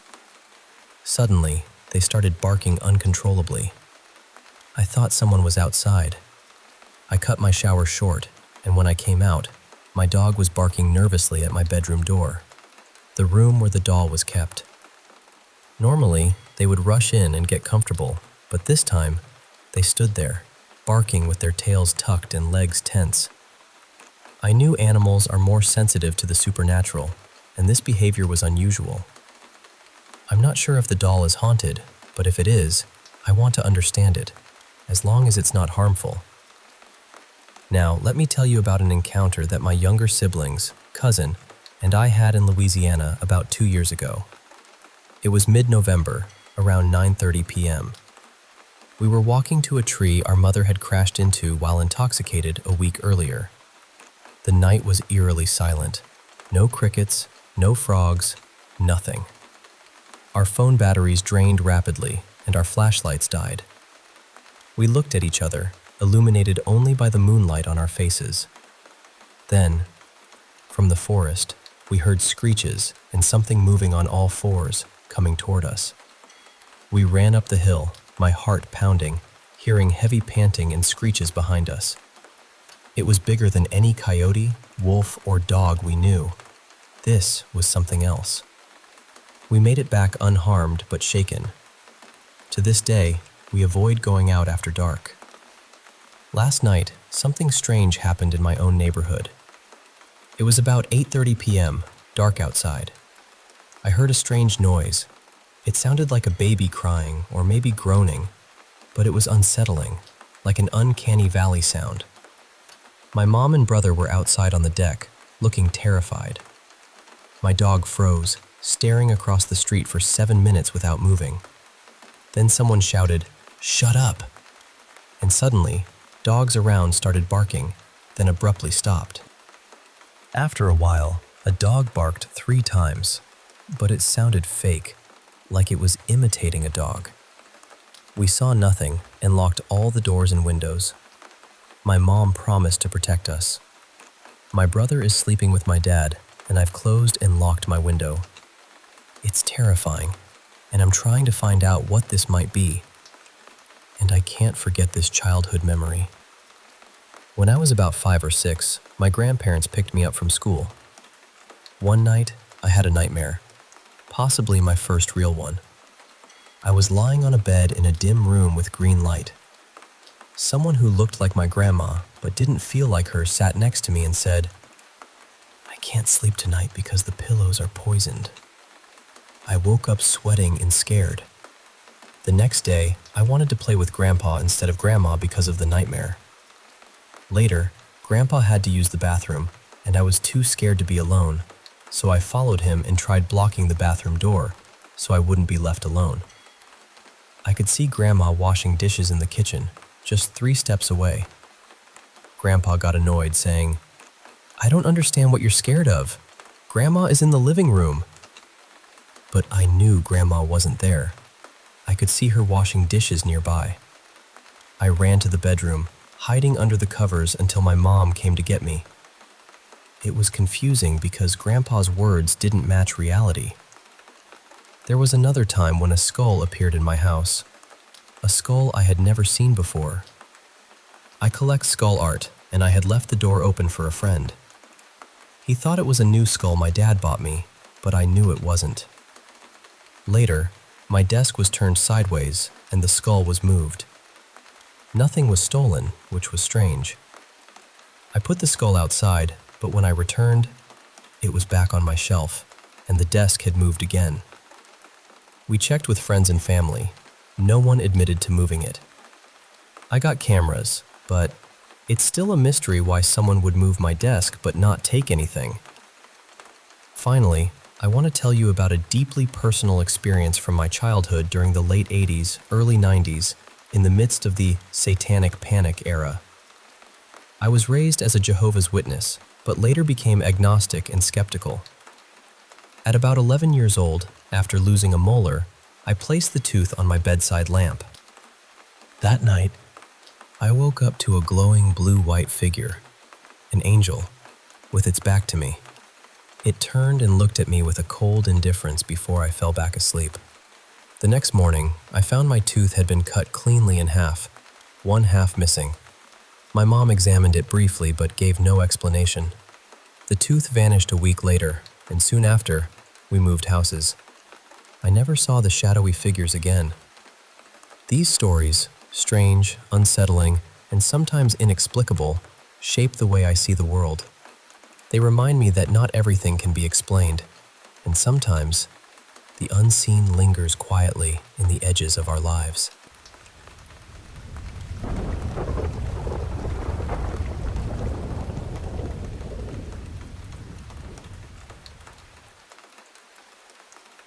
Hey, I want to share a few stories with you. Things that have stuck with me over the years. Moments that felt so strange and out of place that even now, when I look back, I'm not quite sure what to make of them. They're not just tales. They're memories that still unsettle me in ways I can't fully explain. So, sit back and let me take you through these moments, one by one. First up, there's this memory from when I was about 12. Now, looking back as a grown-up, I can tell myself a lot of things. Like, you got over your fear of being home alone. Or maybe I just made up the angel memory after that whole tooth incident. But here's the thing. It doesn't explain the tooth. I remember holding it. I was grasping for some logical reason. Maybe a medical test, something that needed a tooth sample? But then, why not just be honest with me? And why return only half the tooth? That's the part that sticks with me the most. Even if you believe in angels, demons, ghosts, or even the chupacabra, none of that really makes sense of what happened. It's like the tooth is this tiny piece of something bigger I can't quite put my finger on. I don't dwell on it often, but when I do, it still bothers me. At the end of the day, I just hope someone, or something, is out there, holding that half tooth, waiting with some answers. I guess that's the hope that keeps me going. Now, let me tell you about something that happened last night. You see, I've dealt with sleep paralysis on and off for about 15 years. At first, it was terrifying. Those moments when you're awake but can't move, feeling like something is lurking just beyond the edge of your vision. But lately, it's been happening less. Maybe because of the hard times I'm going through and this new spiritual path I've started. I've been meditating with black tourmaline stones to ground myself when I feel unsteady or overwhelmed. So, last night, my partner and I fell asleep in our usual spots at the head of the bed. Normally, we fall asleep with some background noise, maybe Gordon Ramsay yelling or Rick and Morty's chaotic humor. But last night, nothing. Just silence. Then I woke up, but it was like we were lying at the foot of the bed, almost like watching a movie together. He was on his back, arms behind his head, and I was on my stomach, arms crossed under my head. It was so vivid. What pulled me fully awake were two gentle taps near our heads on the bed. Instantly, I knew. It was sleep paralysis. I tried to close my eyes, to drift back to sleep before giving it any attention. But then, something tugged my hair bun sharply upwards. My heart slammed in my chest. I couldn't move except to wiggle my fingers, which were near my partner's underarms. So, I tickled his underarm, and when he woke up and looked around, suddenly I snapped out of it too. We were back at the head of the bed, in our normal positions, except he was still half asleep, lying on his stomach with his back to me. I tucked my leg under his and went back to sleep, a small comfort I wouldn't have been able to embrace after a sleep paralysis episode in the past. I've been thinking about how this new spiritual balance might be helping me recognize sleep paralysis before the terror sets in. This time, I didn't see a demon or anything frightening, just that strange tug on my hair and the taps. It was almost like whatever presence there is knows I'm trying to stay grounded. But honestly, it still worries me. I've never been physically touched during these episodes before. Usually, it's just that invisible force pinning me down. This time, it pulled my hair. Has anyone else experienced physical contact during sleep paralysis after starting a meditation journey or during a rough patch? How did it feel for you? All right, shifting gears, let me tell you about an encounter I had back in 2015 in my apartment stairwell. Picture this. The stairs were old metal, painted red but peeling and chipped. The walls were damp, and the bright white fluorescent lights buzzed constantly, casting a harsh glow. Not exactly cozy. I stepped out one night, heading toward the main door. That's when I saw him. A man in a navy blue overcoat, soaked with wet spots. Weird because it hadn't rained in weeks. What really caught my attention was how he smoked. The smoke went into his mouth, but never came out. He held the cigarette clenched between his teeth, like it might slip away, sitting on the step leading to the door. I watched him take a long drag, but no smoke escaped. The crackling sound of the cigarette was unnaturally loud, like it was echoing through the stairwell 1,000 times over. Then I noticed his mouth was wide open, but he wasn't holding the cigarette to his lips anymore. It was dangling at his side. Curiosity overpowered fear, so I started walking down the stairs toward him. The moment I took a step, the air went utterly silent. The nearby river's rushing stopped. The buzzing lights died away. My heart pounded, but I kept moving, faster now, all the while praying he wasn't going to pull out a knife or something. He didn't. He let me get uncomfortably close before slowly raising his arm, lighting the cigarette, and holding it to his mouth. He didn't take a drag or exhale. He just stood there, motionless, like a statue under those harsh fluorescent bulbs. I was frozen, breath caught in my throat, watching him until the cigarette almost burned out. Then, suddenly, I woke up back at my apartment door, hand trembling as it gripped the doorknob. I tried to brush it off as just a vivid daydream, but it felt too real and too hazy all at once. When I reached for the doorknob again, the world went dead silent once more. I pulled my hand back, and the sounds came rushing back. Ever since, I never opened that door without listening for that silence first. People often look at me with pity when I share this story. They don't call me mad outright, but you can see it in their eyes. Believe what you want, but that night still haunts me. Now, here's a story from when I was in 4th grade. I found this book in the elementary school library about seances and the occult.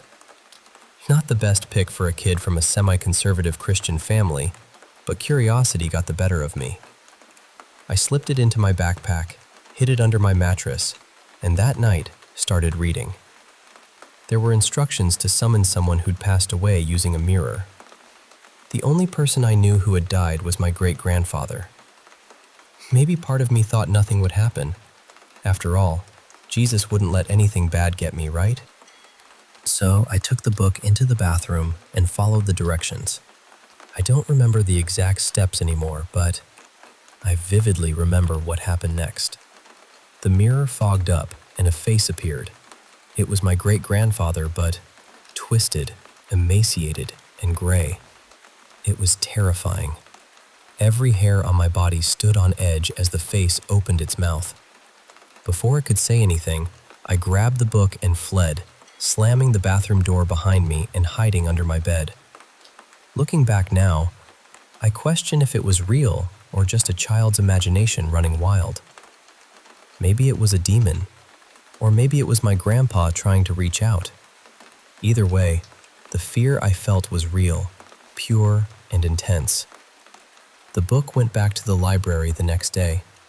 Finally, there's this one time with friends at the movie theater. We were watching Battleship. Not a great movie, but it was more about hanging out. Halfway through, a friend sitting next to me was acting strange, smiling sheepishly, hugging her legs close. I mouthed, "What's up?" But she just kept pointing ahead. I looked forward to where she was pointing, but there was nothing unusual.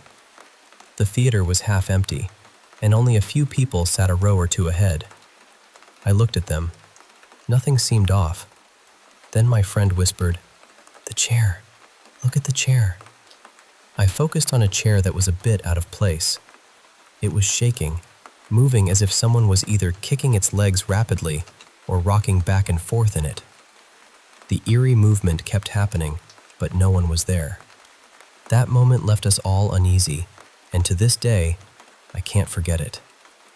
So, there you have it. These are the stories that whisper in the back of my mind, the ones that make me question what's real and what's not.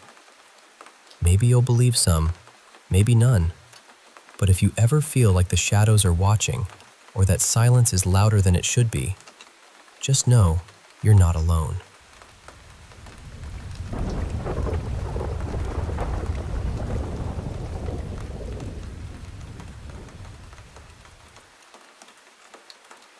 Hey, I want to share a story with you.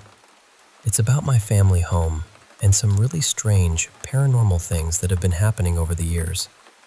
Now, this isn't just a quick ghost story. It's been part of our lives, especially starting about 15 years ago, and it's something that's really stuck with us. So, let me take you through it, step by step, like we're sitting down having a quiet chat. Our house was actually built by my grandparents back in the 1960s. It's a two-story place, and my parents and I sleep upstairs, while my sister and grandparents have their rooms downstairs.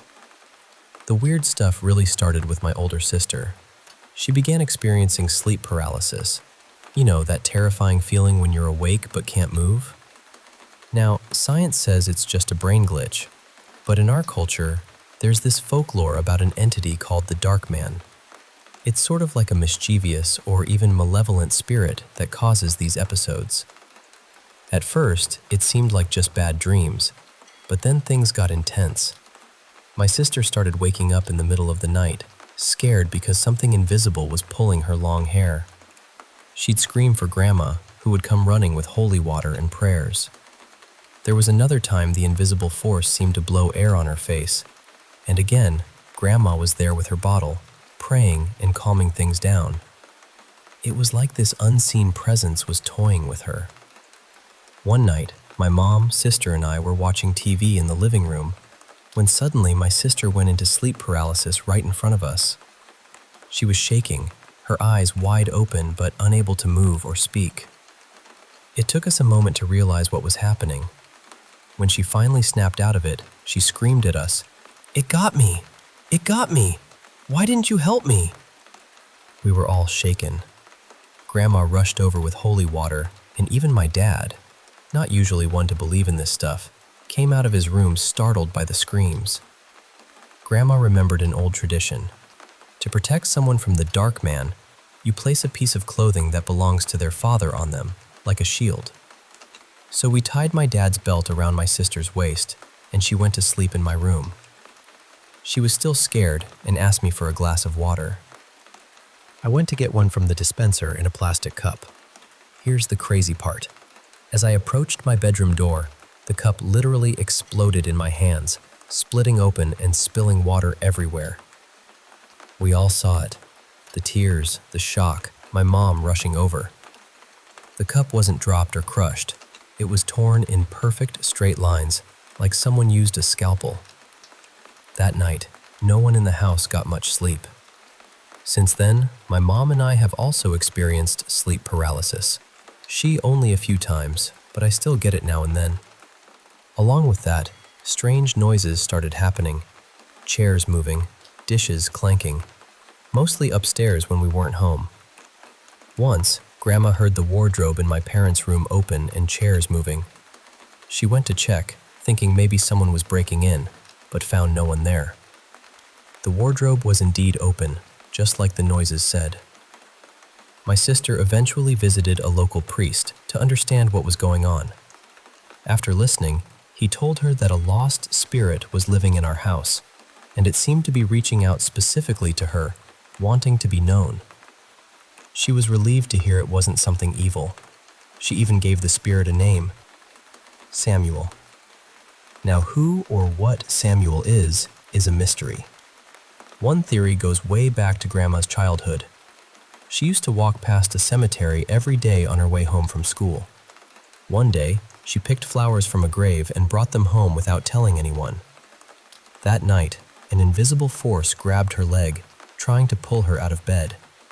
She felt like it wanted the flowers back. Her parents returned the flowers, and from that day on, she never took anything from the graveyard again. Maybe that spirit followed her and moved with her when she and Grandpa built our house nearby. Another theory is that Samuel could be my great-grandfather, Grandma's dad, who told her before he died, "If you ever hear noises in the attic after I'm gone, that's me." The attic was converted into the second floor, where most of these strange noises and the cup incident happened. My sister and I shared the same room up there before she moved downstairs, so maybe it's connected. There were more eerie moments. Once my mom woke up feeling a heavy pressure on her chest, like someone was leaning on her. She thought it was Dad's arm, but when she asked him to move it, he wasn't even facing her. She got scared, cried, and yelled, only to find out he was asleep on the other side of the bed, confused by her screaming. I remember one night, I was playing PS2 late, left it on by accident with my glowing joystick plugged in. I woke up in the dark, saw the glowing joystick, and suddenly, it unplugged itself, leaving me in total darkness and panic. I scrambled for the light switch, which had been on the entire time. Another time, I was watching TV in the living room late at night. The stairs start right there, separated by a thin metal strip. I heard footsteps climbing the stairs and called out, thinking it was my sister. No response. She never comes upstairs without turning on the light. She's too scared. I sat frozen, listening as the footsteps got closer. Then the metal strip clanged under a step. I panicked, ran to my parents' bedroom, banging and screaming to be let in, and stayed there the rest of the night. The most bizarre thing happened in broad daylight. My grandparents went next door to my aunt's house first. Then I headed out with my sister following. I locked the door behind me, as always. But when my sister tried to leave shortly after, she found the door locked from the inside. She was alone, and no one else was home to lock it. We tested it, and it takes 6 turns of the key to lock. We never figured out how it happened. After all this, the house quieted down. We accepted Samuel as part of our lives, and the noises became less frequent. We kept it mostly to ourselves, but once I told classmates, one even spent the night out of curiosity. My sister, trying to prank us, knocked on the door late at night, scaring everyone. But then the knocking came again, when no one was there. My friend was terrified and never stayed over again. So, that's the story. The strange, sometimes scary, sometimes just strange happenings in our old family home. It's become part of who we are, a mix of fear, fascination, and a little bit of respect for the unknown. Thanks for listening. It feels good to finally share it with someone.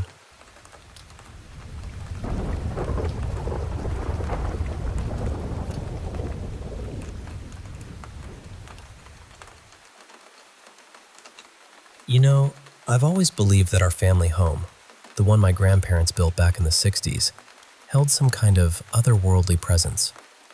It's a 2-story place, with my parents and me upstairs, and my sister and grandparents downstairs. Over the years, the house seemed to host more than just memories. It felt like it was alive with spirits, each with their own story. For me, the strange happenings kicked off about 15 years ago, but my older sister, let's call her Clara, was the first to feel their weight. It started subtly, with her experiencing sleep paralysis almost nightly. Now, I get it. Science says it's just a sleep disorder, but in the folklore of our country, it's tied to a dark figure, a shadow man, kind of like a sleep paralysis demon.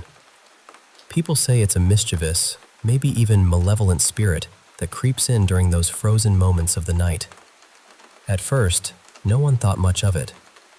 But as Clara's episodes became more frequent, it unsettled not just her, but the whole family. Then, more disturbing things began to happen. Clara would wake up in the dead of night, feeling something invisible tugging at her long hair. She'd scream for Grandma, who was like a guardian angel, always quick with her bottle of holy water, spraying and praying over Clara to push the darkness away. Another time, that unseen force seemed to blow cold air straight into Clara's face, making her shiver and panic even more. Grandma was right there again, steadfast and fearless.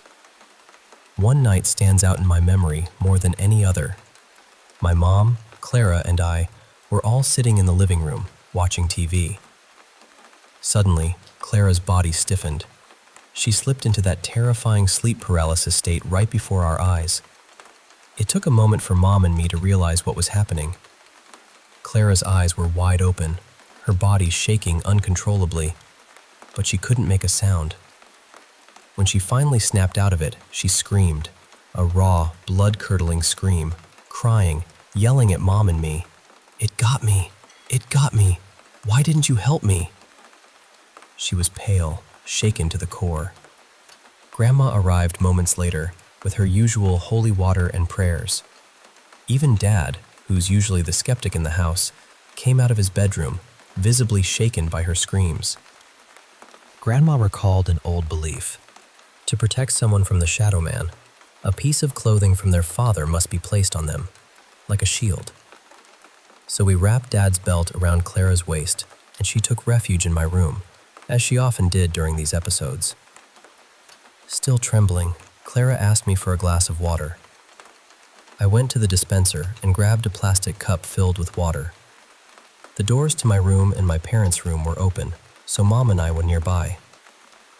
As I approached my bedroom door, the cup suddenly exploded in my hand, bursting apart in perfect, straight cuts, water splashing everywhere. We all stood there, stunned and speechless.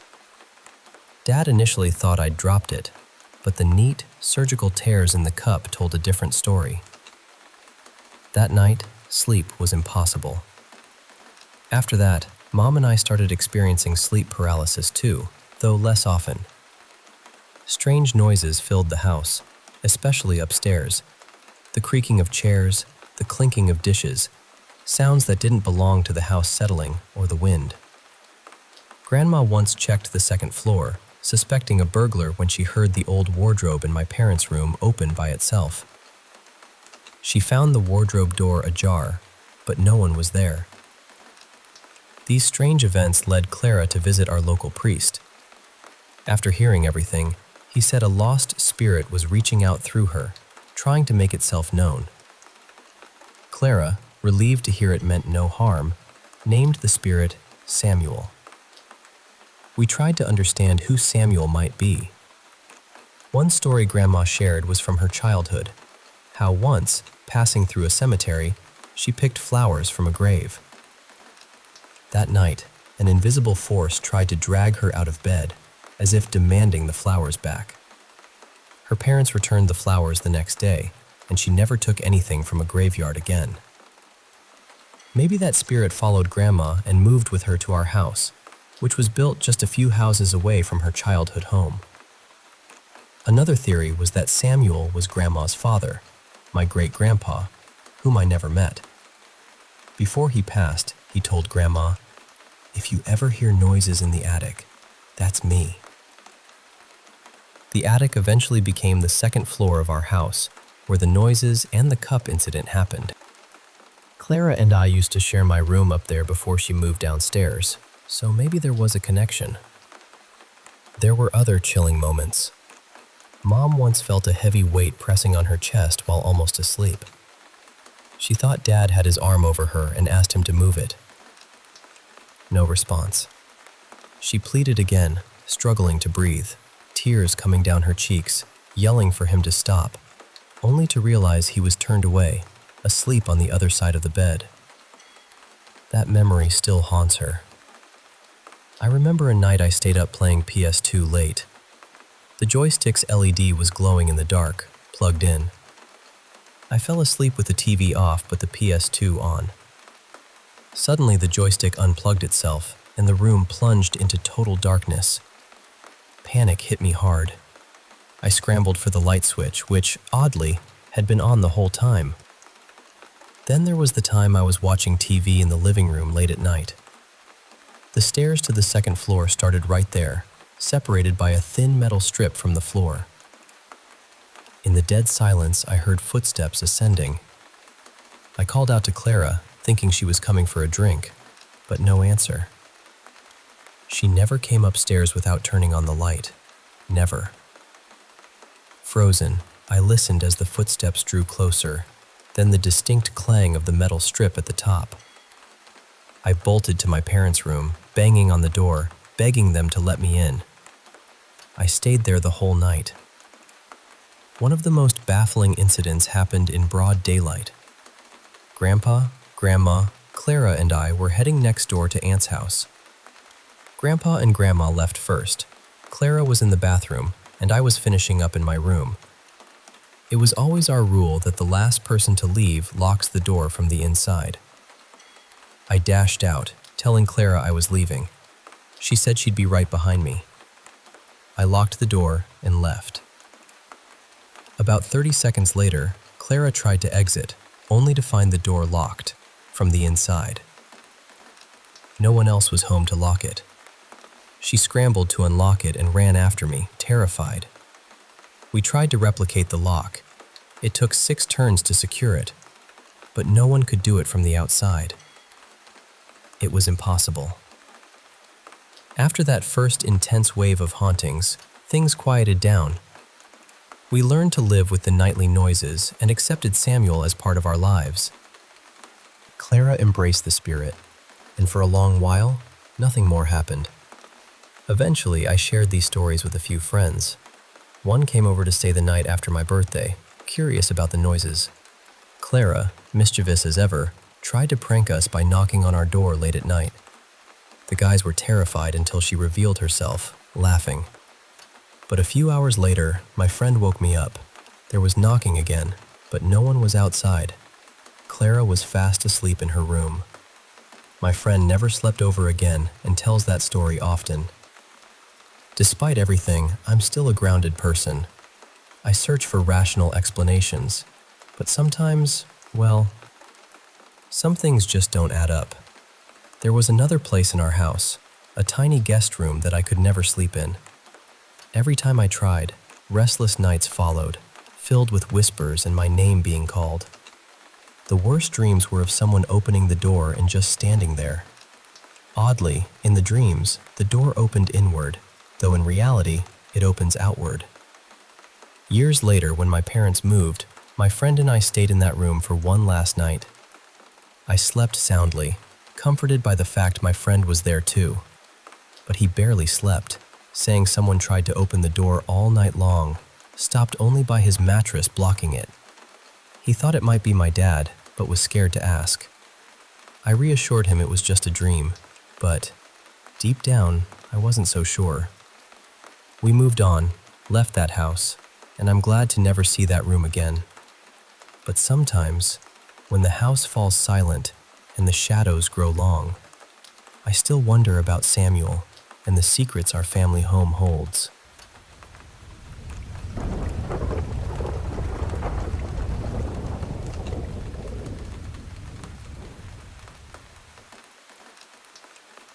So this happened one night when a close friend of mine was staying over.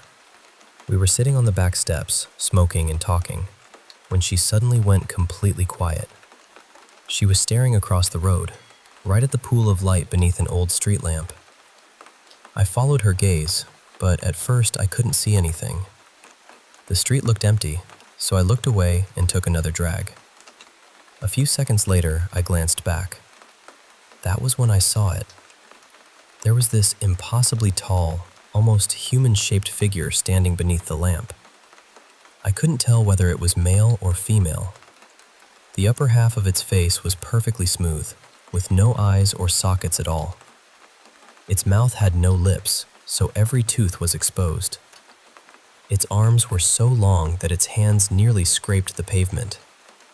Its skin looked gray, deeply creased, and worn thin, almost like a sheet of paper that had been crushed and flattened over and over again. I only saw it for a second, maybe less, but somehow I noticed all of those details. Then it was gone. I told my friend that we needed to get inside immediately. She didn't argue. We rushed into the house, went straight to my bedroom, closed the curtains, and turned every mirror toward the wall. That was when I told her what I had seen. She looked genuinely shocked and said, "You saw it too?" Apparently, she had seen the same figure before, more than once, but nobody else had ever been able to see it. A few minutes later, she started reacting to something near my closet. She said a voice was speaking to her from inside it, but I couldn't hear anything. According to her, it sounded furious, although the words didn't form proper sentences. She began searching through her overnight bag and pulled out an old cross necklace.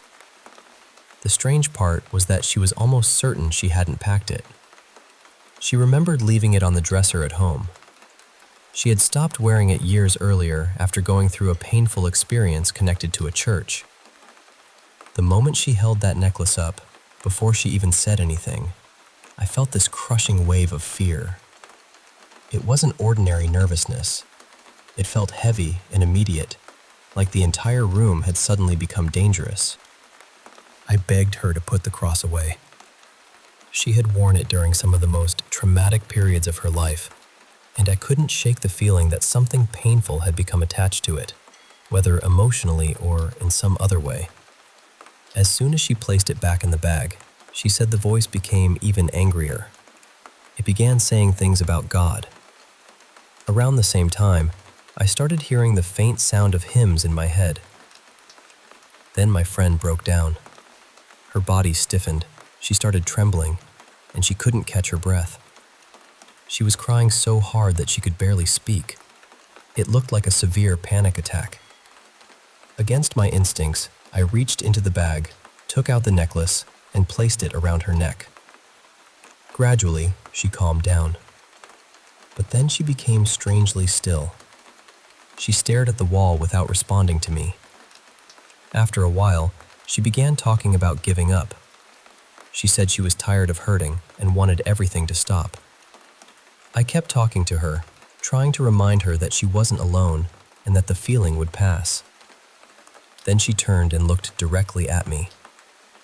Her face seemed different.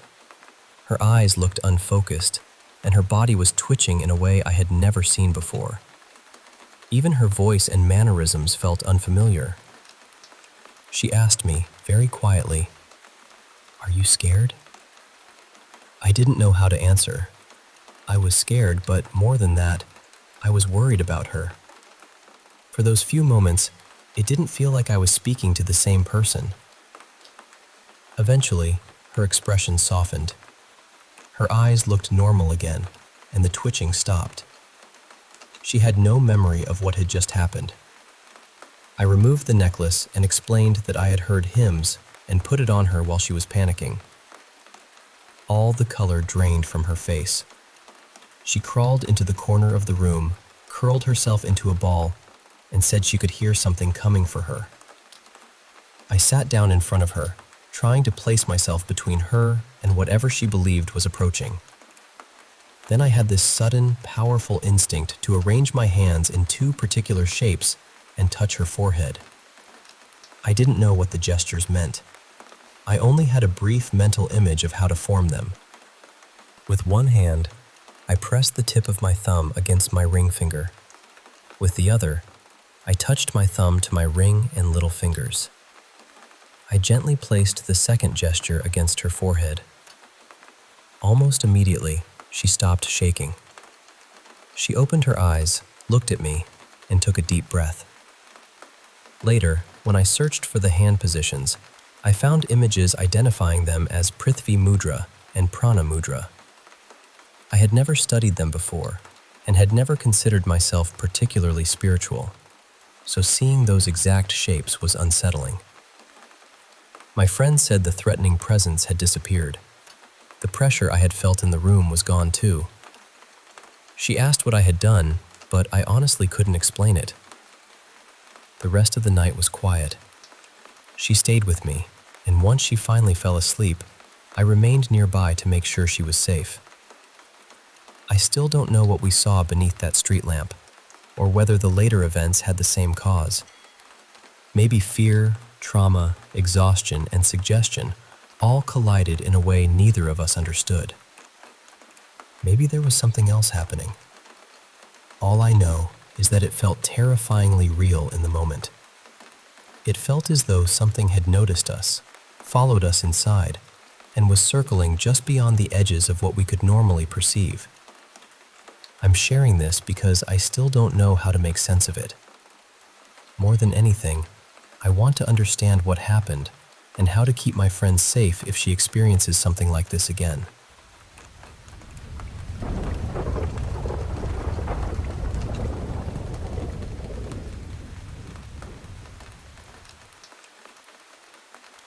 I should probably begin by saying that I'm a committed Christian.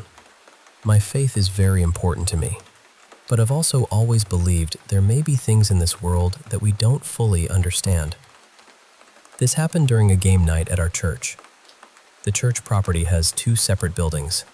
One is the sanctuary, with the pews, pulpit, stained glass windows, and everything you'd expect in a traditional church. The other is a multi-purpose building across the parking lot. It's basically a large recreation hall with a basketball court, a kitchen, several classrooms, and an upstairs area where some of the worship equipment is stored. A few friends and I were gathered in that second building. There were maybe 8 of us altogether, and we were getting ready to start another board game. Before we began, I decided to use the restroom. The game we had chosen usually takes hours, and once everyone gets invested, nobody wants to pause. Because the church had been trying to reduce its electricity bill, most of the hallway lights were turned off. I used the light from my phone to make my way down the hall. On my way back, I passed the nursery. Just after I walked by the doorway and turned my back to it, I heard whispering behind me. It wasn't clear enough to understand.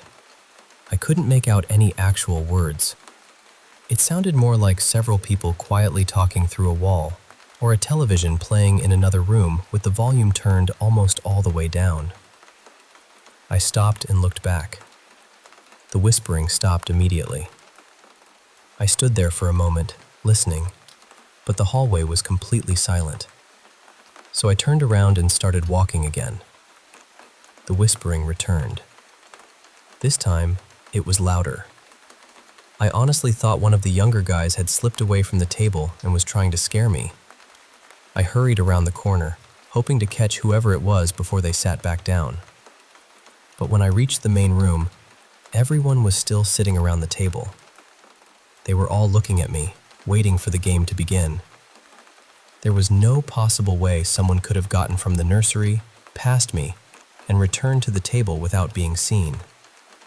I told my brother Daniel what I had heard. He laughed at first, but while I was explaining it, something knocked on the wall. 3 slow knocks. The sound came from the direction of the nursery. Then we heard something else. It was a low, strained sound, almost like someone letting out a short groan. The entire room went quiet. Most of the people there were around 19 or 20. One of my friends, a woman close to my age, was already terrified. She had pulled her knees up against her chest and kept staring toward the hallway. Nobody volunteered to investigate. Since I was one of the oldest people there, I grabbed a heavy flashlight from the kitchen and asked 2 of the other guys to come with me. We waited for another sound, but nothing happened. After several minutes, people slowly began talking again. Someone even tried to make a joke about it. The moment the conversation changed, the knocking returned. 3 knocks again. This time, they were much louder. We walked down the hallway together and opened the nursery door.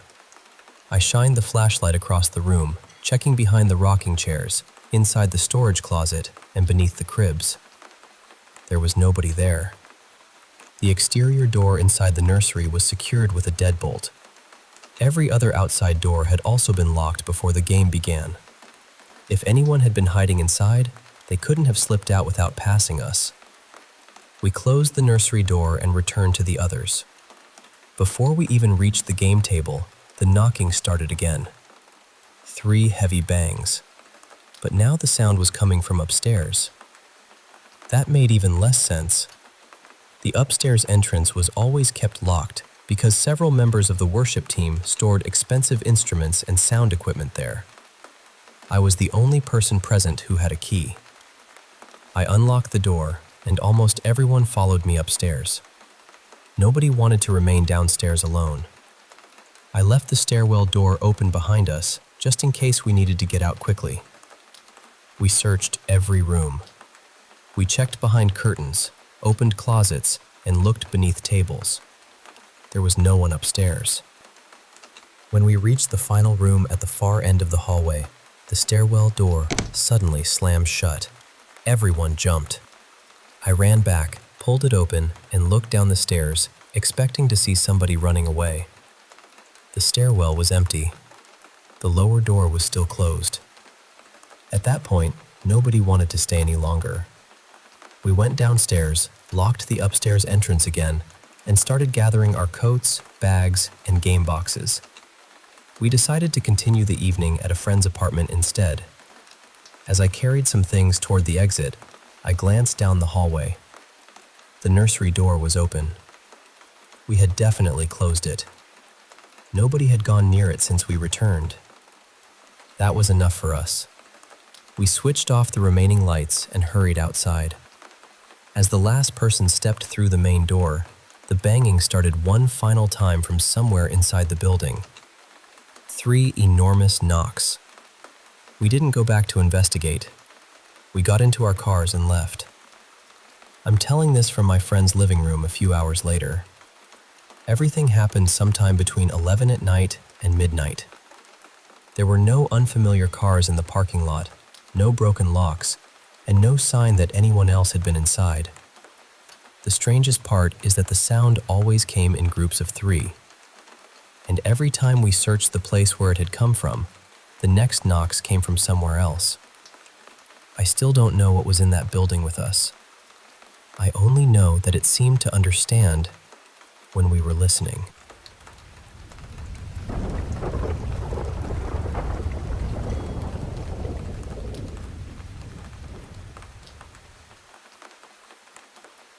I used to work at a residential treatment home for children with serious behavioral and emotional challenges.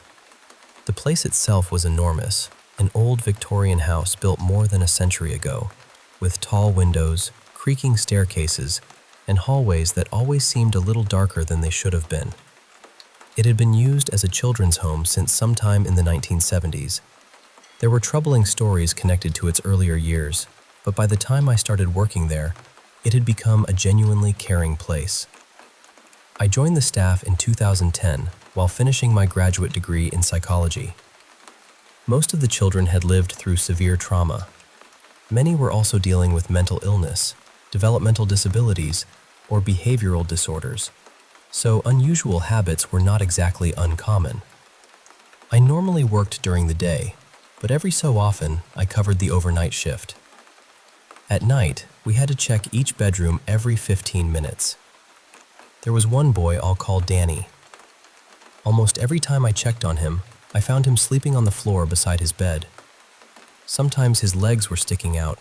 Other times, most of his body was underneath the bed. I would gently wake him, help him climb back onto the mattress, and tuck him in. Then I would return 15 minutes later and find him on the floor again. At first, I assumed it was connected to his trauma. Danny had been through more than any child should have to endure, and he often did things that were difficult to explain. I didn't want to embarrass him, so I never made a big deal about it. Then one night, something changed. When I opened his door, it looked as though he was being pulled out of bed. I know how strange that sounds, but his upper body was still on the mattress while the rest of him was sliding toward the floor, almost as though something beneath the bed had hold of him. Danny was heavily medicated at the time, and he appeared to be completely asleep. I stepped into the room, and every hair on my neck stood up. The fear came out of nowhere. It was immediate and overwhelming. I grabbed him and pulled him away from the bed. He didn't wake up right away, so I practically dragged him across the floor before lifting him back onto the mattress. Even then, I tried to explain it logically. Danny was an unusual kid. Maybe he was moving around in his sleep. Maybe the medication was affecting him. Maybe I had simply misunderstood what I saw. Still, I was getting tired of lifting a boy who weighed more than I did off the floor every night.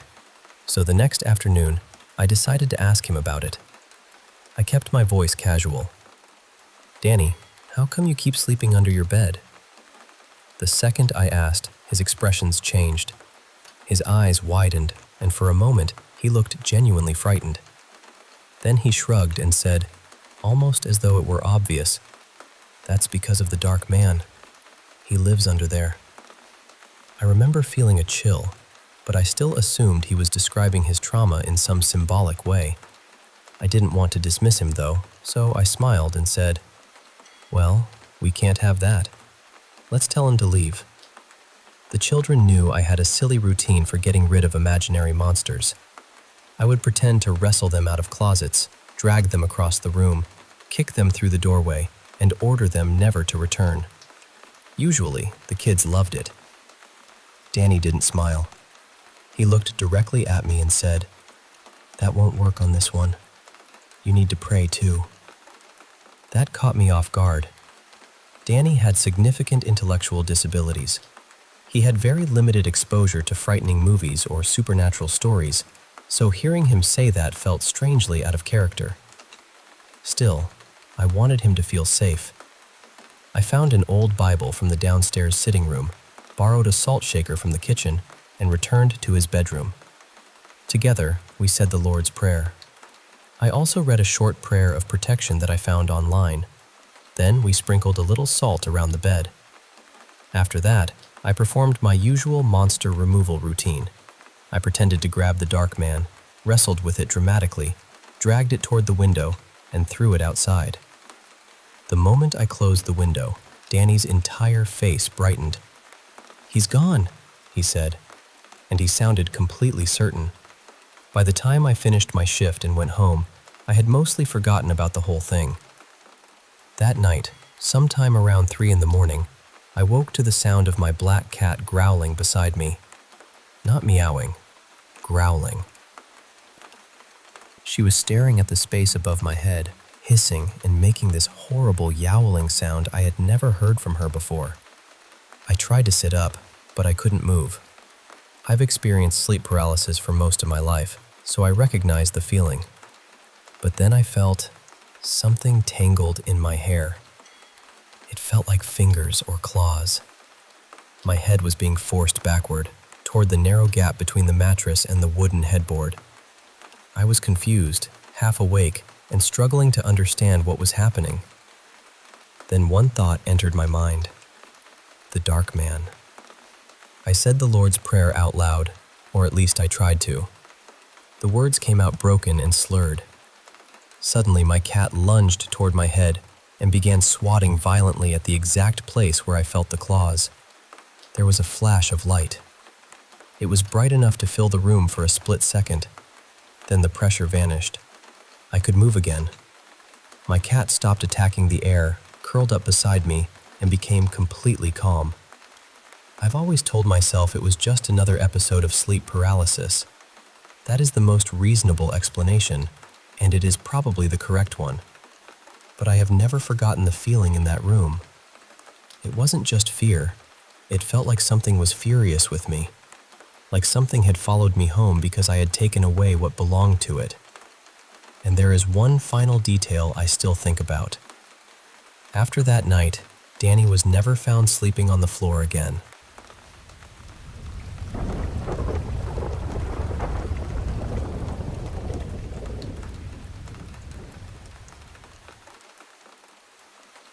It was late November of 2024 when I saw an old friend again after spending a few years overseas. I'll call him Jay. We had arranged to meet near one of our old neighborhoods, and I remember feeling genuinely excited as I walked toward the spot. But the moment I saw him, my excitement turned into concern. Jay looked exhausted. His clothes were torn, stained, and far too thin for the cold weather. When we hugged, he held on tightly, and for a few seconds, it felt like no time had passed between us. Then he started talking.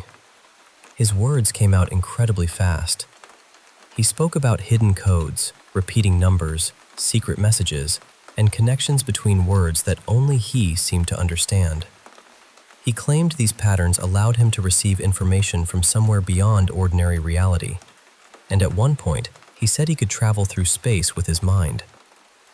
I didn't know everything he had been through yet. I would later learn that he had been homeless for nearly 2 years and had been taking an alarming amount of psychedelics. But standing there, listening to him, I could tell he was experiencing severe psychosis. Jay was still someone I cared about deeply, so I suggested we walk to a place where we used to spend time together. It was a quiet area beside a narrow river, surrounded by trees and walking paths. On the way there, I mentioned that I had recently started exploring spirituality. I didn't go into much detail, but when I named one particular religious figure, Jay suddenly stopped walking. He closed his eyes. His whole body became still, and tears slowly rolled down his face. I didn't know what was happening, so I gently changed the subject. After a moment, he opened his eyes, and we continued walking as though nothing had happened. When we reached the river, we sat down, smoked cigarettes, and talked about philosophy, music, and life. Or at least, I tried to talk. Jay would launch into these long, complicated speeches filled with scientific terms, mystical concepts, philosophy, and strange associations. Most of it sounded like intellectual chaos, but every so often, there was a thread of meaning running through it. I found myself wondering whether he was speaking nonsense, or whether his thoughts were simply moving too quickly for me to follow. Whenever I tried to respond, I had to remind him that he hadn't given me a chance to speak. He would apologize sincerely, listen for a few seconds, and then immediately return to the same rapid pattern. At one point, he told me about his songwriting process. He said he had to smoke cannabis as part of a ritual before writing lyrics. According to him, something would enter his mind, and the words would arrive fully formed, almost as though he were receiving them rather than creating them. Eventually, spirituality came up again. The moment I mentioned that same religious figure, Jay froze for a second time. His eyes shut tightly, and tears began falling again. He stayed that way for what felt like several minutes. When he finally opened his eyes, something had changed. His speech slowed down. His breathing became calmer. For the first time that afternoon, he sounded almost like the friend I remembered. I told him that I was glad he seemed more peaceful. The reaction was immediate. His face hardened, and he stared directly at me with an expression I had never seen before. "Don't tell me I'm peaceful," he said. "That violates my codes." Then he leaned closer and asked, "What if I'm the devil?" There was something in his eyes that terrified me. Logically, I knew the fading daylight and my own fear were affecting what I saw. But in that moment, his eyes seemed completely black. We were alone beside the water, and I suddenly became very aware of how isolated the area was. I knew people in extreme states of psychosis could become unpredictable. I carried something for self-defense, but I also knew that if he attacked me, I might not be able to stop him. For a few seconds, I imagined him overpowering me and pushing me into the river. I tried not to show how frightened I was. I softened my voice, redirected the conversation, and brought up ordinary memories from when we were younger. While he was talking, I began thinking about a mountain trail we had hiked years earlier. I didn't mention it aloud. I was only picturing the trail, the trees, and the view from the top. Jay suddenly turned toward me with a slow smile. "So," he said, "when are we going back to that mountain?" My stomach dropped. Maybe he had picked up on something from an earlier conversation.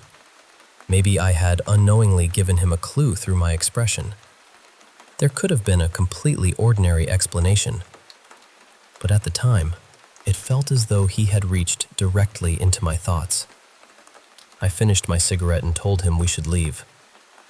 As soon as we stood up, the air seemed to become brutally cold. I started shivering, and my teeth were chattering as we faced each other beside the river. While we walked back toward the main road, Jay spoke quietly behind me. "I'm going to get you," he said. "I'm coming for you." I was terrified, but I kept my voice steady. "Whatever is meant to happen will happen," I replied. I avoided holding eye contact for too long and kept walking until we reached the place where we would go in separate directions. Before leaving, Jay asked me for another cigarette. I refused. "I don't trust you right now," I told him. He stood there silently, watching me as I walked away. Every few seconds, I glanced over my shoulder. The first time, he was still there. The next time I looked, he was gone. I stopped and searched the sidewalk, the nearby alleyways, and the people passing through the area. I couldn't see him anywhere. Maybe he had slipped into the crowd. Maybe fear had distorted my sense of time. I still don't know. Not long after that encounter, I experienced sleep paralysis for the first and only time in my life. I woke up, unable to move, and saw a dark shape standing beside my bed. I felt pressure around my throat, almost like invisible hands were tightening against my neck. Eventually, I managed to move, and the figure disappeared. The experience frightened me so badly that I threw away all the cannabis I had at home. Later, I dug it back out of the trash, telling myself I might save it for a night when I couldn't sleep. The next time I smoked, my thoughts began racing uncontrollably. I felt overwhelmed by anxiety, so I threw it away again. That time, I left it there. A few weeks later, Jay and I started messaging each other. His texts were still filled with the same codes, unusual theories, and complicated word associations, but he seemed slightly more coherent. Eventually, I decided to try meeting him again.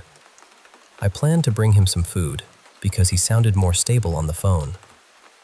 When I arrived, I saw him standing in the middle of the street, shouting aggressively at people who weren't there. I stayed at a distance. He hadn't noticed me, and after watching him for a moment, I decided the safest thing for both of us was to turn around and go home.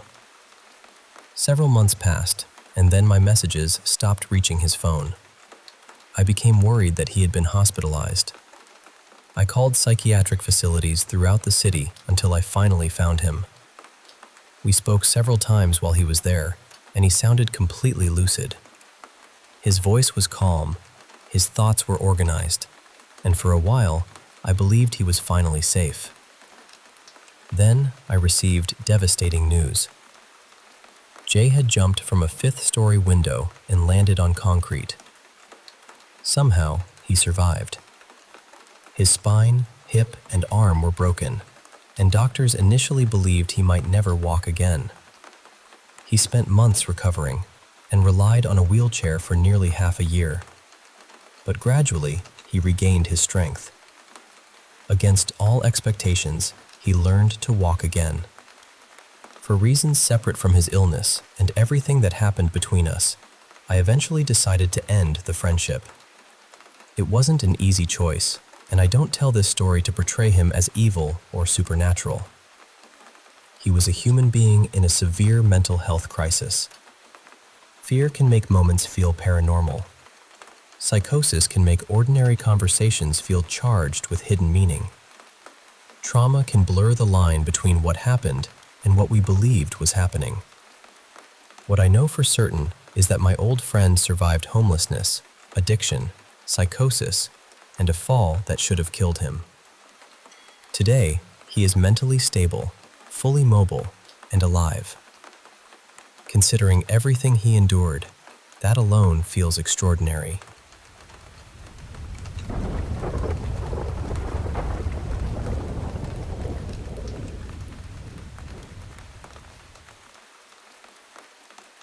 This morning I woke suddenly from a heavy, unsettling dream. The room was still dark, and for a few moments I simply lay there, trying to understand what I had experienced. In that quiet space between sleep and waking, I felt a powerful presence, reminding me of a promise I had made to God years ago. It was a vow I had almost buried beneath time, hardship, and distraction. I had told God that if certain things came into alignment in my life, I would respond by doing something in return. And now, those things have come to pass. God kept his part. I know now that I cannot keep postponing mine. Scripture repeatedly warns us not to speak carelessly before God. Deuteronomy says that when we make a vow to the Lord, we should not be slow to fulfill it. Ecclesiastes tells us that it is better not to make a promise at all than to make one and leave it unfinished. Numbers reminds us that our word carries weight, while Proverbs warns us against dedicating something impulsively and only considering the cost afterward.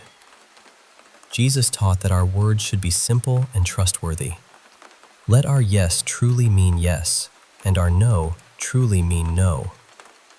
As I reflected on these passages, the message in my heart became clearer. It felt as though a messenger of the Lord was saying, "You have spent much of your life wondering why you have always felt different, but your life was never without purpose. Before you understood who you were, God already knew the work He intended to do through you. You were not placed here merely to pass through the world unnoticed. You were called to confront destructive patterns, help repair what has been broken, and carry truth into places where confusion has settled. There were seasons when you felt restrained, isolated, and forgotten. You could not understand why so many doors remained closed, or why the road seemed heavier for you than for others. But those hidden years were not empty. You were learning endurance. You were being shaped through disappointment, rejection, loss, and betrayal. What looked like abandonment was also preparation. What felt like silence was teaching you how to listen more deeply. Your scars are not proof that you were defeated. They are evidence that you survived what was meant to silence you. Every painful chapter taught you something. Fear taught you to pay attention. Grief taught you compassion. Solitude taught you discernment. Betrayal taught you the value of truth. You learned that not everyone who walks beside you is meant to complete the journey with you. Some relationships were released because they were keeping you tied to an older version of yourself. You were not called to live for approval. You were not created to beg others to recognize your worth. Your strength cannot depend on applause, sympathy, or acceptance. The season of hiding is ending. The chains you believed would hold you forever are beginning to fall away. You are not leaving this difficult chapter as a helpless victim. You are stepping forward with wisdom, discipline, clarity, and responsibility. Do not waste the pain you endured. Let it make you gentler toward the wounded, braver in the presence of injustice, and more determined to protect those who cannot protect themselves. You have been called to restore, not destroy, to carry light, not pride, to speak truth, not cruelty, to move with courage, but also with humility. Your time has not arrived so that you can exalt yourself. It has arrived so that you can finally honor the promise you made. Then my thoughts turned toward the vulnerable, especially children, the innocent, the abandoned, and those who have been harmed by people who should have protected them. Jesus spoke with unmistakable seriousness about anyone who causes the innocent to stumble. Scripture also commands us not to exploit the widow or the fatherless, but to rescue the oppressed, defend those who have been mistreated, and seek justice for those whose voices have been ignored. Children are described as a heritage from God. Their lives are not disposable, and their trust must never be treated carelessly. That realization settled heavily in my spirit. Perhaps the vow I made was never only about me. Perhaps it was always connected to serving others, defending the vulnerable, confronting wrongdoing, and becoming the kind of person who does not look away when someone innocent is suffering. So today, I am remembering my promise. I do not want to speak dramatically and then fail to act. I do not want to make another vow simply because I am emotional. I want my life to become the answer. God has been faithful to me, even through seasons I did not understand. Now I must be faithful with what has been placed in my hands. My yes must mean yes. The waiting season is ending. The promise remains, and I am ready to begin.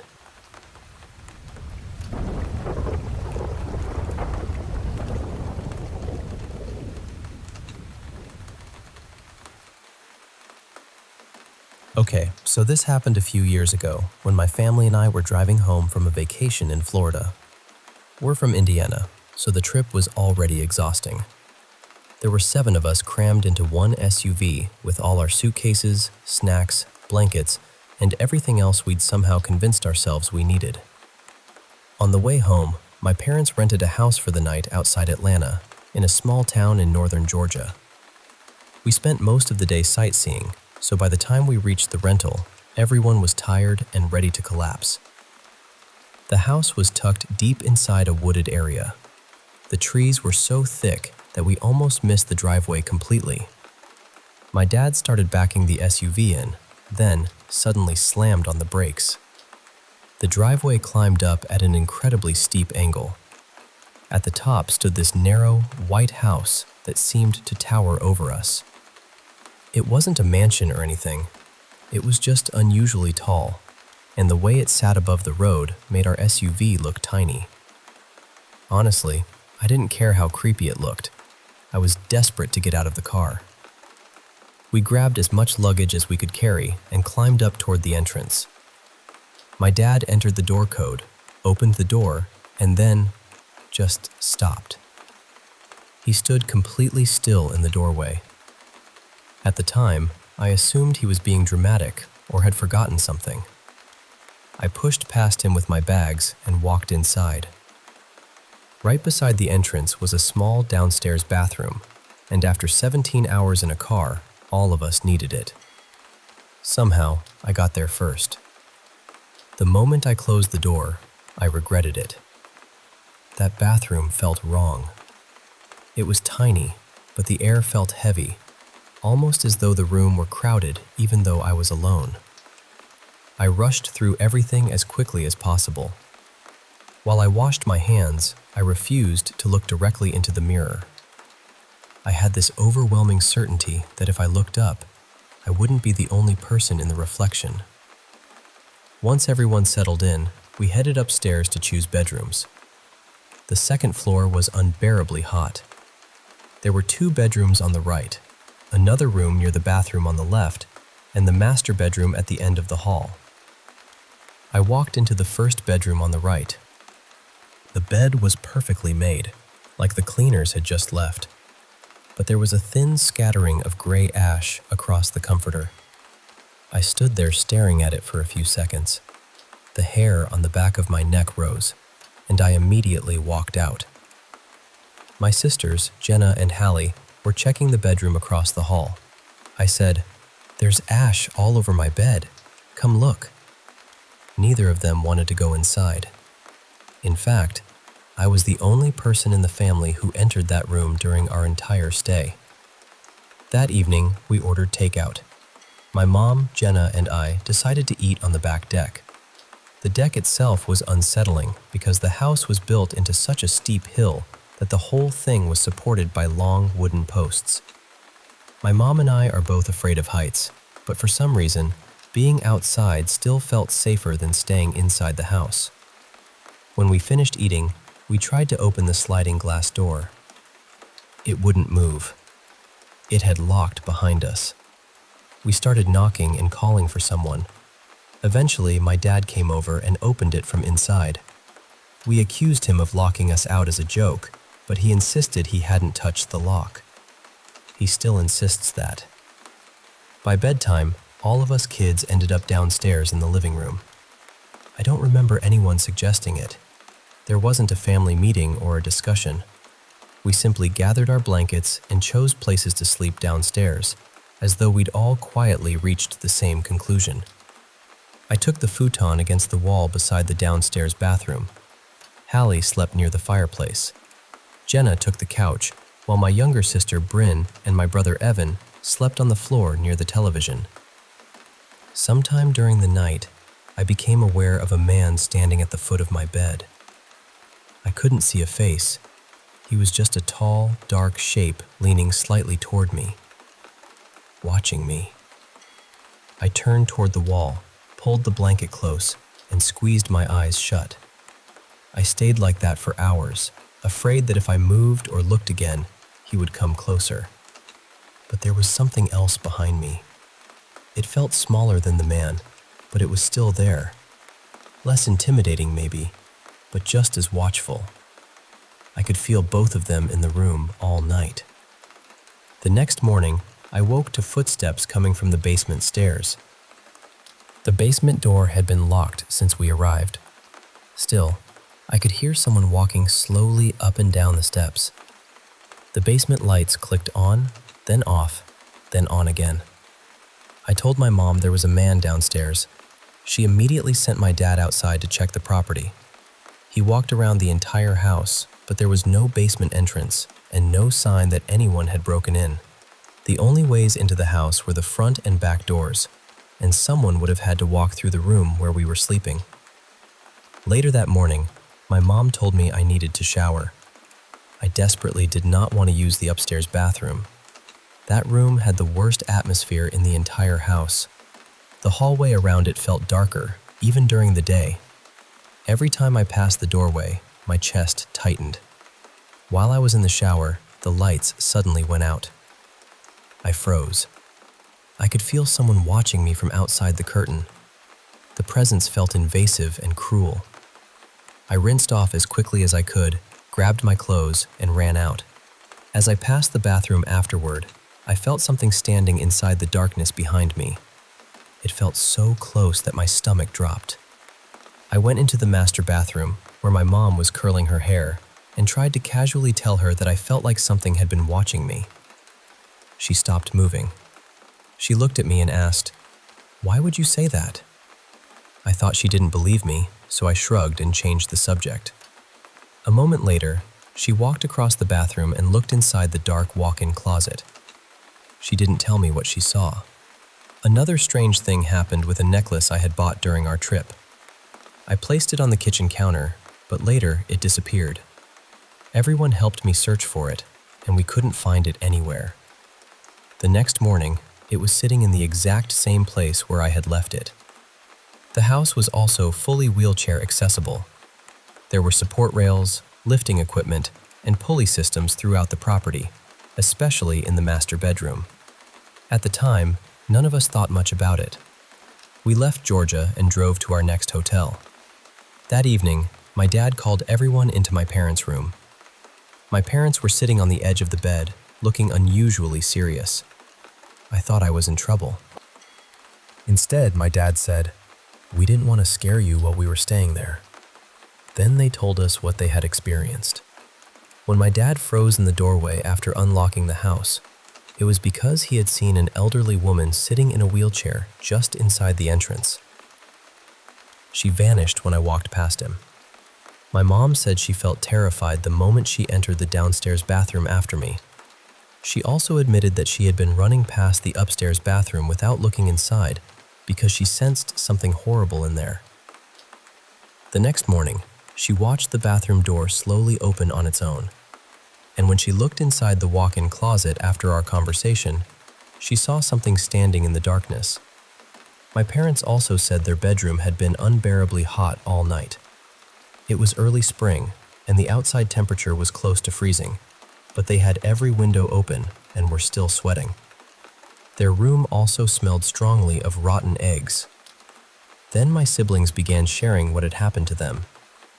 Bryn said she woke up because someone whispered directly into her ear. She switched places with Evan, but a little while later, another whisper woke her again. This time, there was a spider crawling across her pillow. She ran into my parents' room, where she said the temperature suddenly felt freezing. She was shivering so badly that she could barely sleep. Then Hallie looked at me and said she had seen a man standing over the foot of my bed all night. Jenna said she saw him too. So did Bryn. I had not told any of them what I'd seen. Hallie said she stayed facing me because she knew the man was there and didn't want to leave me alone with him. Every one of us admitted that we had avoided the upstairs bathroom. None of us had discussed it while we were inside the house, yet we had all felt the same disturbing presence. Then my parents and siblings agreed on something else. Whatever was in that house seemed especially interested in me. They all said it felt like something had been following me from room to room, watching me more closely than anyone else. Thankfully, Once we left Georgia, it stopped. Nothing followed us home. Nothing else happened that I could connect to that house. But I still think about that night sometimes. I think about the ash on the untet bed, the footsteps behind the locked basement door, and the man standing silently at my feet. Most of all, I think about how every member of my family experienced something separately, yet somehow, we all saw pieces of the same haunting. And I swear, every word of this is true.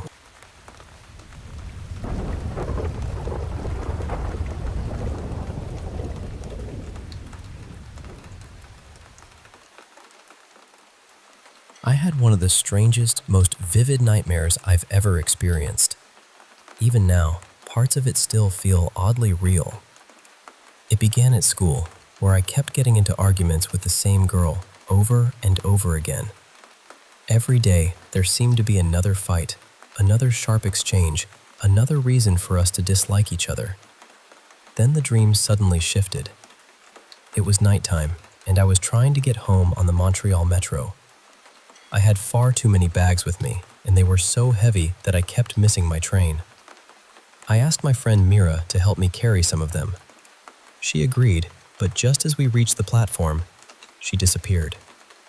Not walked away, not slipped into the crowd. She simply vanished. I panicked and begged the train operator to hold the doors for one more second. I kept insisting that my friend was right behind me, but when I turned around, there was nobody there. Later, I found myself back in the metro on another day. I was already angry when I noticed a woman whose daughter was a well-known painter. The daughter was admired by everyone, but the mother had a reputation for being cruel and unpleasant. For some reason, I followed her through the station, shouting insults at her.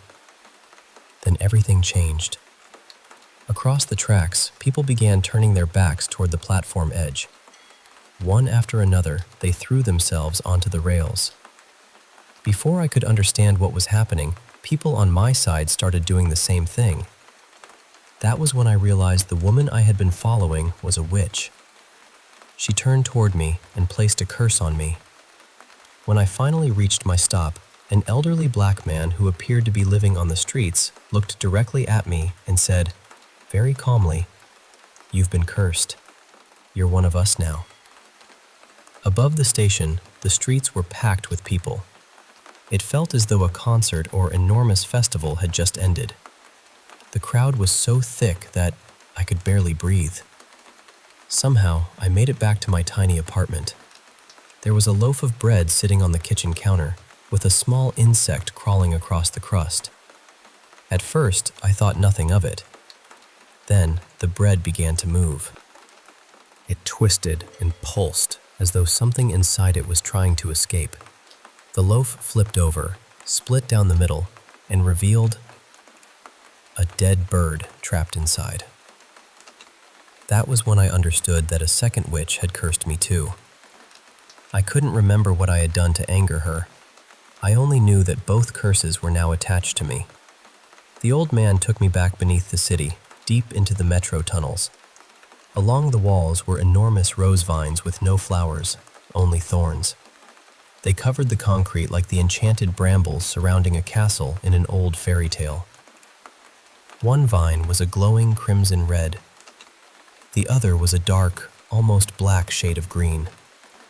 The old man told me the witches' names, but those names disappeared from my memory the moment I woke up. He explained that the red curse was gentler. It was still dangerous, but there was something almost merciful about it. The green curse was different. That one was vicious. Later, while I was walking home, I passed a group of women who looked human from a distance. Up close, their faces were stiff and unreadable, almost as though they were wearing perfectly fitted masks. One of them began chasing the old man. I knew immediately that she was a witch. But I didn't run. I looked straight at her, smiled, and continued walking as though I had nothing to fear. Near the end of the dream, I somehow wandered into a family's house. They couldn't see me, even though I was standing right there among them. I took one of their child's toys without feeling guilty about it.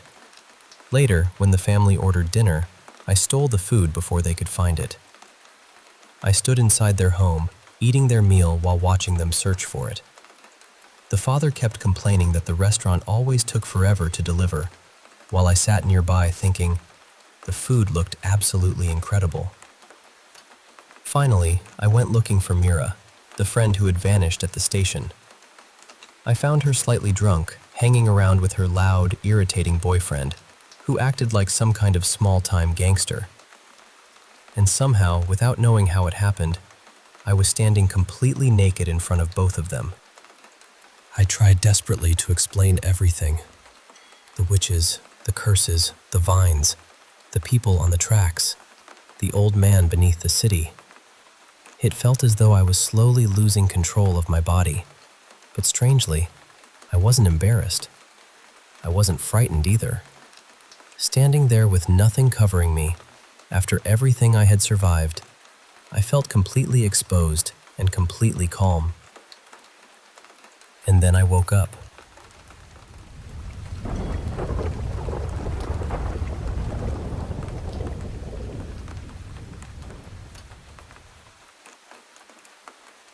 Hey, I want to share with you this long, winding tale that's been part of my family's life for years. A sort of haunting story that stuck with us, filled with eerie moments and unexplainable events. It all revolves around our family home, built by my grandparents back in the 1960s. It's a two-story house where my parents and I sleep upstairs, and my sister and grandparents stay downstairs. Over the years, there's been a lot of strange things happening in that house, and I want to walk you through them, scene by scene, so you can really feel what it was like, the fear, the confusion, and the strange comfort we found along the way. My story really begins about 15 years ago, and it started with my older sister, whom I'll call Ilara instead of her real name. She was the first to experience something that was hard to explain. She began having these constant episodes of sleep paralysis. Now, I know science says sleep paralysis is just a brain thing, but where we come from, our folklore links it to a spirit called the Dark Man. Think of it like a mischievous, maybe even sinister presence that shows up during those terrifying moments when you're trapped in your own body. At first, it was just odd, but then it got worse. Ilara started waking up in the middle of the night, feeling something invisible tugging at her long hair. Imagine being half awake, hair pulled by something you can't see. She would scream for my grandma, who would rush over, bottle of holy water in hand, praying and sprinkling it around. One night, this strange presence even seemed to blow cold air right in her face, making her shiver with fear. Grandma was quick to act each time, but the fear lingered. One evening, my mom, Ilara, and I were sitting in the living room watching TV. Suddenly, Ilara went rigid, her body shaking, eyes wide open but unable to speak. It was sleep paralysis right there in front of us. Mom and I realized it only after a few seconds, watching helplessly as she struggled silently. When she finally snapped out of it, she screamed, "It got me! It got me! Why didn't you help me?" She was pale, trembling, and terrified. Grandma appeared again, with her usual prayers and holy water. Even my dad, who's a skeptic, came out of his room, disturbed by her screams. Grandma remembered a tale from our local lore. To protect someone from the Dark Man, a piece of the father's clothing must be tied around them. So, we wrapped Dad's belt around Ilara's waist, and she went to sleep in my room, where she usually stayed during these episodes. She was still shaken and asked me for a glass of water. As I walked toward the water dispenser to fill a plastic cup, something unbelievable happened.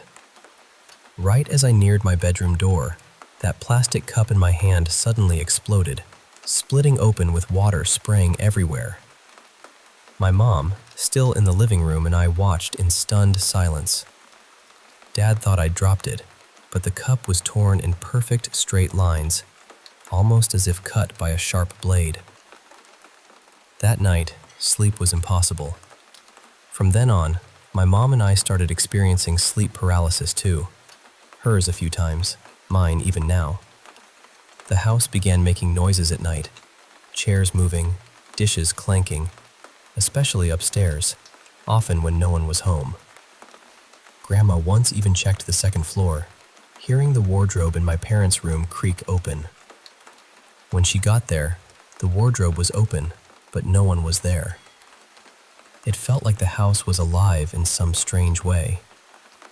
These events pushed Alara to visit our local priest. After hearing everything, he said it was a lost spirit attached to our home, reaching out to her, wanting to be known. Alara felt somewhat comforted and even named this spirit Samuel. But who was Samuel? We had a couple of theories. One was tied to Grandma's childhood. When she was a little girl, she walked past a cemetery daily, and one day she picked some beautiful flowers from a grave, bringing them home secretly. That night, she awoke to an invisible force grabbing her leg, trying to pull her from bed.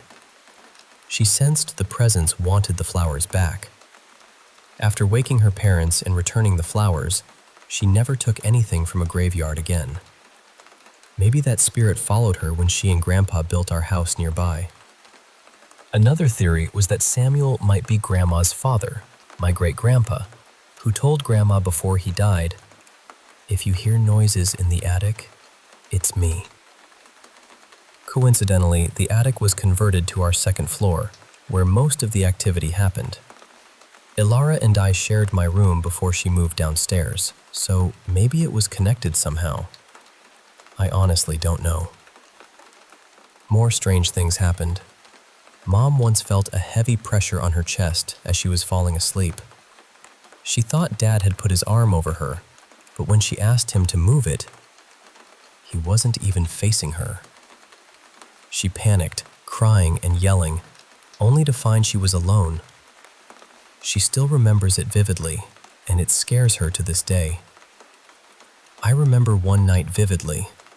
I was playing on my old PlayStation late, forgot to turn it off, and the joystick light stayed glowing in the dark. I woke up, the TV off but the controller light still on. Suddenly, the joystick unplugged itself, and the room plunged into total darkness. Panic surged through me as I scrambled to the light switch. Thankfully, it was still on the entire time. Then, there was that night when I was watching TV alone in the living room. The stairs to the second floor start right at the edge of the living room, separated by a thin metal strip.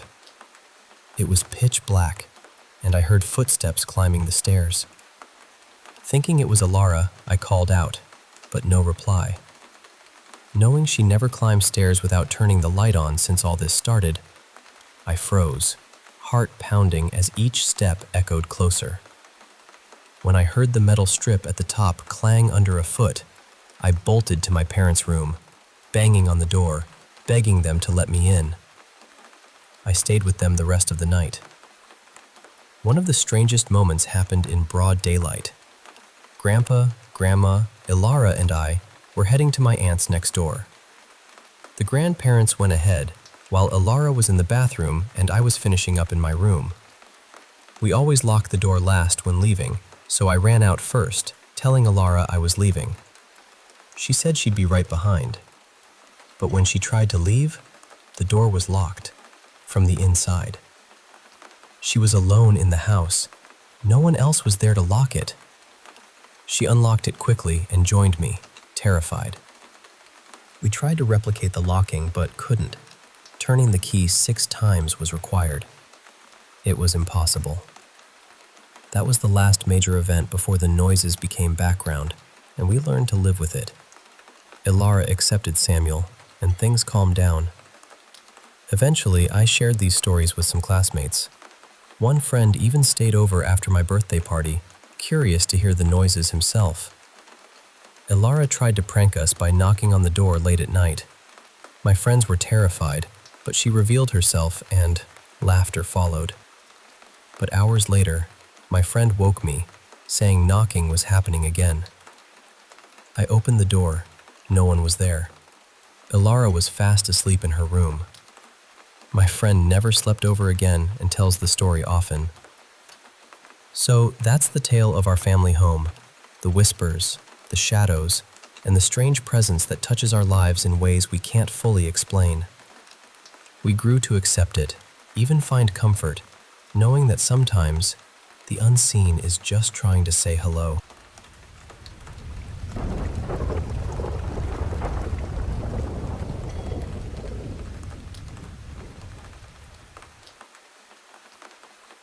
Hey, I want to share with you a couple of experiences I had when I was living in this old farmhouse that, honestly, I think was haunted.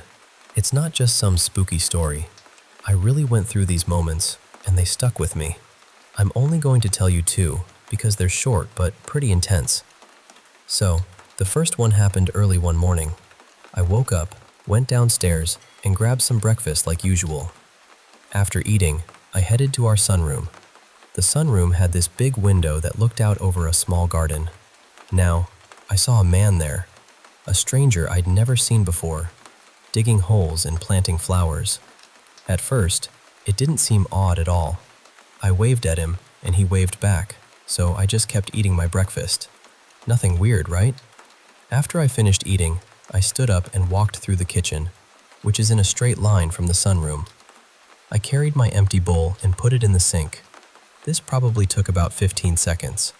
When I came back to the sunroom, the man was completely gone, like he had never been there at all. I asked my grandma and my parents about him, and they looked at me like I was crazy.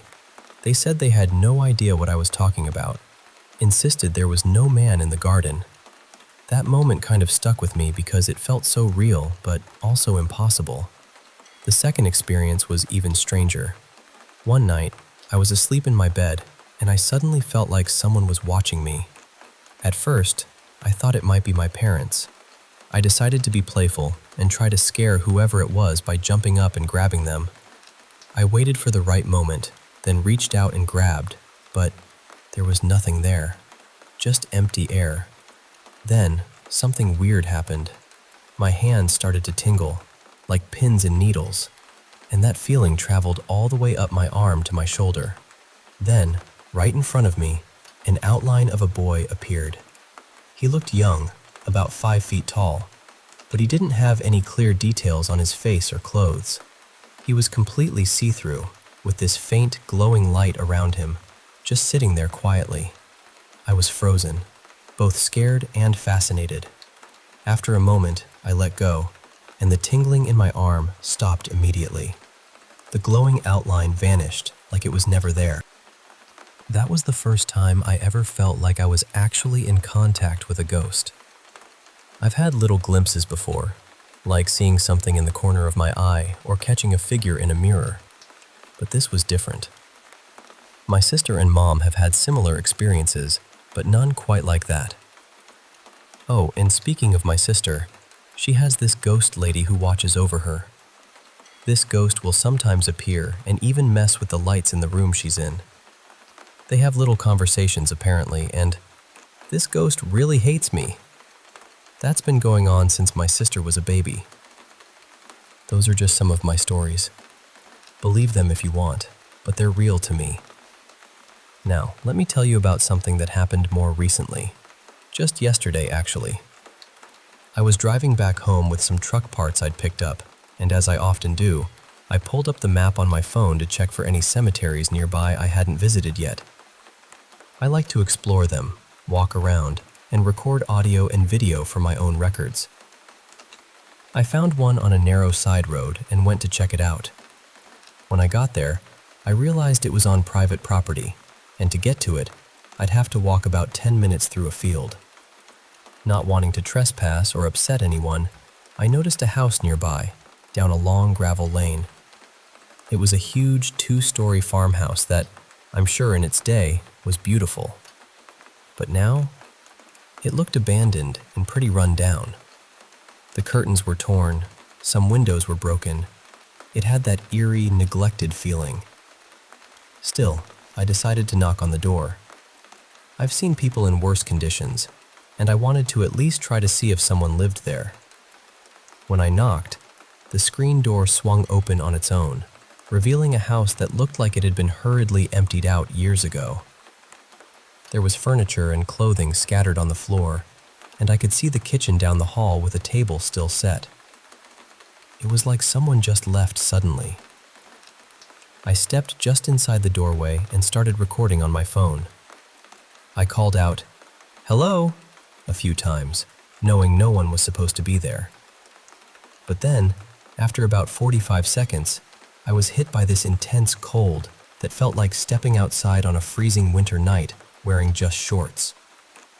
The outside temperature was about 60 degrees, and it had been warm for days, so this cold air was definitely not normal. It started at my feet and slowly crept up my legs. At the same time, my lower left leg, just above the ankle, felt like it was being bitten by fire ants.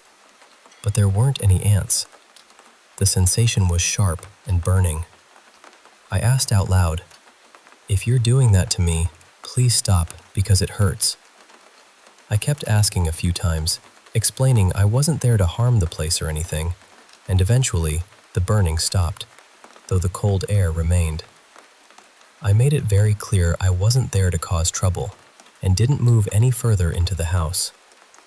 I asked the usual questions, panned my phone left and right to capture the rooms and the staircase straight ahead. Just as I said I was going to leave and might come back someday, something incredible happened. Right in front of me, I saw a misty figure cross from right to left. It was like a ghostly apparition, and it was caught on my phone too.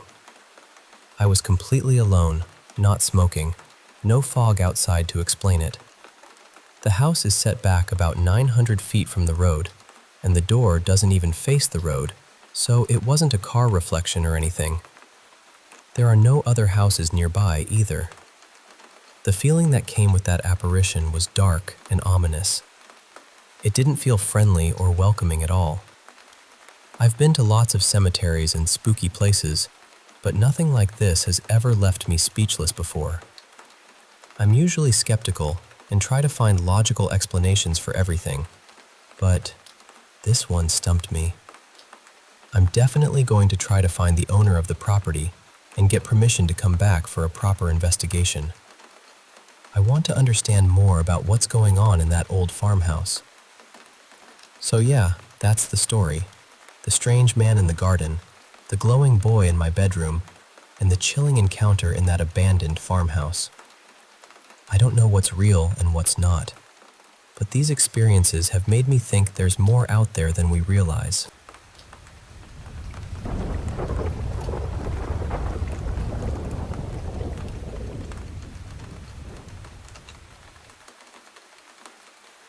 Hey, I want to share something really personal with you.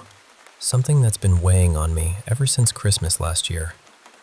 It was the hardest Christmas I've ever had, and honestly, I don't think I'll ever forget it. It all started with my dad, or as I used to call him, Dadon. A slightly different name, but it fits the story better now. Growing up, I never had a close relationship with Dadon. His job kept him away a lot, and when I was about 10, my parents got divorced. That pretty much shattered whatever little connection we had. Our relationship was rocky for years. But when I turned 16 and got my driver's license, something shifted. I started seeing him more, and slowly, we began to get closer. By the time I was 18 or 19, we were heading out on hunting trips, going fishing together, things I never imagined we'd do. I even found out that Mom hadn't been entirely truthful about him all those years. See, years before the divorce, they bought this old farmhouse at a steal of a price. Dadon spent years remodeling it, making it nice and livable. But there was always this weird vibe about the place. As a kid, I'd get chills just thinking about the cellar. I absolutely refused to go down there. It freaked me out. Later on, I learned why the house was so cheap. The elderly couple who sold it had lost their only son, a Vietnam vet who came back changed, haunted by what he'd seen. Eventually, the poor guy ended his life in that very cellar, shooting himself with a rifle. That story stuck with me. Fast forward to about 2 years ago, Dadon and I had a falling out. No calls, no messages. just silence. I wanted to reach out, but he was aging, and his mind wasn't as sharp as before. He sometimes forgot who people were, and there were rumors he'd meet strangers at the door with a gun. I was scared, honestly. But on December 22nd, 2022, I decided to face it. I drove back down the lane toward the house, and man, something felt off. The air was thick and heavy, darker than usual, like the sky was closing in. No cars were parked outside. The whole place looked abandoned. When I knocked on the door, silence. No one answered, but I felt eyes on me, watching. I went around to the kitchen door, peeked inside, and my stomach dropped. The inside was completely gutted. Empty rooms, stripped bare. I managed to get inside and started recording with my phone, needing proof of what I was seeing. That's when a voice echoed in my mind, whispering, "He's gone. You're too late." It crushed me. I was devastated, numb. I wandered through the empty house until I reached the cellar stairs. Normally, I wouldn't dare go down there alone, especially with no lights on. But something pulled me, a force I couldn't resist. I switched on my phone flashlight and started down. At first, I felt calm, but when I reached the bottom and turned left, fear hit me like a wave. It was suffocating. I gasped for air, heart pounding. Suddenly, bright orbs appeared on my phone screen, floating right in front of me for several seconds before retreating back into the darkness. Then more orbs and strange anomalies swarmed around me. There were no open windows or fans. The cellar was colder than outside, where it was already freezing. I heard whispers, voices so clear I thought someone had entered the house. I confronted what I'd suspected haunted that cellar for years, and the house responded with loud slams and bangs. Upstairs, the noise continued. I told the presence I wasn't afraid anymore and promised I'd come back. Just then, a car pulled up. It was the new owner, a kind stranger who had just taken possession of the house on December 8th from my stepmom. He told me Dayton had passed away months ago after battling cancer, something dark and relentless. My stepmom hadn't told anyone, not my aunts, no one. She sold the house, Dayton's vintage '57 Ford, his gun collection, everything, then disappeared with my half-sister. The realtor said the seller refused to put up a for sale sign. I can't help but think whatever haunted that house tormented Dayton, maybe even influenced my stepmom's actions. Since that day, strange things have been happening at my own home, more than usual. I'm documenting everything now. Years ago, 2 different psychics told me I had an attachment, something I picked up from my childhood home. They said it had influenced someone to try to take their own life. They were spot on. So that's where it all began, in my father's old farmhouse, where shadows linger and memories refuse to fade.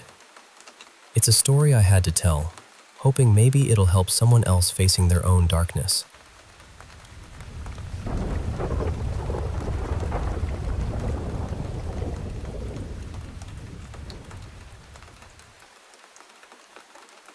Hey, I want to share a story that stuck with me ever since I was a kid, something that really shook me and my siblings to our core.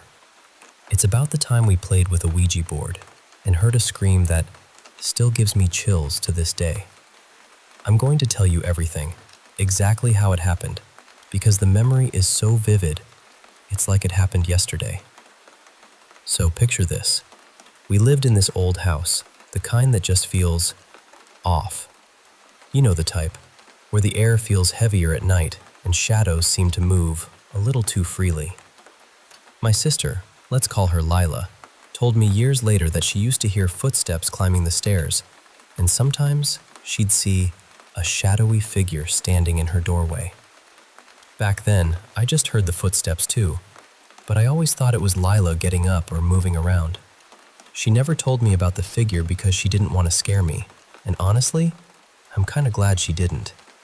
The house was creepy at night, no doubt about it. I remember walking past certain spots in the hallway and feeling like someone was watching me, like invisible eyes following my every step. It was a strange feeling, one I didn't get at my mom's house where I felt safe even walking around in the dark. All right, now to the actual night. I was 10 years old, Lila was 13, and my little brother, Jack, was 8. I was obsessed with ghosts and anything supernatural, and I begged Lila to let us play with this tiny Ouija board keychain she had. It took a lot of pleading, but finally, she agreed.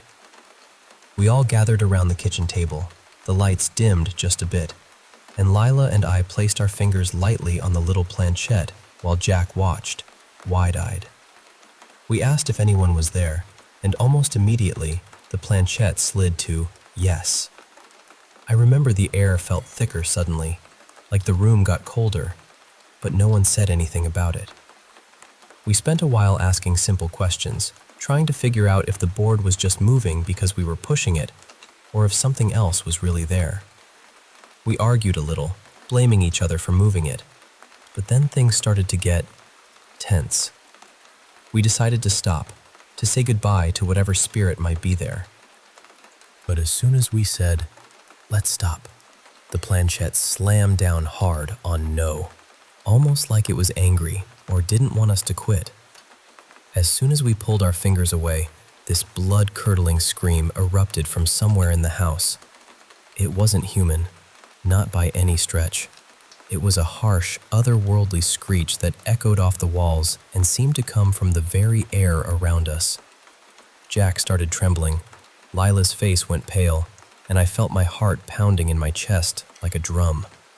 We all heard it at the exact same time, but each of us described it a little differently, which made it feel even more surreal. We didn't stop to think, we bolted. All three of us raced to the living room and huddled together on the couch, clutching each other tightly, our breaths coming out in shaky gasps. The silence after that scream felt heavy, like the whole house was holding its breath. We stayed like that for hours, too scared to move or speak, until finally, my dad came home. We never told him what happened that night. I think part of us was too scared to share it, and part of us hoped it would just go away. Even now, whenever I think about that night, the heavy air, the feeling of unseen eyes, and that terrifying scream, I get goosebumps. It was the first time I felt real fear from the unknown, and honestly, I'm not sure I'll ever forget it.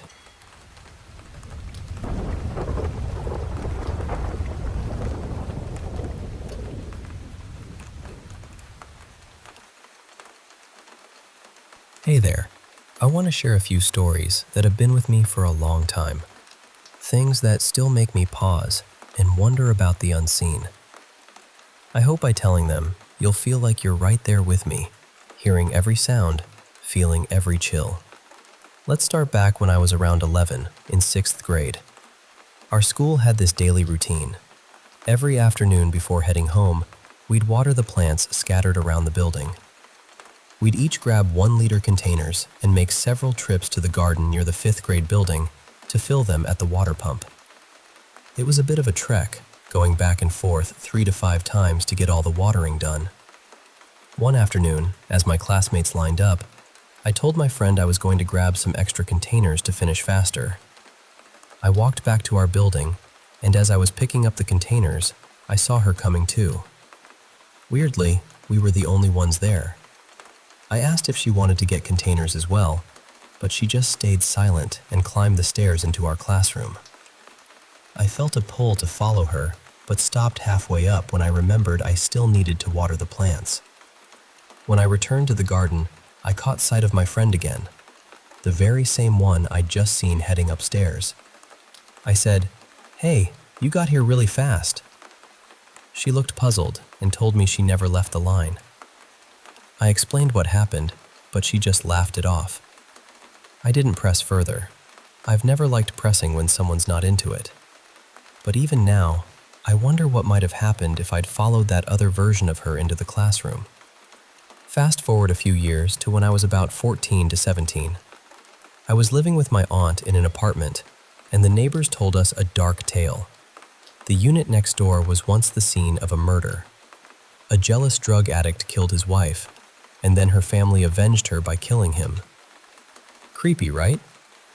Almost as soon as we moved in, strange things began. At night, there'd be knocks or rattling on the door, like someone trying to force their way in. But whenever we checked outside or at the windows, there was never anyone there. We had a gate too, so it wasn't easy for someone to sneak in unnoticed. Learning the backstory made me nervous. Sometimes, a fleeting white shadow of a woman would pass through the room, through tables or walls. She didn't scare me. She almost felt like a quiet guardian. We called her best friend. When my aunt had a priest bless the apartment, it seemed like the spirit accepted us more. We'd light candles and leave food offerings, and oddly enough, sometimes we'd feel blessed. But a couple of experiences really shook me. One night, around 3 a.m., I woke up to the sound of something crashing near my wardrobe. My heart raced, and I went to my aunt's room, where she woke up dressed all in black, asking what I was doing. I told her I was scared. She got up and headed to the bathroom. I calmed down enough to return to my room, unplugged my phone, and laid back down. The next day, when I told her about it, she said she didn't remember any of it and claimed she was wearing a blue shirt and pink shorts, not black. She joked I must have been dreaming, but I wasn't. My phone wasn't charging after all. It still sends chills down my spine when I think about it. Another time, it was raining, and the power went out early in the afternoon. I was on my laptop when my aunt called me to unplug the refrigerator. As I stepped out of her room, the door to the dirty kitchen was wide open, and standing there was a black shadow of a man. I was frozen with terror and screamed, tears streaming down my face, yelling, "There's a man!" My aunt checked but found nothing. The weird part? That kitchen only had one entry, through the dining room. It terrified me to my core. I wonder if those spirits just liked scaring me because I was young and easily frightened, or if some were truly malevolent. My aunt told me the secret was to show no fear because the more scared I was, the more they'd reveal themselves. So I learned to ignore them as best I could. Here's another one from when I was really young, around 5 years old. I had a vivid imagination, probably fueled by my mom's stories about fae living in mushrooms and hidden nooks around our trailer home in South Georgia. One little girl I often saw was named Kyla, a dishwater blonde with a purple coat, pants, and hat. She had this comforting smile that made me feel safe, and she seems to be my age. The strange part was that I never saw her family or anyone else with her. She'd just appear and disappear like magic. Once, before I started kindergarten, she gave me a green mint. My mom was worried when she saw me eating it, not knowing who gave it to me. She thought it was a stranger, but I insisted it was Kyla. When school began, I was thrilled to see Kyla was in my class. But on the first day, she took my hand, told me I was the best friend she ever had, and thanked me. Then, when I blinked, she vanished. Other kids asked who I was talking to, but no one else saw her. To this day, no one has any record or memory of Kyla existing in my kindergarten. It's left me wondering if she was real, or just a figment of my childhood, or maybe something else. Jumping ahead to my mid-20s, I had a job that required me to travel almost year-round. One time, on my way to Noonan, Georgia, I stopped at a friend's house I hadn't seen in years. This friend lived a very alternative lifestyle and dabbled in all sorts of spiritual and mystical things. From the moment I stepped inside, I felt uneasy. My spirit felt like it was being tossed into a storm. I couldn't sit down. I just stood, making excuses to leave earlier than planned. That night, settled in a hotel room with the TV on, it was rare for me to fall asleep like that.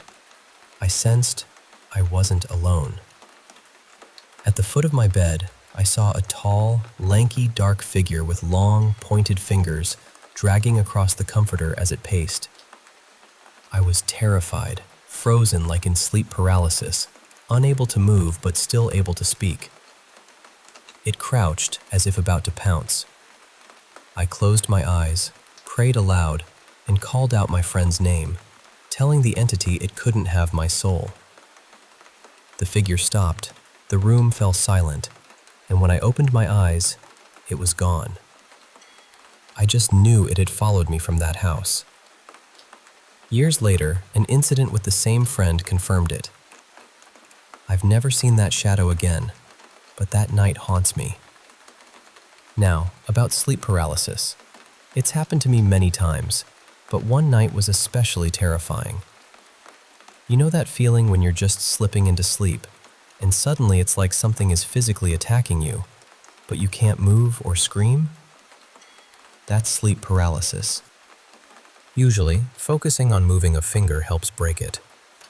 But one night, I saw 3 shadowy figures staring right at me, like they were examining me. The fear was paralyzing, knowing what was happening, but helpless. I woke up seconds later, shaking and in shock. I still remember their shapes clearly, and honestly, I'm scared to go to sleep sometimes. I don't know why it started, but those figures felt real, one of the scariest moments of my life. When I was younger, around 4 or 5, I had these terrifying encounters with what I called the rock ladies. They were unlike anything I'd ever seen. One was about 6'7", the other around 5'6", both incredibly thin, with skin that looked like flying squirrel membranes stretched between their arms and chests. Their skin was torn and tattered, and they were covered in rocks embedded in their flesh, varying in size. Their eyes bulged, and their smiles reminded me of chain smokers. They never wore clothes, and their voices were in a language I couldn't understand. Not English, at least. They would try to talk to me, but I couldn't comprehend a word. At night, they'd haunt the corridor outside my room, scaring me just enough to keep me from sleeping there. When I'd sleep on my parents' floor, they'd stand over me, watching silently until sunrise. They touched me a few times, and I remember the sensation was like ragged wood being scraped against my skin. Their bodies could extend unnaturally, with extra joints in hands and necks. They vanished when I was about 4.5, but the memory still haunts me. I was a healthy, normal kid before they appeared, and I have no idea what they were or why they chose me. Here's another from when I was about 6, sharing a room with my younger brother. We had this detachable bunk bed, with each bed separated by about 5 feet and a window near my bed casting dim moonlight through light curtains. One night, I woke up hearing my brother whimper. As I was about to get up, I saw a figure sitting at the foot of my bed, a man with short hair. He whispered, "Who is it?" I froze, breath shallow and silent, soaked in sweat, not daring to blink until dawn. I felt ashamed to tell my parents, afraid they'd blame my obsession with horror movies. Later, my mom told me I'd once described seeing an old man with long white hair sitting on my bed, but missing his legs below the knees. Oddly, my little cousin, who was about 5 at the time and stayed in that same room years later, saw the same man. She said he spoke to her, though neither of us remembers what was said. It creeped my mom out. One more time, as a teenager, the bunk bed was put back together. I slept on the top bunk, and one evening, while lying awake, I heard the sheets and springs of the bottom bed moving. I thought my brother had joined me in the room. When my mom called us for dinner, I jumped down to find the bottom bed empty, and my brother was sitting outside watching TV. I never figured out who or what was tossing and turning down there. I'm an atheist, so I don't believe in ghosts or spirits, but these experiences in that room still feel eerie. I chalk some of it up to a young imagination, but that old man with no legs coincidence? That still lingers in my mind. So, that's my collection of encounters. a mix of shadows, whispers, and strange presences. I hope sharing them brings some comfort, or maybe you felt something similar. If you have, I'd love to hear how it made you feel. After all, sometimes the scariest stories are the ones that make us feel less alone.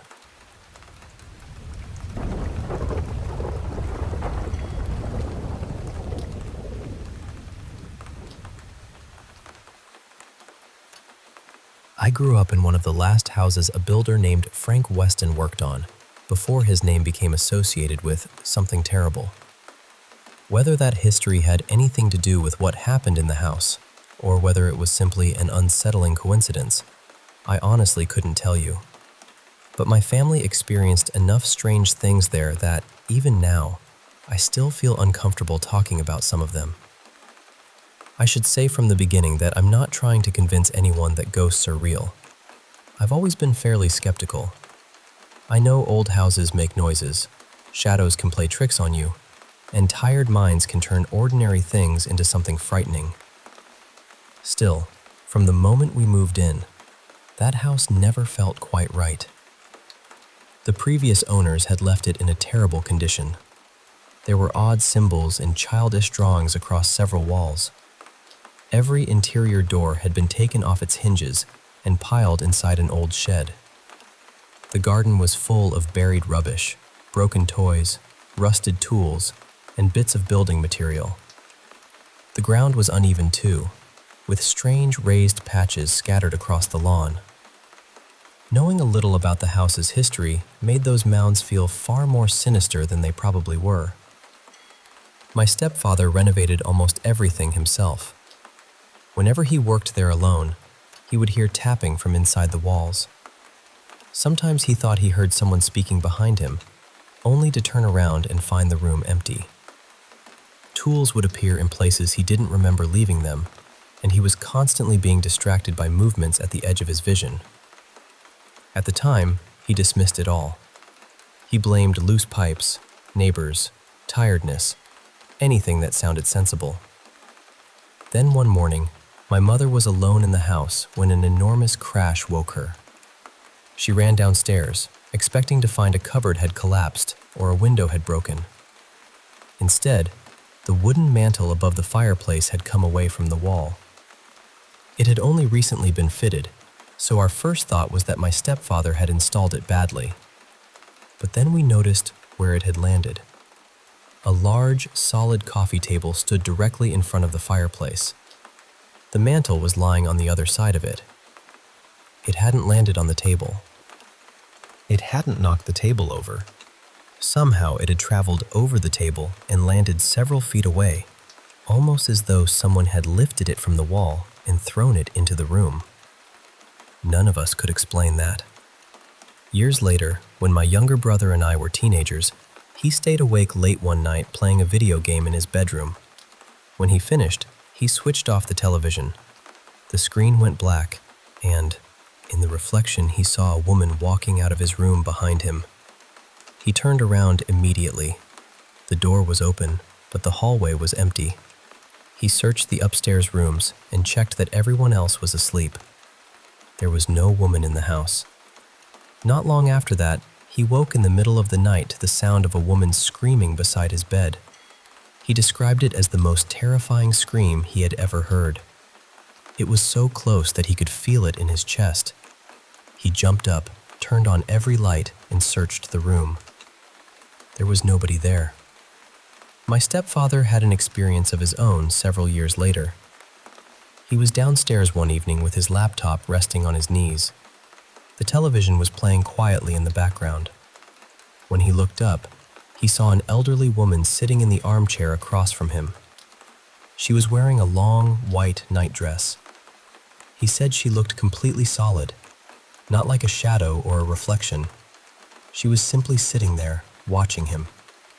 For a moment, neither of them moved. Then she vanished. My stepfather was never someone who frightened easily, but that experience terrified him. He shut the laptop, turned off the television, and hurried upstairs. He barely slept for the rest of the night. One of the strangest incidents didn't happen to me directly, My mother and stepfather were away for a few days, and my brother was staying with friends. I had agreed to keep an eye on the house. One evening, I stopped there briefly while a friend waited outside in the car. I went inside, collected a jacket, locked the door, and climbed back into the passenger seat. My friend looked confused. "I thought you said your brother wasn't home," he said. "He isn't," I replied. "Why?" My friend pointed toward the house. "I just saw him at the upstairs window. He was looking straight at me." I told him that wasn't possible. Then he added, "He was smiling." There had been nobody inside the house except me. I stayed at my friend's place that night. Whatever courage I thought I had disappeared the moment he mentioned that smile. After my marriage ended, I moved back into the house for a few months. One night, I was asleep when I heard my former wife calling to me from outside the bedroom. She said my name clearly. Her voice sounded completely natural, even slightly impatient, as though she had been standing in the hallway waiting for me to answer. I jumped out of bed, convinced I had forgotten I was supposed to collect the children. When I opened the bedroom door, the house was completely dark. Nobody was there. Then I remembered that the children weren't due to stay with me that night. What disturbed me most was how perfect the voice had been. It didn't merely sound similar to hers. It was her voice. During that period, my children often stayed with me. My mother let them use her bedroom while she and my stepfather slept downstairs. One night, my daughter came into my room crying. There was a large mirror opposite the bed she had been sleeping in. She told me that a noise had woken her, and when she sat up, she saw someone standing inside the mirror. The figure was looking directly at her. She was certain nobody was physically standing in the bedroom. She could only see the person in the reflection. I tried to reassure her that it had probably been a shadow, but she was absolutely terrified. She refused to sleep in that room again unless the mirror was covered. Strangely, I never saw anything as clearly as the rest of my family did. For me, it was always more subtle. A door slowly opening when there was no breeze.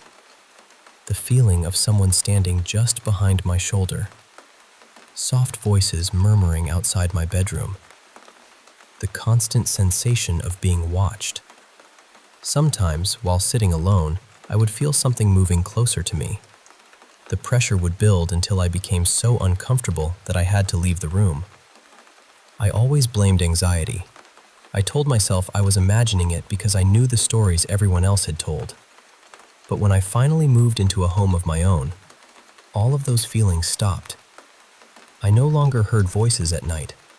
I stopped feeling watched. Doors stayed closed.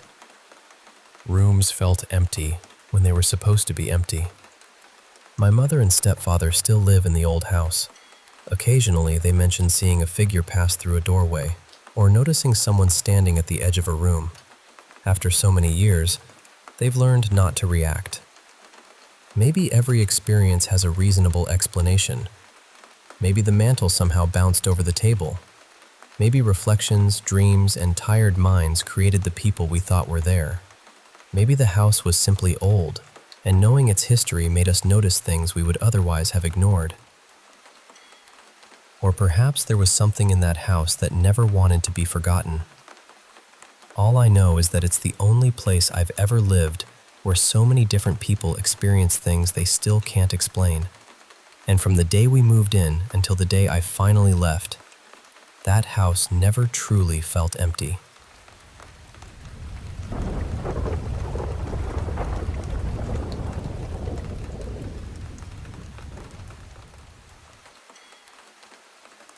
I've never really told this story publicly before. A few people close to me know about it, but even with them, I've never gone into every detail. I'm sharing it now because the experience has stayed with me for years, and I still don't know exactly what happened that night. This was during the winter of 2023, when I was 20 years old and working at a casino in southern Missouri. At that point in my life, I was struggling badly with addiction. I was using fentanyl pills almost every day, and I had reached a place where I barely recognized myself anymore. I'm sober now, thankfully. But back then, my life felt dark, unstable, and completely out of control. Whether that affected what I saw or somehow made me more vulnerable, I honestly can't say. I only know what I remember. That night, my roommate Ethan dropped me off at work. He was going through many of the same struggles I was, though he's sober now too. I was scheduled to work as a banquet server for a show being held inside the casino. My job was mostly to refill water glasses, help the kitchen bring out trays, and keep things moving behind the scenes. Everything seemed normal at first. I clocked in, grabbed a coffee from the break room, and met with my manager. She explained that we would have a temporary worker helping us that evening. The casino often brought in people from an outside staffing company for larger events, and we rarely saw the same person twice. Before the event began, I went into the restroom near the banquet hall. There were 2 stalls. Someone was already sitting in the first one, so I entered the second. At first, the room was completely quiet. Then I heard humming. It was low and steady, almost musical, but something about it made me uncomfortable. I noticed a worn brown leather bag resting beside the man's feet. The humming gradually changed into what sounded like chanting. I couldn't understand the language. It sounded as though he was speaking in tongues, repeating strange syllables under his breath. Then, among all those unfamiliar sounds, I heard one word clearly. Demon. He kept repeating it. I sat there for a moment, feeling strangely lightheaded. Finally, I knocked gently on the divider and asked, "Hey, are you all right?"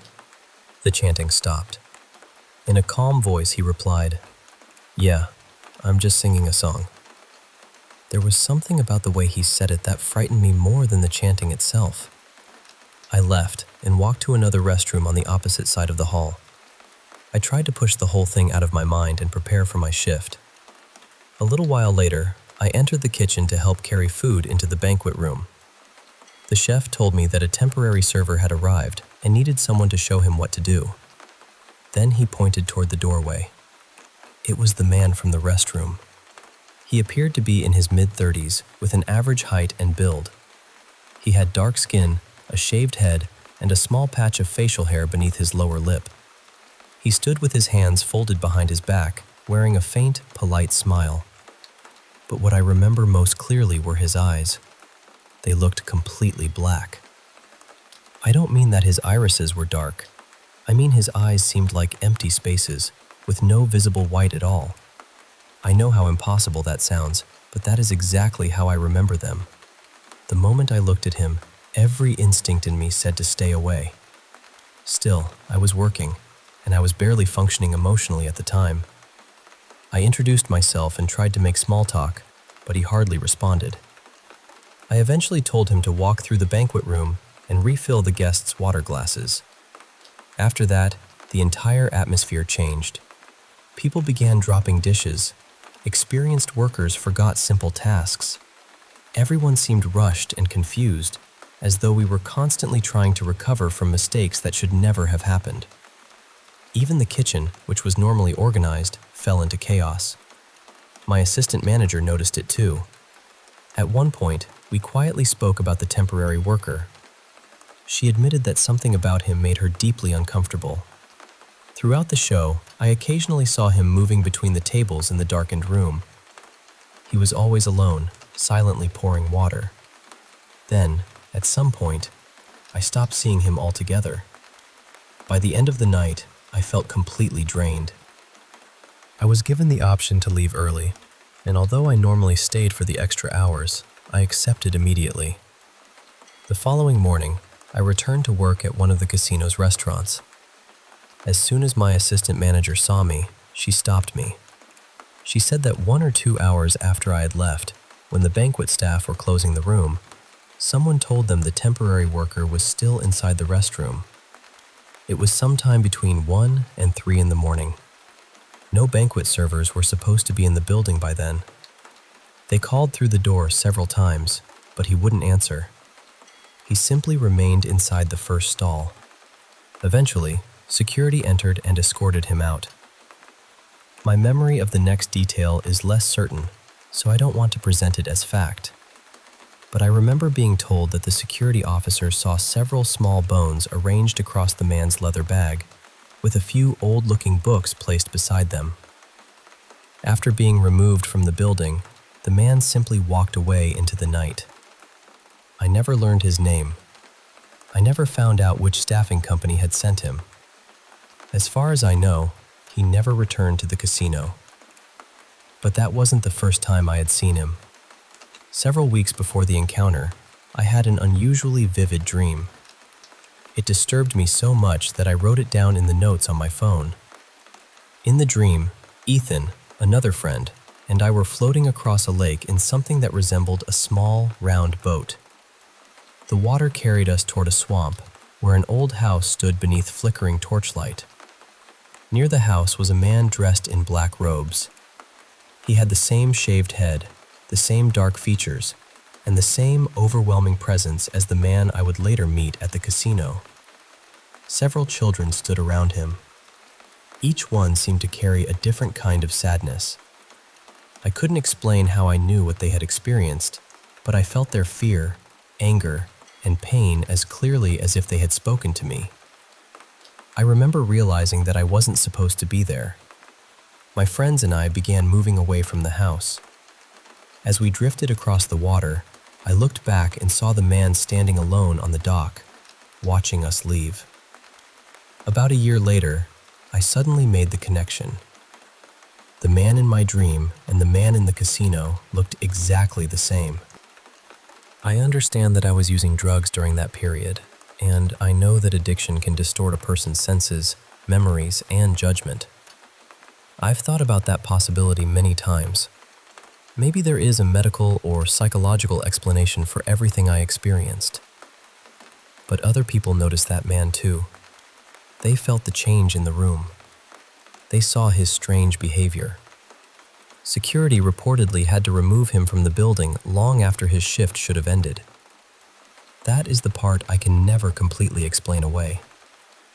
I eventually left the casino, moved home, and became sober in the spring of 2024. My life is much healthier now, but that night has never fully left me. I don't know whether I encountered something supernatural, a deeply troubled stranger, or a frightening combination of addiction, exhaustion, and coincidence. I only know that when I looked into that man's eyes, I felt as though something was looking back at me from a place where no light had ever reached.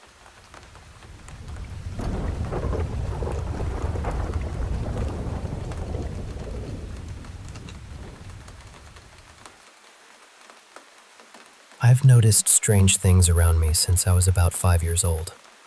And I know how that sounds. Honestly, I'm a skeptical person myself.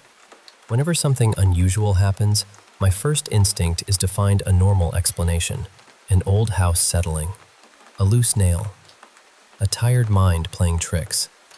I've never wanted to label every unexplained sound or shadow as a ghost, but some experiences are harder to explain away. It began around 2006, when my mother, one of her close friends, and I moved into an old house in a small Georgia town called Brighton. It wasn't much more than a main road, a few stores, and traffic passing through from the interstate. The nearest proper city was roughly half an hour away. The house had an unusual layout. When you entered through the front door, a staircase stood directly ahead of you. Upstairs were 2 bedrooms and a bathroom. My mother used one bedroom for sleeping and turned the other into a private sitting room. We later learned that the entire upper floor had once been an attic, although you never would have guessed it by looking. Downstairs, the living room was on the left. To the right were my bedroom, my mother's friend's room, and another bathroom. The kitchen sat just beyond the living room. At first, nothing happened. Then little things began to change. A picture frame would occasionally fall from the wall. We blamed the age of the house. Old buildings shift, nails loosen, and floors creak. It didn't seem worth worrying about. My mother also had a strand of decorative beads hanging across the doorway to her upstairs sitting room. Several times we came home and found the beads lying on the floor. They hadn't simply slipped down. The hooks looked as though they had been pulled straight out of the ceiling. We put them back up, and they came down again. Then my mother's friend asked whether one of us had developed a habit of opening and closing the refrigerator early in the morning. My mother asked me, but I hadn't been anywhere near it. Her friend explained that while getting ready for work, she would hear the refrigerator door open, pause, and then close. Whenever she walked into the kitchen to check, the room was empty. At that point, everything still felt strange rather than frightening. That changed after my father died unexpectedly. He was still young, and his death happened so suddenly that none of us had time to prepare for it. After he passed, the activity in the house became much more noticeable. My toys started turning on by themselves. Movies we had paused would suddenly begin playing again, even when the remote was sitting untouched on the table. We would hear movement in empty rooms.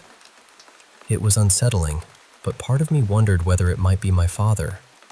Maybe he was confused. Maybe he was trying to let us know he was still nearby. The incident that truly frightened everyone happened during my 6th birthday celebration. My mother had invited a few friends and my grandparents to the house. My grandfather was a practical, quiet man. He wasn't particularly religious or spiritual, and I don't remember him ever talking about ghosts. He also wasn't someone who frightened easily. During the party, he went upstairs to use my mother's bathroom. When he finished, he opened the bathroom door and stepped into the hallway. At that exact moment, the decorative beads across the sitting room doorway suddenly flew outward toward him, almost as though an invisible person had rushed through them. My mother heard my grandfather running down the stairs. That alone was alarming. He rarely shows strong emotion, and seeing him genuinely shaken made the whole house feel different. He left not long afterward. As far as I know, he never stepped inside that house again. There were other incidents too. Once, while my mother and I were away, her roommate had her boyfriend over. They began hearing heavy footsteps and loud thuds coming from upstairs, directly above them. Her boyfriend went up to investigate. No one was there. We didn't stay in that house for very long. The strange part is that leaving didn't completely stop what was happening. For a long time, I believed that whatever followed us might have been my father. About 2 years after we moved, my mother kept the few belongings he had left behind in a small storage box on the top shelf of her closet. I was around 8 years old then, so I couldn't reach it without help. One evening, I asked my mother if I could look through his things. She was on the phone and told me she would get the box in a few minutes. I waited and asked again. She told me to wait a little longer. Eventually, I became impatient. I dragged a small stool into her room, climbed onto it, and opened the closet door. The moment the door opened, I froze. My father's box was already on the floor. It was lying on its side with the lid open, and the contents were spread across the carpet in a line pointing toward the closet door, almost as though someone had pushed them out for me. My mother saw my face and immediately ended her phone call. She asked whether I had done it. I told her no. I think the expression on my face convinced her before I even finished answering. After that, I didn't want to look through the box anymore. For the next several years, things became quieter. Every now and then, I would catch what looked like a shadow moving past my bedroom doorway, but when I turned to look directly at it, nothing would be there. As I grew older, those experiences happened less and less. I like to believe that my father eventually found peace. Maybe he stayed close because he wasn't ready to leave us. Maybe we weren't ready to let him go either. The final experience happened many years later, and it felt completely different from everything that came before it. I had a dog named Milo, a beautiful reddish-brown foxhound. He had originally come to me as a foster, but that arrangement didn't last long. He was sweet, clumsy, stubborn, and not always especially bright. He needed someone patient enough to understand him, and before I knew it, he was mine. I had him for almost 8 years. Eventually, his heart began to fail. I tried everything I could, but the day came when I had to make the decision every pet owner dreads. I had to let him go. When I returned home without him, the entire house felt painfully empty. Later that evening, I was walking downstairs from my bedroom toward the kitchen when I looked ahead and saw Milo coming up the stairs toward me. He looked completely real. For one stunned moment, I forgot what had happened. I could see his familiar body, his reddish coat, and the way he always climbed the stairs with a little too much effort. Then I blinked. He was gone. At the bottom of the staircase sat my cat, Oliver. He wasn't looking at me. He was staring at the exact place where I had just seen Milo. That was the moment I knew my boy had come home one last time. I sat down on the stairs and cried all over again.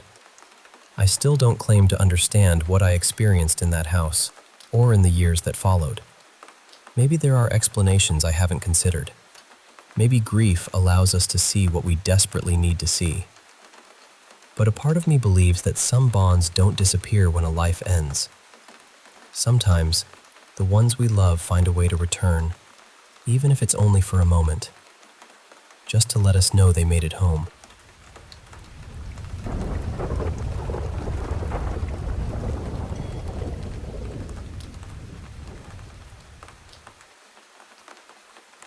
I had to laugh a little when this title came to me, but everything I'm about to tell you genuinely happened to me.